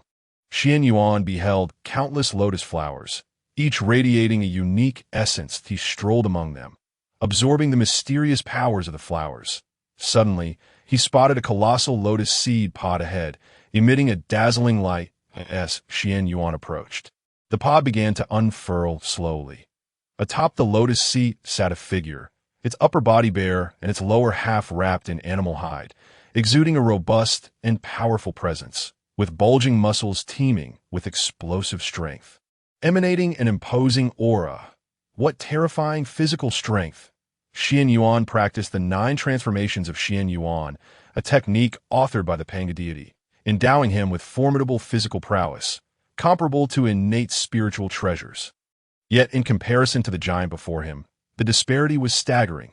Just as Qianyuan marveled at this, the surrounding scenery abruptly shifted. The entire world morphed into a formless chaos, devoid of light and darkness. Silence enveloped him, and he could not even perceive the passage of time. There was no distinction between heaven and earth, only an endless expanse of chaotic energy permeating the atmosphere. What is this? Qianyuan gasped in astonishment, incredulously whispering to himself, "Is this the chaotic world before Pangu opened the heavens?" Suddenly, a colossal figure materialized before Qianyuan. The giant stood tall and imposing, radiating boundless authority. His gaze conveyed a sense of resolve and determination, as if burdened with a monumental mission. Pangu. It was undoubtedly Pangu. Qianyuan could never have imagined that the 36th-grade primal chaos azure lotus would transport him to the scene of Pangu, the great deity creating the heavens and the earth for all the beings in the vast primordial world. Witnessing Pangu's celestial creation was an extraordinary opportunity, far surpassing the fortune of listening to Hongjun's teachings in the Zixiao palace. As he beheld the boundless chaos energy, a spark ignited within Qianyuan, prompting him to swiftly summon the chaos pearl and absorb the energy with fervor. Since Pangu's creation of the heavens and the earth, chaos energy had entirely vanished. Although there still existed a plethora of chaos energy in the void beyond the heavens, its quality had diminished significantly, decreasing by at least tenfold compared to the primordial chaos energy prior to creation. If the chaos energy in the current void were likened to postnatal chaos, then the chaos energy before Pangu's creation represented innate chaos. The two were hardly comparable. For other races, innate chaos energy might hold little significance. But for the Wu clan, it was a rare treasure. After all, the Wu clan primarily cultivated their physical bodies, and chaos energy served to refine them. Particularly, the effects of innate chaos energy were remarkably pronounced, enhancing the strength and fortitude of the clan's members. If they could amass sufficient innate chaos energy, the entire Wu clan's power would elevate by at least 1 tier, far surpassing other races and becoming the mightiest beings in the realm. Having accomplished this, Qianyuan focused all his attention on Pangu. Despite the preciousness of innate chaos energy, it was merely an auxiliary means for him. The true importance lay in meticulously observing Pangu's act of creation. This was not only a visual banquet but also a rare opportunity for learning. Through careful observation and analysis, he might glean insights into the mysteries of the Tao and the application of its principles. Ultimately, the extent of his comprehension would depend on his own enlightenment. In the distance, Pangu seemed to sense something and suddenly cast a glance in Qianyuan's direction. His gaze was as sharp as 2 bolts of lightning, penetrating the void and reaching deep into Qianyuan's soul. Faced with such an overwhelming aura, Qianyuan felt a tremor in his heart, as if an invisible force were suppressing him. Yet he did not flinch. Instead, he rose to the challenge and met Pangu's gaze head-on. The two locked eyes in the air, and for a moment, an extraordinary resonance was felt. Qianyuan felt dizzy, as if something had been added to his sea of consciousness. Time passed, perhaps just a moment, perhaps an eternity, before Qianyuan suddenly regained clarity. He then saw Pangu displaying a peculiar expression, half smiling, before wielding the heaven-opening axe and swinging it forcefully, cleaving a rift in the chaos energy. As time progressed, Pangu's power surged into the heaven-opening axe, causing its radiance to intensify, as if it aimed to rend the entire chaos asunder. Finally, the power of the axe reached its zenith. Pangu swung it with tremendous force, and a colossal rift manifested within the chaos. The fissure rapidly expanded, drawing chaos energy into it and forming a vast void. This void would become the primordial world. Qianyuan witnessed the entire process of Pangu's creation. His heart brimming with awe and reverence, he felt Pangu's might and grasped why he had become the creator of the primordial world. This power made him acutely aware of his own insignificance. Yet it simultaneously ignited a fierce ambition within him. One day, he vowed he would embody the immense strength of Pangu and become a stalwart figure in the heavens and the earth. Lost in thought, Qianyuan was suddenly interrupted by the system's notification. Ding! Congratulations, host, for earnestly observing Pangu's creation. You have comprehended the law of power. Qianyuan's eyes brightened. He understood the significance of this revelation. The law of power was the foundational principle cultivated by Pangu, holding the highest rank in the primordial world, and could significantly enhance both offensive and defensive capabilities. He immediately began to comprehend the law of power and integrate it into his own cultivation. Soon after, another notification sounded. Ding! Congratulations, host, for earnestly observing Pangu's creation. Your 9-turn Qianyuan technique has broken through to the pinnacle of the 5th turn. Qianyuan was overwhelmed with joy. Each turn of the 9 turns Qianyuan technique brought immense enhancement. And reaching the pinnacle of the 5th turn corresponded to the Quasi-Saint level that he felt a qualitative leap in his strength, his body growing sturdier, and his aura deepening. More importantly, upon completing the system's task, heaven and earth cannot tolerate, did you ask me? Regarding the 36th grade Primal Chaos Azure Lotus, he would elevate his 9-turn Qianyuan technique to a higher realm, specifically to the pinnacle of the 6th turn, which was the peak of the Saint level. At that moment, he would have the confidence to contend with Hongjun and the Tao. Subsequently, the system continued. Ding! Congratulations, host, for earnestly observing Pangu's creation. All comprehended laws of power increased by 20. Qianyuan was ecstatic. This indicated further enhancement of his law of power. Once he broke through to the Quasi-Saint pinnacle and eliminated his 3 corpses, he could embark on the path of law and enlightenment. If successful, he would gain 3 additional Saint-level combat powers, increasing his odds of success. Finally, the system issued the most exhilarating notification. Ding! Congratulations, host, for earnestly observing Pangu's creation. You have comprehended the 13 axes of Pangu's opening of heaven. Your current realm allows you to utilize the first 3 axes. Qianyuan's eyes widened in disbelief. He could hardly fathom what he had just heard. The 13 axes of Pangu's opening was Pangu's ultimate technique, each move brimming with boundless power. Remarkably, by merely observing Pangu's creation, he had grasped this divine skill and could already execute 3 of its moves, filling him with both surprise and excitement. Eager to test these techniques, Qianyuan inhaled deeply, preparing to unleash the first axe. The opening heaven style, an ethereal axe emerged from his hand, instantly radiating intense light, and an unparalleled force surged within him. With a mighty swing, a brilliant arc of axe light cleaved through the void, exuding unmatched might as it sliced forward. The power of this strike astonished Qianyuan. He had not anticipated being able to unleash such formidable techniques. He subsequently attempted the second axe, the earth-splitting style, and the third axe, the void-shattering style. Each axe wielded astonishing power, leaving Qianyuan filled with eager anticipation for the 13 axes of Pangu's opening. However, he also recognized that despite having comprehended these techniques, his current strength was insufficient to fully unleash their true potential. Only through continuous cultivation could he better master these formidable skills. Qianyuan was acutely aware of the long journey ahead. Yet he remained undeterred. He understood that as long as he diligently trained, he would one day become a powerful being like Pangu, traversing the primordial world, unmatched by any adversary. Even the Tao would find it challenging to interfere.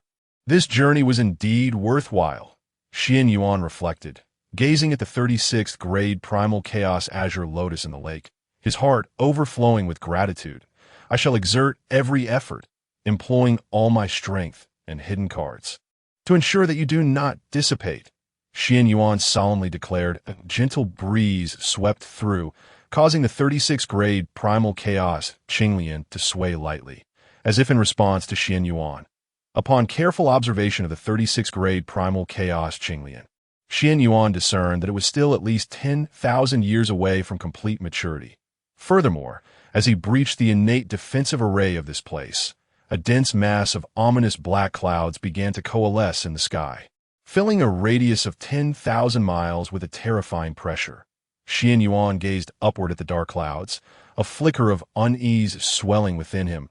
He understood that this was a harbinger of the impending heavenly tribulation. To his astonishment, the 36th grade primal chaos Qianyuan, still unripe, had already attracted such a formidable heavenly tribulation.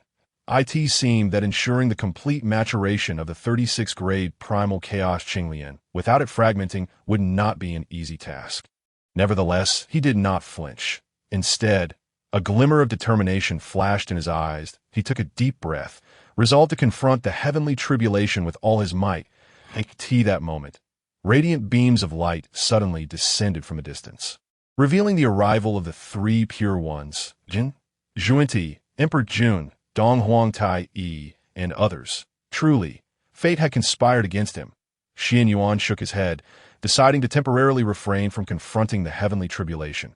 After all, the tribulation was still gathering, and it would take some time before it truly descended. He needed to drive these individuals away to ensure that no one would disrupt him at a critical moment. The three pure ones, Jin, Xuan, and others landed steadily by the lakeside, their gazes intently fixed upon the figure before them. When they recognized that the person standing before them was Qianyuan, all were taken aback, their eyes widening in disbelief, their faces reflecting astonishment and confusion. They could hardly fathom that the figure before them was Qianyuan. This outcome was entirely beyond their expectations, leaving them both shocked and bewildered. It was well known that a century ago, Qianyuan had attempted to monopolize the primal Hulu vine and the 7 primal Hulu, only to be obliterated by a collective strike, his essence extinguished. For this, they had felt a wave of regret. Over the past century, they had often gathered to discuss matters, occasionally mentioning Qianyuan. Yet now, he stood alive before them. They gazed at Qianyuan as if time itself had come to a standstill. Qianyuan, you are not dead? Donghuang Tai Yi stepped forward, speaking with a voice laced with hatred, his eyes filled with fury. He had been the most exhilarated and thrilled when Qianyuan was slain. And now, witnessing him alive, he was equally the most shocked and enraged. Upon hearing Donghuang Tai Yi's words, Qianyuan's lips curled into a slight smirk, revealing a hint of disdain that he coldly retorted. A bunch of clowns, you weaklings dare to presume to kill me. Huh. Truly overestimating yourselves. Had I not been disinclined to concern myself with you, how could you have lived to this day? Donghuang Tai Yi's countenance darkened ominously upon hearing this. He glared at Qianyuan, his eyes flashing with wrath. However, he did not immediately lash out. Instead, he turned to the others, coldly stating, everyone, since Qianyuan still lives, the primal Hulu vine and the 7 primal Hulus must be in his possession. At least 7 or 8 exquisite innate spiritual treasures. We have waited 1,000 years. We cannot allow Qianyuan the barbarian to benefit unchallenged. The crowd nodded in agreement, expressing their concurrence. Donghuang Tai Yi was correct. If Qianyuan had perished, the primal Hulu vine and the 7 primal Hulus would have vanished, and that would have been the end of it. Now that Qianyuan had returned from death, there must be an explanation. Thus, they all turned their greedy and eager gazes toward Qianyuan. Although they were oblivious to how Qianyuan had evaded their combined assault a century ago and how he had returned to life, they believed that if they had managed to kill him once, they could certainly do so again. This time, they were determined to force Qianyuan to yield the primal Hulu vine and the 7 primal Hulus.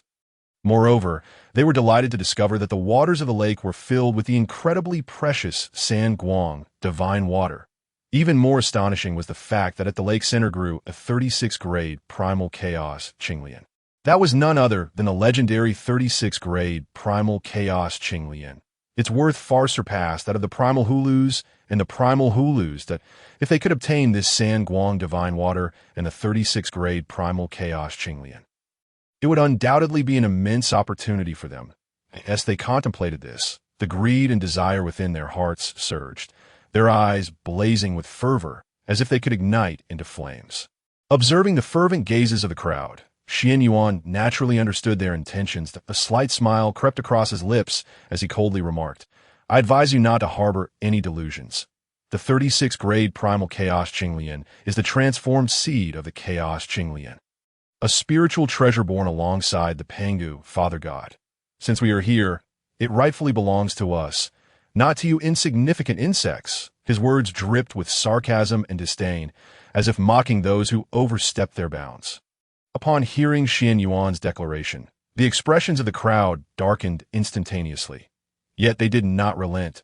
Instead, they became even more resolute in their fixation on the 36th grade primal chaos Qinglian, their eyes glimmering with avarice. At that moment, the Taiji Laozi of the Three Pure Ones suddenly spoke. The 36th grade primal chaos Qinglian is fated to be with us Three Pure Ones. His voice was deep and magnetic, imbued with an undeniable authority.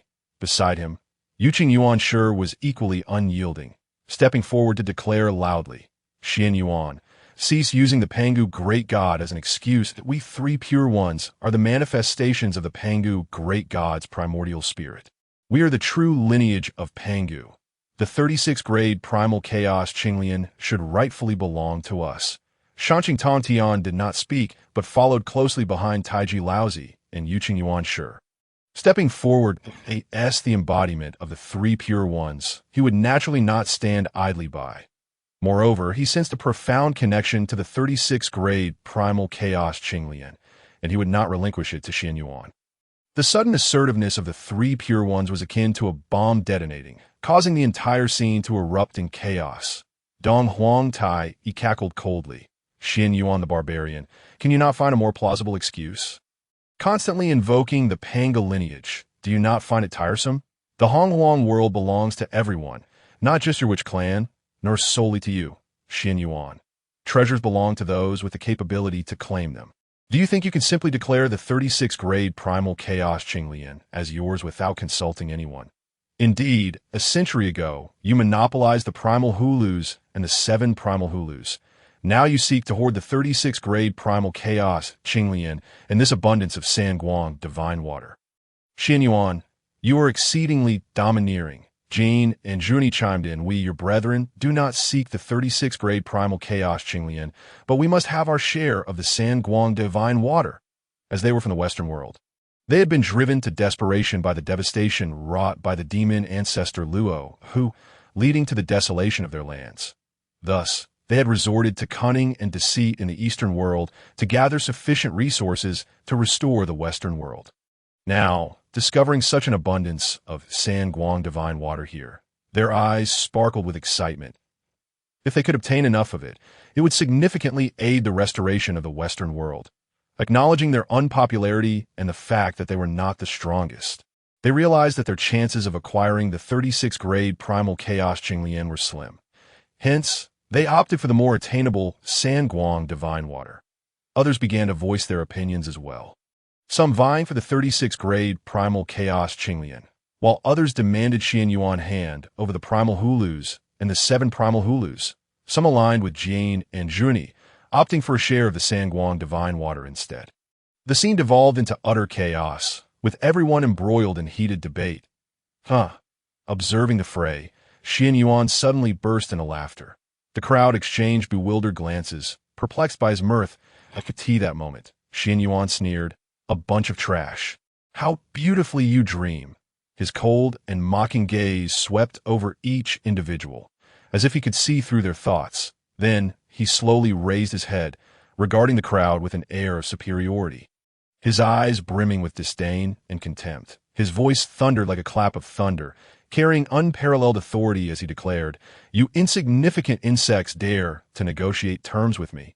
Truly laughable to the extreme.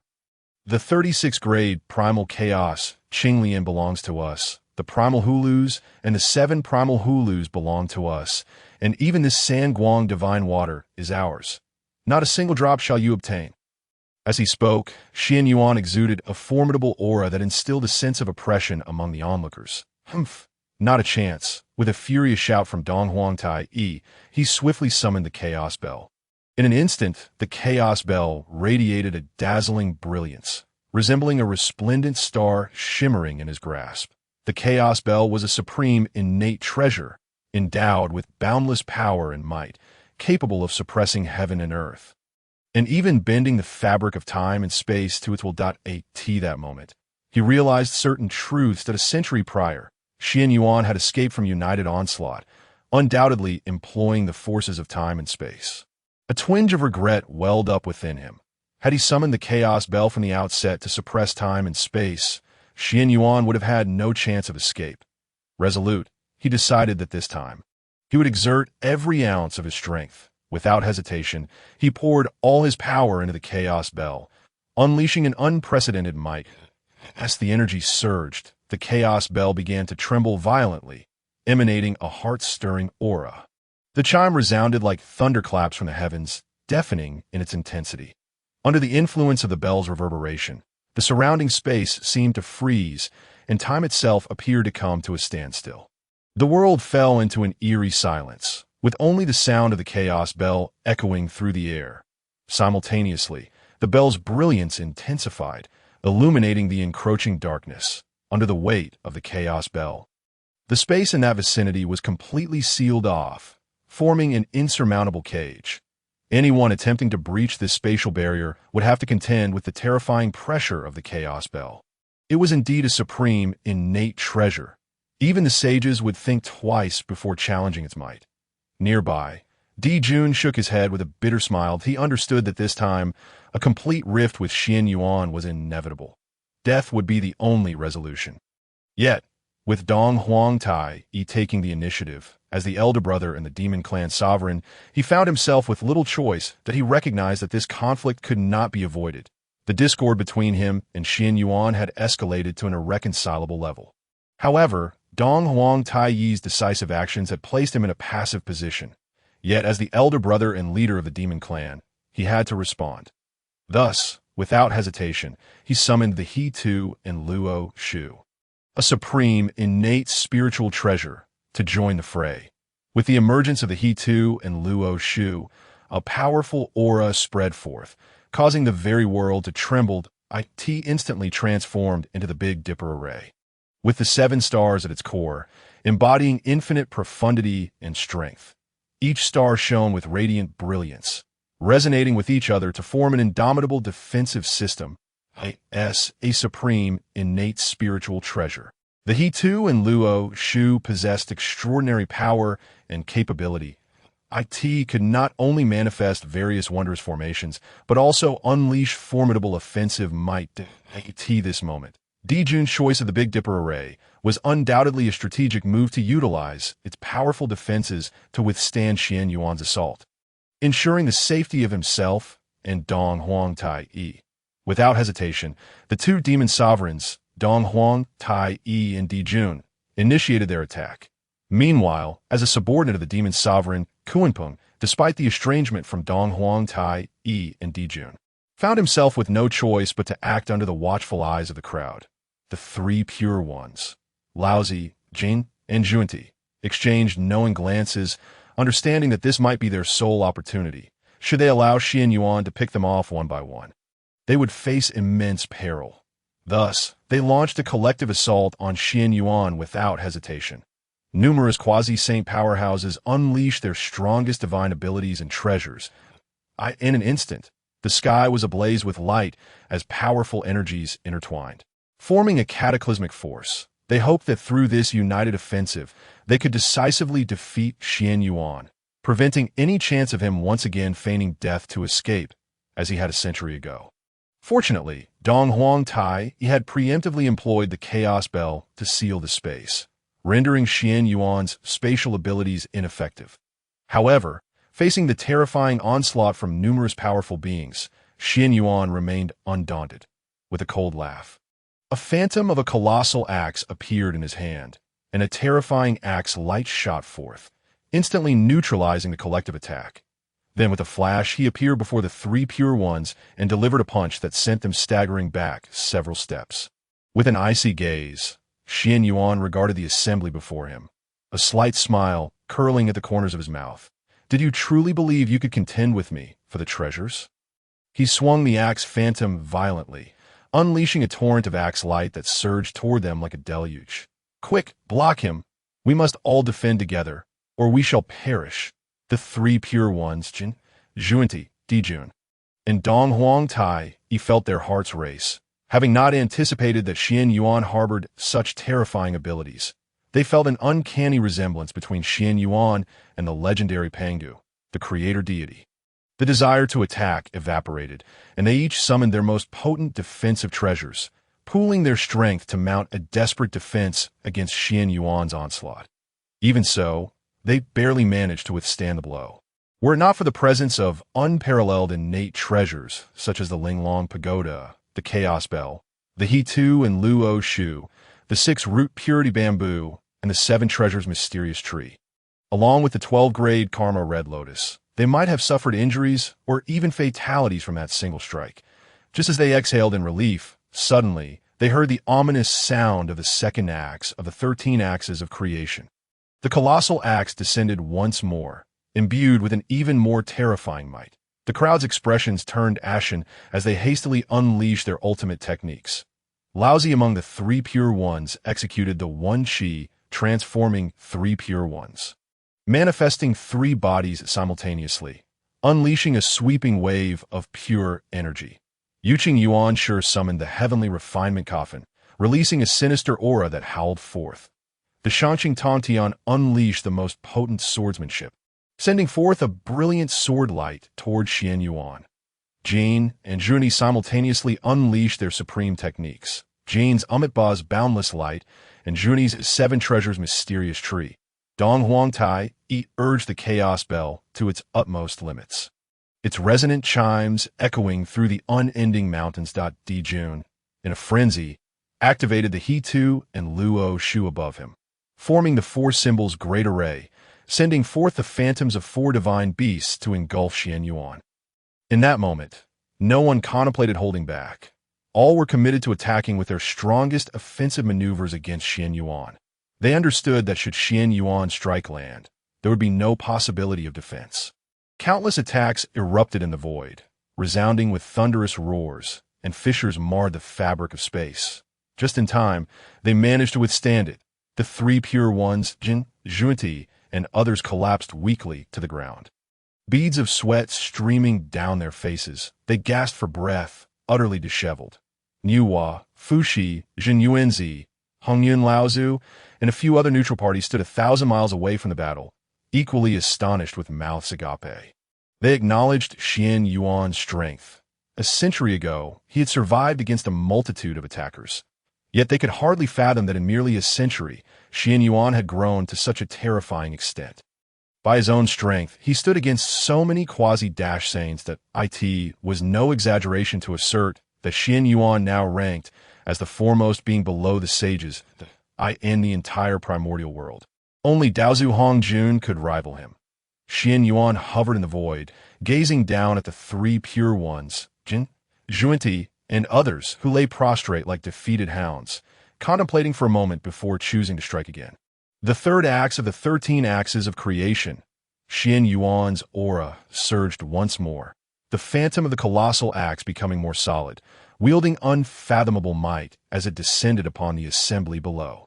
Their faces turned pale as they felt the specter of death looming. Just then, a figure appeared before Qianyuan, blocking his attack. Qianyuan, enough! This figure was Hongjun, the sole heavenly Tao sage of the primordial world. Radiating boundless authority, his presence instilled a sense of reassurance among the crowd, while Qianyuan's lips curled into a cold smile. The old fox has finally made his entrance, with a cold smirk concealed within. Qianyuan feigned a look of confusion and grievance upon his face. Daozu, we truly do not comprehend your intentions, he exclaimed innocently, gesturing towards the surviving figures of the Sanqing, Jin, and Zhuni below, his voice tinged with pathos. Not to mention that I discovered the 36th grade primal creation azure Lotus a century ago, but to breach the innate protective array outside, I expended considerable effort, as he recounted the perils and heartaches. Qianyuan even squeezed out a few golden tears. These individuals sought to kill and seize treasure from the outset, yet no one came forth to assist me. Is that not excessive? While he criticized the Sanqing, Jing, and Zhuti, Qianyuan did not forget to subtly implicate Hongjun, subtly conveying that his bias was far too pronounced. Yet in both demeanor and words, he maintained an air of reason. Even Hongjun, as a sage of the heavenly Tao, found himself at a loss for retort. Qianyuan felt a surge of self-satisfaction. When it came to performance, he feared no one in the entire Honghuang world. Hongjun gazed at him with an impassive expression. A flicker of complex emotion barely perceptible in his eyes. He was acutely aware of Xuan Yuan's subtle schemes. Yet at this moment, he preferred not to address them directly, for it pertained to the delicate relationship between himself, Qianyuan, and the witch clan. Although he harbored discontent toward Qianyuan's actions, Hongjun could only bury these feelings deep within. After a moment of silence, Hongjun finally spoke slowly. "You are all disciples under my tutelage. And as fellow sect members, you should support one another and strive for collective progress. However, it appears that some rifts and conflict have arisen among you, which greatly disappoints me." His voice was low and solemn, imbued with an undeniable authority. Upon hearing this, Qianyuan inwardly cursed. "Bah, old man, I senti all of this merely your machination behind the scenes." Yet he forced a semblance of discomfort upon his face, that he understood that, as the greatest variable in the Hongjun world, since the day he stepped out of Qianyuan Mountain and entered Zixiao Palace for lectures, his actions had already drawn Hongjun's attention, particularly the incident involving the auction of the sage's lotus seat. The instantaneous defeat of the remnants of the chaotic demon god, and the seizing of the innate gourd vine and the innate gourd, coupled with this latest contention for the 36th grade primal creation azure lotus. He had single-handedly resisted the Sanqing, Jin, Zhuanti, Dijuan, and Dongwang Tai, nearly leading them to annihilation. Hongjun, as a clandestine manipulator of the heavenly Tao, had witnessed each of these occurrences clearly. Originally, he had remained in the shadows, subtly provoking conflict between the Sanqing, Jin, Zhuanti, and others while overtly favoring Dijuan and Dongwang Tai, igniting the first great war between the demon clan and the witch clan. Although all of this was orchestrated by Hongjun, he had remained hidden. However, figures like the Sanqing, Jin, Zhuanti, Dijuan, and Dongwang Tai were still insufficiently threatening to him. Yet now that Hongjun had personally intervened, it was likely that he would not let Qianyuan off easily. Despite his inner reluctance, Qianyuan refrained from provoking Hongjun further until he had completed his system tasks and attained the power to oppose Hongjun and the heavenly Tao. He could only remain silent, adopting an attitude of eager receptiveness that I hope you can set aside past grievances, cooperate harmoniously, and strive for a higher realm together. Only in this way can you truly comprehend the profound truths I impart. Hongjun continued. Although he spoke of you, his gaze remained firmly fixed on Qianyuan. The implication was clear. This served as a warning to Qianyuan not to become too arrogant. The Sanqing, Jin, and Zhuni were not his match. Yet, with me present, the Hongjun world was not for you to command. The others nodded in agreement, expressing their willingness to heed Hongjun's teachings. Though reluctant, Qianyuan, under Hongjun's scrutiny, had no choice but to feign sincerity. Regardless of whether Qianyuan was genuine or not, since he had publicly yielded, Hongjun nodded in satisfaction. His gaze shifted to the 36th grade primal creation azure lotus in the lake. His expression suddenly turning grave, he slowly stated, "This 36th grade primal creation azure lotus indeed has evolved from a mature seed of the chaotic azure lotus. However, it lacks the merit of opening the heavens, and thus cannot be accepted by the world."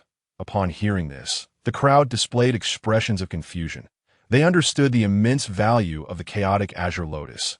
Why then was this 36th grade primal creation azure lotus rejected by the heavens? Hongjun seemed to read the minds of those present, elaborating, "The chaotic azure lotus is a supreme treasure birthed from the chaos, encompassing boundless mysteries and power. However, its overwhelming strength prevents it from fully integrating into the world. While this 36th grade primal creation azure lotus is indeed a fragment of the chaotic azure lotus, its lack of heavenly merit renders it unrecognized by the heavens." The crowd soon grasped the situation. Realizing the unfortunate fate of the 36th grade primal creation azure lotus, had it possessed the merit of opening the heavens, perhaps it would not have been spurned.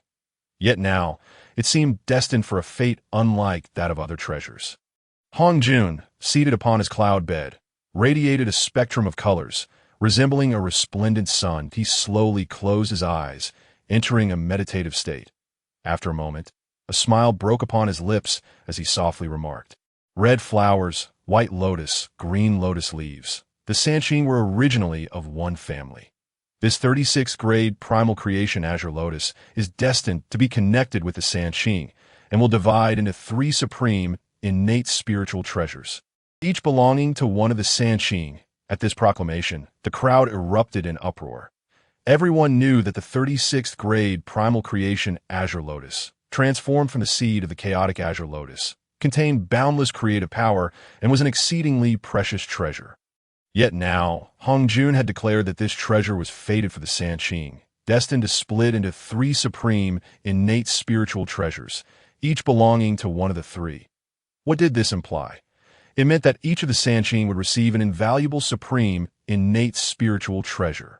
If the 3 supreme, innate spiritual treasures could be united, they would form an exceedingly formidable treasure.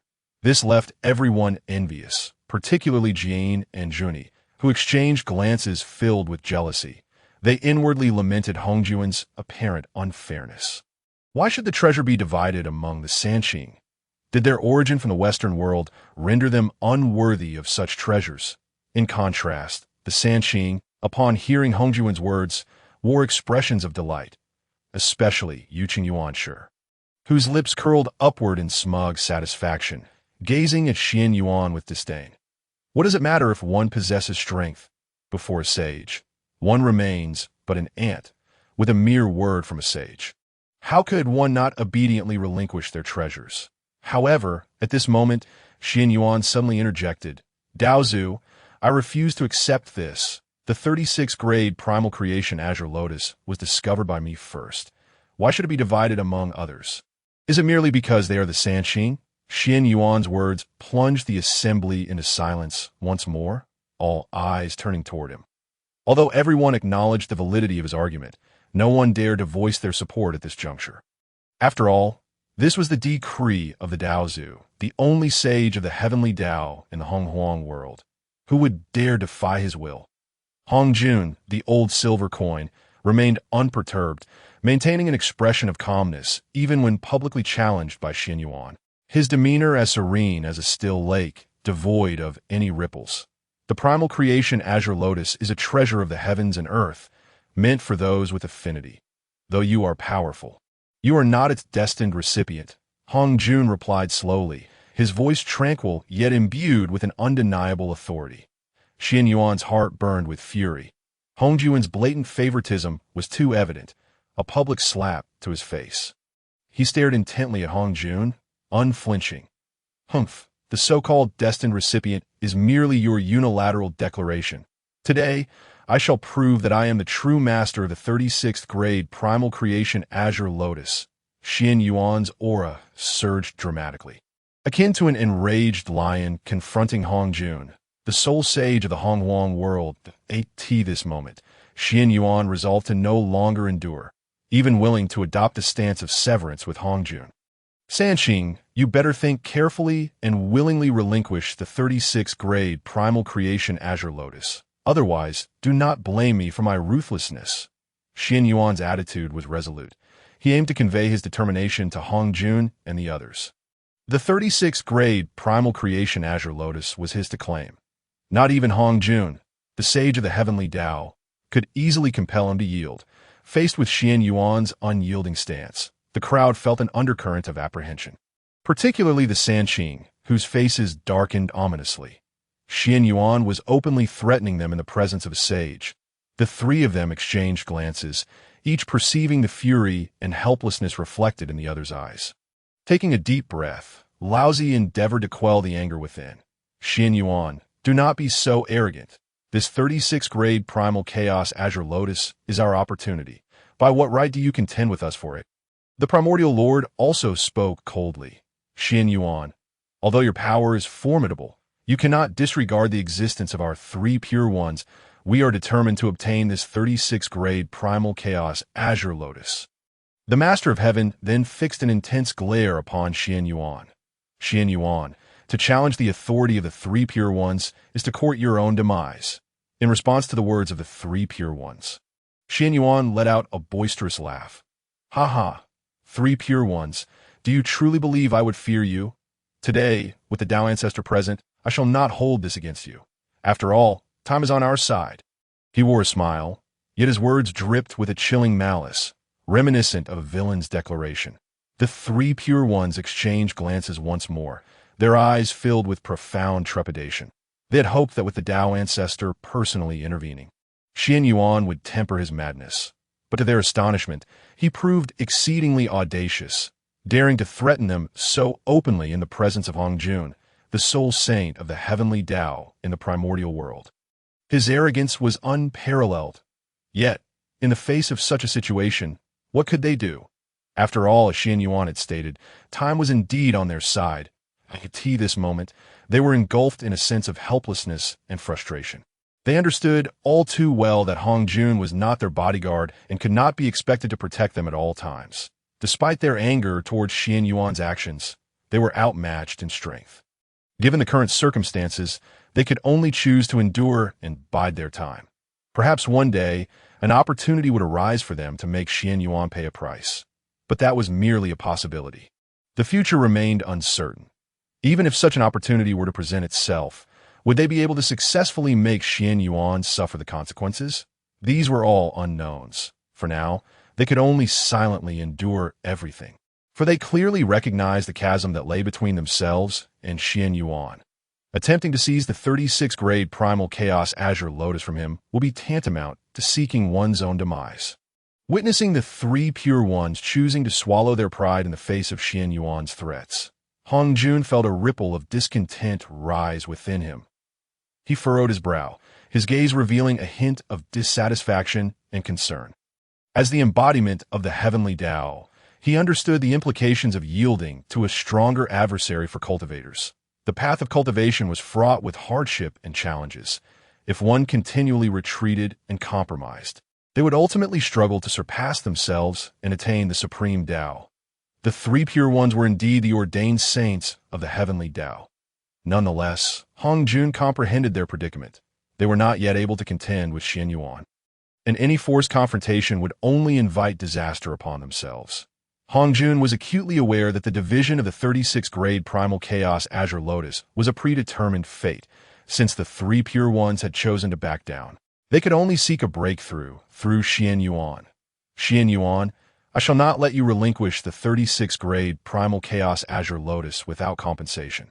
You may select 10 exquisite innate spirit treasures from my countless years of accumulation as recompense for your forfeiture of the Lotus. As the words fell, Hongjun waved his hand, revealing the treasure distribution cliff before everyone. The cliff was adorned with a dazzling array of treasures, each emanating a radiant glow that dazzled the eyes. Among them were even the Pangu banner and the extermination sword array, each a rare and precious innate treasure. Every item had been meticulously collected and refined by Hongjun, imbued with boundless power and mysteries. Not only did they possess formidable offensive and defensive capabilities, but they also enhanced the strength and realm of the cultivators. At that moment, countless treasures from within the vault began to manifest. Lying there quietly and exuding an alluring aura, as if awaiting Qianyuan's selection, in contrast to his usual lofty demeanor, Hongjun lowered himself significantly in order to secure Qianyuan's consent, prompting reflections on the capriciousness of fate. However, all of this was keenly observed by Jin, Xuan Dijun, and Donghuang Tai Yi, their eyes brimming with envy and resentment. Unlike them, Qianyuan remained unfazed by Hongjun's enticing offer. Innate spirit treasures were indeed valuable, especially rare ones like the Pangu banner and the extermination sword array, of which there were only a few in the entire primordial world. Yet he placed greater importance on the 36th grade Primal Chaos Azure Lotus. On one hand, as long as the division of the Lotus could be prevented, once fully matured, it would become a chaos spirit treasure, incomparable to any innate treasure. On the other hand, he had personally vowed to protect the 36th grade Primal Chaos Azure Lotus to the best of his ability. Qianyuan did not consider himself a paragon of virtue, yet he would not go back on his word. Furthermore, once Hongjun concluded his third sermon and harmonized with the Tao, he would open the treasure distribution cliff for everyone to seek treasures, at which point these treasures would still belong to him. Merely entrusted to Hongjun for safekeeping in the meantime, that he was clear on the weight of what mattered most. I apologize, but we only desire the 36th grade Primal Chaos Azure Lotus. Facing Hongjun, Qianyuan's expression was devoid of emotion, yet his gaze was resolutely firm. His tone was unremarkable, as if he were stating a simple fact. However, this fact struck like a thunderclap, leaving those present in shock. They turned their gazes to Hongjun and Qianyuan, eager to see how the Tao ancestor would respond. Upon hearing Qianyuan's words, Hongjun's expression darkened. He clenched his fists tightly, a flicker of rage igniting in his eyes. He had not anticipated Qianyuan's resolute defiance, showing him no respect whatsoever. Taking a deep breath, he suppressed his anger and coldly inquired, "Qianyuan, are you sincerely intent on opposing me?" His voice was low and constrained, filled with authority and an oppressive aura. The atmosphere around them instantly shifted to one of tension, as an invisible pressure enveloped everyone's hearts. They understood that an intense conflict was on the verge of erupting. Under the eaves of another's roof, one must bow their head. Qianyuan restrained the impulse to lash out at Hongjun, maintaining a composed demeanor, even wearing a faint smile. His expression was as tranquil as still water, revealing no trace of agitation, while his tone remained notably indifferent. "I truly cannot fathom why you would say such a thing. The 36th grade Primal Chaos Azure Lotus was originally discovered by me, and I alone deciphered the innate protective formation. Even the competitors have been vanquished by me, by all accounts. The 36th grade Primal Chaos Azure Lotus should rightfully belong to me." As he spoke, a hint of scorn curled at the corner of Qianyuan's lips, as if to suggest, did he expect that simply because he was a saint, his mere word would compel him to yield it? No one had the right to demand it without compensation. Hongjun's face darkened, his irritation palpable. "The treasure distribution cliff lies before you. I grant you the freedom to take 10 treasures. The Pangu banner, the extermination sword array. Each is an exquisite innate treasure. Surely, none of them is inferior to the 36th grade Primal Chaos Azure Lotus. What more could you possibly desire?" He exhaled heavily, suppressing the urge to strike Qianyuan down, and admonished, "I've already stated that the 36th grade Primal Chaos Azure Lotus, devoid of the merit of creation, is fated to divide. Is it truly worth sacrificing the Pangu banner and the extermination sword array for 3 innate spirit treasures?" "Indeed, it is," Qianyuan replied without hesitation, his gaze unwaveringly fixed upon the 36th grade Primal Chaos Azure Lotus, a resolute glimmer igniting in his eyes, clearly indicating his determination to possess it. Seeing this, Hongjun's fury escalated, his countenance dark as if it could drip water. He discreetly transmitted his thoughts to Qianyuan, threatening, "Qianyuan, should you persist in this path, do not blame me for being unmerciful."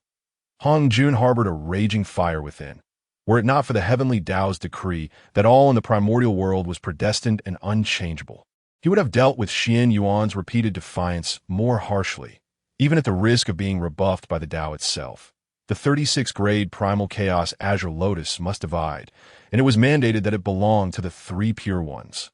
Otherwise, if Qianyuan continued to defy him, he would not hesitate to eliminate this barbarian, even at the risk of backlash from the Tao. Did he truly believe that as the saint of the heavenly Tao, he was made of clay and lacked temper? Let him not forget that he was a chaos demon god, an ancient powerhouse who had clashed with Pangu. The mere ancestral witches were but a transformation of Pangu's blood. Did they truly believe they were the true heirs of Pangu, free to act without consequence in the primordial world? Hongjun gritted his teeth, deciding to offer Qianyuan one final opportunity, should he fail to cherish it. He would not hold back his ruthlessness. Yet, in the face of Hongjun's telepathic threats, Qianyuan remained unmoved, as if he had not heard them at all. Seeing that his threats bore no fruit, Hongjun's fury intensified. He subtly summoned his powers, stealthily preparing to strike at Qianyuan that moment. The 3 pure ones, Jin and Zhuan observed Qianyuan, provoking the wrath of Hongjun Daozu. Although they remained silent, each of them secretly reveled in the situation, hoping that Hongjun would take action to punish Qianyuan, teaching him a lesson to curb his arrogance, which had become quite tiresome. Yet, no one noticed that Hongjun had already launched a covert attack on Qianyuan. Just as Hongjun made his move, Qianyuan suddenly sensed something amiss. He swiftly turned, casting a wary glance in Hongjun's direction. "Humph, Hongjun, do you think I fear you?"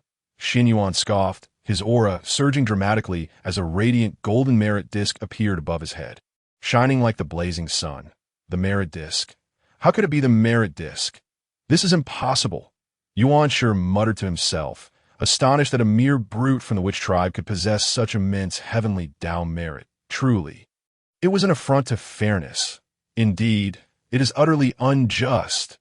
Jean echoed, lamenting that after countless eons devoted to restoring the western ley lines, the merit he had accumulated paled in comparison to Xuan Yuan's by a factor of 10,000. How can there be any heavenly justice in this? Humph, he must have employed some unscrupulous means to amass such boundless heavenly Tao merit. Dong Wang Tai's face twisted in indignation, asserting that given Xuan Yuan's actions, there was no way he could have earned such merit legitimately. In an instant, the crowd began to criticize Qianyuan, deeming him unworthy of such heavenly Tao merit. In the face of their accusations, Qianyuan merely smiled disdainfully, too apathetic to respond. They couldn't even distinguish between great Tao merit and heavenly Tao merit. Merely a troop of buffoons. At that moment, a faint, muffled groan echoed through the void. Only Qianyuan, with his formidable strength, could perceive it. He glanced at the three pure ones, Jin and Zhuan Ti, realizing they were still incessantly berating him, utterly oblivious to the anomalies in the void. With a raised brow, he turned a mocking gaze towards Hongjun, curious to see his reaction upon witnessing Xuan Yuan's vast accumulation of merit. In the void, Hongjun sat upon his cloud bed, a gentle smile gracing his face, reminiscent of a spring breeze. Yet within, he seethed with indignation. He had intended to strike covertly, imparting a profound lesson to Qianyuan about the inviolability of a sage's authority. But this fellow, Qianyuan, possessed an uncanny sensitivity to danger, managing to detect Hongjun's concealed attack. What astonished him further was Xuan Yuan's response. Instead of confronting or evading, Qianyuan subtly unleashed the great Tao merit disk. As the sole heavenly Tao saint and representative of the heavenly Tao in the current primordial world, Hongjun instantly recognized that what floated above Xuan Yuan's head was not merely the heavenly Tao merit disk, but an even more powerful and rare great Tao merit disk, since Pangu opened the heavens. The heavenly Tao had awakened, and the great Tao had receded. The primordial world had long been devoid of great Tao merit. As a primordial witch, Qianyuan must have transformed after the calamity of fierce beasts. How had he acquired such an abundance of great Tao merit? Even Hongjun, a sage, could not fathom the answer. However, he understood that bearing such immense great Tao merit marked Qianyuan as a child of fortune. This individual's future achievements would be boundless should he be allowed to grow. He would undoubtedly pose a threat to Hongjun. Thus, this child must not be allowed to live. Consequently, instead of holding back, Hongjun unleashed even greater power, striving to annihilate Qianyuan entirely. Just as his attack was about to strike Qianyuan, an overwhelming aura erupted from Qianyuan.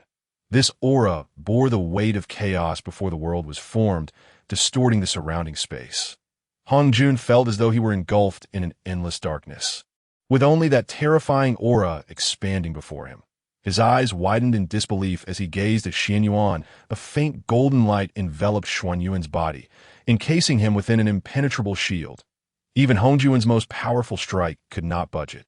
As time passed, the terrifying aura intensified, surging forth like an unstoppable tide, overwhelming Hongjun with a sense of dread, as if it aimed to consume the entire world.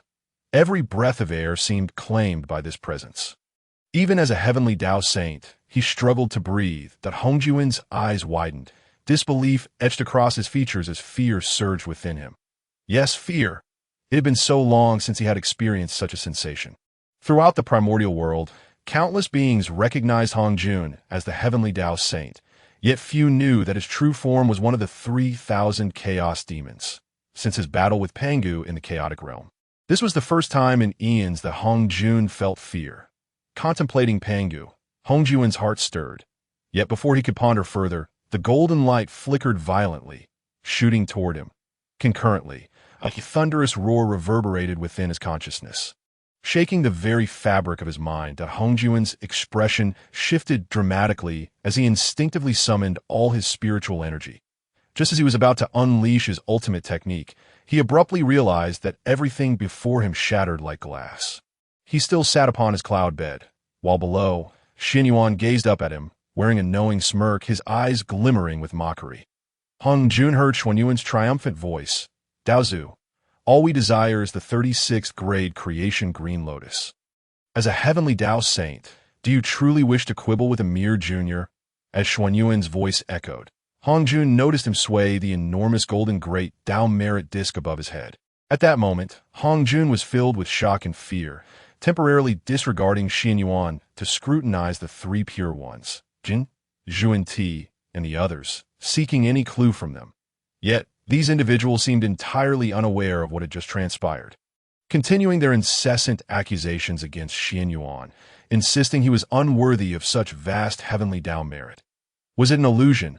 Hongjun sighed, attempting to relax, but suddenly his boundless spiritual energy surged uncontrollably. He let out a muffled groan, hurriedly harnessing the power of the heavenly Dao to suppress the turmoil within him. Only then did he realize that everything was indeed real. The assailant's power was simply too terrifying. The three pure ones, Jin, Zhuan Ti, and the others, though all Quasi-Saint level experts, were utterly unqualified to even perceive such a horrific presence. Furrowing his brow, he scrutinized Qianyuan closely, noting that Qianyuan appeared unperturbed, seemingly unaware of the events unfolding. Could it be that a terrifying entity was orchestrating something through Qianyuan? Who could it be? Hongjun pondered, mentally ruling out potential suspects. After the formation of the primordial world, few remnants of the chaos demons remained. His greatest adversary was undoubtedly the demon Ancestral. During the battle between Dao and demon, the heavenly Dao had chosen him, Hongjun, while the demon Ancestral had perished after detonating the Western world's ley lines. In the aftermath, Qianyuan Laozu and Qianyuan Laozu had also been ensnared by his schemes, with only Yangmei Laozu surviving. However, Yangmei Laozu was a spatial demon, distinct from the aura he had just encountered. Eliminating these possibilities, he was left contemplating figures from the chaotic world prior to Pangu's creation, recalling the paralyzing fear he had felt in the presence of that overwhelming aura. Hongjun began to form a hypothesis. Just then, the turbulent spiritual energy within him surged once more. Sighing, he recognized the urgency of departing immediately to retreat to Zixiao Palace for seclusion, to refine and stabilize his internal energy, seated upon his cloud bed. Hongjun quickly composed himself, exuding an aura of boundless authority and sanctity. His visage was solemn and dignified, with eyes as deep as the abyss, seemingly imbued with infinite wisdom and power. He cast his gaze upon the crowd below, his expression calm, yet filled with an intangible pressure that rendered them unable to meet his gaze. You all, as disciples under my tutelage, belong to the same school of Qianmen. Among Qianmen disciples, do not engage in reckless bravado. You must unite in purpose to uphold the stability of the primordial world. Remember this well. As the words fell, Hongjun did not linger, and his figure instantaneously vanished from the spot. With Hongjun's hasty departure, the likes of Sanqing, Jin, Zhuan, Dijuan, and Dongwang Tai were left utterly flabbergasted. The Dao ancestor has just left like that. With the loss of their greatest pillar of support, how could they possibly contend with Qianyuan? The crowd exchanged bewildered glances, each wearing a mask of confusion. The atmosphere plunged into an immediate silence. Hongjun's abrupt exit was interpreted by Qianyuan as mere apprehension towards the grand Dao merit disc above him. Without delving deeper into its implications, that it was not until much later, upon grasping the truth, that he realized Hongjun had not been frightened away by him, but rather had developed a murderous intent. Yet at this juncture, he remained oblivious to such matters, instead wearing a smile as he looked at the assembly. Let us continue. Continue what? One might ask. Sanqing, Jin, Zhuan, and the others shook their heads in frantic denial. Yuanshi and Dongwang Tai were inwardly lamenting. Had they known of your formidable strength, capable of instilling fear even in the Dao ancestor, they would have been averse to confronting you directly. Before his departure, although Hongjun endeavored to maintain the demeanor of a sage, the disparity between his earlier arrogance and his later deference did not escape the keen eyes of the assembly, if it were not for his trepidation toward Qianyuan. Why would a dignified Tao ancestor, the sole saint of the heavenly Tao in the primordial world, need to waste words on a barbarian like Qianyuan, especially the words spoken just prior to his exit, which appear to be a reminder to the assembly, were in truth a warning to Qianyuan? The more Hongjun emphasized this point, the more uncertain the hearts of the onlookers became. Just how formidable is Qianyuan in truth? What is it that the Tao ancestor fears? In light of this, the 36th grade creation Azure Lotus is now ours. Qianyuan wasted no time in asserting his claim. The crowd nodded in agreement, retreating without hesitation. However, just as they turned to leave, a chilling voice suddenly echoed. "Did we permit your exit?" The voice thundered through the air like a clap of thunder, compelling all to halt in their tracks. They turned in shock to find Qianyuan radiating an overwhelming aura, making it difficult to gaze directly at him, but a sense of dread settled in their hearts. Mingled with an unspoken grievance, we have withdrawn from the contest, willingly offering the 36th grade creation Azure Lotus. What more do you desire? Observing these top-tier powers of the primordial world, each rendered speechless, akin to quails frozen in place, Qianyuan could not suppress his exhilaration. It is worth noting that among these individuals, Sanqing, Jin, and Zhuanti are projected to be the future saints of the primordial world. Dijuan and Dongwang Tai are the demon race's monarchs, commanding countless beasts. In accordance with the natural trajectory of the primordial world, they would establish the ancient heavenly court, Demon Court. The demon holds dominion over the heavens, while the witch governs the earth. The cataclysmic battle between the witches and demons nearly shattered the primordial realm, plunging it back into chaos. Before achieving sainthood, Sanqing and the others would not dare to contend with them, as for Kunpeng and the likes of the River Styx. Each is a sovereign of their own domain within the primordial world. Yet now, they tremble before him. This sensation is indeed quite pleasurable. Qianyuan reveled in his triumph, though his expression remained as cold as ice. What? Do you think you could just turn and leave? A tempest brews unexpectedly. Sanqing, Jin, Zhuanti, and the others stood frozen in place, their expressions vacuous. What does this barbarian Qianyuan mean? We, the witch race, have always been clear about our grievances. Qianyuan smiled, yet his eyes revealed a glimmer of cunning. The expressions of the assembly darkened, inwardly lamenting their plight. They had believed that relinquishing the contest for the 36th grade creation Azure Lotus would allow for a safe departure, only to find Qianyuan so domineering and difficult to deal with. "What more do you wish?" Yuan Shi Tianzuan exclaimed in anger. "We have already conceded. Do you intend to pursue us to the bitter end?" Qianyuan waved his hand. "That certainly won't be the case." However, Xuan Yuan's tone shifted, and the hearts of the assembly leaped into their throats. "You cannot simply depart, as it seems rather inappropriate, does it not?" He gestured around, and as the crowd remained perplexed, he continued, "This place was once serene and rich in spiritual energy. A home painstakingly crafted over countless millennia by the 36th grade creation Azure Lotus. Look at its current state." Only then did they notice the aftermath of their fierce battle, which had left the area in ruins.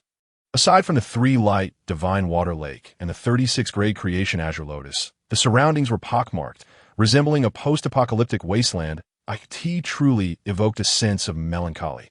Just as the assembly lamented, Qianyuan coldly declared, "Since you acknowledge that the 36th grade creation Azure Lotus belongs to us, then its home is also ours.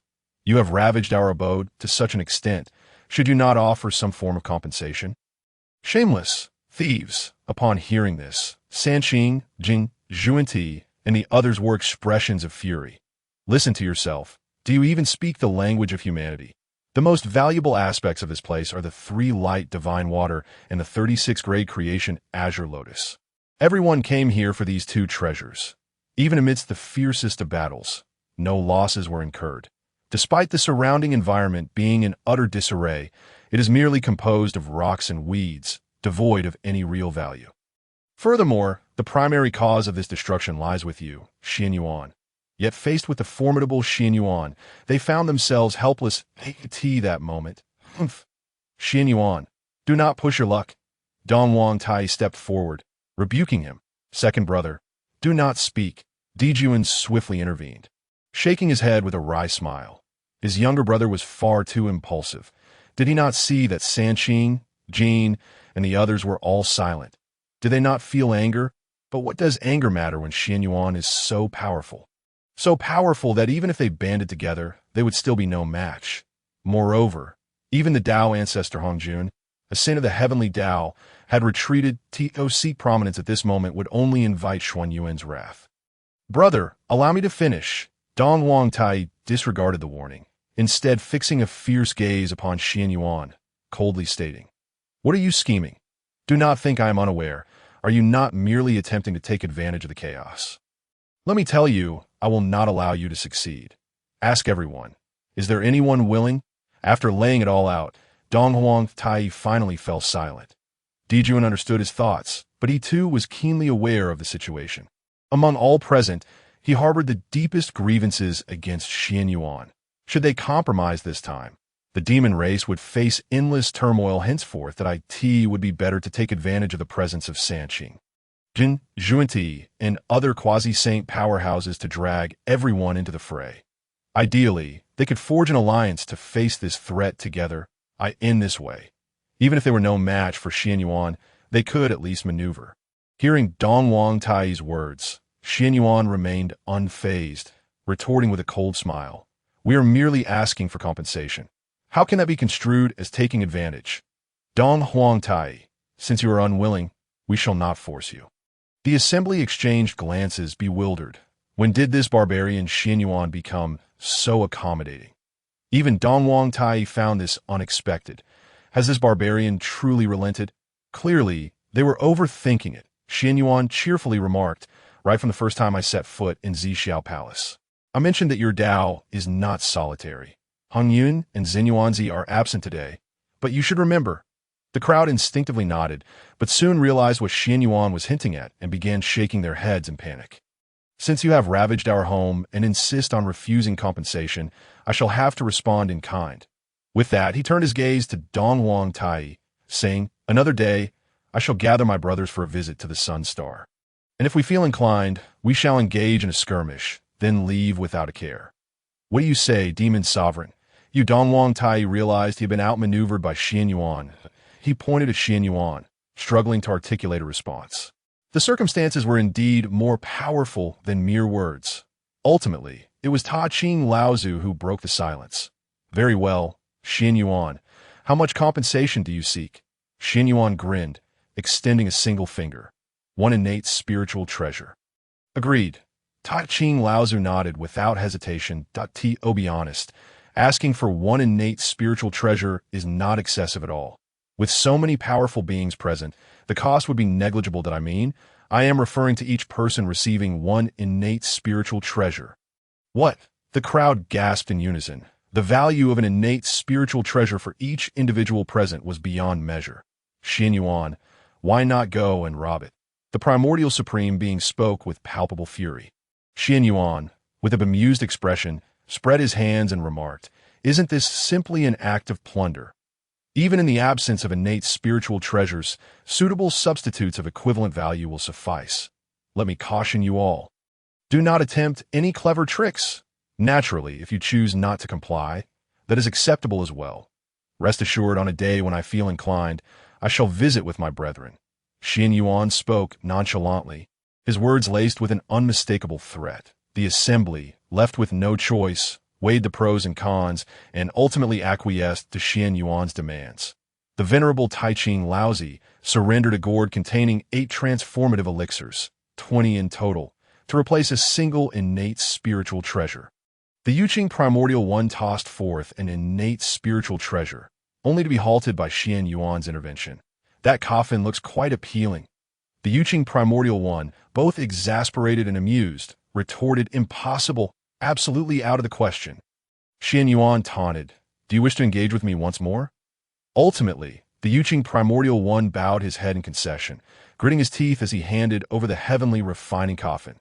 Qianyuan accepted the coffin and turned to Tontian, who had produced an innate spiritual treasure, stating, "You may forego it. I am a fair man, and the heavenly refining coffin shall count as 2 innate spiritual treasures, Tong Tian was left bewildered, while the Primordial One seethed with resentment. Meanwhile, Qianyuan had already turned his attention to others. Jin and Junti hesitated for a considerable time before producing 10 Bodhi seeds. The two felt a modicum of apprehension, for 10 Bodhi seeds were hardly worth 2 innate spiritual treasures. Just as their anxiety mounted, they were astonished to find Qianyuan nodding in acceptance. Before they could exhale in relief, Qianyuan's voice echoed in their ears. 10 Bodhi seeds are insufficient in value. Considering the aridness of your Western realm, I do not wish to press the matter overly. However, remember, you two bald donkeys, you owe me a favor. When you establish your teachings in the Western world, I shall request a position for my disciple, one that ranks just below the two of you. Jin and Junyi, having no better option, nodded in agreement without a second thought. After all, they had no immediate plans for establishing a teaching. And even if they did in the future, what harm was there in reserving a position for Qianyuan? Both understood that Qianyuan's proud disposition would never allow him to accept subpar offerings. Just like his current 4 disciples, all were formidable beings at the great Luo Golden Immortal stage. Whether it was 1, 10, or even 100, more would always be welcomed, given the scarcity of talent in the Western realm. Should Qianyuan be so eager to offer them potential disciples, it would only offset the debt of 2 innate spiritual treasures. Why not seize the opportunity? They even felt an impulse to reclaim the 10 Bodhi seeds, reasoning that they could simply ask Qianyuan to send more disciples to settle the debt. However, upon seeing Qianyuan had already turned away, they opened their mouths but ultimately refrained from speaking. Qianyuan cheerfully continued to reap offerings from the crowd. Although he initially demanded 1 innate spiritual treasure per person, the actual implementation varied by individual. For Jin and Junyi, he merely accepted the 10 Bodhi seeds symbolically, while simultaneously securing a position beneath them in the future Western Church. This also served as a retreat strategy for the Witch Clan, should he by any chance find himself outmatched in the contest against Hongjun and the Heavenly Tao. The Witch Clan could collectively retreat to the Western realm as long as they survived until the end of the Fengshen calamity, when saints would no longer emerge. The Witch Clan could very well have a chance to rise again. Apart from Jin and Junyi, he did not demand exorbitantly from the ancestor of the river of the Underworld either, settling for merely 10 blood Underworld fruits. These fruits, unique to the river of the Underworld, contained vast amounts of blood energy and were among the finest spiritual fruits for refining the physical body in the primordial world, holding particular significance for the Witch Clan. Moreover, the river of the Underworld's inhabitant, as one of the earliest beings in the primordial world, possessed formidable talents and foundations. His creation of the Azura clan and establishment of the killing sect demonstrated that his capabilities were not inferior to those of the 3 pure ones, Jin, Junti, and others. Yet he had never managed to attain the saintly position that it was not due to a lack of strength, but rather a stroke of misfortune.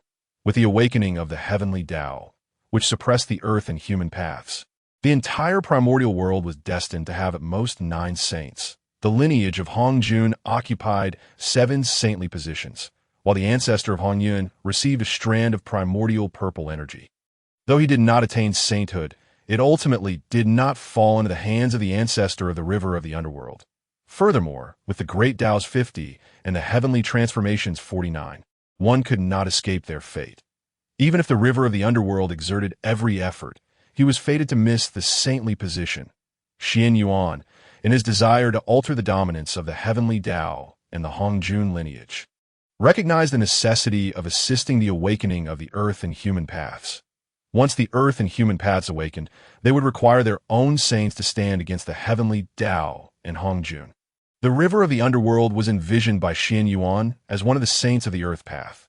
This was also why, from the moment of their first encounter in the Zixiao palace, despite the river of the Underworld's active involvement, Qianyuan consistently targeted the 3 pure ones, Emperor Jun and Dong Huang Tai, yet always spared the river of the Underworld. After Qianyuan had extorted most of the assembly, he left only Emperor Jun, Dong Huang Tai, and other powerful members of the Demon Clan. He cast a sidelong glance at the group of Demon Clan powerhouses, beaming brightly. We are all old acquaintances here. No need for further elaboration, correct? Emperor Jun forced a wry smile, shaking his head in resignation. One innate spiritual treasure per person is simply too much. I shall offer other treasures in exchange. That is acceptable. Qianyuan appeared quite accommodating. With 24 demon clan members present, this meant he required 24 innate spiritual treasures. He inquired with a hint of mockery, I wonder what treasures the demon emperor intends to substitute. His tone was gentle yet laced with an undeniable authority. Qianyuan's demeanor incited gritted teeth among the demon clan powerhouses, yet they were powerless to object. Even Dong Huangtai, he clenched his fists tightly, yet refrained from uttering a word. Emperor Jun stood in place, his gaze flickering as he contemplated which treasures might satisfy Qianyuan. Noticing Emperor Jun's prolonged silence, Qianyuan, growing impatient, waved his hand and urged, Everyone's time is precious. Let us not waste it on futile contemplation. Emperor Jun nodded and tentatively proposed, Might I offer spiritual fruits and celestial herbs unique to the sun star as substitutes? Qianyuan shook his head, forthrightly declaring, Demon Emperor, spare us the pretense of a flat price. 100,000 sun crystals, 100,000 various spiritual fruits and celestial herbs, along with the essence of true sunfire. What say you? Impossible. Before Emperor Jun could utter a word, Dong Huangtai, he could no longer contain himself and shouted at Qianyuan, You seek to target only me. Why must you make it difficult for the entire demon clan? I shall surrender myself to you today. Do as you will. If you have any semblance of manhood, let the rest of the demon clan go. His voice brimmed with anger and helplessness, as if a long-suppressed volcano had finally erupted. Yet, the determination and defiance gleaming in his eyes suggested he was prepared to sacrifice himself for the sake of the powerful members of the Witch clan. However, in the face of Dong Huangtai's furious outburst, Qianyuan appeared utterly unfazed. He did not even glance at Dong Huangtai, instead smiling at Emperor Jun. Let us overlook Taiyi's mental instability and his ramblings. Demon Emperor, have you reached a decision? This time, Emperor Jun did not hesitate in the slightest, quickly nodding in agreement. Deal. He then produced a bag of holding and presented it to Qianyuan, saying, Inside are the items you requested. There is no shortage. I accept my fate today, and I hope you will not trouble the demon clan further in the future. Qianyuan received the bag of holding and, with a sweep of his divine consciousness, revealed a satisfied smile. Excellent. This is sufficient. He regarded Emperor Jun with a playful look. Demon Emperor, you have prepared quite thoroughly. Did you anticipate such a day? Emperor Jun remained silent. He certainly had not foreseen this outcome. However, since the last encounter, when Jin and Junti had nearly emptied the entire treasure vault on the Sun Star, Emperor Jun had lost faith in the defenses of the Sun Star and had opted to carry the demon clan's treasure vault with him. Yet he had not anticipated that even so, the majority of the treasures would still fall into others' hands. How ironic. With this thought, he felt an overwhelming urge to leave, beckoning the demon clan members to depart at once. Wait, Qianyuan suddenly called out. Under the confused and furious gazes of the demon clan, he pointed at Kuanping and mockingly declared, They may leave, but you cannot. Kuanping, consumed with rage, disregarding Qianyuan's formidable power, shouted, Qianyuan, do not overstep your bounds. The demon emperor has already surrendered the treasures. A dignified Quasi-Saint. Are you truly going to act like a petty villain? Emperor Jun furrowed his brow. Although Kuanping had long since severed ties with the demon court, he was still, on the surface, a member of the demon clan. He stepped forward to block the enraged Kuanping and questioned Qianyuan. Qianyuan, what is the meaning of this? Qianyuan ignored Emperor Jun, casting a disdainful glance at Kuanping, and coldly replied, Do you not know your place? D. Jun's demand was for the compensation of the 24 members of the demon clan, and you were not included. The mention of you enraged Kuanping, rendering him speechless. Just moments ago, he had secretly mocked the brutes, noting that there were clearly 25 members of the demon clan, yet they were being referred to as 24. It was only at this moment that he comprehended that Qianyuan was not incapable of counting, but rather intentionally excluding him from the demon clan to embarrass him. He was seething with the desire to confront Qianyuan directly. However, considering Xuan Yuan's unfathomable strength, he ultimately restrained his fury. What if it was merely a piece of innate spiritual treasure? This demon master could afford it. As he prepared to produce the innate spiritual treasure, He saw Qianyuan shaking his head with a smile. For others, it was a piece of innate spiritual treasure. For you, it is not. Kunpeng's anger intensified, and he could no longer contain himself, shouting, "What do you intend to do?" Qianyuan surveyed Kunpeng with a grin and remarked, "It has been a long time since I feasted on Kunpeng wings. Leave behind a pair, and you may take your leave."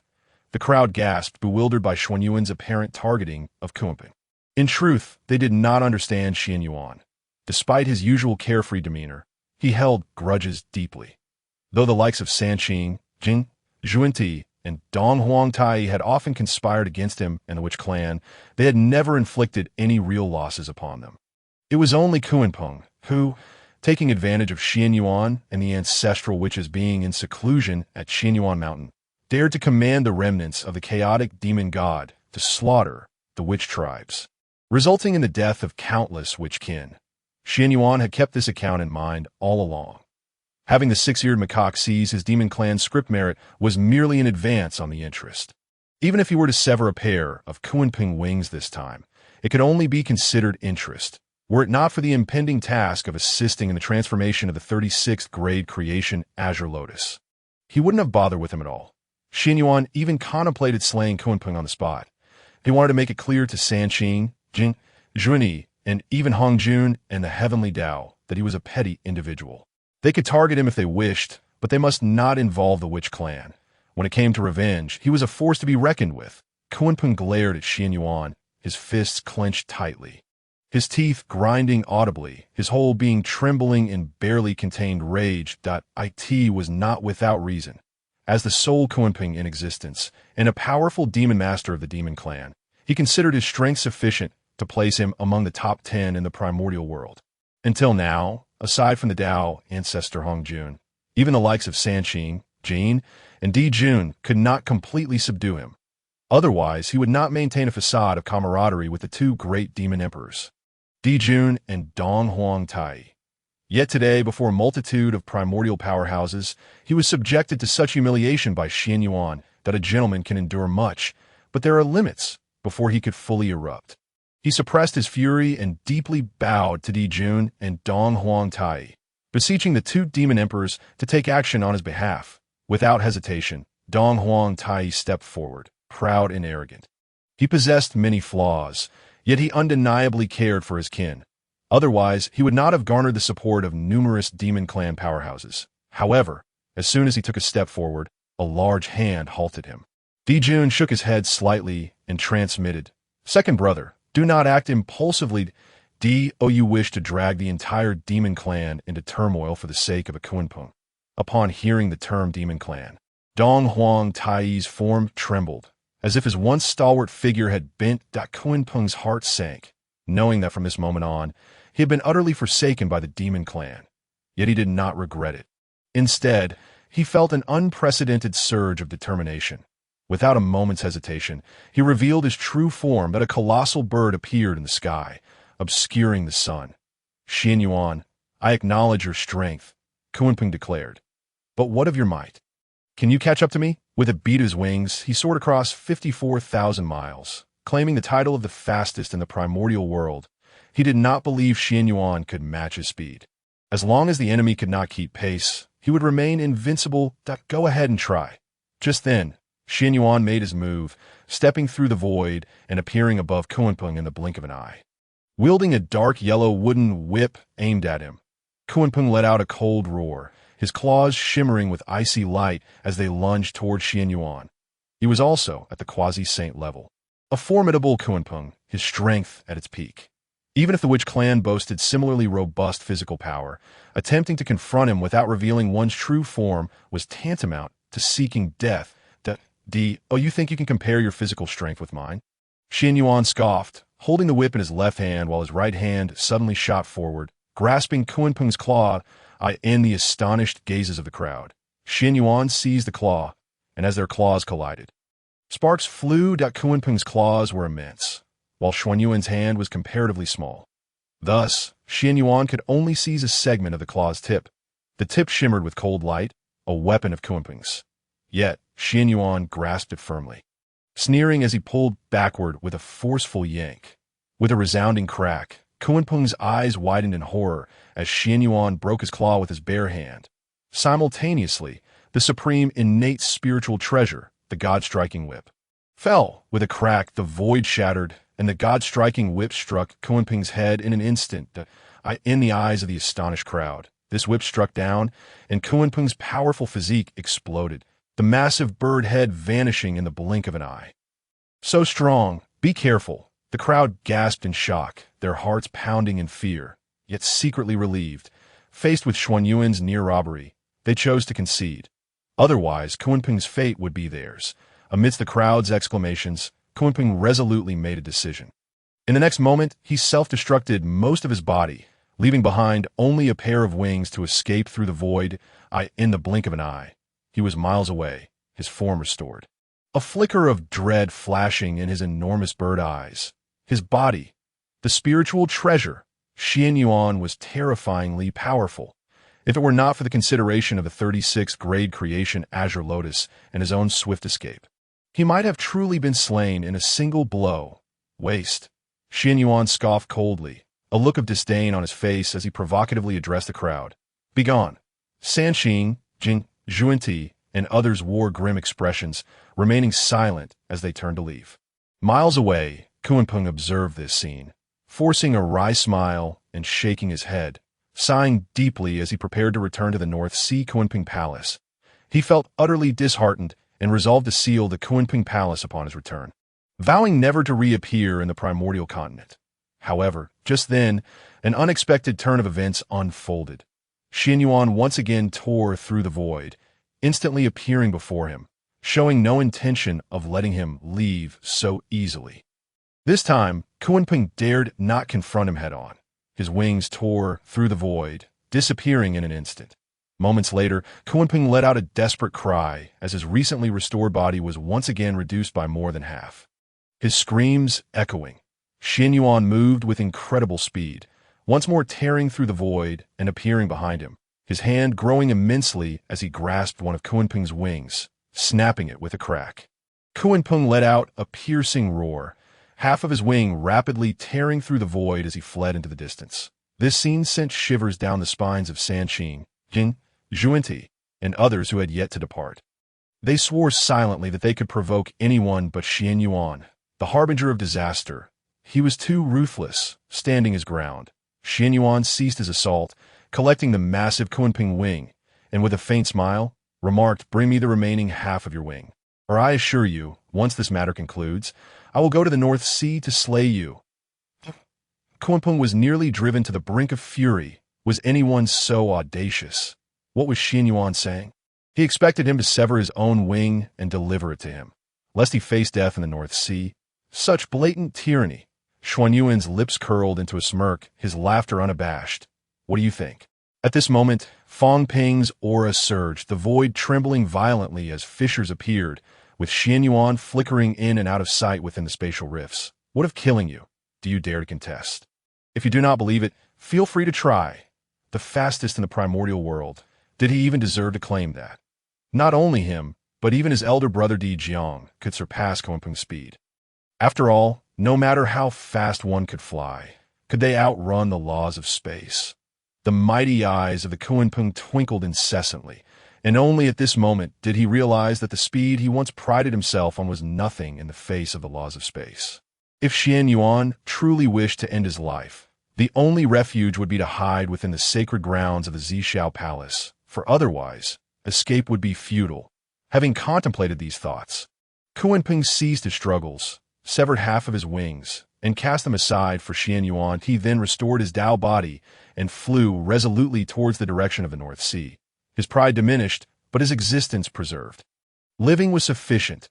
After Kunpeng's departure, the formidable beings of the primordial world, including the three pure ones, Jing, Zhuanti, and Emperor Jun, hastened their pace, vanishing into the void like fleeting streams of light in the blink of an eye. Qianyuan returned to the shores of the Sanguang Divine Water Lake, gazing up at the increasingly dense heavenly tribulations, and smiled at the 36 product creation Green Lotus, declaring, "At last, tranquility has arrived. Let us proceed to assist you in your transformation." A gentle breeze swept across the lake, causing the 36 product creation Green Lotus to sway delicately. Transformation, a faint voice echoed in Xuan Yuan's sea of consciousness. It was exceedingly weak, laced with novelty and excitement, yet predominantly filled with confusion. Since the birth of its consciousness countless eons ago, it had remained in this place. Once, it had harbored thoughts of leaving to explore the outside world. However, the innate defensive array surrounding it served both as protection and a form of bondage. Even the faintest spiritual awareness could not extend beyond it. Over time, it had grown accustomed to solitude, to being alone. Forgive the comparison, but it must be described thus. It had become accustomed to loneliness.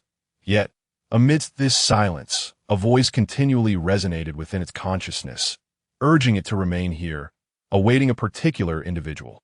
It did not know who that person was, nor what it was meant to do upon their arrival. It did not even know if such a person would ever exist, or if they would come to this place. Yet, it could not resist, remaining silently vigilant day after day, year after year, until Xuan Yuan's emergence.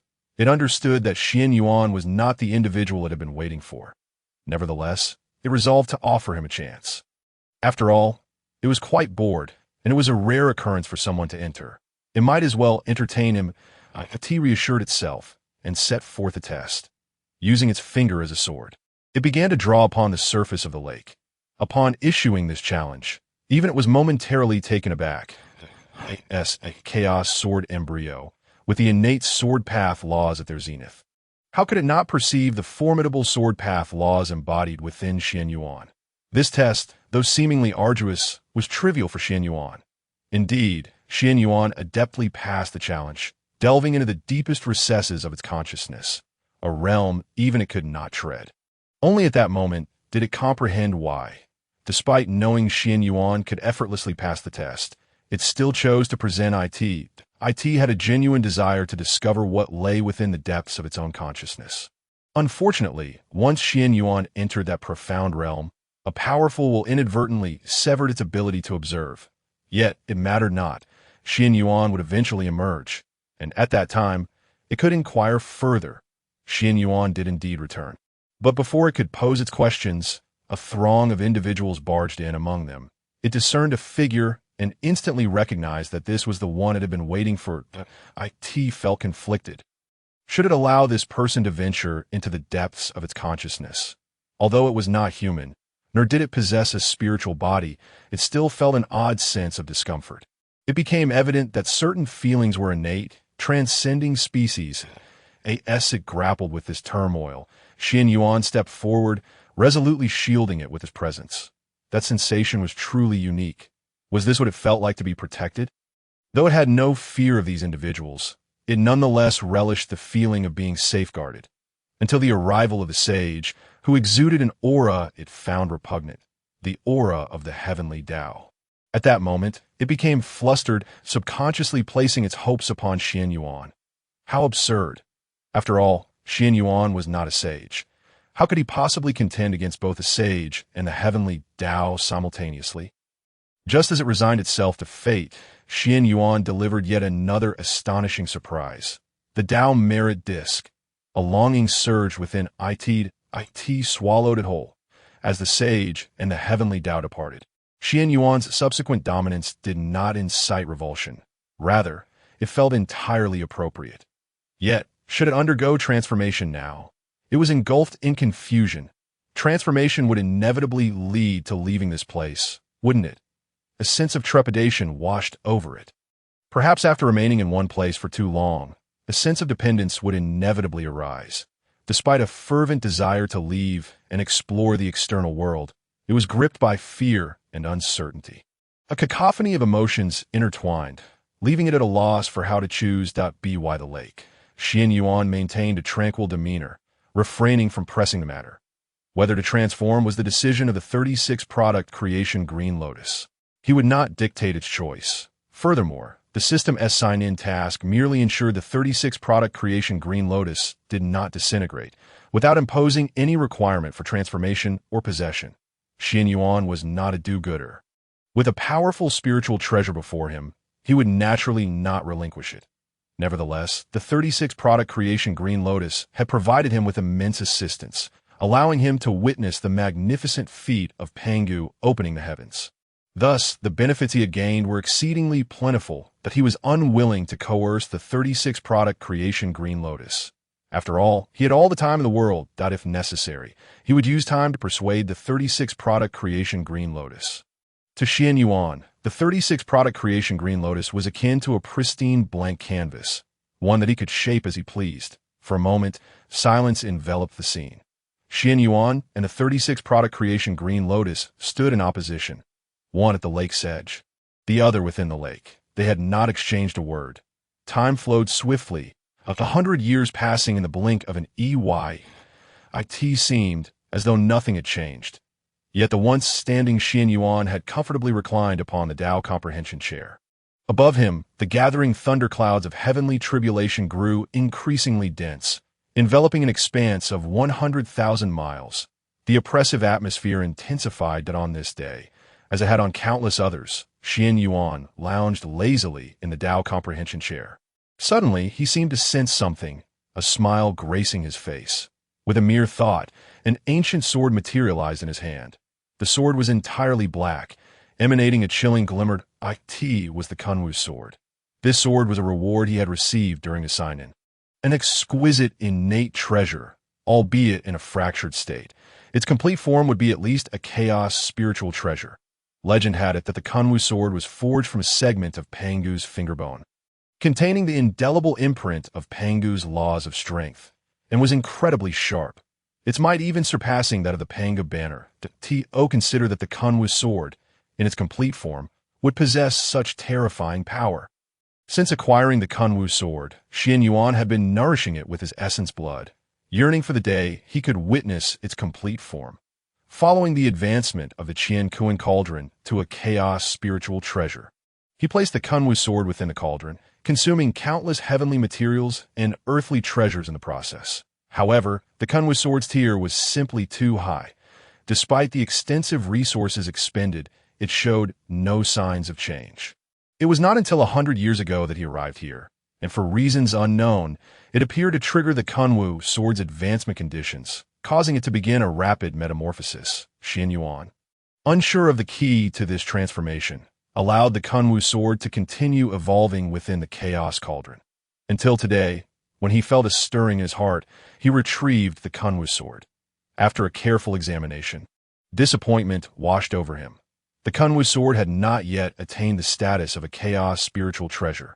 While it was significantly stronger than when he first acquired it, it remained an exquisite innate treasure. He could not comprehend why the Kunwu sword had been restless within the Chaos Cauldron, emitting a series of sword cries. Just as Qianyuan scrutinized the Kunwu sword, the 36-product creation Green Lotus in the lake began to sway rapidly. A voice resonated within Qianyuan's sea of consciousness. I have made my decision. I shall transform. With the utterance of those words, the thunderclouds in the sky began to churn violently. Crack! A blinding bolt of purple lightning descended from the void. The sky was shrouded in dark clouds, resembling heavy mountains pressing down, creating an overwhelming sense of oppression. Between the layers of clouds, thunder roared and brilliant flashes of lightning tore through the heavens, followed by deafening thunderclaps that seemed to threaten to rend the very fabric of the world. The howling wind swept through, causing trees to sway incessantly, their leaves rustling in a frantic dance. For 100,000 miles around, this suffocating atmosphere enveloped everything, leaving those who had yet to depart gasping for breath, as if an invisible hand had tightly gripped their throats. Crack! A bolt of purple lightning, infused with terrifying energy, roared forth like a ferocious beast, tearing through the void with the might to annihilate the world, heading straight for the 36 petals of creation Blue Lotus below. Begone! Qianyuan bellowed, his voice echoing through the heavens. In his hand, the Kunwu sword gleamed with a chilling light as it sliced towards the purple lightning with astonishing speed. The clash of yellow sword energy against the purple lightning erupted in a thunderous roar that shook the earth. In an instant, Qianyuan's figure flickered, appearing above the 36 petals of creation Blue Lotus. With his right hand firmly gripping the Kunwu sword, he pointed it skyward, as if to pierce the very vault of heaven. Protect the 36 petals of creation, Blue Lotus. If you do not retreat, do you believe I will pierce the heavens for you?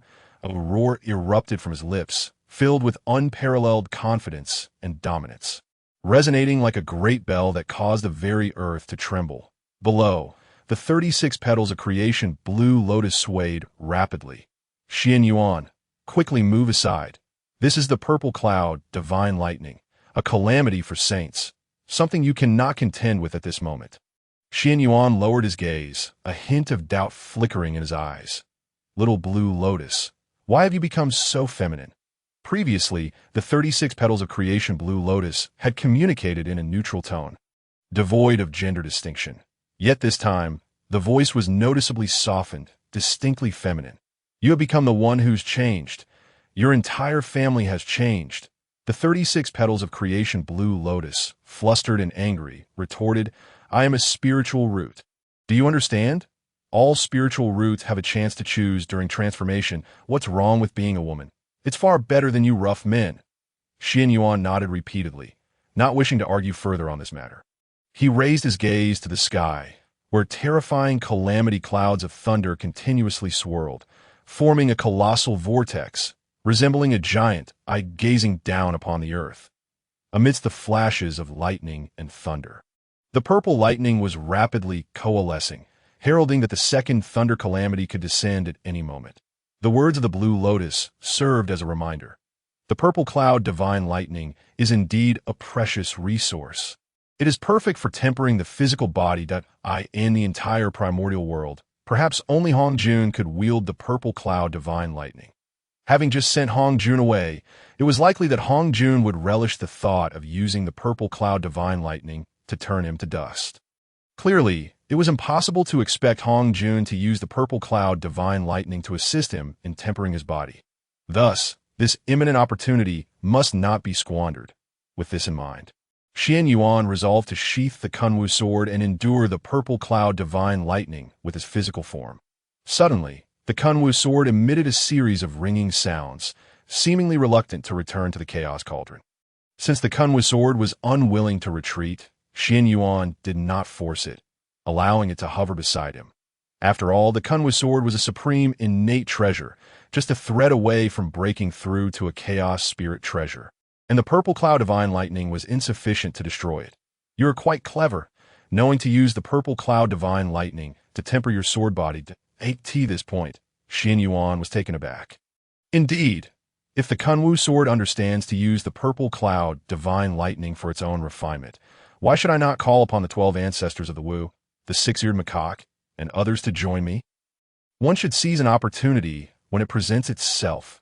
With that thought, Qianyuan swiftly took out a green jade pendant, sending a message to Zixiao, instructing him to bring the 12 ancestors of the Wu, the six-eared macaque, Jiufeng, and Xing Tian to his side, in the Qianyuan palace. Zixiao, who was deep in meditation, suddenly awoke, retrieving a green jade pendant. Moments later, he gathered the members of the Qianyuan palace and swiftly flew towards Buzhou Mountain. Halfway up Buzhou Mountain, in Fengqi Palace, Fuxi, Enhua, Zhenyuanzi, and Hongyun Laozu were engaged in discussion. 200 years prior, after the battle for the innate gourd vine, Qianyuan had perished, leaving Enhua in low spirits. Rejecting invitations from the Sanqing, Jin, and Dijuan to return alone to Fengqi Palace. Seeing this, Fuxi understood his sister's feelings that divert Enhua's attention. He invited Zhenyuanzi and Hongyun Laozu to discuss matters at Fengqi Palace. They were well aware of recent events at Buzhou Mountain. Qianyuan had not only survived, but had also significantly increased in power, defeating the Sanqing, Jin, and Dijuan single-handedly. Enhua's spirits had markedly improved since then. Now, as hundreds of Wu clan members suddenly appeared, soaring towards Buzhou Mountain, and recalling the ominous calamity clouds looming over 100,000 miles, Enhua could no longer remain seated. "Brother, let us go take a look." Fuxi replied, "Is that wise? The collective movement of hundreds of powerful Wu clan members may lead to misunderstandings if we approach. I do not care. I am going regardless," Enhua declared, soaring into the air in pursuit of Zixiao and the others. Fuxi, Zhenyuanzi, and Hongjun and Laozu exchanged glances. Fushi suggested, "Shall we, fellow Taoists, go up and take a look together?" "Very well," Xuan Yuan responded. "Count me in," Hongjun and Laozu added. The three soared in the air, swiftly pursuing Enhua, for reasons unknown. The second thunder calamity had yet to descend. Bored, Qianyuan began to engage in idle chatter with the 36 petals of creation blue lotus. Little blue lotus, why on earth did you choose to become a woman? Mind your own business. Being a man is wonderful. We can feast heartily and drink deeply. Brothers wielding swords in the primordial realm, punishing evil and promoting good. What joy that would be! Who would want to be brothers with a scoundrel like you? Qianyuan fell silent for a moment. Well, despite our familiarity, if you say that, I shall still accuse you of slander. After a lengthy pause, Qianyuan asked, "Little blue lotus, after your transformation, what do you wish to do?" "I don't know. I suppose I will decide after the transformation is complete. Come along with your brother. I will take you to see goldfish." After another prolonged silence, Qianyuan inquired, "Little blue lotus, what are you thinking about?" "I have some regrets." "Regrets about what?" "Why didn't I just slay you with a single sword back then?" Qianyuan fell silent once more. He raised his head to gaze at the heavens, noting that the second thunder calamity still had not descended, causing him to furrow his brow. When he looked down again, a roguish grin remained on his face, reminiscent of a mischievous uncle. "Little blue lotus, our elder brothers shall be arriving shortly. I will introduce you to them. I do not wish to meet them." After interacting with the 36 petals of creation blue lotus and achieving his objective, Qianyuan laughed heartily, deciding it was best to cease that he is still aware of this principle. With some idle time, he opened the system panel for a glance. Host, Qianyuan race, which Ancestral, which cultivation level, early stage of Quasi-Saint, evil corpse, early stage of Quasi-Saint, root, innate demon god technique, 9 transformations of Qianyuan, peak of 5th transformation, laws, sword law, 70,100, time law, 60100, space law, 60100, pill law, 60100, thunder law, 80100, destruction law, 70100, power law, 20100, spiritual treasures, chaos spiritual treasure chaos pearl, chaos spiritual treasure chaos cauldron, heavenly Tao fierce treasure refining heaven coffin, supreme innate supreme treasure Kunwu sword fragment, supreme innate supreme treasure Taiji diagram, supreme innate spiritual treasure 12 grade pure world white lotus, supreme innate spiritual treasure enlightenment chair, supreme innate spiritual treasure central Wuji yellow banner, supreme innate spiritual treasure southernly earth flame banner, supreme innate spiritual treasure human book, supreme innate spiritual treasure heavenly book function list, god slaying whip innate gourd vine, supreme innate gourd 7, 9 heavens breath soil. Except for the recently acquired power law, all 6 other laws have exceeded 60. The highest, the thunder law, has already reached 80. Once the thunder law reaches 100, he can directly attain the Tao through the laws, achieving the fruit position of the primordial supreme golden immortal. Naturally, Qianyuan does not intend to attain the Tao through the thunder law. However, seizing this opportunity to refine his body with the purple sky divine thunder while comprehending the Tao of thunder is quite favorable.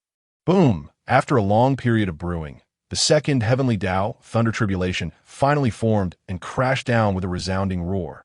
Qianyuan's eyes brightened as he swiftly closed the system panel and charged towards the purple sky divine thunder. Boom! The purple lightning in the sky roared like a giant dragon, rushing towards Qianyuan with the power to annihilate everything.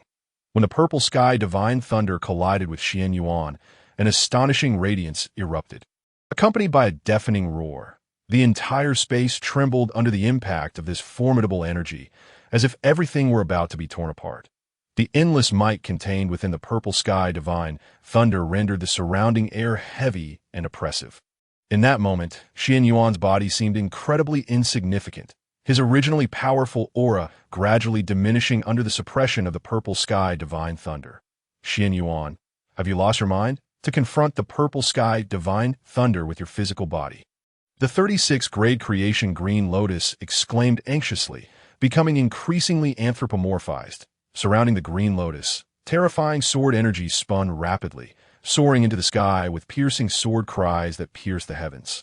However, Just when the 36th grade creation Green Lotus thought Qianyuan would be utterly destroyed by the purple sky divine thunder, he suddenly lifted his head, his eyes shimmering with unwavering determination. Qianyuan spread his arms wide and clenched his fists tightly. Indeed, it is the purple sky divine thunder, the tribulation of the saints. What a thrill! Seeing Qianyuan unscathed, the 36th grade creation Green Lotus swayed slightly, seemingly relieved. The sword energy she had gathered no longer raged violently, stabilizing, yet they did not dissipate, continuing to swirl around her. Prepared to assist at any moment, Qianyuan looked down at the 36th grade creation Green Lotus, chuckling lightly. "Little Green Lotus, are you worried about me? Go die. Who would worry about you?" The 36th grade creation Green Lotus retorted fiercely. "You despicable wretch, it would be best if you perished," Qianyuan smirked, hitting his affection, scolding his love. "Stop being stubborn.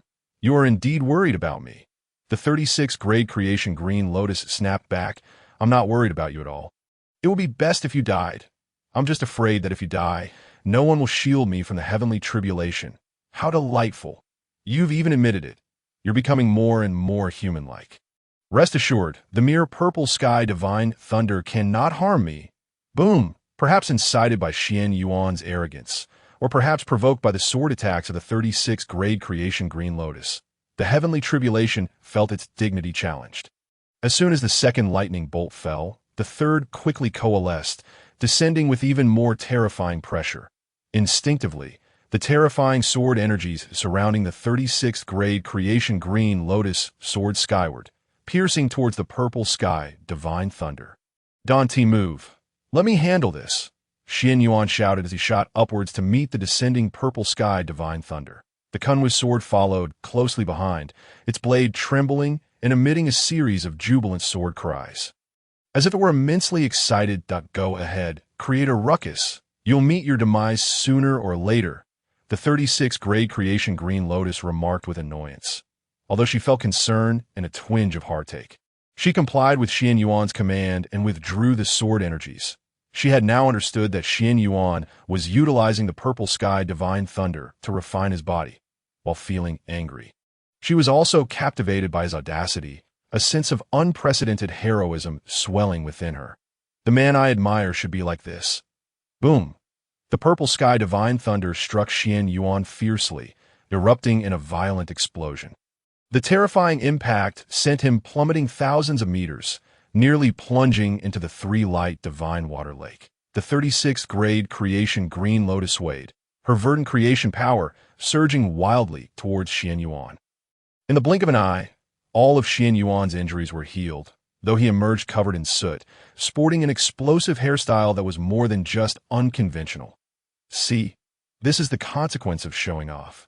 The 36th grade creation Green Lotus sneered. Qianyuan, unfazed by her taunts, examined himself closely, bursting into laughter, even disregarding the black smoke billowing from his mouth. "The results are remarkable. My physical body has strengthened significantly. The purple sky divine thunder is indeed a splendid treasure. Will you still confront the purple sky divine thunder with your body?" The 36th grade creation Green Lotus retorted, frustrated that she had not yet transformed. Otherwise, she would have twisted this rogue's ear and given him a righteous scolding. The heavenly tribulation's purple sky divine thunder descended in increasingly powerful waves. The mere third strike was almost too much to bear. Yet he continued to act tough. Did he truly think the tribulation of the saints was child's play?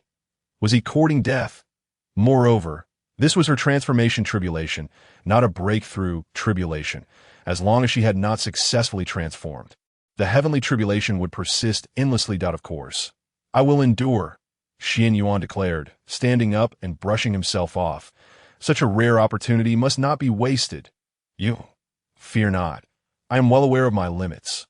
Qianyuan glanced at the coalescing fourth lightning bolt, then turned to the 36th grade creation Green Lotus, smiling. "We still have to venture forth to see the goldfish wield swords across the wilderness." "I want to perish here," the 36th grade creation Green Lotus replied. "Do as you wish, but if you cannot withstand it, I will intervene." Her voice was resolute and unwavering, tinged with a hint of well-concealed shyness. Qianyuan nodded, suddenly struck by a thought. With a flick of his mind, A merit disc appeared above his head, and countless merits surged towards the 36th grade creation green lotus. You wish to transform. How much longer will it take?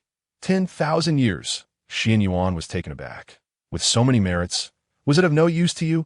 Of course, it is useful, she replied. The merits can increase my chances of successful transformation. But they will not reduce the time. I see.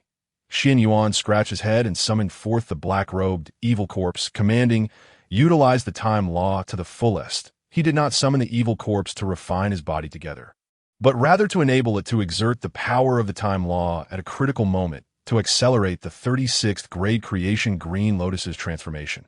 However, he did not expect that even with so many merits bestowed, it could not expedite her transformation. Thus, he could only summon the evil corpse early. Currently, his comprehension of the time law had reached 60, allowing him to manipulate the flow of time at 100-fold speed. In just 100 years, he could enable the 36th grade creation green lotus to successfully transform. The black-robed evil corpse nodded and sat cross-legged beside the 36th grade creation green lotus. Fully channeling the power of the time law, the 36th grade creation green lotus swayed slightly, refraining from further speech as she rapidly absorbed the merits Qianyuan had gifted her. Boom! Soon, the fourth purple sky divine thunder descended. Qianyuan soared into the sky. Simultaneously, ancestral witch body, a colossal figure, towering 8,000 zhang, materialized above the three-light divine water lake. Boom! A thunderous roar reverberated through the air as the divine thunder of Zixiao descended from the heavens, carrying with it an overwhelming might and destructive power, striking fiercely upon Qianyuan in an instant. The entire space was enveloped in a shroud of violet lightning. The purple bolts of thunder spread relentlessly across Xuan Yuan's colossal form, attempting to annihilate him. Yet, as an embodiment of the ancestral witch, his defenses have been amplified tenfold, 100-fold. Despite the fourth strike of the divine thunder of Zixiao being more formidable and terrifying than the preceding ones, it could inflict no harm upon Qianyuan. The divine thunder of Zixiao, a calamity for saints? Is this all it amounts to? It barely tickles. Qianyuan threw his head back and roared, his voice resonating powerfully enough to drown out the thunderclaps of the heavenly tribulation. The heavenly tribulation seemed to possess a consciousness of its own, thoroughly incensed by Xuan Yuan's provocation. Without any preparation or pause, waves of divine thunder of Zixiao rained down rapidly. When Emperor Jiang, accompanied by the 12 ancestral witches, hundreds of great witches and figures such as the six-eared macaque and Kong Xian, arrived, they were met with a staggering sight. A towering giant, standing 5,000 zhang high, loomed above the heavens, majestic and imposing. Terrifying bolts of purple lightning, akin to annihilative divine thunder, incessantly struck the giant. These bolts, capable of effortlessly erasing them from existence, could not inflict any damage upon the giant. Beside the giant lay a colossal sword, 1,000 zhang in height, seemingly propping up the sky. Was this still a human? I felt as though I was witnessing the Creator God forging the universe. It was nothing short of a divine spectacle. Emperor Jiang and the others murmured, as if caught in a dream. Brother, it is not a good habit to insult someone to their face. Qianyuan chuckled lightly and commanded, come forth and experience the tribulation of saints. Without hesitation, Emperor Jiang and the others revealed their true forms, soaring up to Xuan Yuan's side. However, even in their grand forms, they appeared as mere children compared to Xuan Yuan's towering height of 8,000 zhang. The 12 ancestral witches fared better, particularly Houtu, who, in her ancestral witch form, reached a height of 3,500 zhang, nearly half of Xuan Yuan's stature. The other ancestral witches were similarly impressive, standing around 3,000 zhang tall. As for Quafu, Xingqian, and the other great witches, they barely exceeded 1,000 zhang. Next to Qianyuan, they truly resembled diminutive figures. This was a clear manifestation of the disparity in strength. The bodies of the witch race were limited by their own power. Below the Daluo golden immortal level, the maximum height of their forms was 100 zhang at the Daluo golden immortal level. The limit was 1,000 zhang. For the Hongjun golden immortal, it reached 10,000 zhang. Qianyuan's comprehension of the laws of thunder had reached 80, which was why he stood at such an impressive height. As Emperor Jiang, Houtu, and the others joined in, the thunderous tribulation grew even more ferocious, with the divine thunder of Zixiao striking down without respite. Initially, Emperor Jiang, Houtu, and the others could still fight alongside Qianyuan. However, as more than 10 bolts of divine thunder fell, one by one, they were struck down into the Sanguang divine water lake, sending up splashes of water. The Sanguang divine water truly deserved its reputation as the premier healing elixir of the Hongjun continent. Though Emperor Jiang, Houtu, and the others emerged from the lake covered in wounds, their bodies marred and battered, they were fully revitalized upon exiting, charging back towards the divine thunder of Zixiao with renewed vigor.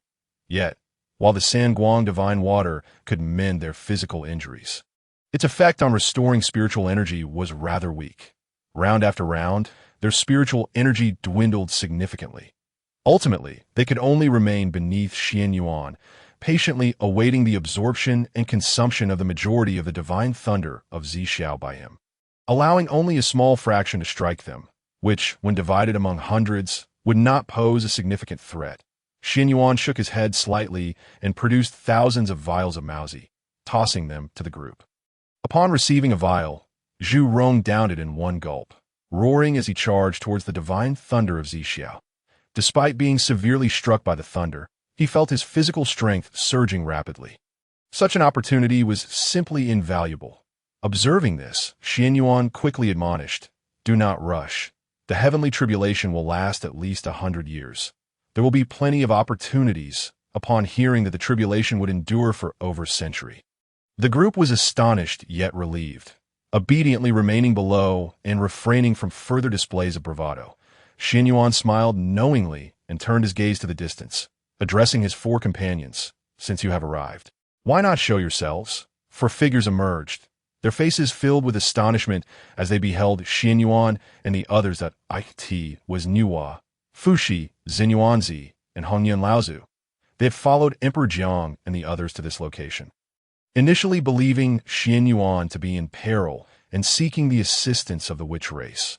However, to their astonishment, the anticipated danger had not materialized. Instead, these individuals were tempering their bodies amidst the heavenly tribulation. What immense confidence must one possess to act so recklessly? It was nothing short of audacious folly.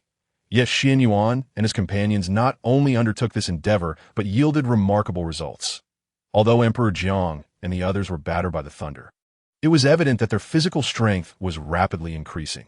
The 4 watched with envy, but dared not make an appearance for fear of being misunderstood by the witch race. Only when Qianyuan invited them did they eagerly reveal themselves. Qianyuan, perceptive of their thoughts, chuckled lightly and extended an invitation. "Shall we join forces?" "Indeed. Let us," without hesitation. Nuwa, Fushi, Zinyuanzi, and Hongyun Laozu soared into the air, joining Emperor Jiang and the others, sitting cross-legged in the void, awaiting the descent of the heavenly tribulation. Qianyuan was generous, producing 200 vials of Mauzi and tossing them to the 4. In his strategy, Nuwa and Fushi represented the saints of humanity, while Zinyuanzi and Hongyun Laozu embodied the Earth's saints, essentially allies. Qianyuan never hesitated to be generous with his allies. The 4 accepted the vials and, emulating Zhu Rong and the others, uncorked them and downed the contents in one go. Boom! The immense energy surged into their bodies like a torrent of spiritual energy, swirling violently within.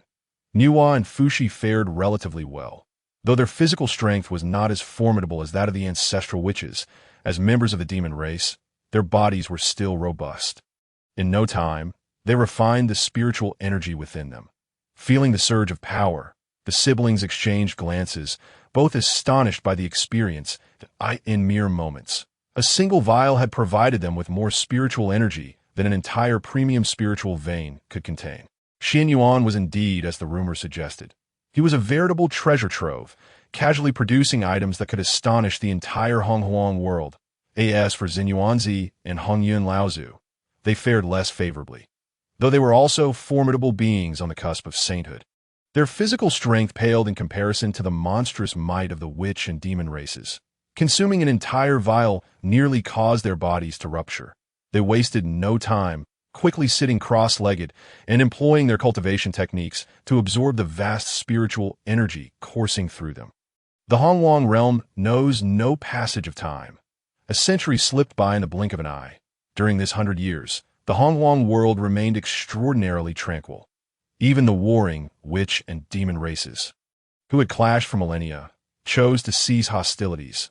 This resulted in an uncanny stillness enveloping the entire Hongjun realm, as if all awaited something momentous.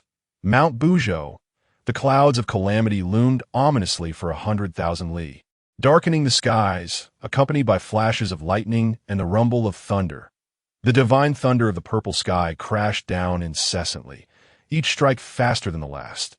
Yet, unlike a century ago, Qianyuan reclined comfortably on the enlightenment chair, a light smile gracing his lips as he yawned leisurely, as if he were ensconced in the clouds. The initial decade of enduring the purple sky's divine thunder, even as he embodied the Ancestor Witch's form, had proven somewhat taxing. However, with the passage of time, the relentless strikes of the thunder had tempered his physique, making it increasingly formidable. Coupled with his deepening comprehension of the laws of thunder, the growing might of the purple sky's divine thunder inflicted diminishing harm upon him. Especially in the last 20 years, his understanding of the laws of thunder reached an astonishing 99. He was merely a fraction away from achieving the pinnacle of 100, the standard for transcending into the realm of the laws. The divine thunder had ceased to pose any threat to him. Consequently, the primary defenders against the purple sky's divine thunder had shifted to the 12 ancestor witches, Niwa and Fuxi. Qianyuan nonchalantly produced the enlightenment chair, lying back in exquisite comfort, occasionally bursting into light laughter as he teased, "Brother Zhu, if you can't take it, just give up. There's no shame in it." His tone was laced with playful mockery. Were it not for the cataclysmic power of the purple sky's divine thunder raining down, one might mistake the gathering of the witch clan for a casual chat. 97, 98, Zhu ignored Qianyuan. Continuing to count, boom! In the next moment, a massive bolt of divine thunder, 100 feet wide, struck down, sending Zhu colossal form, nearly 4,000 feet tall, crashing into the lake of 3 light divine water. Damn it, just a hair's breadth away. Upon recovering, Zhu soared into the sky, his face a mask of unwillingness. This round doesn't count. Let us go again. Qianyuan shrugged. Brother Zhu, that makes it 100 rounds already. Each round costs 100 jars of Miaozi, so you owe me 10,000 jars. Wang Gong chimed in. Zhu, let it go. The purple sky's divine thunder is of the water attribute. You've done remarkably well. Zhu retorted. Don't try to dissuade me. This time I'll surely withstand 100 bolts of divine thunder in one breath. Ever since the battle in the outer heaven, the two, once at odds, had forged a surprisingly good rapport. Nearby, Niwa, Fuxi, Qianyuan, and the ancestor Hongjun exchanged knowing smiles as they watched the ancestor witches bicker. Especially Niwa and Fuxi, both formidable beings of the demon race. Though not part of the court established by Emperor Jun and Donghuang Tai, were aware that the camaraderie among the demon clan paled in comparison to the witches' harmony, sensing their thoughts. Qianyuan chuckled softly, ready to seize the moment to lay the groundwork for future collaboration. Suddenly, a blinding light shot skyward. Everyone turned their gaze downward, eyeing the lake of 3 light divine water. The 36-petaled primal creation azure lotus had vanished. Amidst the dazzling radiance, a hazy figure gradually materialized. The specifics of its form remained indistinct, yet its graceful silhouette and slender frame stirred the imagination. Simultaneously, the relentless downpour of the purple sky's divine thunder abruptly ceased, the thunderous roars fading into silence.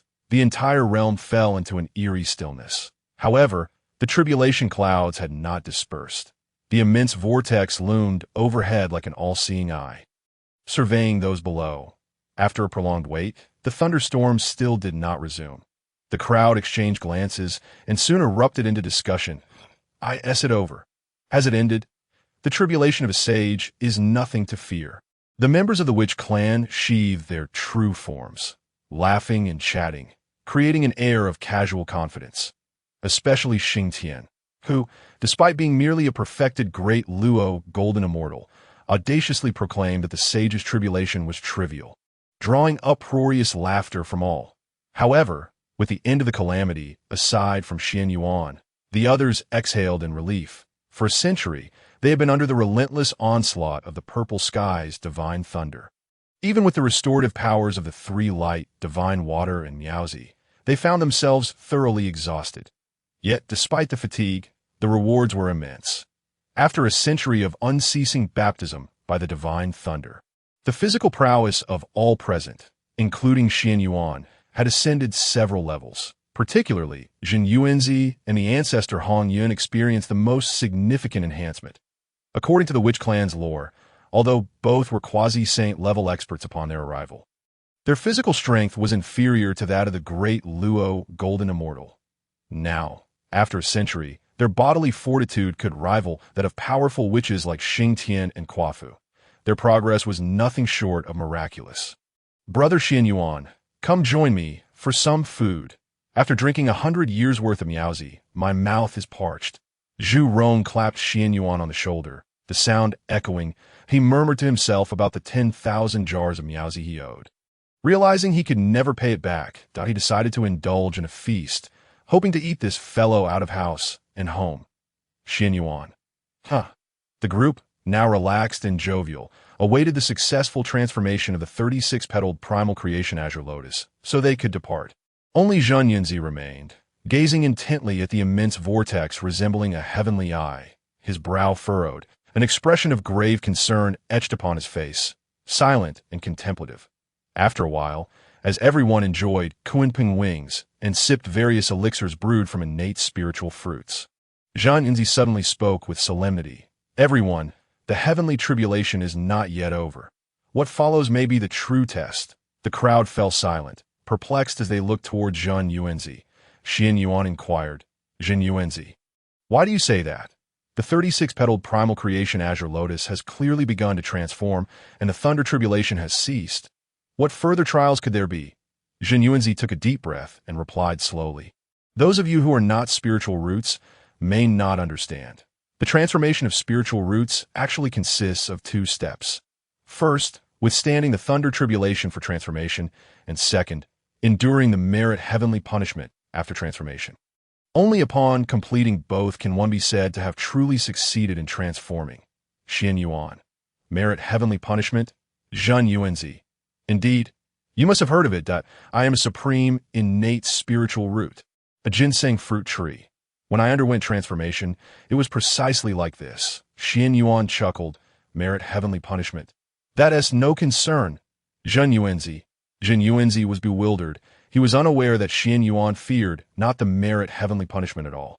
Although his merit disk had been nearly depleted, leaving him with just over 1 billion points, one must not forget that it was merit of the great Tao, far superior in quality to that of the heavenly merit by a factor of 10 or 100.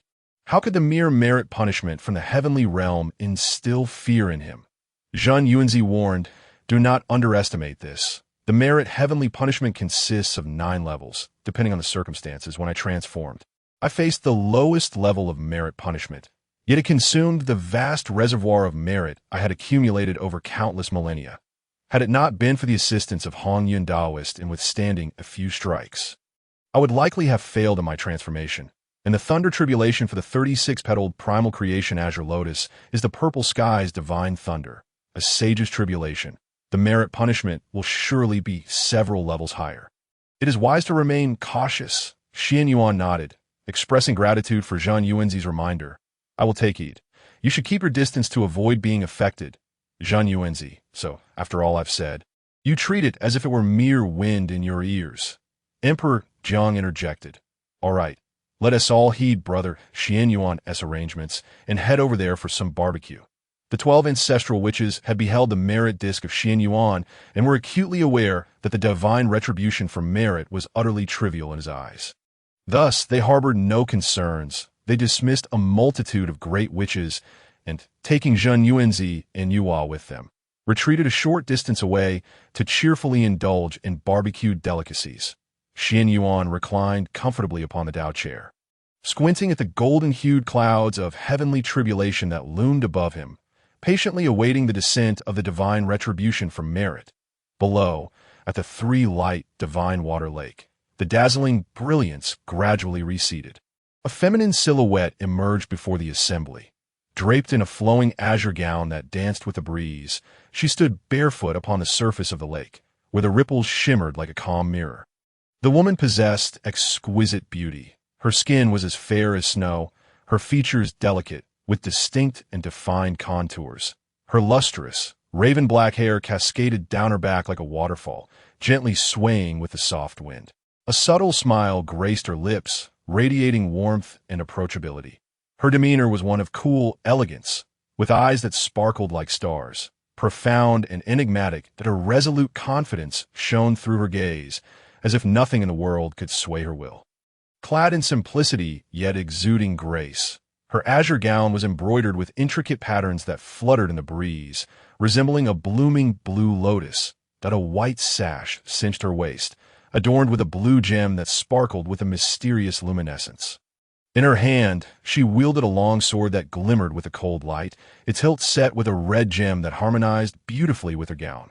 The woman tilted her swan-like, alabaster neck, gazing dreamily at Qianyuan, who lay languidly atop the Tao chair.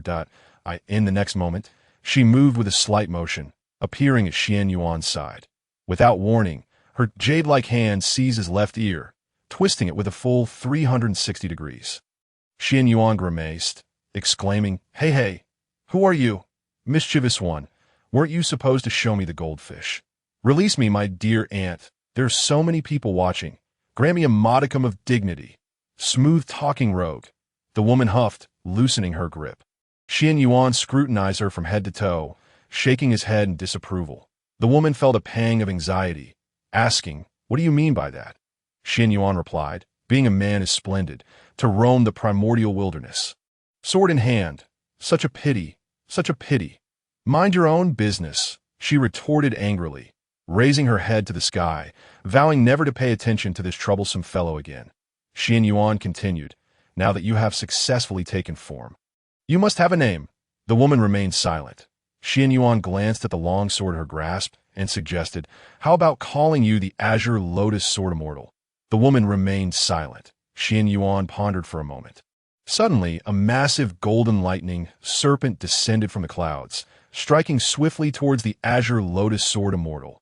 Qianyuan sprang into action, the merit disc materializing above his head in an instant, with a soft thud. The golden lightning serpent lightly collided with the merit disc.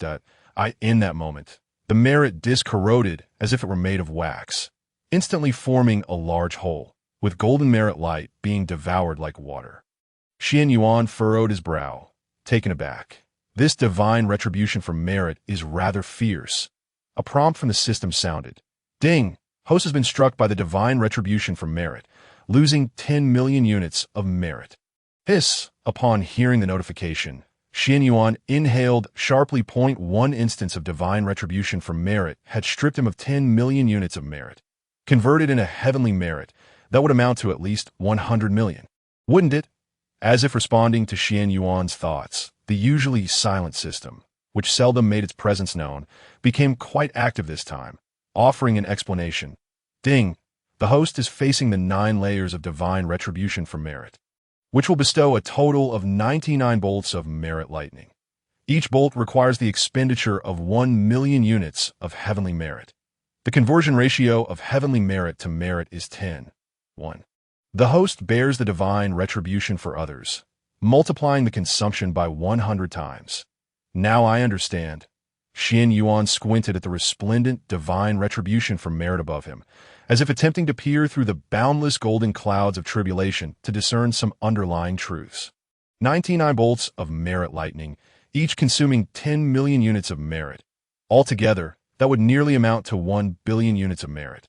This was aimed at depleting all the merit he had amassed. Qianyuan grasped the situation. It was undoubtedly Hongjun and the heavenly Tao scheming behind the scenes.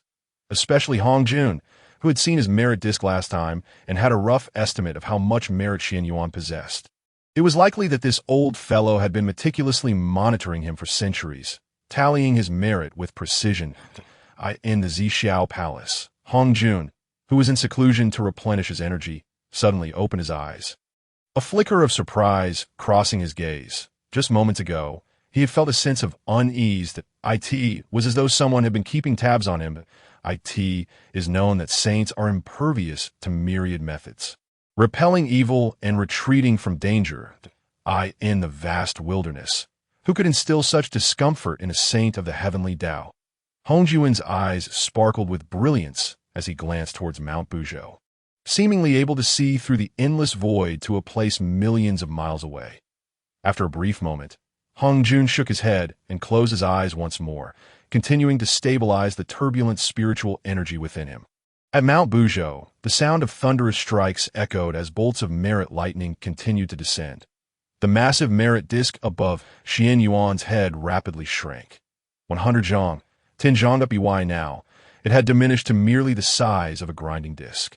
96 bolts of divine retribution from merit had already fallen.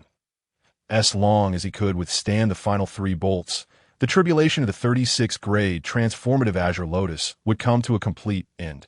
Below, the Azure Lotus Sword Immortal sat upon the Tao chair, her alabaster hands gripping the armrests tightly, veins bulging.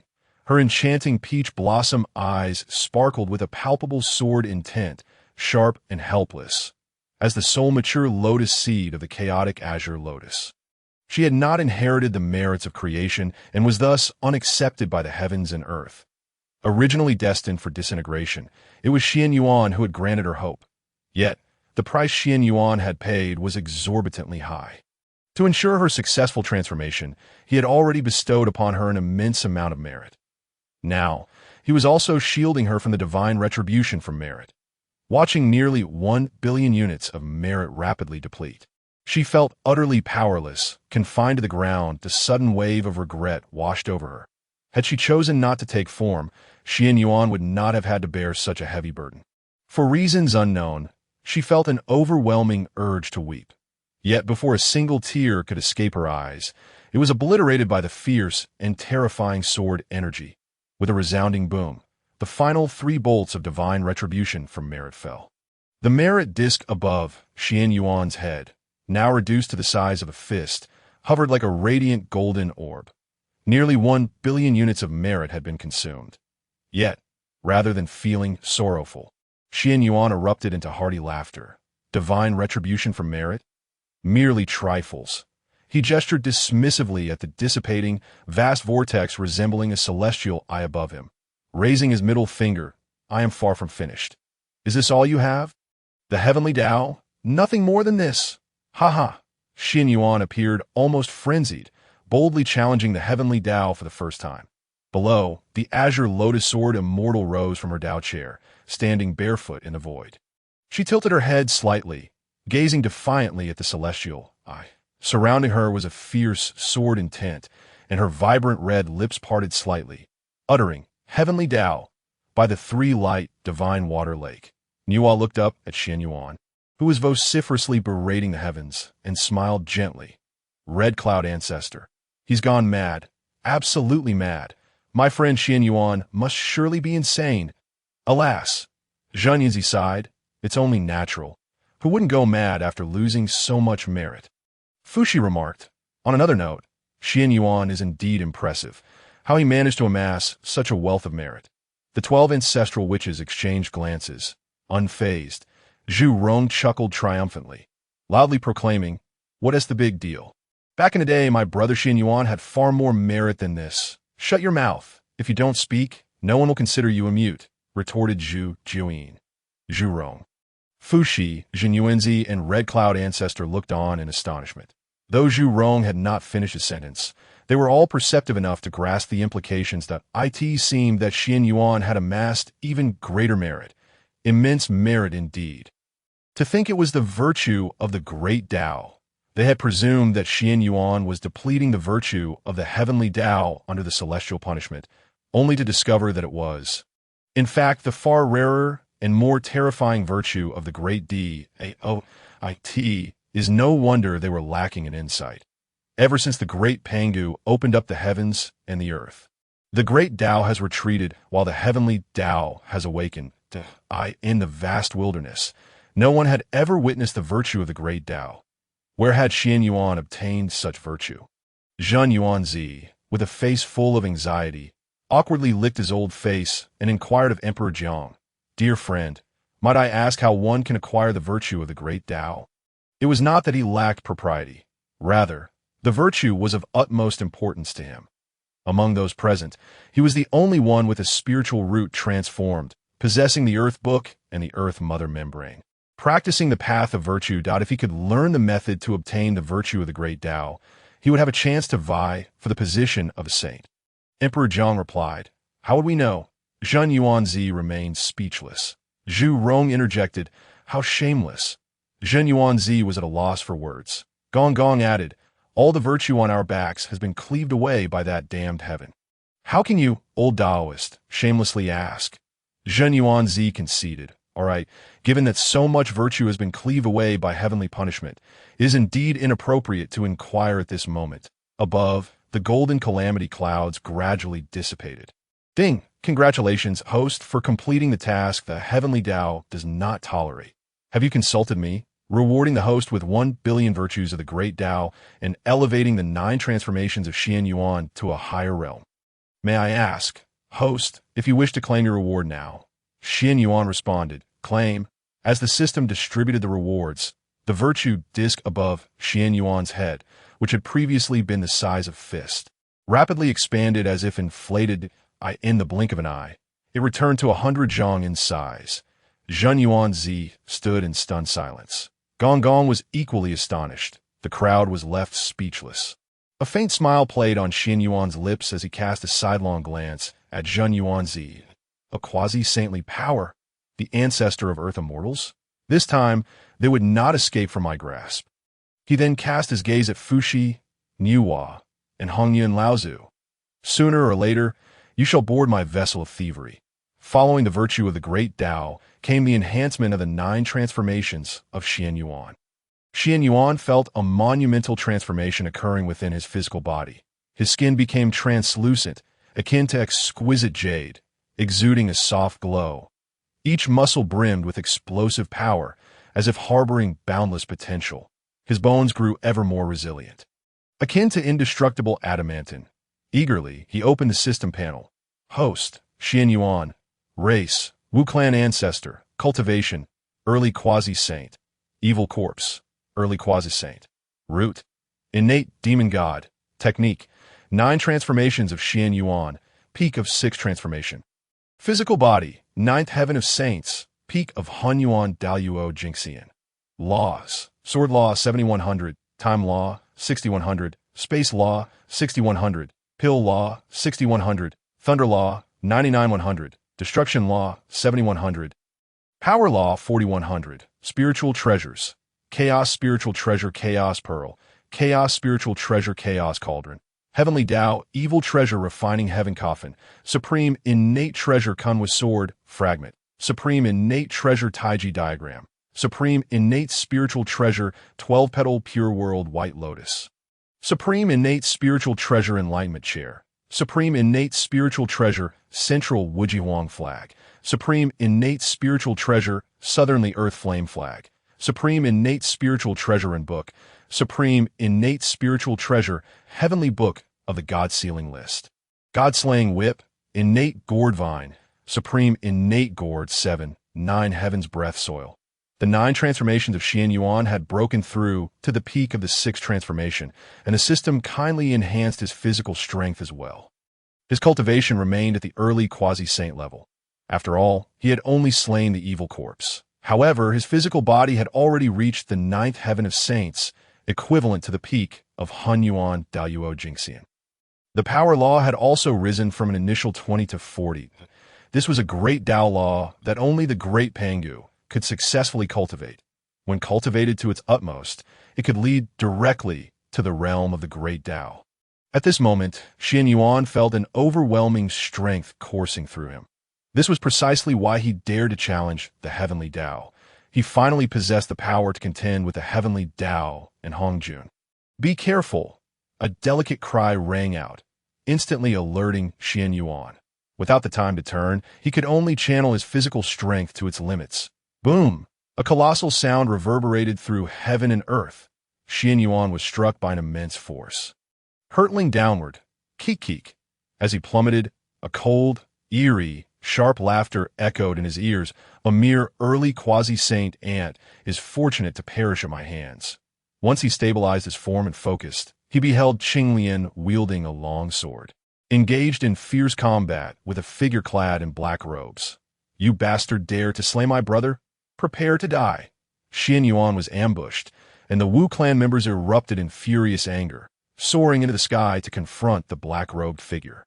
"Master," the six-eared macaque, Kong Xian, Golden Wing Dapeng, and the Sifong all rushed forward, their eyes ablaze with rage. Fuxi, Niuhua, Jinyuan Zi, and Hongjun Laozu also acted with righteous indignation, unleashing their respective abilities to assault the black-robed figure. Yet despite their strongest efforts, none could inflict harm upon the black-robed figure. Only Qianyuan was able to hold her ground against him. Witnessing this scene, Qianyuan's pupils constricted. But a saint, this individual was undoubtedly a powerful being of the saintly realm. However, from the aura, he was not Hongjun. When did another saintly power emerge in the wilderness world? The black-robed figure emanated a chilling aura, casually waving his hand to repel the crowd. "Kikik, interesting, interesting." He stood with his hands clasped behind his back in the void, his gaze coldly surveying Qianyuan below, a mere early Quasi-Saint. "Yet you managed to withstand my blow."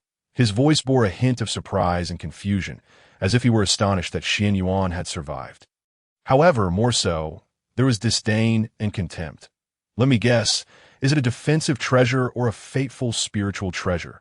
The black-robed figure took a keen interest in Qianyuan, then coldly snorted, "Regardless of what is. Today I shall slay you. Die." Qianyuan's willow brows furrowed, taking the initiative to strike. Her long sword lunged forward with a piercing thrust, and a radiant sword light burst forth. Where the sword light passed, the void shattered, producing a sharp whistling sound. The sheer destructive force was chilling that it seemed that anything that encountered this sword light would instantly be reduced to powder.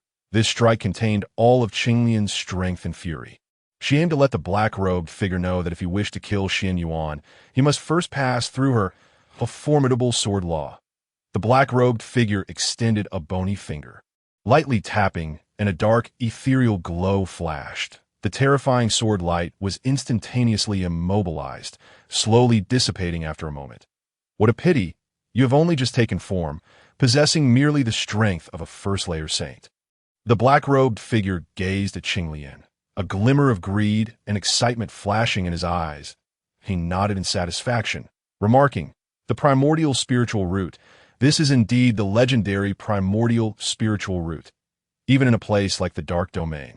It is a rare treasure. Little beauty, do not fret. Once I have slain that ant and completed my task, I shall take you away, Why then, you will belong to me."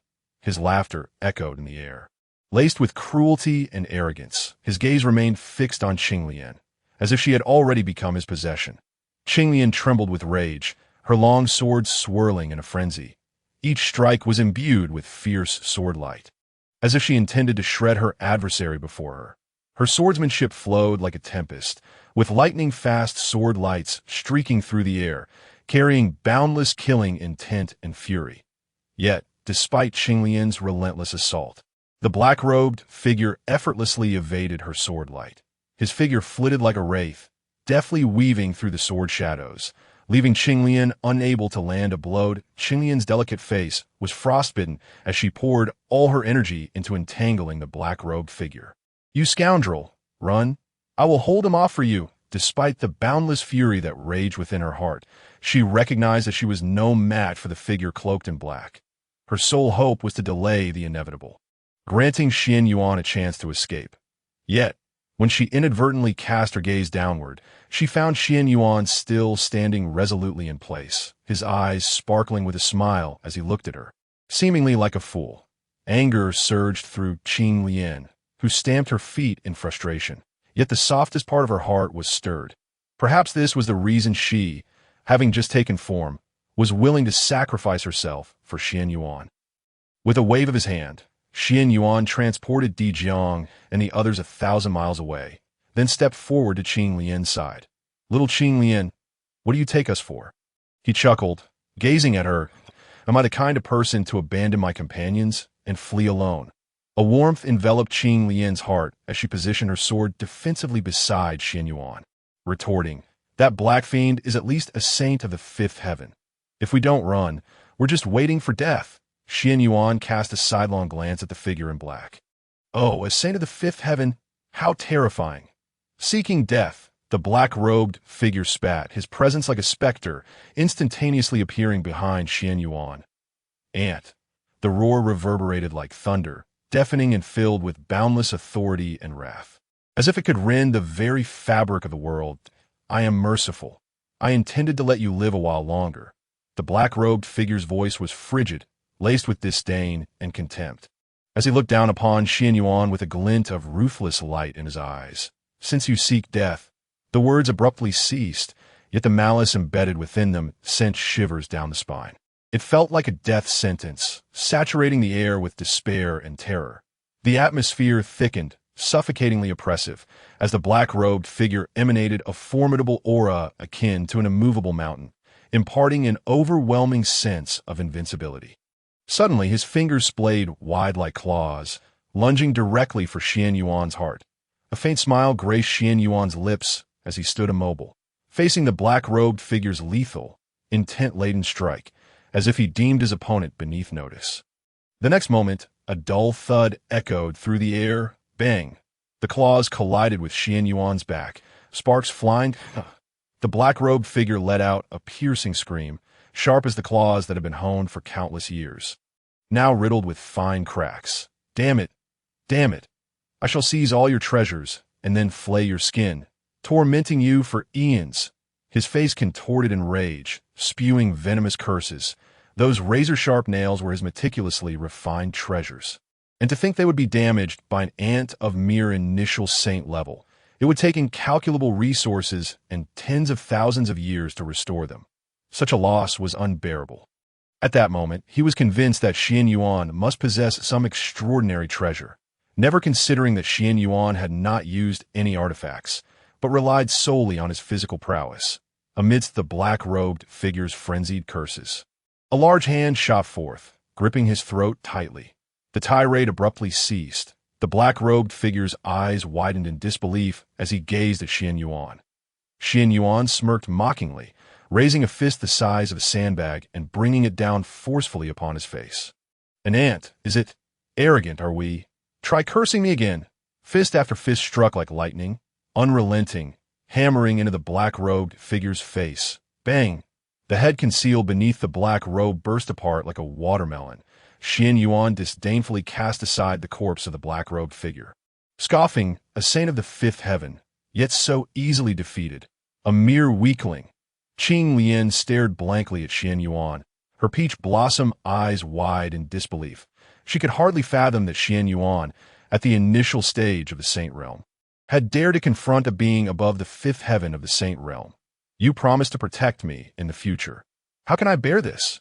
Qianyuan waved his hand before Qianyuan's eyes. "Hey, little Qianyuan, are you stunned? Have I been too violent?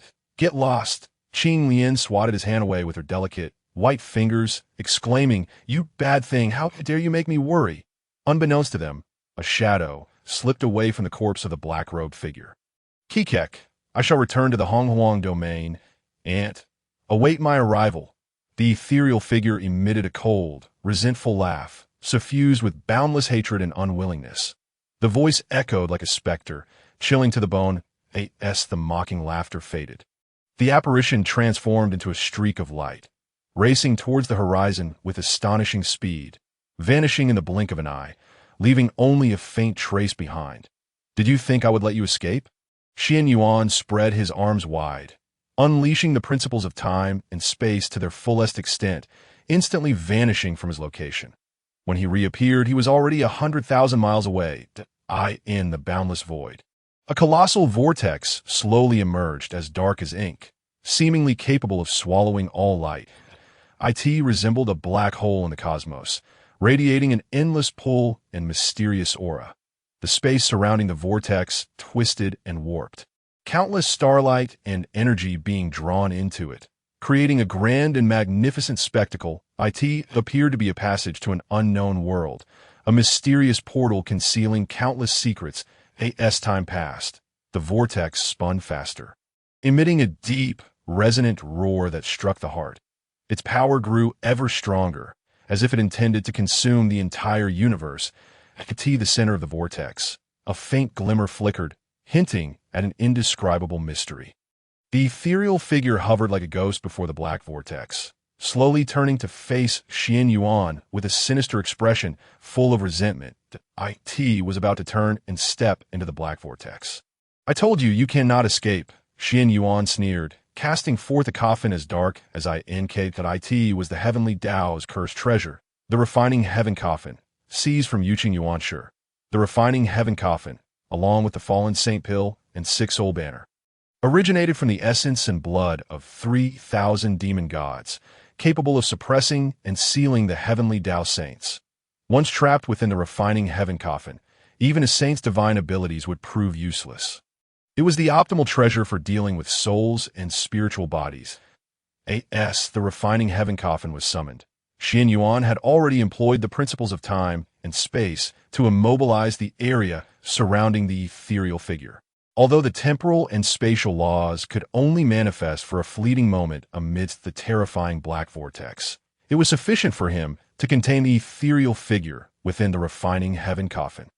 The ethereal figure sensed the immense pressure emanating from the coffin, and fear surged within, an irresistible force causing its very soul to tremble. The figure struggled desperately, attempting to flee into the black vortex. But alas, it was ensnared by Xuan Yuan's time and space principles. All efforts were futile. As the refining heaven coffin approached the ethereal figure, a terrifying pull began to draw it within. Just then, a hand as dark as ink tore through the void, reaching out from the black vortex. The apparition, seeing the black hand, felt as though it had found salvation. It ceased its struggles and turned to face Xuan Yuan. Ants are ultimately just ants. The might of the dark domain is beyond your comprehension. The words were imbued with boundless disdain and contempt. Just as he finished speaking, a faint sound echoed, and a massive black hand pierced through the illusion, reaching out toward the heavenly refining coffin. The scene froze, the illusion radiating with unending fury and resentment, disintegrating into countless specks of light, swallowed by the black vortex. Xuan Yuan had no time to mock the illusion. He hurriedly invoked the laws of time, slowing the black hand's advance while deftly maneuvering the heavenly refining coffin back to him. Once he secured the coffin within the chaos pearl, he finally exhaled a sigh of relief. Slowly lifting his gaze, his eyes blazed with intensity as he fixated on the looming black hand. This hand seemed to originate from an endless abyss of darkness, exuding an irresistible pressure and mysterious power. It hung ominously in the sky, casting a shadow that engulfed the entire world. Xuan Yuan felt a haze cloud his mind. For the first time, he experienced genuine fear. Merely a hand, yet it felt more formidable than Hongjun. It was undoubtedly a terrifying existence that transcended the realm of saints. Without a moment's hesitation, Xuan Yuan pushed the 9 turns Qianyuan technique to its limits, simultaneously employing the laws of time and space to flee at the utmost speed toward the distant horizon. In the next instant, the black hand descended, enveloped in an unparalleled aura of terror. It appeared slow, yet in reality, it was incredibly swift. In the blink of an eye, it loomed directly above Xuan Yuan. Before the hand could strike, a dreadful pressure descended upon him. With a chill in his gaze, Xuan Yuan conjured a sword radiating with cold light, fiercely slashing at the black hand. Boom! Accompanied by a thunderous roar. A brilliant beam of sword light collided with the massive black hand. Instantly, a wave of terrifying energy surged forth, rending the surrounding void as if the very world were on the brink of annihilation. Xuan Yuan's complexion paled. His body swayed like a leaf in the wind, desperately attempting to stabilize himself, yet he found it utterly impossible. Despair filled his heart as he realized he might truly perish here. As the sword light shattered, his figure plummeted toward the earth like a cannonball, descending at breakneck speed and kicking up a storm of dust. Xuan Yuan crashed heavily to the ground, blood spurting from his mouth. His visage turning ghostly pale, he struggled to rise, his eyes filled with defiance and rage. Yet, Deep down, he understood the vast chasm that lay between him and this formidable foe. Despite having cultivated his physical form to the ninth heaven of saints, he still felt powerless against such a mighty adversary that it was akin to an ant daring to challenge a dragon. No matter how hard he tried, the outcome remained unchanged. The Black Hand continued its descent toward Qianyuan. Was this the end? Qianyuan's eyes widened as he gazed at the approaching Black Hand, a resolve surging within him. Gritting his teeth, his expression resolute and unwavering, he waved his hand, releasing hundreds of innate spiritual treasures that glimmered brilliantly as they soared toward the Black Hand. Each of these treasures possessed unique attributes, some emanating immense power, while others harbored mysterious forces. Under Qianyuan's command, they advanced toward their target in perfect formation, like a battalion of well-trained soldiers. As the treasures neared the Black Hand, Qianyuan did not hesitate to detonate them in an instant. Hundreds of innate spiritual treasures exploded simultaneously, unleashing an overwhelming surge of energy. The explosion illuminated the entire space, and the shockwave radiated outward with tremendous force. Their resounding roar echoed through the air, as if the very world trembled in response. The Black Hand, descending from above, momentarily halted, seizing the opportunity. Qianyuan gritted his teeth and employed the power of the laws of space to make a hasty retreat from the scene. In a safe distance from the black vortex, he gasped for breath, his mind rife with confusion and vigilance. What manner of existence was the dark domain? Qianyuan murmured to himself, pondering the terrifying power of the Hand's master.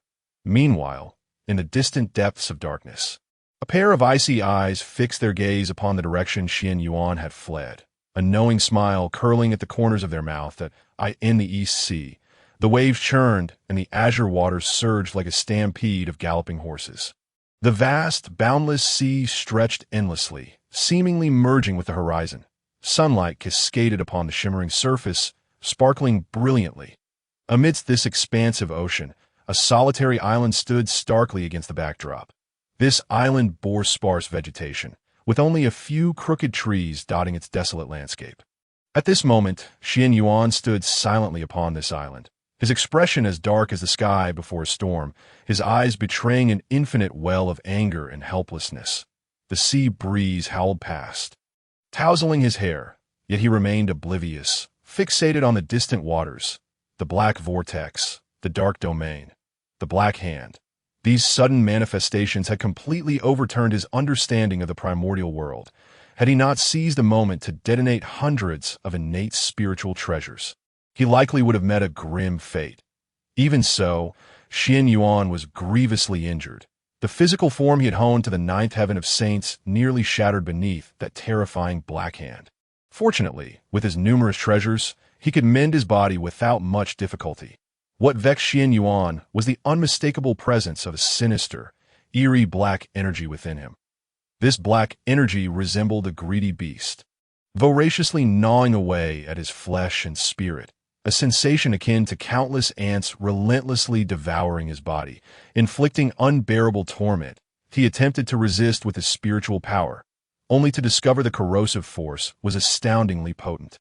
Utterly insurmountable, he could only watch helplessly as his flesh was gradually consumed, his spiritual energy continually depleting.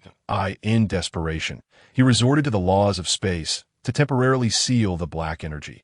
However, this was not a long-term solution, for Qianyuan soon realized that the black energy, once confined by the laws of space, began to corrode the power of the space laws themselves, striving to break free from the seal. Such a terrifying black energy. Upon closer inspection, Qianyuan discerned that this black energy simultaneously contained the laws of yin and darkness. Moreover, the two laws merged seamlessly, which sent a shiver down his spine. While it was not uncommon for one to master two laws, Qianyuan himself wielded 7 laws, including the potent laws of time and space, which ranked far above the laws of yin and darkness. Yet, he could not amalgamate these laws. Even with the time and space laws he frequently utilized, he merely employed them concurrently, not in fusion. Qianyuan estimated that to merge 2 laws, one must at least reach a level where all laws attain the 100 mark, enabling them to validate their path. And this was merely the minimum requirement that T.O. achieve a perfect fusion akin to that of this black energy. He could only speculate on the realm necessary to attain such mastery. This truly posed a significant dilemma. Qianyuan sighed, shaking his head. In the primordial world, the troubles with Hongjun and the heavenly Tao remained unresolved, and now another dark domain had emerged. He was also besieged by this black energy. If he did not swiftly expel the black energy and restore his strength, he would be left uncertain whether he could even survive, let alone contend with Hongjun or the heavenly Tao. Should he perish, all his schemes spanning countless millennia would come to naught at that juncture. The witch clan would likely revert to their old trajectory, teetering on the brink of extermination. And what of Xiao Qinglian? Would she be further fragmented? As these thoughts swirled his mind, Qianyuan was beset by a throbbing headache. Just then, a notification chimed, revealing that the host was situated in the East Sea and issuing a task for the host to travel to Pung Li Island and check in for a century. Upon completing the check-in, the host would be rewarded with 1 billion merits of the Tao and the Law of Light. The Law of Light? Qianyuan's heart stirred, contemplating that Wang Gong was formed from the very first ray of pure yang energy after the creation of heaven and earth. Inherently mastering the laws of the yang Tao, if he were to acquire the laws of the Tao of Light, it seemed there was a possibility to expel the dark energy enveloping him. Heaven does not forsake those in desperation. It was worth a try. With this thought, Qianyuan took out the communication jade pendant. "Brother, where are you? Is everything all right? Brother, where are you? Please respond swiftly." The communication jade pendant bore hundreds of messages from the 12 ancestors of Wu, all inquiring about his whereabouts and expressing concern for his well-being. Although they had not witnessed the emergence of that ominous black hand, they all sensed the terrifying and oppressive aura it exuded, causing them great anxiety for Qianyuan's safety. Upon reading these messages, Qianyuan felt deeply touched. However, he chose not to disclose his current predicament, adhering to the habit of sharing good news while withholding bad. "Big Brother Dijiang, we are currently in the East Sea. Rest assured, no one on the Hongjun continent poses a threat to us." As soon as he sent the message, Dijiang replied in an instant. "As long as there's nothing wrong, what's so good about the East Sea? Hurry back to the Pangu Divine Palace. Everyone is waiting for you here." Qianyuan responded, "Big Brother Dijiang, we still have matters to attend to in the East Sea, so we won't be returning just yet. You all should leave the Pangu Divine Palace and go cultivate at Qianyuan Mountain. Once we finish our business here, we will return. You naughty one. Playing hide-and-seek with me, are you? Hurry and come back, Qianyuan." Dijiang. That last message was sent by Qianyuan. Qianyuan naturally recognized that it was indeed Qianyuan, as she was the only one among his acquaintances who referred to herself as Old Lady. "Qianyuan, we truly have matters to attend to in the East Sea. Qianyuan, please do not cause a scene." "Qianyuan, you naughty one. Are you hiding something from me?" Qianyuan. "Absolutely not." "Qianyuan, I know it. Don't claim you're not a naughty one till you try to make me come to the East Sea to see goldfish. Send me your location, Qianyuan." "Qianyuan, quickly, stop dawdling. How can you still call yourself a man?" Qianyuan. "Qianyuan, if you don't send it, I'll inform all beings in the Hongjun world that Qianyuan of the Wu clan is a pervert who enjoys luring little girls to see goldfish." Qianyuan. "Qianyuan, don't play dead with me." Qianyuan. "Fine." Ultimately, Qianyuan succumbed to Qianyuan's threats and chose to compromise, sending her his location. Despite traversing the Hongjun world without the intention of seeking a partner, he did not wish to bear the label of a pervert who abducts little girls for a lifetime. Moreover, he knew that Qianyuan had likely guessed something. After all, among everyone, only Qianyuan was of the sage realm, possessing a far sharper perception. Just as Qianyuan had surmised, when the Black Hand appeared, Dijiang and the others only felt terror and oppression, worrying for Qianyuan. However, after Qianyuan's communication, they all felt relieved. In their hearts, Qianyuan was omnipotent. Yet, as a sage, Qianyuan knew more. That Black Hand instilled in her a sense of despair. Just one hand was so powerful. How formidable must its master be? Despite Qianyuan's message claiming all was well, he could well be licking his wounds on some deserted island. On an unnamed deserted isle, Qianyuan smiled wryly, feeling somewhat helpless it was indeed a relief to have Qing Lian come along. To suppress the dark energy within him, his current strength could hardly be exerted to a fraction of its true potential. With a powerful sage like Qing Lian by his side, once they reached Pung Li Island, he would not need to exert himself personally. That it would also facilitate persuading Dong Wang Gong. Moreover, Qianyuan vaguely remembered that Zixiao Island seemed to be concealed within the void near Pung Li Island. To draw Zixiao Island out, one must simultaneously activate the three immortal islands of Pung Li, Hongjun, and Yingzhou. Since Qing Lian wished to serve as free labor, he was more than happy to oblige. After receiving his location, Qing Lian ceased her communication, likely hurrying towards him. Qianyuan then conversed for a while with Di Jiang, Zhu Rong, Gong Gong, and the others, just as he prepared to put away the communication jade pendant and wait for Qing Lian's arrival. Di Jiang suddenly transmitted again. Brother Qianyuan, Fuxi, Niuhua, Jinyuanzi, and Hongyun are also here. Should we bring them at Qianyuan Mountain? Qianyuan replied, "It matters not. Let them join us. It will be beneficial for Fuxi, Niuhua, Jinyuanzi, and Hongyun to witness Qianyuan Mountain and appropriately showcase our foundation for future collaborations." After concluding the transmission, Qianyuan retrieved the enlightenment chair, comfortably reclining upon it, and began to rest his eyes. In no time, he sensed a powerful aura rapidly approaching. They finally arrived. Qing Lian's voice resonated. Qianyuan opened his eyes and beheld Qing Lian, who stood upon a flying sword, her green skirt billowing in the wind. Resembling a celestial maiden from the heavens, her movements were graceful, and she soared through the skies like lightning. Her long hair danced in the breeze, her gaze clear and resolute, exuding an aura that transcended the mundane. True to her title as Sword Immortal, Qianyuan found himself momentarily captivated. As Qing Lian landed beside him, she let out a sigh of relief and playfully scolded, "Naughty one, are you truly unharmed?" Qianyuan put away the enlightenment chair and chuckled, "What could possibly be wrong with me?" Qing Lian appeared unconvinced, scrutinizing him up and down. Once she confirmed he was perfectly fine, her worries dissipated. And she said, "If everything's well, why didn't you return? You made me travel 1,000,000 miles. Speak, how will you compensate me?" Qianyuan's heart warmed. The Pangu Divine Palace lay beneath Buzhou Mountain, while they were above the East Sea. The distance between the two was indeed more than 1,000,000 miles. Knowing that Qing Lian had hurried over in such a short time was heartening. Without a doubt, upon learning of his location, she had rushed over without pause. Observing the sage-level Qing Lian, he noticed beads of crystalline sweat forming on her fair, delicate forehead. He had initially intended to tease her by saying, "I'll take you to see goldfish as compensation." But the words failed to escape his lips. Qing Lian, noticing Qianyuan's unblinking gaze, blushed slightly and feigned a fierce demeanor, scolding, "What are you staring at?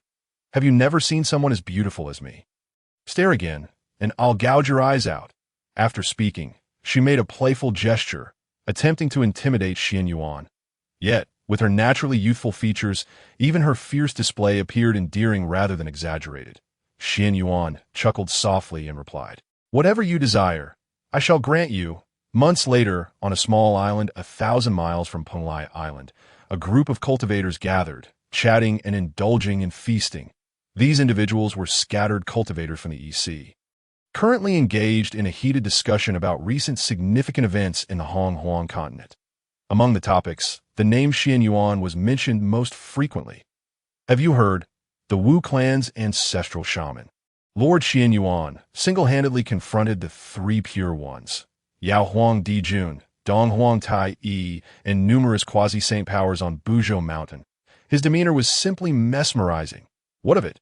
I heard even Hongjun Daozu went and returned in disgrace.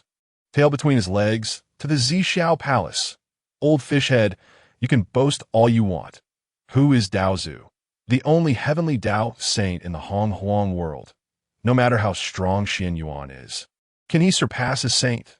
The one referred to as Old Fishhead was an elderly man clad in a black Taoist robe, with hair and beard as white as snow. His true form was that of a black fish king, ranking among the top-tier powers among the scattered cultivators, having reached the late stage of Tai Golden Immortal. Opposite him sat a slender middle-aged man dressed in a white Taoist robe, with sharp, Eagle-like eyes and a prominent hooked nose that the white Pung bird, wings spread wide, was embroidered on his robe, appearing lifelike. This man was the White Pung King, also a late-stage Thai golden immortal. Fish and birds. Naturally at odds, believe it or not, my news comes directly from Pung Li Island, allegedly spoken by Wang Gong himself.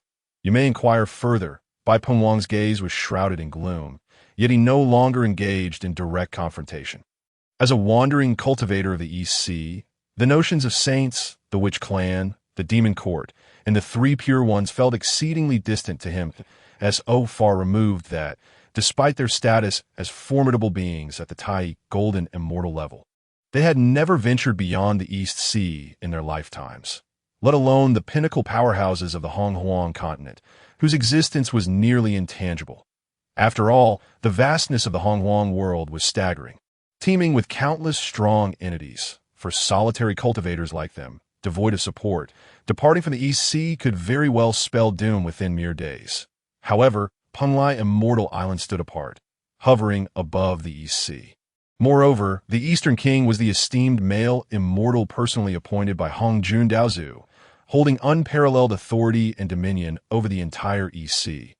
When Qianyuan mentioned Pung Li Immortal Island and the Eastern King, it was palpable that many individuals instinctively swallowed hard, their faces betraying a sense of envy. That moment, Qianyuan and Xiao were discreetly nestled within the crowd, savoring roasted meats and sipping on spiritual wine, all the while eavesdropping on the discussions around them. Dressed in a simple yet elegant long robe, Qianyuan stood tall, his handsome visage emanating an air of mystery. Beside him, Xiao, clad in green, possessed a graceful figure and exquisite features, her eyes sparkling with vitality. Gently tugging on Qianyuan's sleeve, she chuckled softly. "Ah, everyone is talking about you."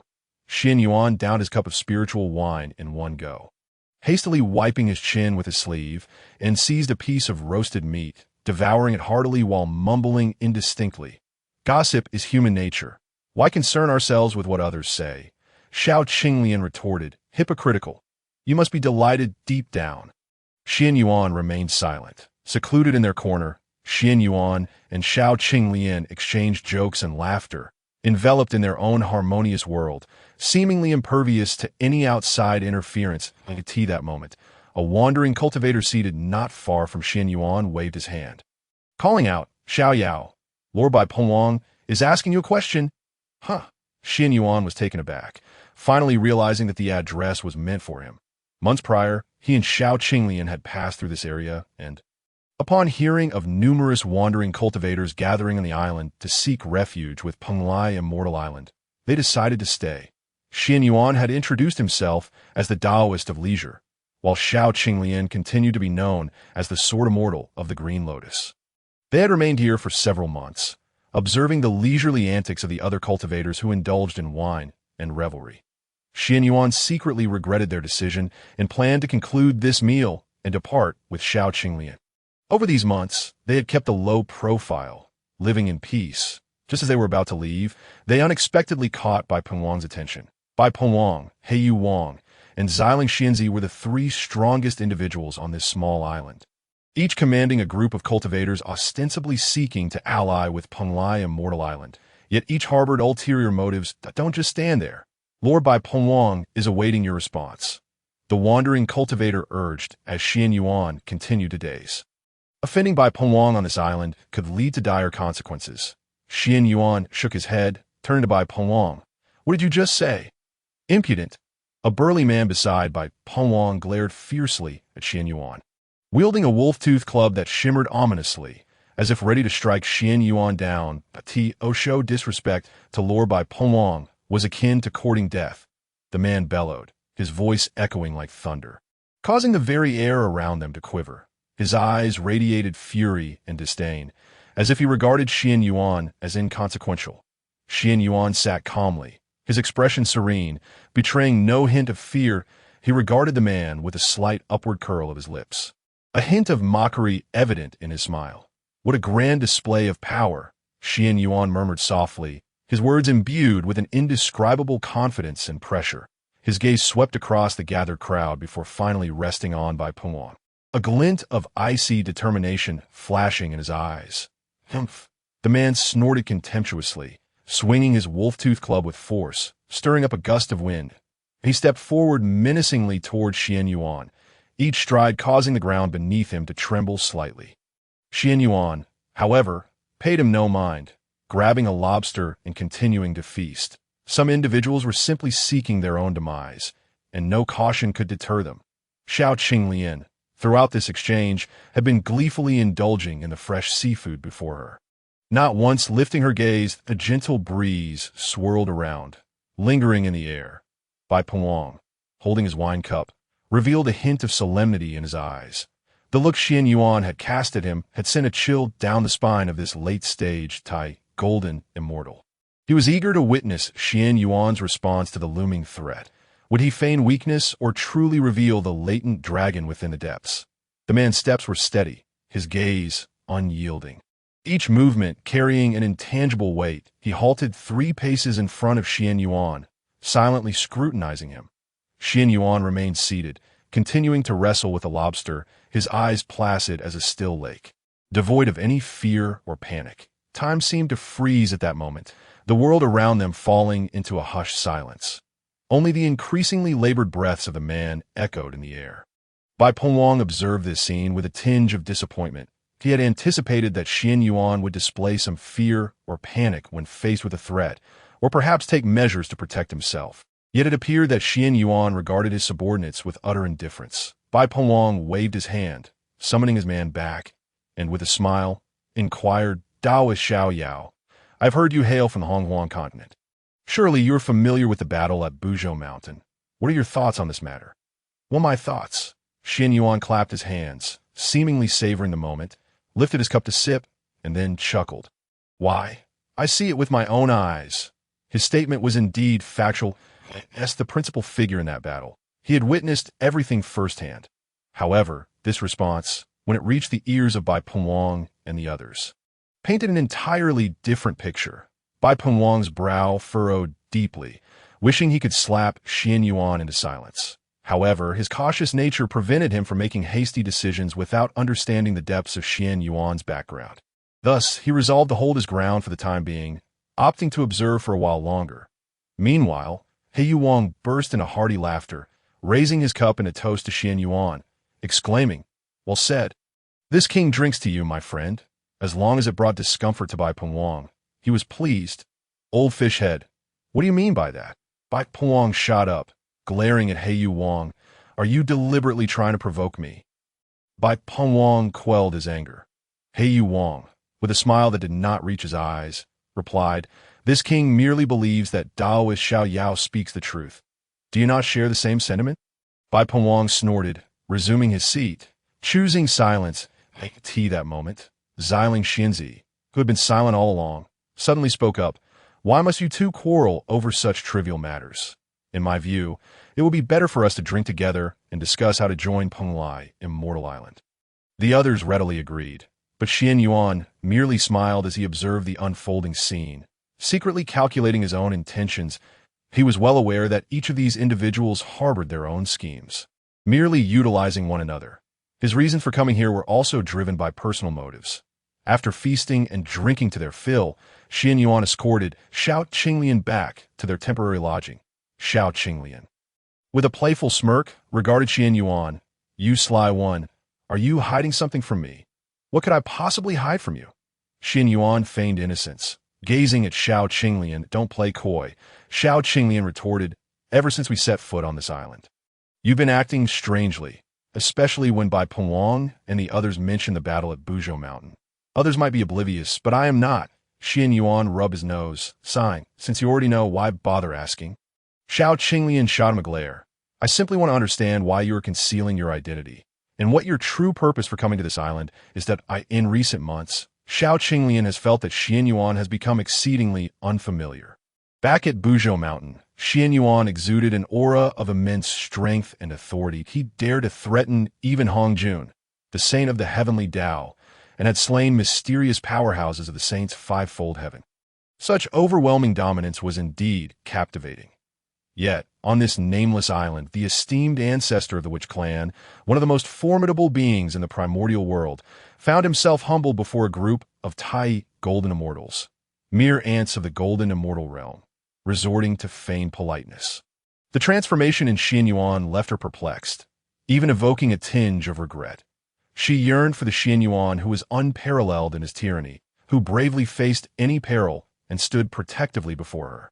Not this current version who was timid and cunning, seemingly powerful, yet lurking in the shadows to scheme. In response to Xiao Qinglian's inquiries, Qianyuan sighed deeply and felt compelled to reveal his plans.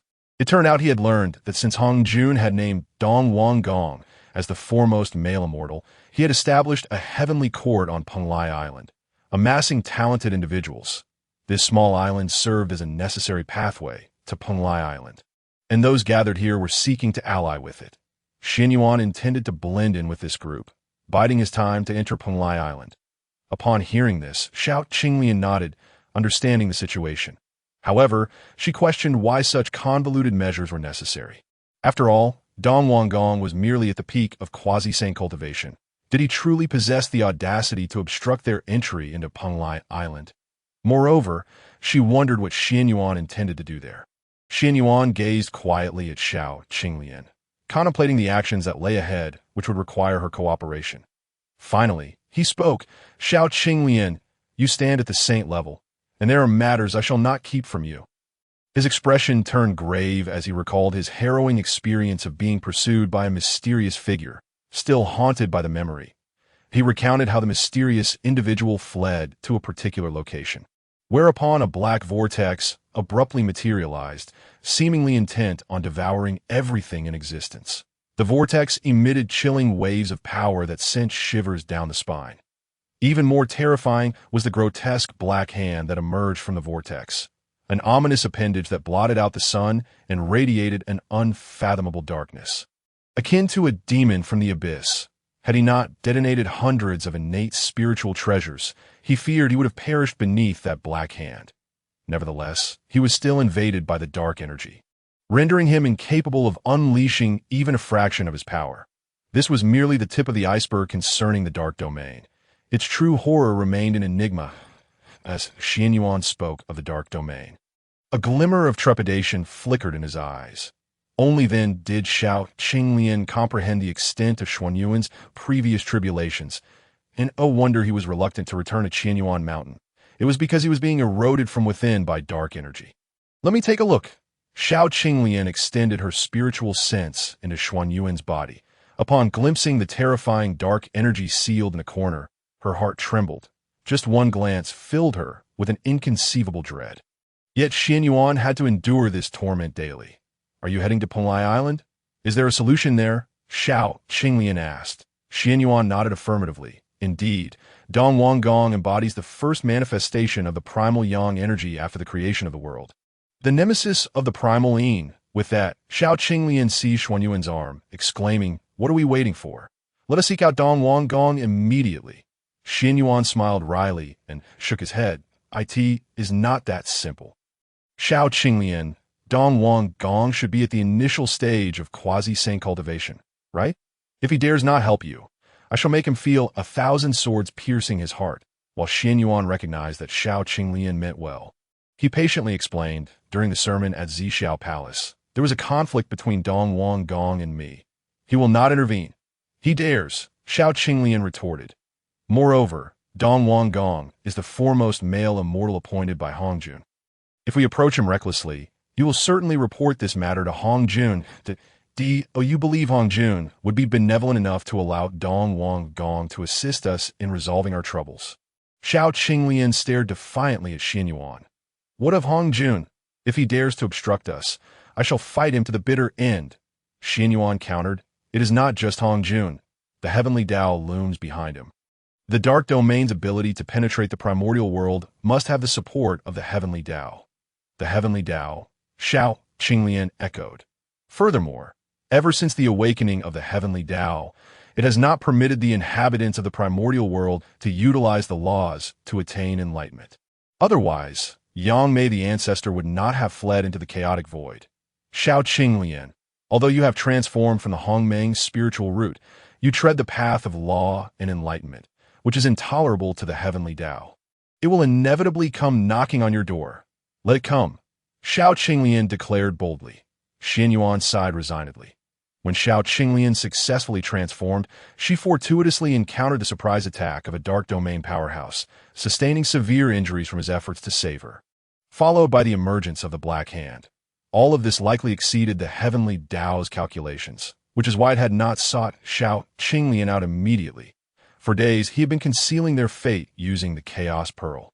Even the heavenly Tao could not discern their whereabouts under its veil. Otherwise, given the heavenly Tao's nature, it would have already come knocking. Are we to remain in hiding indefinitely? Even if we infiltrate Pung Li Island, how can you be sure Wang Gong will willingly lend his aid? We have our strategies. Qianyuan did not divulge the specifics of his plan, but shifted the conversation to current matters. That Ziling fairy is, in fact, affiliated with the Heavenly Court. I have uncovered that her purpose in visiting here is twofold: to recruit talents for the Heavenly Court and, more importantly, to seize a certain treasure that has recently surfaced in the surrounding seas. Xiao Qinglian waved her hand, uninterested in such matters. Her peach blossom eyes gazed at Qianyuan. Were your plans moving forward? Qianyuan glanced out the window, then lowered his voice. We shall observe the situation quietly and discern the true intentions of these individuals. If they align with our plans, we will cooperate.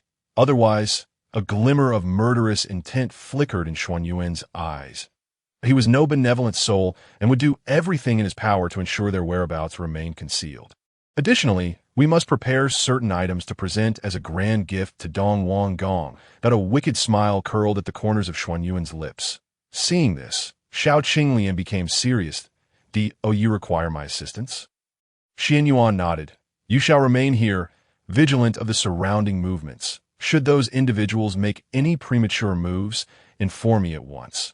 Xiao Qinglian patted her chest in assurance. Rest easy. Leave it to me. Qianyuan turned and entered the room to commence his preparations.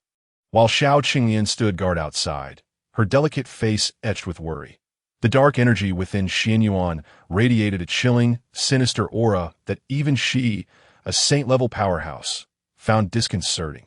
Though Wang Gong represented the first manifestation of primal yang energy after the creation of the world, could a mere Quasi-Saint truly assist Qianyuan in expelling the dark energy from within him?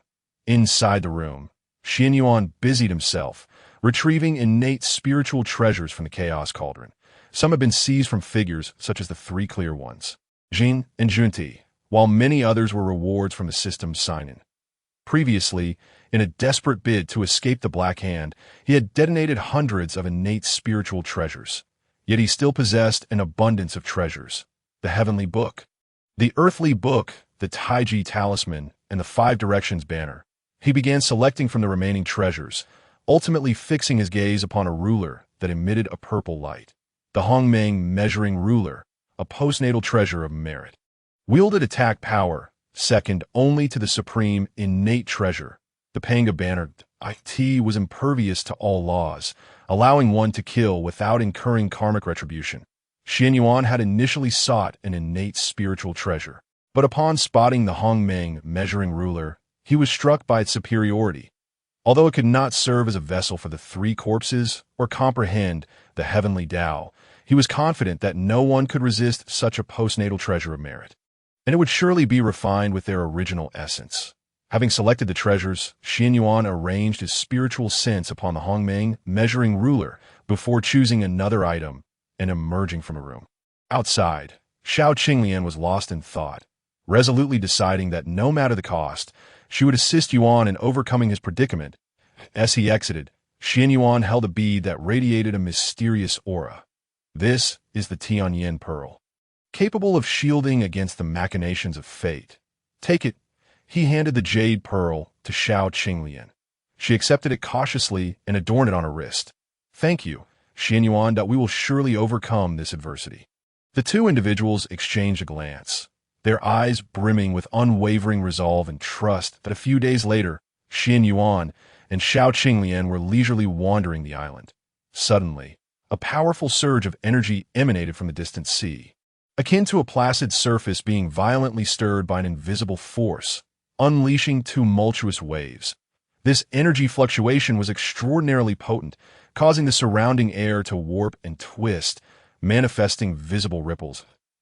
As the energy intensified, the previously tranquil waters began to churn tumultuously. Waves relentlessly crashed against the shore, producing a cacophony of thunderous roars. The clouds in the sky appeared to be affected as well, rolling and swirling ominously, as if something dreadful were about to transpire. Whoosh, whoosh, the sound of slicing air resonated. The scattered cultivators amassed on the small island began to soar into the sky, transforming into streaks of radiant light. Racing towards the horizon, Qianyuan declared, "At last, it has arrived. Xiao Qinglian, let us depart." Xiao Qinglian nodded, her delicate hand grasping Qianyuan's as their figures flickered, instantly surpassing all others and appearing 1,000 miles away in a vast expanse of ocean. The source of that intense energy fluctuation emanated from this very spot. The two hovered in the void, their gazes surveying the waters below. They beheld the emergence of a colossal whirlpool, unfathomably deep. Twisting and devouring all in its path, to the center of the whirlpool, a faint glimmer of multicolored light flickered. With each flicker, a wave of terrifying energy erupted forth. Xiao Qinglian's expression shifted slightly. "That aura feels so familiar. It seems the entity beneath is connected to me." Qianyuan was momentarily taken aback. He had initially presumed it to be merely a contest among scattered cultivators for an ordinary innate spiritual treasure. He never anticipated that the treasure here was linked to Xiao Qinglian. Xiao Qinglian was the soul matured lotus seed of the 36th grade Chaos Qinglian. The connection should pertain to a portion of the treasure formed from the division of the 36th grade Chaos Qinglian. In the primordial world, any treasure associated with the 36th grade Chaos Qinglian was anything but ordinary. A myriad of treasures flitted through Qianyuan's mind. The 4 great lotus platforms, the 5-color banner, the river diagram, and the Luo book, yet none seemed to match. Qianyuan's expression grew grave. Given the circumstances, it appears far more complex than anticipated. "Let us descend and investigate." Xiao Qinglian nodded, leading Qianyuan as they flew downward. As they approached the whirlpool, they were met with an overwhelming force of attraction. With each passing moment, the pull grew stronger. Finally, they reached the edge of the whirlpool. After taking a deep breath, Xiao Qinglian, without hesitation, leaped into its depths, pulling Qianyuan along with her. In an instant, a wave of intense vertigo assaulted Qianyuan, nearly robbing him of consciousness. "Are you all right?" Xiao Qinglian asked. "Perhaps you should wait outside while I retrieve the treasure." Qianyuan shook his head. "No, I must ascend personally." But Xiao Qinglian began. "Fear not. If absolutely necessary, I shall summon the evil corpse." Upon mentioning the evil corpse, Qianyuan silently rejoiced. Thankfully, he had utilized the merits of the Tao to restore the evil corpse's primordial spirit, allowing them to exist independently. Otherwise, had he employed the usual method of severing the 3 corpses, his own body would have been harmed by that terrifying black hand, and the evil corpse would have been unable to maintain its integrity. As they ventured deeper, the sensation of vertigo intensified. More alarmingly, an ever-increasing horrific pressure began to assail them. Under this crushing force, Qianyuan's body began to develop fine cracks. Logically, the pressure Xiao Qinglian could easily endure should not have affected Qianyuan, whose physical strength was at the pinnacle of the saint realm. Alas, beneath that black hand, he not only found a peculiar black mist emerging within him, but his physical form was nearly shattered.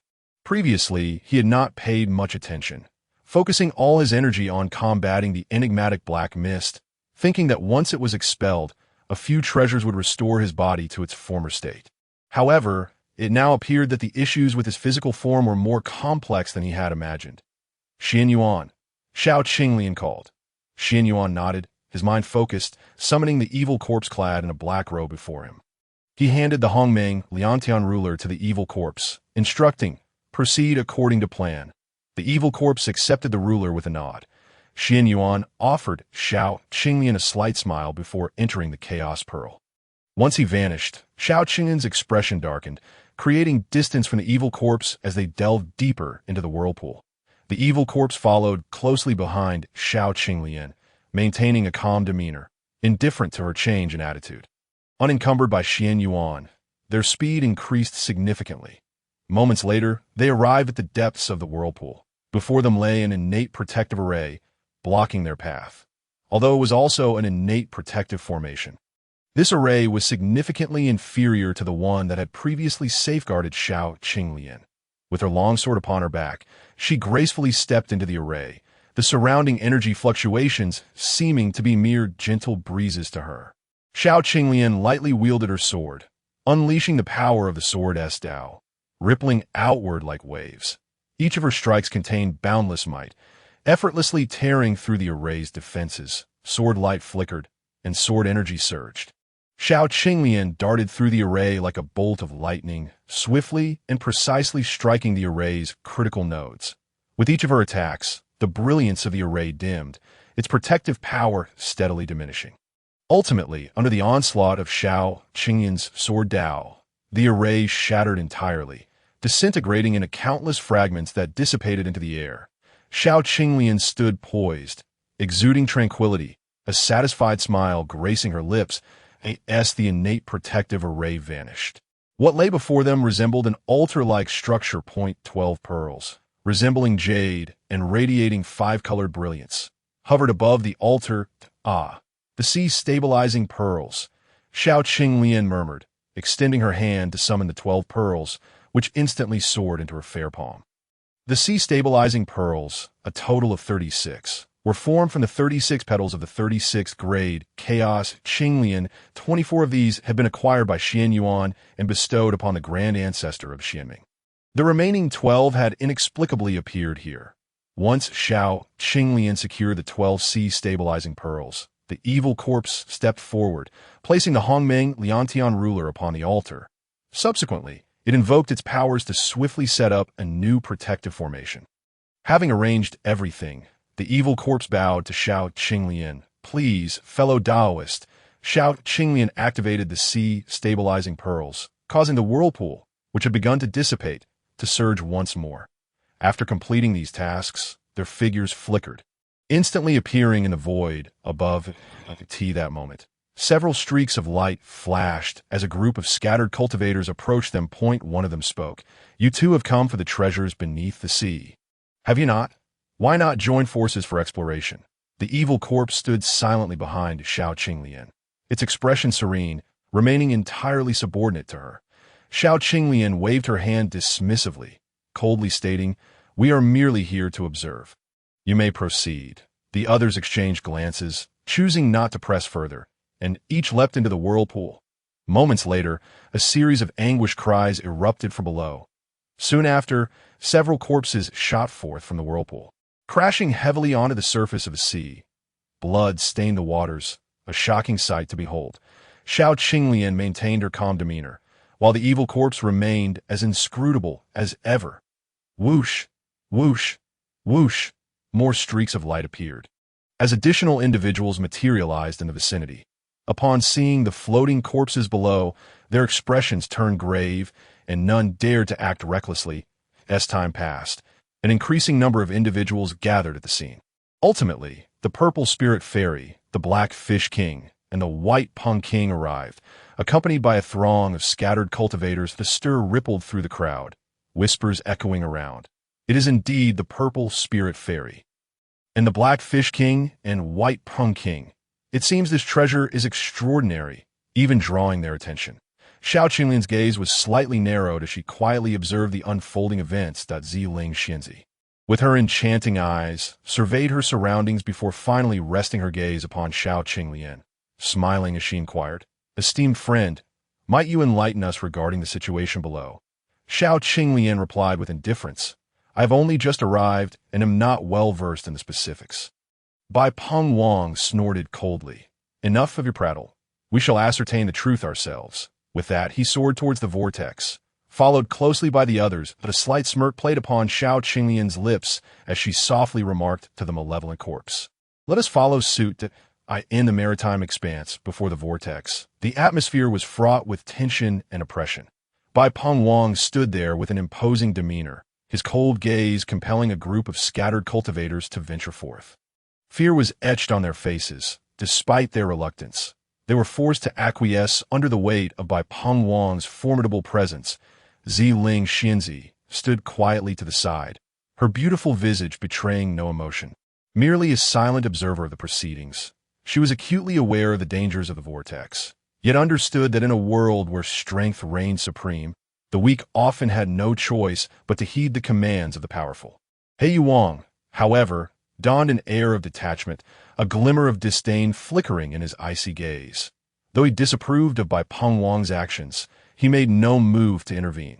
The lives of these scattered cultivators mattered little to him. Provided his own interests remained unaffected, the scattered cultivators, resigned, stepped into the vortex, their figures appearing diminutive against the overwhelming forces at play. Each step was laden with trepidation and uncertainty, yet they had no alternative but to press onward. Strange sounds emanated from the vortex, akin to a deathly summons, sending chills down spines. Bai Peng Wang, Ziling Xianzi, and Qianyuan silently watched as the cultivators vanished into the vortex, awaiting news of their return. In that moment, time seemed to freeze, and the world fell into a profound silence. The detestable Bai Peng Wang, may you suffer a most miserable fate. Suddenly, piercing screams erupted from the vortex, causing hearts to leap into throats. The scattered cultivators were torn apart by a mysterious force, blood and flesh scattering in a gruesome display. Bai Peng Wang's expression shifted.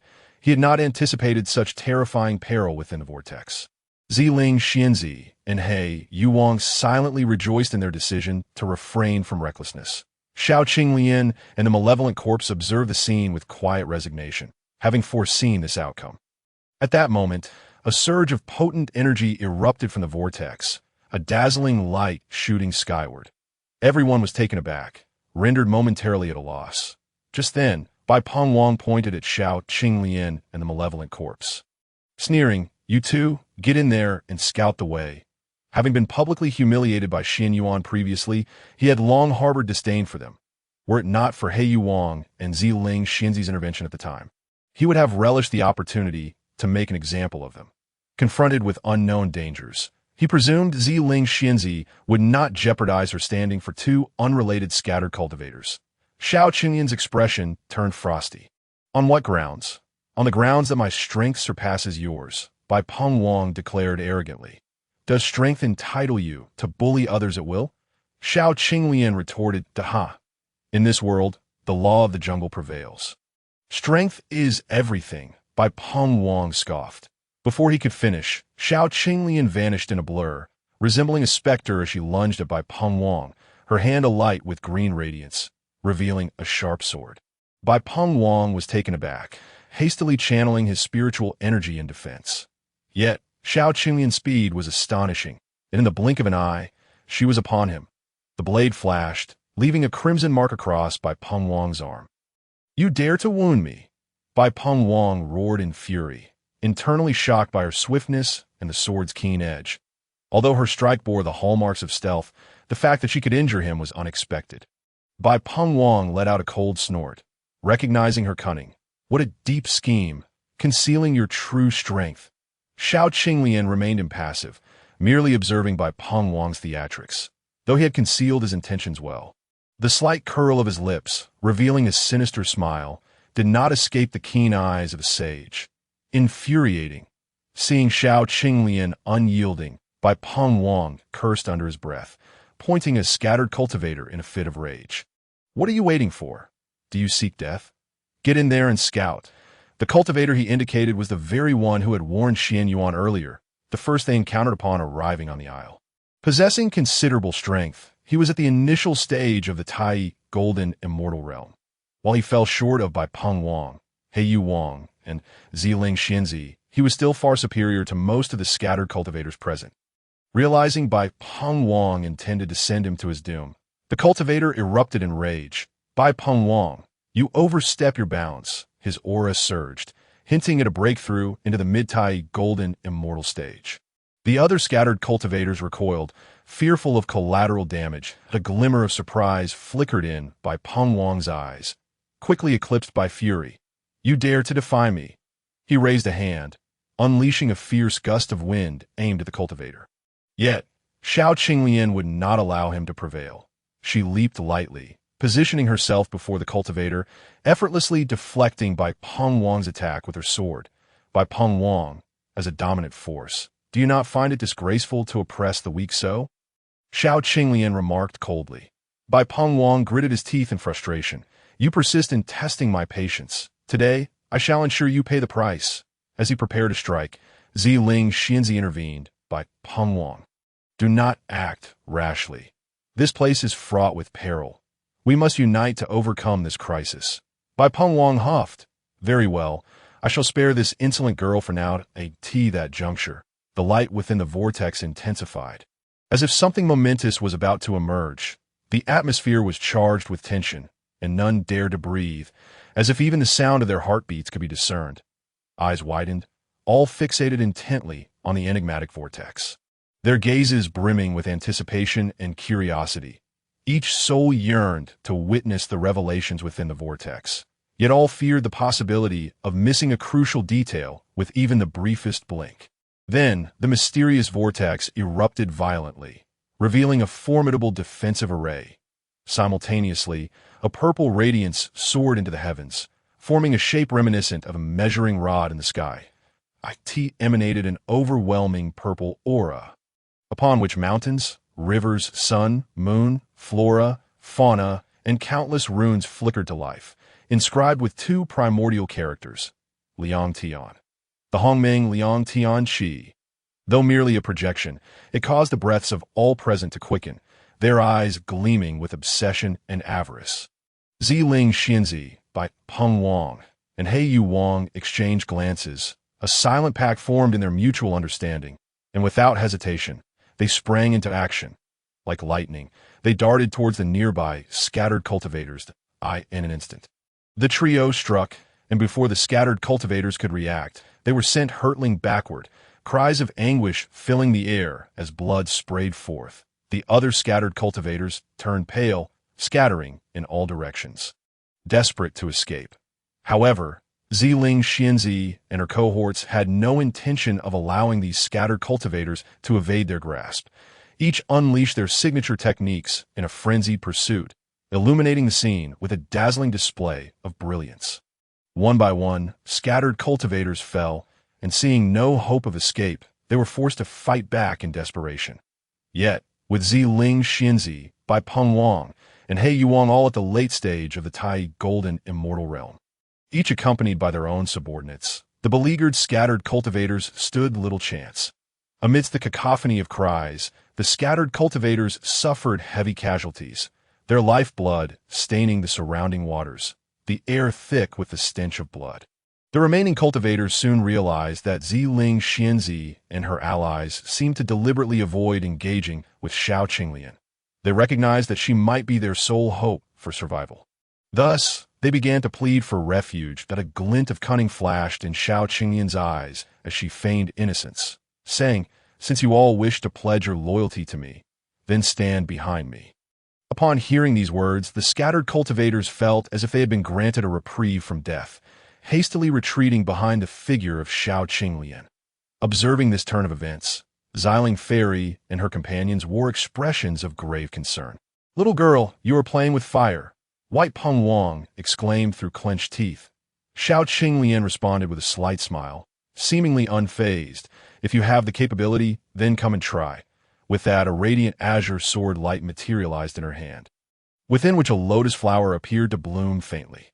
The others, sensing the terrifying power emanating from the azure sword light, could not help but feel a twinge of trepidation, recalling how Qianyuan had previously injured White Peng Wang with a single strike. They all felt a chill run down their spines. Yet the allure of the Hongmeng Liangtian ruler was far too great. Should these scattered cultivators survive and disseminate the news, even if they managed to seize the ruler, they would undoubtedly attract the envy of formidable beings. With this thought in mind, the trio ceased their hesitation. White Peng Wang let out a furious roar and charged towards Qianyuan. He unfurled his wings, exerting all his strength, intent on delivering a fatal blow. However, as he neared Xiao Qinglian, the azure sword light erupted suddenly, transforming into countless sword energies that engulfed him. White Peng Wang let out a harrowing scream, his feathers scattering chaotically as he retreated in disarray. Witnessing this, Xiling Fairy and Black Fish King exchanged glances before simultaneously launching their attacks. Xiling Fairy waved her long sleeves, unleashing a vast expanse of purple flames. Black Fish King spewed forth a column of black water, intertwining with the purple flames to form a powerful shockwave that surged towards Xiao Qinglian. Unperturbed, Xiao Qinglian gracefully wielded the azure sword light, murmuring incantations. In an instant, a colossal azure lotus blossomed beneath her, enveloping both herself and the scattered cultivators behind her. The azure lotus spun gently, its petals unfurling to emit a dazzling azure radiance, effortlessly countering the combined assault of Xiling Fairy and Black Fish King. The trio gritted their teeth, realizing that capturing Xiao Qinglian today would not be an easy feat yet. The thought of relinquishing their pursuit left them unsatisfied. In that moment, the various factions found themselves locked in a stalemate over the Hongmeng Liantian ruler. The atmosphere grew tense and heavy, with every individual fixating on one another, wary of the slightest lapse in vigilance. Just then, Xiao Qinglian stepped forward, softly proposing, "Since we all aim to ally with the heavenly court, why not cooperate? After acquiring the Hongmeng Liantian ruler, we can present it to the heavenly court together." The crowd fell into contemplation upon hearing her suggestion. White Peng Wang furrowed his brow and replied, "Cooperate? Why should I trust you?" Xiao Qinglian offered a cool smile, choosing not to respond. Xiling Fairy, however, nodded in agreement, stating, "This proposal is quite reasonable. I find it feasible." Being a member of the heavenly court herself, she had no reason to refuse. She turned to Black Fish King. "What say you?" "Black Fish King." Black Fish King's eyes flickered as he weighed his options before ultimately nodding in agreement. "Very well. I choose to cooperate." Even though reluctant, White Peng Wang had no choice but to acquiesce. United in purpose, they unleashed a myriad of powerful spells and skills, finally breaking through the seemingly impenetrable defensive array. As the array dissipated, an ancient altar gradually emerged before their eyes. The altar emanated an aura, both mysterious and ancient, evoking a sense of reverence. At the very center of the altar floated a ruler, merely a foot in length, enveloped in a radiant purple light, with endless runes flickering within it was none other than the legendary Hongmeng Liantian ruler. The gazes of all present were drawn irresistibly to this ruler. Sensing the immense power and enigmatic aura it contained, their eyes glinting with greed, Black Fish King made the first move, his form darting like lightning towards the altar, just as he was about to make contact with the Hongmeng Liantian ruler. White Peng Wang struck out suddenly, like a bolt of lightning cleaving through the void, instantly slaying Black Fish King. This scene unfolded with such swiftness that no one had time to react. In that fleeting moment, White Peng Wang displayed a shocking display of might. A powerful aura radiated from him, far beyond what a late-stage golden immortal could possess. His eyes gleamed with cold ruthlessness, as if everything were under his command. The Hongmeng Liantian ruler fell into White Peng Wang's grasp, and he clutched the divine artifact tightly, feeling the immense power it contained. That a slight smirk crept across his lips, revealing a hint of pride. The surrounding individuals were left in awe of White Peng Wang's strength, gazing at him in terror, too fearful to make any move at that moment. White Peng Wang's reputation was further solidified in their minds. A grand Luo golden immortal, what a cunning White Peng Wang! Xiling Fairy's brows knitted tightly, her elongated eyes glimmering with cold light. White Peng Wang had concealed his power so deeply that even she had been deceived. Standing atop the ancient altar, holding the Hongmeng Liantian ruler, he looked down at Xiling Fairy and chuckled lightly. How could one dare to seize treasures from the heavenly court without concealing some strength? He pointed the Hongmeng Liantian ruler at Xiling Fairy, sneering, "Xiling God General. Am I not correct? Xiling God General. The Xiling God General among the 108 generals of the heavenly court?" The scattered cultivators behind, Xiao Qinglian gasped in unison, and a hint of disdain flashed in White Peng Wang's eyes as he produced a golden lock, and tossed it lightly, instantly sealing the surrounding space, rendering even communication impossible. Xiling God General's expression shifted, the time-space lock. "I never expected such a treasure would end up in your hands, that I reiterate," he declared, without concealing some tactics. "How could one dare to rob treasures in front of a heavenly court God General?" He proclaimed loudly, "Today shall mark the downfall of you, the so-called Xiling God General." With that, he summoned all his energy to activate the Hongmeng Liantian ruler, and a brilliant light surged skyward. Xiling Fairy's expression grew grave as she rapidly formed hand seals. Unleashing her unique technique, the purple Xian sword A-R-T-I, in an instant, sword energies crisscrossed, colliding with the white light, producing earth-shattering roars. The two sides remained locked in a stalemate, while the surrounding space warped due to the immense energy fluctuations. At that moment, White Peng Wang bellowed, and the light from the Hongmeng Liantian ruler surged once more, swiftly breaking through Xiling Fairy's defenses. Xiling Fairy spat out a mouthful of blood, retreating several steps. As a god general of the heavenly court, she too had her secrets, her true strength matching that of a grand Luo golden immortal. Yet, compared to White Peng Wang, she ultimately fell short. Moreover, with the Hongmeng Liantian ruler, a treasure of innate merit in his possession, she found herself at a disadvantage. Had it not been for the fact that White Peng Wang had only just acquired the Hongmeng Liantian ruler and had yet to refine it, resulting in a lower degree of compatibility, otherwise that last strike would have likely led to the Xiling God General's demise. Realizing the disparity between them, Xiling Fairy quickly retreated, distancing herself from White Peng Wang. At the same time, she looked toward Xiao Qinglian. "Is our previous cooperation still valid?" Xiao Qinglian nodded, naturally. Xiling Fairy's eyes brightened. "Good. In that case, assist me in slaying White Peng Wang and reclaiming the Hongmeng Liantian ruler. And I shall personally take you to Pung Li Immortal Island to meet the Emperor." Xiao Qinglian responded, "Agreed. A mere band of ants, united, what could they achieve? No one here would leave alive today." White Peng Wang waved his hand, declaring kill. Xiao Qinglian's gaze turned cold, an azure longsword appearing in her hand as she darted towards White Peng Wang. The rest also joined the fray, engaging in fierce combat with White Peng Wang as subordinates. The battlefield erupted with cries of battle, as various spells and lights intertwined, dazzling the eyes of all. Upon witnessing this, White Peng Wang felt a jolt of surprise. He had not anticipated these opponents to be so formidable. Nevertheless, he did not falter, pouring all his strength into the clash against Xiao Qinglian and her companions. In an instant, the scene escalated into an exceptionally intense struggle, with neither side yielding an inch. Xiao Qinglian's swordsmanship was incisive, each strike aimed directly at White Peng Wang's vital points. White Peng Wang continuously wielded the Hongmeng Liantian ruler, barely managing to fend off Xiao Qinglian's assaults. The two sides exchanged blows, refusing to back down.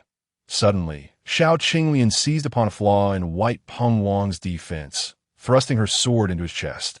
White Peng Wang let out a pained cry, clutching his wound, his expression twisted into one of fury. "How dare you harm me?" At this moment, the divine General Xiling seized the opportunity to unleash her divine powers, ensnaring the White Peng King. Little Qinglian swiftly took advantage of the situation, advancing with a blade and striking down the White Peng King. His eyes widened in shock, forever unable to close in death. Had he known that his slayer was a formidable saintly being, one can only imagine the tumult of emotions he would have felt. With the demise of the White Peng King, the fierce battle swiftly drew to a close. In the aftermath, the battlefield lay in eerie silence, permeated by the acrid scent of blood. At a glance around revealed severed limbs scattered across the ground, with rivers of blood shimmering ominously under the dying rays of the sun. What was once a cerulean sea had now transformed into a veritable hellscape. Tens of thousands of cultivators had perished in this brutal conflict, leaving fewer than 100 survivors. They lay or sat in exhaustion upon the battlefield, their eyes reflecting boundless fear and despair. Some bore countless wounds, blood seeping from their bodies and staining their garments. Others appeared dazed, seemingly trapped in the aftermath of the recent skirmish. In this desolate expanse, there were no triumphant cheers, only a deathly stillness. Little Qianyuan collected the Hongmeng measuring rod and the corpse of the White Pung King, approaching the divine General Xiling to present the rod to her. Upon receiving the Hongmeng measuring rod, the divine general felt an immense weight lift from her heart.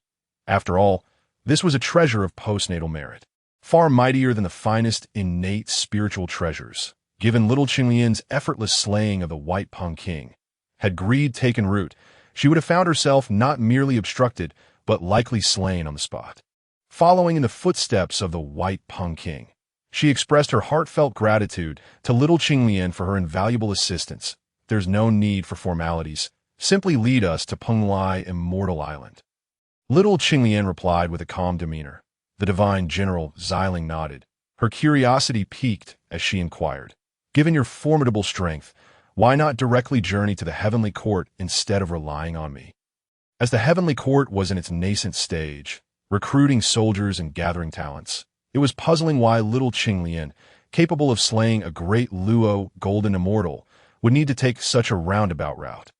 Little Qianyuan met her gaze and, having prepared her response, replied honestly, "To speak candidly, my brother and I have incurred the wrath of a powerful being within the demon court on the Hongjun continent.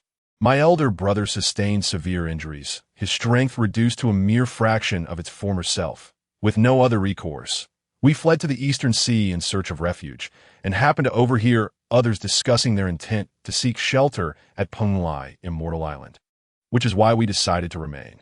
Now it makes sense." The divine General Xiling ceased her inquiries. The enmity between the Heavenly Court and the Demon Court was as fierce as fire and water. Having offended the Demon Court, seeking refuge in the Heavenly Court was indeed the wisest choice. She glanced at Xuan Yuan, contemplating how to remedy his condition, knowing that should she succeed, the Heavenly Court would gain 2 great Luo golden immortal experts, surely earning her bountiful rewards from the Emperor. However, all matters would need to be discussed upon returning to the Heavenly Court. The immediate priority was to swiftly return with the Hongmeng measuring rod. With a wave of her hand, the divine general summoned a cloud vessel before them. Boarding the vessel alongside little Qianyuan and the remaining survivors, they set sail towards the direction of Pung Li Immortal Island. Throughout the journey, silence enveloped the group, each lost in their own thoughts. The ferocity of the battle had laid bare the harsh realities of the cultivation world, igniting within them a fervent desire to enhance their strength to avoid becoming prey to others. The cloud vessel soared rapidly through the void, and soon a mist-shrouded island came into view. "Pung Li Immortal Island. We have arrived." The vessel descended outside the island. The divine general led the group through the heavenly gate and into the heart of Pung Li Immortal Island. Ethereal mists swirled around them, creating a dreamlike atmosphere. Majestic palaces stood tall, resplendent in their beauty. Occasionally, celestial cranes danced gracefully amid the palaces, adding a touch of vitality to this paradise that a spiritual spring meandered through the landscape. Its crystal-clear waters sparkling with life. Surrounding the spring, exotic flowers and rare herbs bloomed vibrantly, filling the air with delightful fragrances. The gentle babbling of the spring produced a melodious sound. After escorting the scattered cultivators away, the divine general Xiling guided little Qianyuan and the fallen corpses to a grand palace. The Eastern King sat regally upon his throne, his gaze intense. Receiving the Hongmeng measuring rod, he scrutinized it with great admiration. It was undeniable that the treasures meticulously selected by Qianyuan were perfectly suited to the current Eastern King. Although he was born from the first ray of primordial sun, blessed with profound fortunes, and had discovered the Pung Li 3 immortal islands, he possessed few worthy treasures. The only item of note was the supreme innate spiritual treasure, the dragon-headed staff, bestowed upon him after being named the foremost male immortal by the Tao ancestor. The 2 demon emperors, Dijun possessed the river map and the Luo book, while Dong Huang Tai wielded the chaos bell. Yet the demon court they led refused to submit to his authority as the foremost male immortal. As tensions between the heavenly court and the demon court escalated, the Eastern King was in urgent need of a treasure capable of contending with the river map and the chaos bell.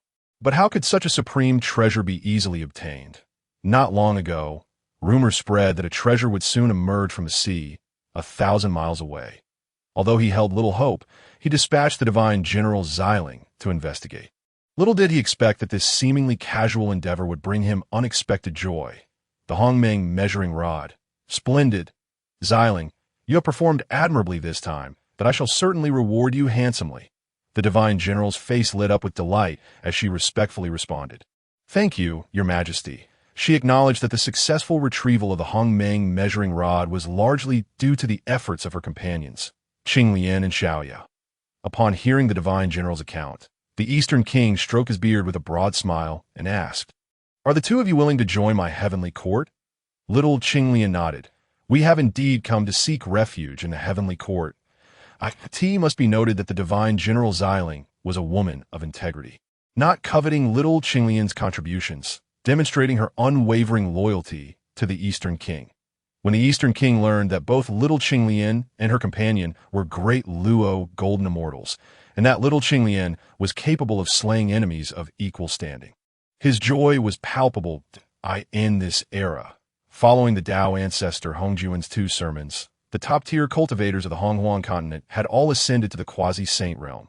Yet, it must be acknowledged that the great Luo golden immortal realm remained the absolute cornerstone of power. Securing the Hongmeng measuring rod, a treasure of postnatal merit comparable to supreme innate treasures, along with the addition of 2 great Luo golden immortal experts, filled the Eastern King with elation. He even personally examined Xuan Yuan's injuries. "It matters not. Your essence remains unharmed. I shall dispatch someone to provide healing elixirs." After thoroughly examining, the Eastern King found no anomalies. Comforting Xuan Yuan with a few words, he conferred upon little Qinglian and Qianyuan the titles of divine generals, bestowing them a palace and sending them on their way. Are you aware of their backgrounds? Once little Qinglian and Qianyuan departed, the Eastern King withdrew his smile, a stern expression taking its place. The divine general Xiling recounted what little Qinglian had shared, asking, "Does Her Majesty suspect these two? Shall we send someone to monitor them?" The Eastern King gazed outside the palace, pondering for a moment before replying. "No need. 2 great Luo golden immortals cannot stir up much trouble. Although I have conferred upon them the title of divine generals, it is merely a nominal position for now. They will not be entrusted with command of troops just yet. Let them first serve under you for a time to gain experience." Understood. The divine general Xiling, having secured the Hongmeng measuring rod for the emperor, felt her spirits buoyed by the addition of 2 great Luo golden immortal subordinates. After her departure, the Eastern King remained seated upon his throne, brows furrowed. Since the conclusion of the Tao ancestor Hongjun's 2nd sermon over 1,000 years ago, and his designation as the foremost male immortal, the Eastern King had enjoyed a period of glory. However, after the initial excitement faded, he gradually realized that leading the cultivators of Honghuang as the foremost male immortal was far more challenging than it appeared. The likes of Sanqing, Jin, and Zunti, along with other top-tier experts, showed him little respect, and Dong Huangtai even openly opposed him. Not only did they threaten the ancient cultivators against joining the heavenly court, but those who had already allied themselves were also assassinated in significant numbers. This turmoil instilled a sense of dread throughout the heavenly court, leaving everyone in a state of anxiety and fear. Furthermore, even the West Queen Mother, who was appointed by the Tao ancestor as the foremost female immortal to assist this emperor, showed him no respect whatsoever. Not only did she repeatedly refuse his proposals of marriage, but she also abruptly vacated the Pung Li Immortal Island, retreating to Kunlun Mountain to enter seclusion. Consequently, the heavenly court found itself bereft of any other Quasi-Saint level experts aside from him.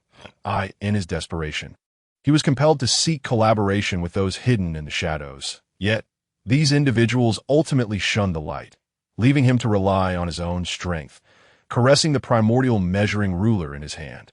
The East King smiled with pride. Just wait. Once he refines the primordial measuring ruler, he will no longer fear the likes of the 3 pure ones, Emperor Jun or Dong Huangtai, with the Tao ancestor as his sole backing in this vast primordial realm. It is destined that this realm will belong to him. The Qinglian Palace, a resplendent edifice bestowed upon Xiao Qinglian by the East King, stands as a testament to his generosity. Each divine general within the heavenly court possesses their own individual palace, and Qianyuan was similarly granted a palace adjacent to Qinglian Palace, named the Carefree Palace.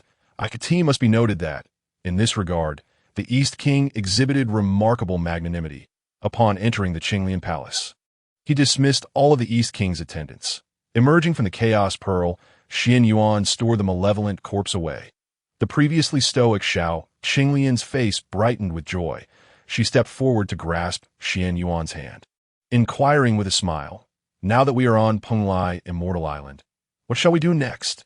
Qianyuan offered an awkward smile, attempting to withdraw his hand, only to find that Qinglian's grip was quite firm, leaving him with no choice but to relent. Casting a glance around, he replied, "We shall do nothing at all. It is simply a matter of waiting." "Waiting?" Qinglian queried. Puzzled, "I have just encountered the East King, whose cultivation is at the early Quasi-Saint level, and there are several other Quasi-Saint level cultivators concealed on Pung Li Immortal Island, all of whom seem rather ordinary. Why must we wait?" As a sage, she naturally looked down upon someone of the East King's caliber. Qianyuan, however, refrained from revealing that the system's signing in required him to remain on Pung Li Immortal Island for a century, and simply deflected. "As you know, we have tampered with the primordial measuring ruler. Once the East King refines it, we will be able to take action." Qinglian asked, "How long will we have to wait?" Qianyuan replied, "Approximately 100 years should suffice." A century swiftly passed. During this time, Qianyuan remained in the Qinglian Palace under the guise of recuperation, while Qinglian accompanied the divine General Xiling on several outings, primarily around the EC, having only ventured to the primordial continent once. Though 100 years is not a long span, two significant events unfolded on the primordial continent. First, Emperor Jun and Dong Huangtai proclaimed the establishment of the demon court to the heavens and earth. Following closely, after consulting with Qianyuan through sound transmission, Dijiang officially founded the Witch Clan. While there had been earlier mentions of the demon court and the Witch Clan, they had lacked formal recognition, at least not through public declaration. Now, these two formidable factions have been officially established. The male immortal of the highest rank, appointed by Hongjun, and the ruler of the heavenly court, the East King could not acknowledge the existence of the demon court and the Witch Clan. However, circumstances dictated that he could neither fight nor ignore it, ultimately conceding to the situation. Feeling his authority challenged, the previously cautious East King threw caution to the wind and devoted himself entirely to refining the primordial measuring ruler. Upon receiving this news, Qianyuan erupted into laughter within the Qinglian Palace. Although the East King possessed mediocre abilities and was exceedingly arrogant, his cautious personality was well known. Most individuals would have immediately sought to refine a treasure, such as the primordial measuring ruler, upon acquiring it. Yet the East King had closed himself off for decades, showing little progress. After all, the primordial measuring ruler was not an innate spiritual treasure, but rather a product of postnatal refinement. Its sudden appearance in the EC, coupled with its acquisition by one of his subordinates, necessitated thorough investigation on the East King's part. Even without uncovering any anomalies, he had merely conducted preliminary refinement without delving deeply in this manner. Qianyuan found himself growing anxious. With the formal establishment of the Demon Court and the Witch Clan, he realized that his opportunity had arrived. After Dijiang's sound transmission inquiry, he nodded without hesitation, granting him the go-ahead to officially establish the Witch Clan. With the emergence of these two factions, both resistant to the Heavenly Court's authority, the East King could no longer remain idle in a bid to bolster his strength. He had no choice but to fully refine the primordial measuring ruler. Ding! Congratulations to the host. The signing in on Pung Li Immortal Island has been completed after a century, rewarding the host with 10 billion merit points and the Law of Light. Having completed the signing in task, he finally acquired the Law of Light. Regrettably, the newly obtained Law of Light was only at level 20, prompting Qianyuan to expend merit points to augment it for safety's sake. Though he had considered using the merit points to dispel the dark energy within him, the results were subpar, rendering it unworthy of the effort. Left with no other option, he proceeded to Pung Li Immortal Island.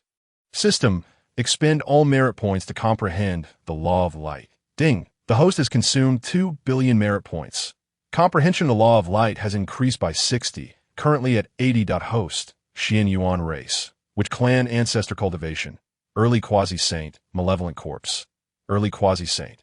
Root, innate demon god technique.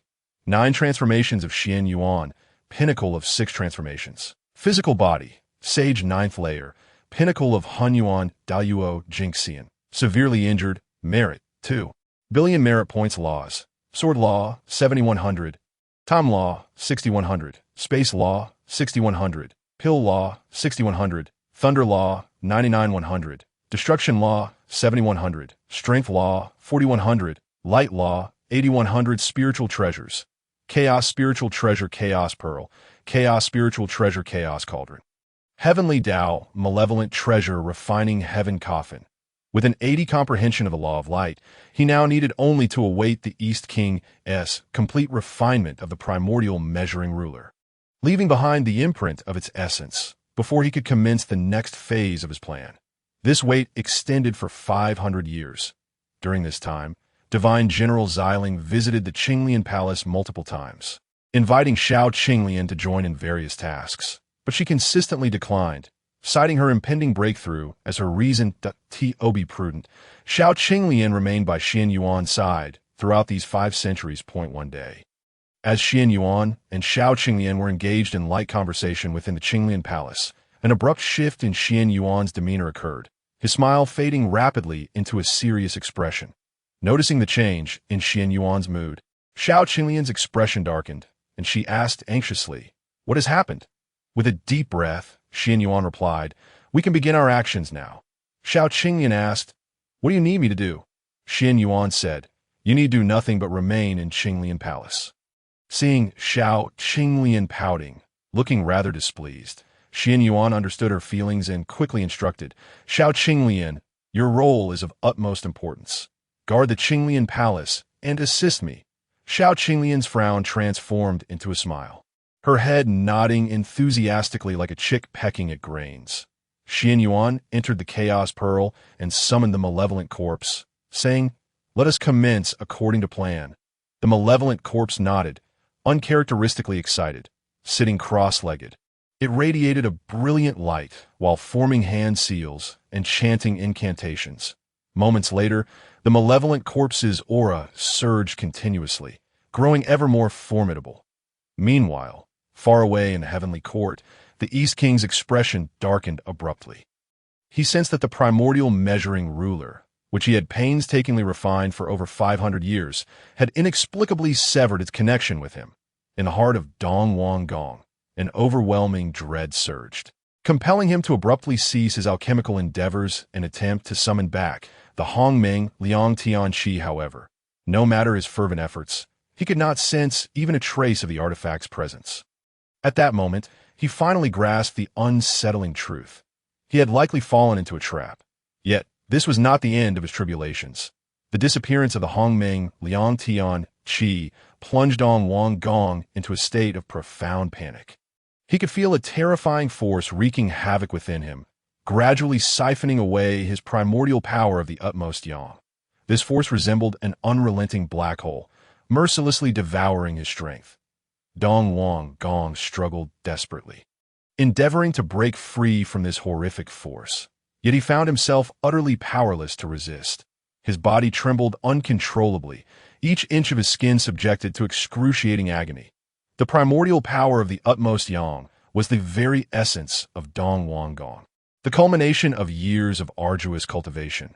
Now, this power was being ruthlessly stripped away, and his eyes were filled with despair and unwillingness. He could not accept defeat in such a manner, nor could he bear the thought of losing his strength. With every ounce of his being, he endeavored to utilize his divine abilities to counteract the insatiable pull.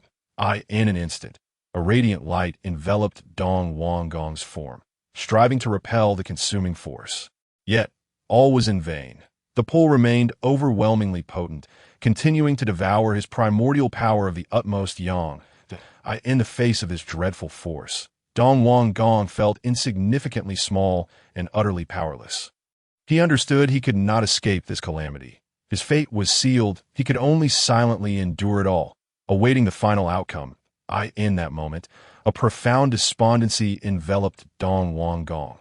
Memories of his life, ephemeral like a dream, flickered through his mind as the first manifestation of the primordial yang energy in the cosmos. Possessing an innate and sacred foundation, his life could be deemed illustrious and resplendent. Particularly noteworthy was his ascendance during the second sermon at the Zixiao Palace, where he was personally bestowed the title of the foremost male immortal by Daozu Hongjun, seeking the 3 immortal islands and establishing the heavenly court, thus reaching the pinnacle of his existence. The vigor he once possessed was now replaced with utter disarray. Hongjun, I rue the day I accepted your path. At this juncture, Wang Gong's greatest ire was not directed at the unseen hand manipulating the Hongmeng Liang Tianqi, but rather at Daozu Hongjun, who had elevated him to the position of the foremost male immortal. Had it not been for Hongjun's insistence in placing him in this role, he would still be the carefree Wang Gong.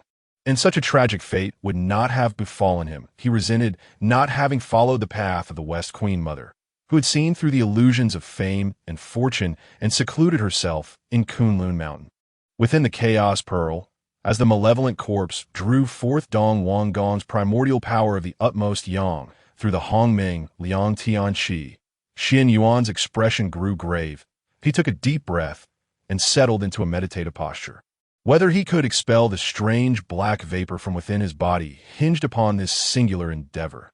He summoned all his magical energy to protect his heart meridian, subsequently guiding the primordial power of the utmost yang to assault the bizarre black vapor, which was ensnared by the laws of space. Simultaneously, he unleashed the full force of the law of light to combat the strange black vapor. The collision of the two forces resonated with a thunderous roar. Qianyuan let out a muffled groan, a trickle of blood escaping his lips. More terrifyingly, his flesh revealed a plethora of cracks, resembling a porcelain vessel riddled with fractures on the verge of shattering. The malevolent corpse stood nearby, fists clenched tightly, clearly troubled within. Though he and Qianyuan were originally one, their independence had grown, yet if Qianyuan were to falter, he too would suffer greatly. Without hesitation, the malevolent corpse channeled his power to stabilize Qianyuan's physical form. As time slipped away, beads of sweat the size of soybeans cascaded down Qianyuan's brow, the intense pain contorting his features. Yet, he did not relent, gritting his teeth in persistence, continuously urging the law of light and the primordial power of the utmost yang. At this moment, his body resembled a battlefield, where the two forces clashed fiercely.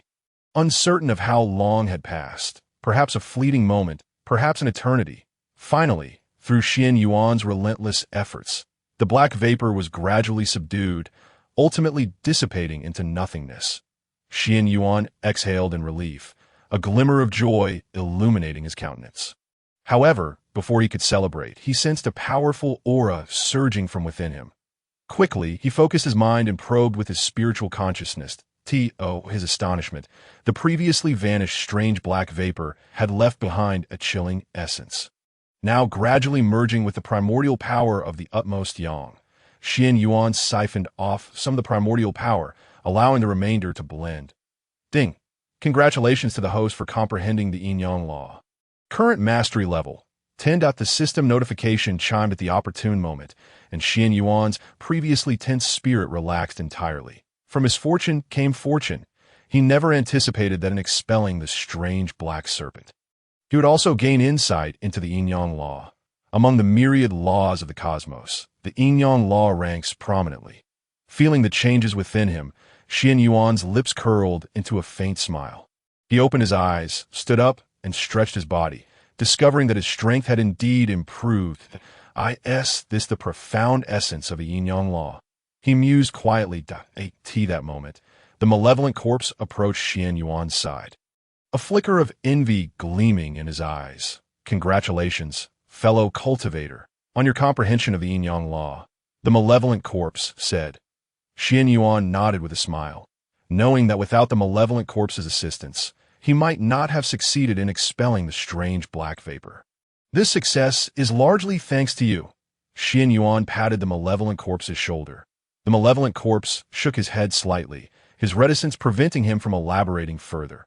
Qianyuan glanced down at his still cracked physical form. It was time to restore it. Additionally, the benevolent corpse and the self-corpse needed to be severed. Qianyuan produced a substantial amount of the three light divine water along with several treasures to enhance physical strength. Applying them to his body, then commenced his cultivation to absorb their medicinal properties and mend his flesh that he closed his eyes, immersing himself in the process of cultivation. Days turned into weeks, and under the nourishment of the three light divine water and countless precious resources, Qianyuan's body gradually healed, the cracks slowly mending.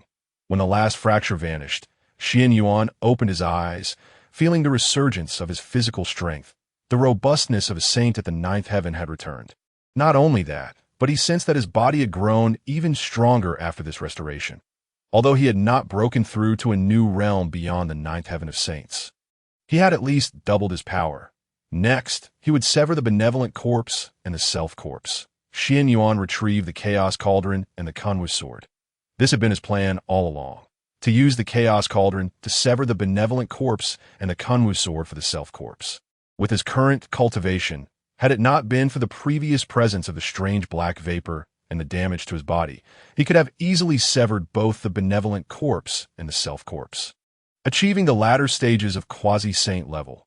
With two resounding shouts, Qianyuan effortlessly severed the benevolent corpse and the self-corpse. The benevolent corpse donned a white Taoist robe, a gentle smile gracing his face, exuding a most amiable demeanor that in contrast. The self-corpse was clad in a purple Taoist robe, his expression tranquil. "Greetings, fellow cultivator." The benevolent corpse and self-corpse simultaneously clasped their hands in respect toward Qianyuan.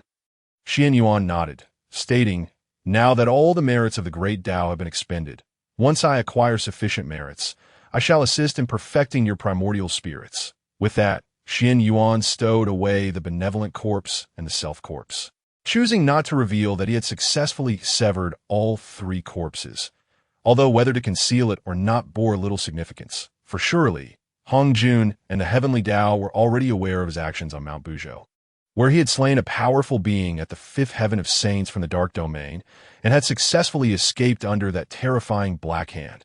His strength had long surpassed the fifth heaven of saints.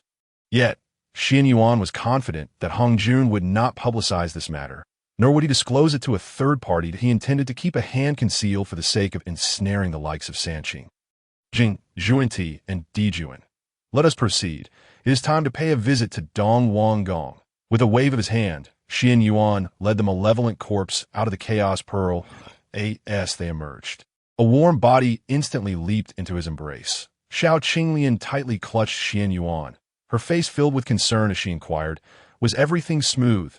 Caught off guard by Xiao Qinglian's embrace, Qianyuan felt a twinge of awkwardness. He rubbed his nose and smiled. Everything went smoothly. All troubles have been resolved, and unexpectedly, I've gained some fortuitous opportunities, enhancing my strength further. A radiant smile lit up Xiao Qinglian's face as she appraised Qianyuan, saying, "Now that the issues have been addressed, shall we return to Qianyuan Mountain?" "Qianyuan, there is no need to rush. Let us first pay a visit to the East King." "Xiao Qinglian, why should we see him?" Qianyuan took out the minuscule amount of pure young origin power he had seized and explained, "This time, we are able to resolve a significant dilemma, and the East King has been of great assistance. Thus it is only fitting that we express our gratitude." Xiao Qinglian looked at Qianyuan with suspicion. "Are you truly going to thank him? You have extracted his origin power and now intend to humiliate him face to face. How wicked!" Qianyuan shook his head. In the world of Hongwang, such is the nature of existence that it is not merely that he acted out of necessity to resolve his own troubles, even devoid of any justification. The temptation to seize pure young origin power would lure many to that it is a realm governed by the law of the jungle, merciless and cruel. This is the stark reality of the Hongwang world. On Pung Li Immortal Island, within the secluded realm of the East King, he sat despondently on a meditation mat, his expression forlorn. Although he still barely maintained his initial stage of Quasi-Saint cultivation after losing the pure yang origin power, his true combat strength had diminished significantly. He had utterly lost the qualifications to contend with Dijun, Dong Huang Tai Yi, and the Witch Clan. Suddenly, the space rippled, and a small vortex materialized. The East King gazed apprehensively at the sudden apparition, his demeanor serious and vigilant. Qianyuan emerged from the vortex, accompanied by Xiao Qinglian. Behind them, a figure clad in black Taoist robes, the evil corpse, remained placid, following closely. East King, it has been a long time. Qianyuan greeted with a smile. "It is you." The East King's face twisted in fury, his teeth gritted. He had anticipated many figures. The three clear, Dijun, Dong Huang Tai Yi, Jane, Zhuanji, even Ming He and Zhenya. Yet he had never anticipated that all this was orchestrated by Qianyuan. "Indeed, it is I," Qianyuan nodded, directly acknowledging the truth. Since he stood before the East King, further evasion served no purpose. "Why did you seize my pure Yang origin?" The East King glared at Qianyuan, his eyes blazing with ire. "Calm yourself, East King," Qianyuan chuckled lightly, shaking his head, yet offering no further explanation. Instead, he inquired, "The calamity between the witch and demon tribes is imminent. Do you truly believe you can remain uninvolved in your current state?" The East King's expression fluctuated, for he understood the implications of Qianyuan's words. Yet, what did he mean by the calamity between the witch and demon tribes? "If I were to restore my strength, I would naturally have no fear," he replied solemnly. He still harbored a glimmer of hope, recognizing that Qianyuan's presence and insinuations suggested a potential for him to submit.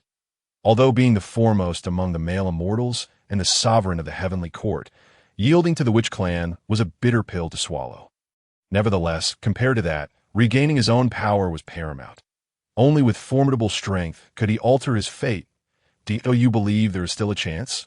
Qianyuan smiled, candidly informing him, "Not only have I taken your pure Yang origin, but I have also uprooted the supreme, innate spiritual root, Hongjun. What? How dare you?" The East King trembled with rage, his body shaking uncontrollably. Apart from his own power, the supreme, innate spiritual root, Hongjun, was the very foundation of his heavenly court. With Hongjun, a continuous influx of individuals would enter the heavenly court, hoping to ascend to the pinnacle of existence as a Deluo golden immortal. Now that Hongjun had been completely uprooted by Qianyuan, the implications were dire. Should this news leak, a multitude would surely abandon the heavenly court. At that point, he would be utterly finished. "What is there to fear?" Qianyuan remarked with an air of composure. "The calamity between the witch and demon tribes.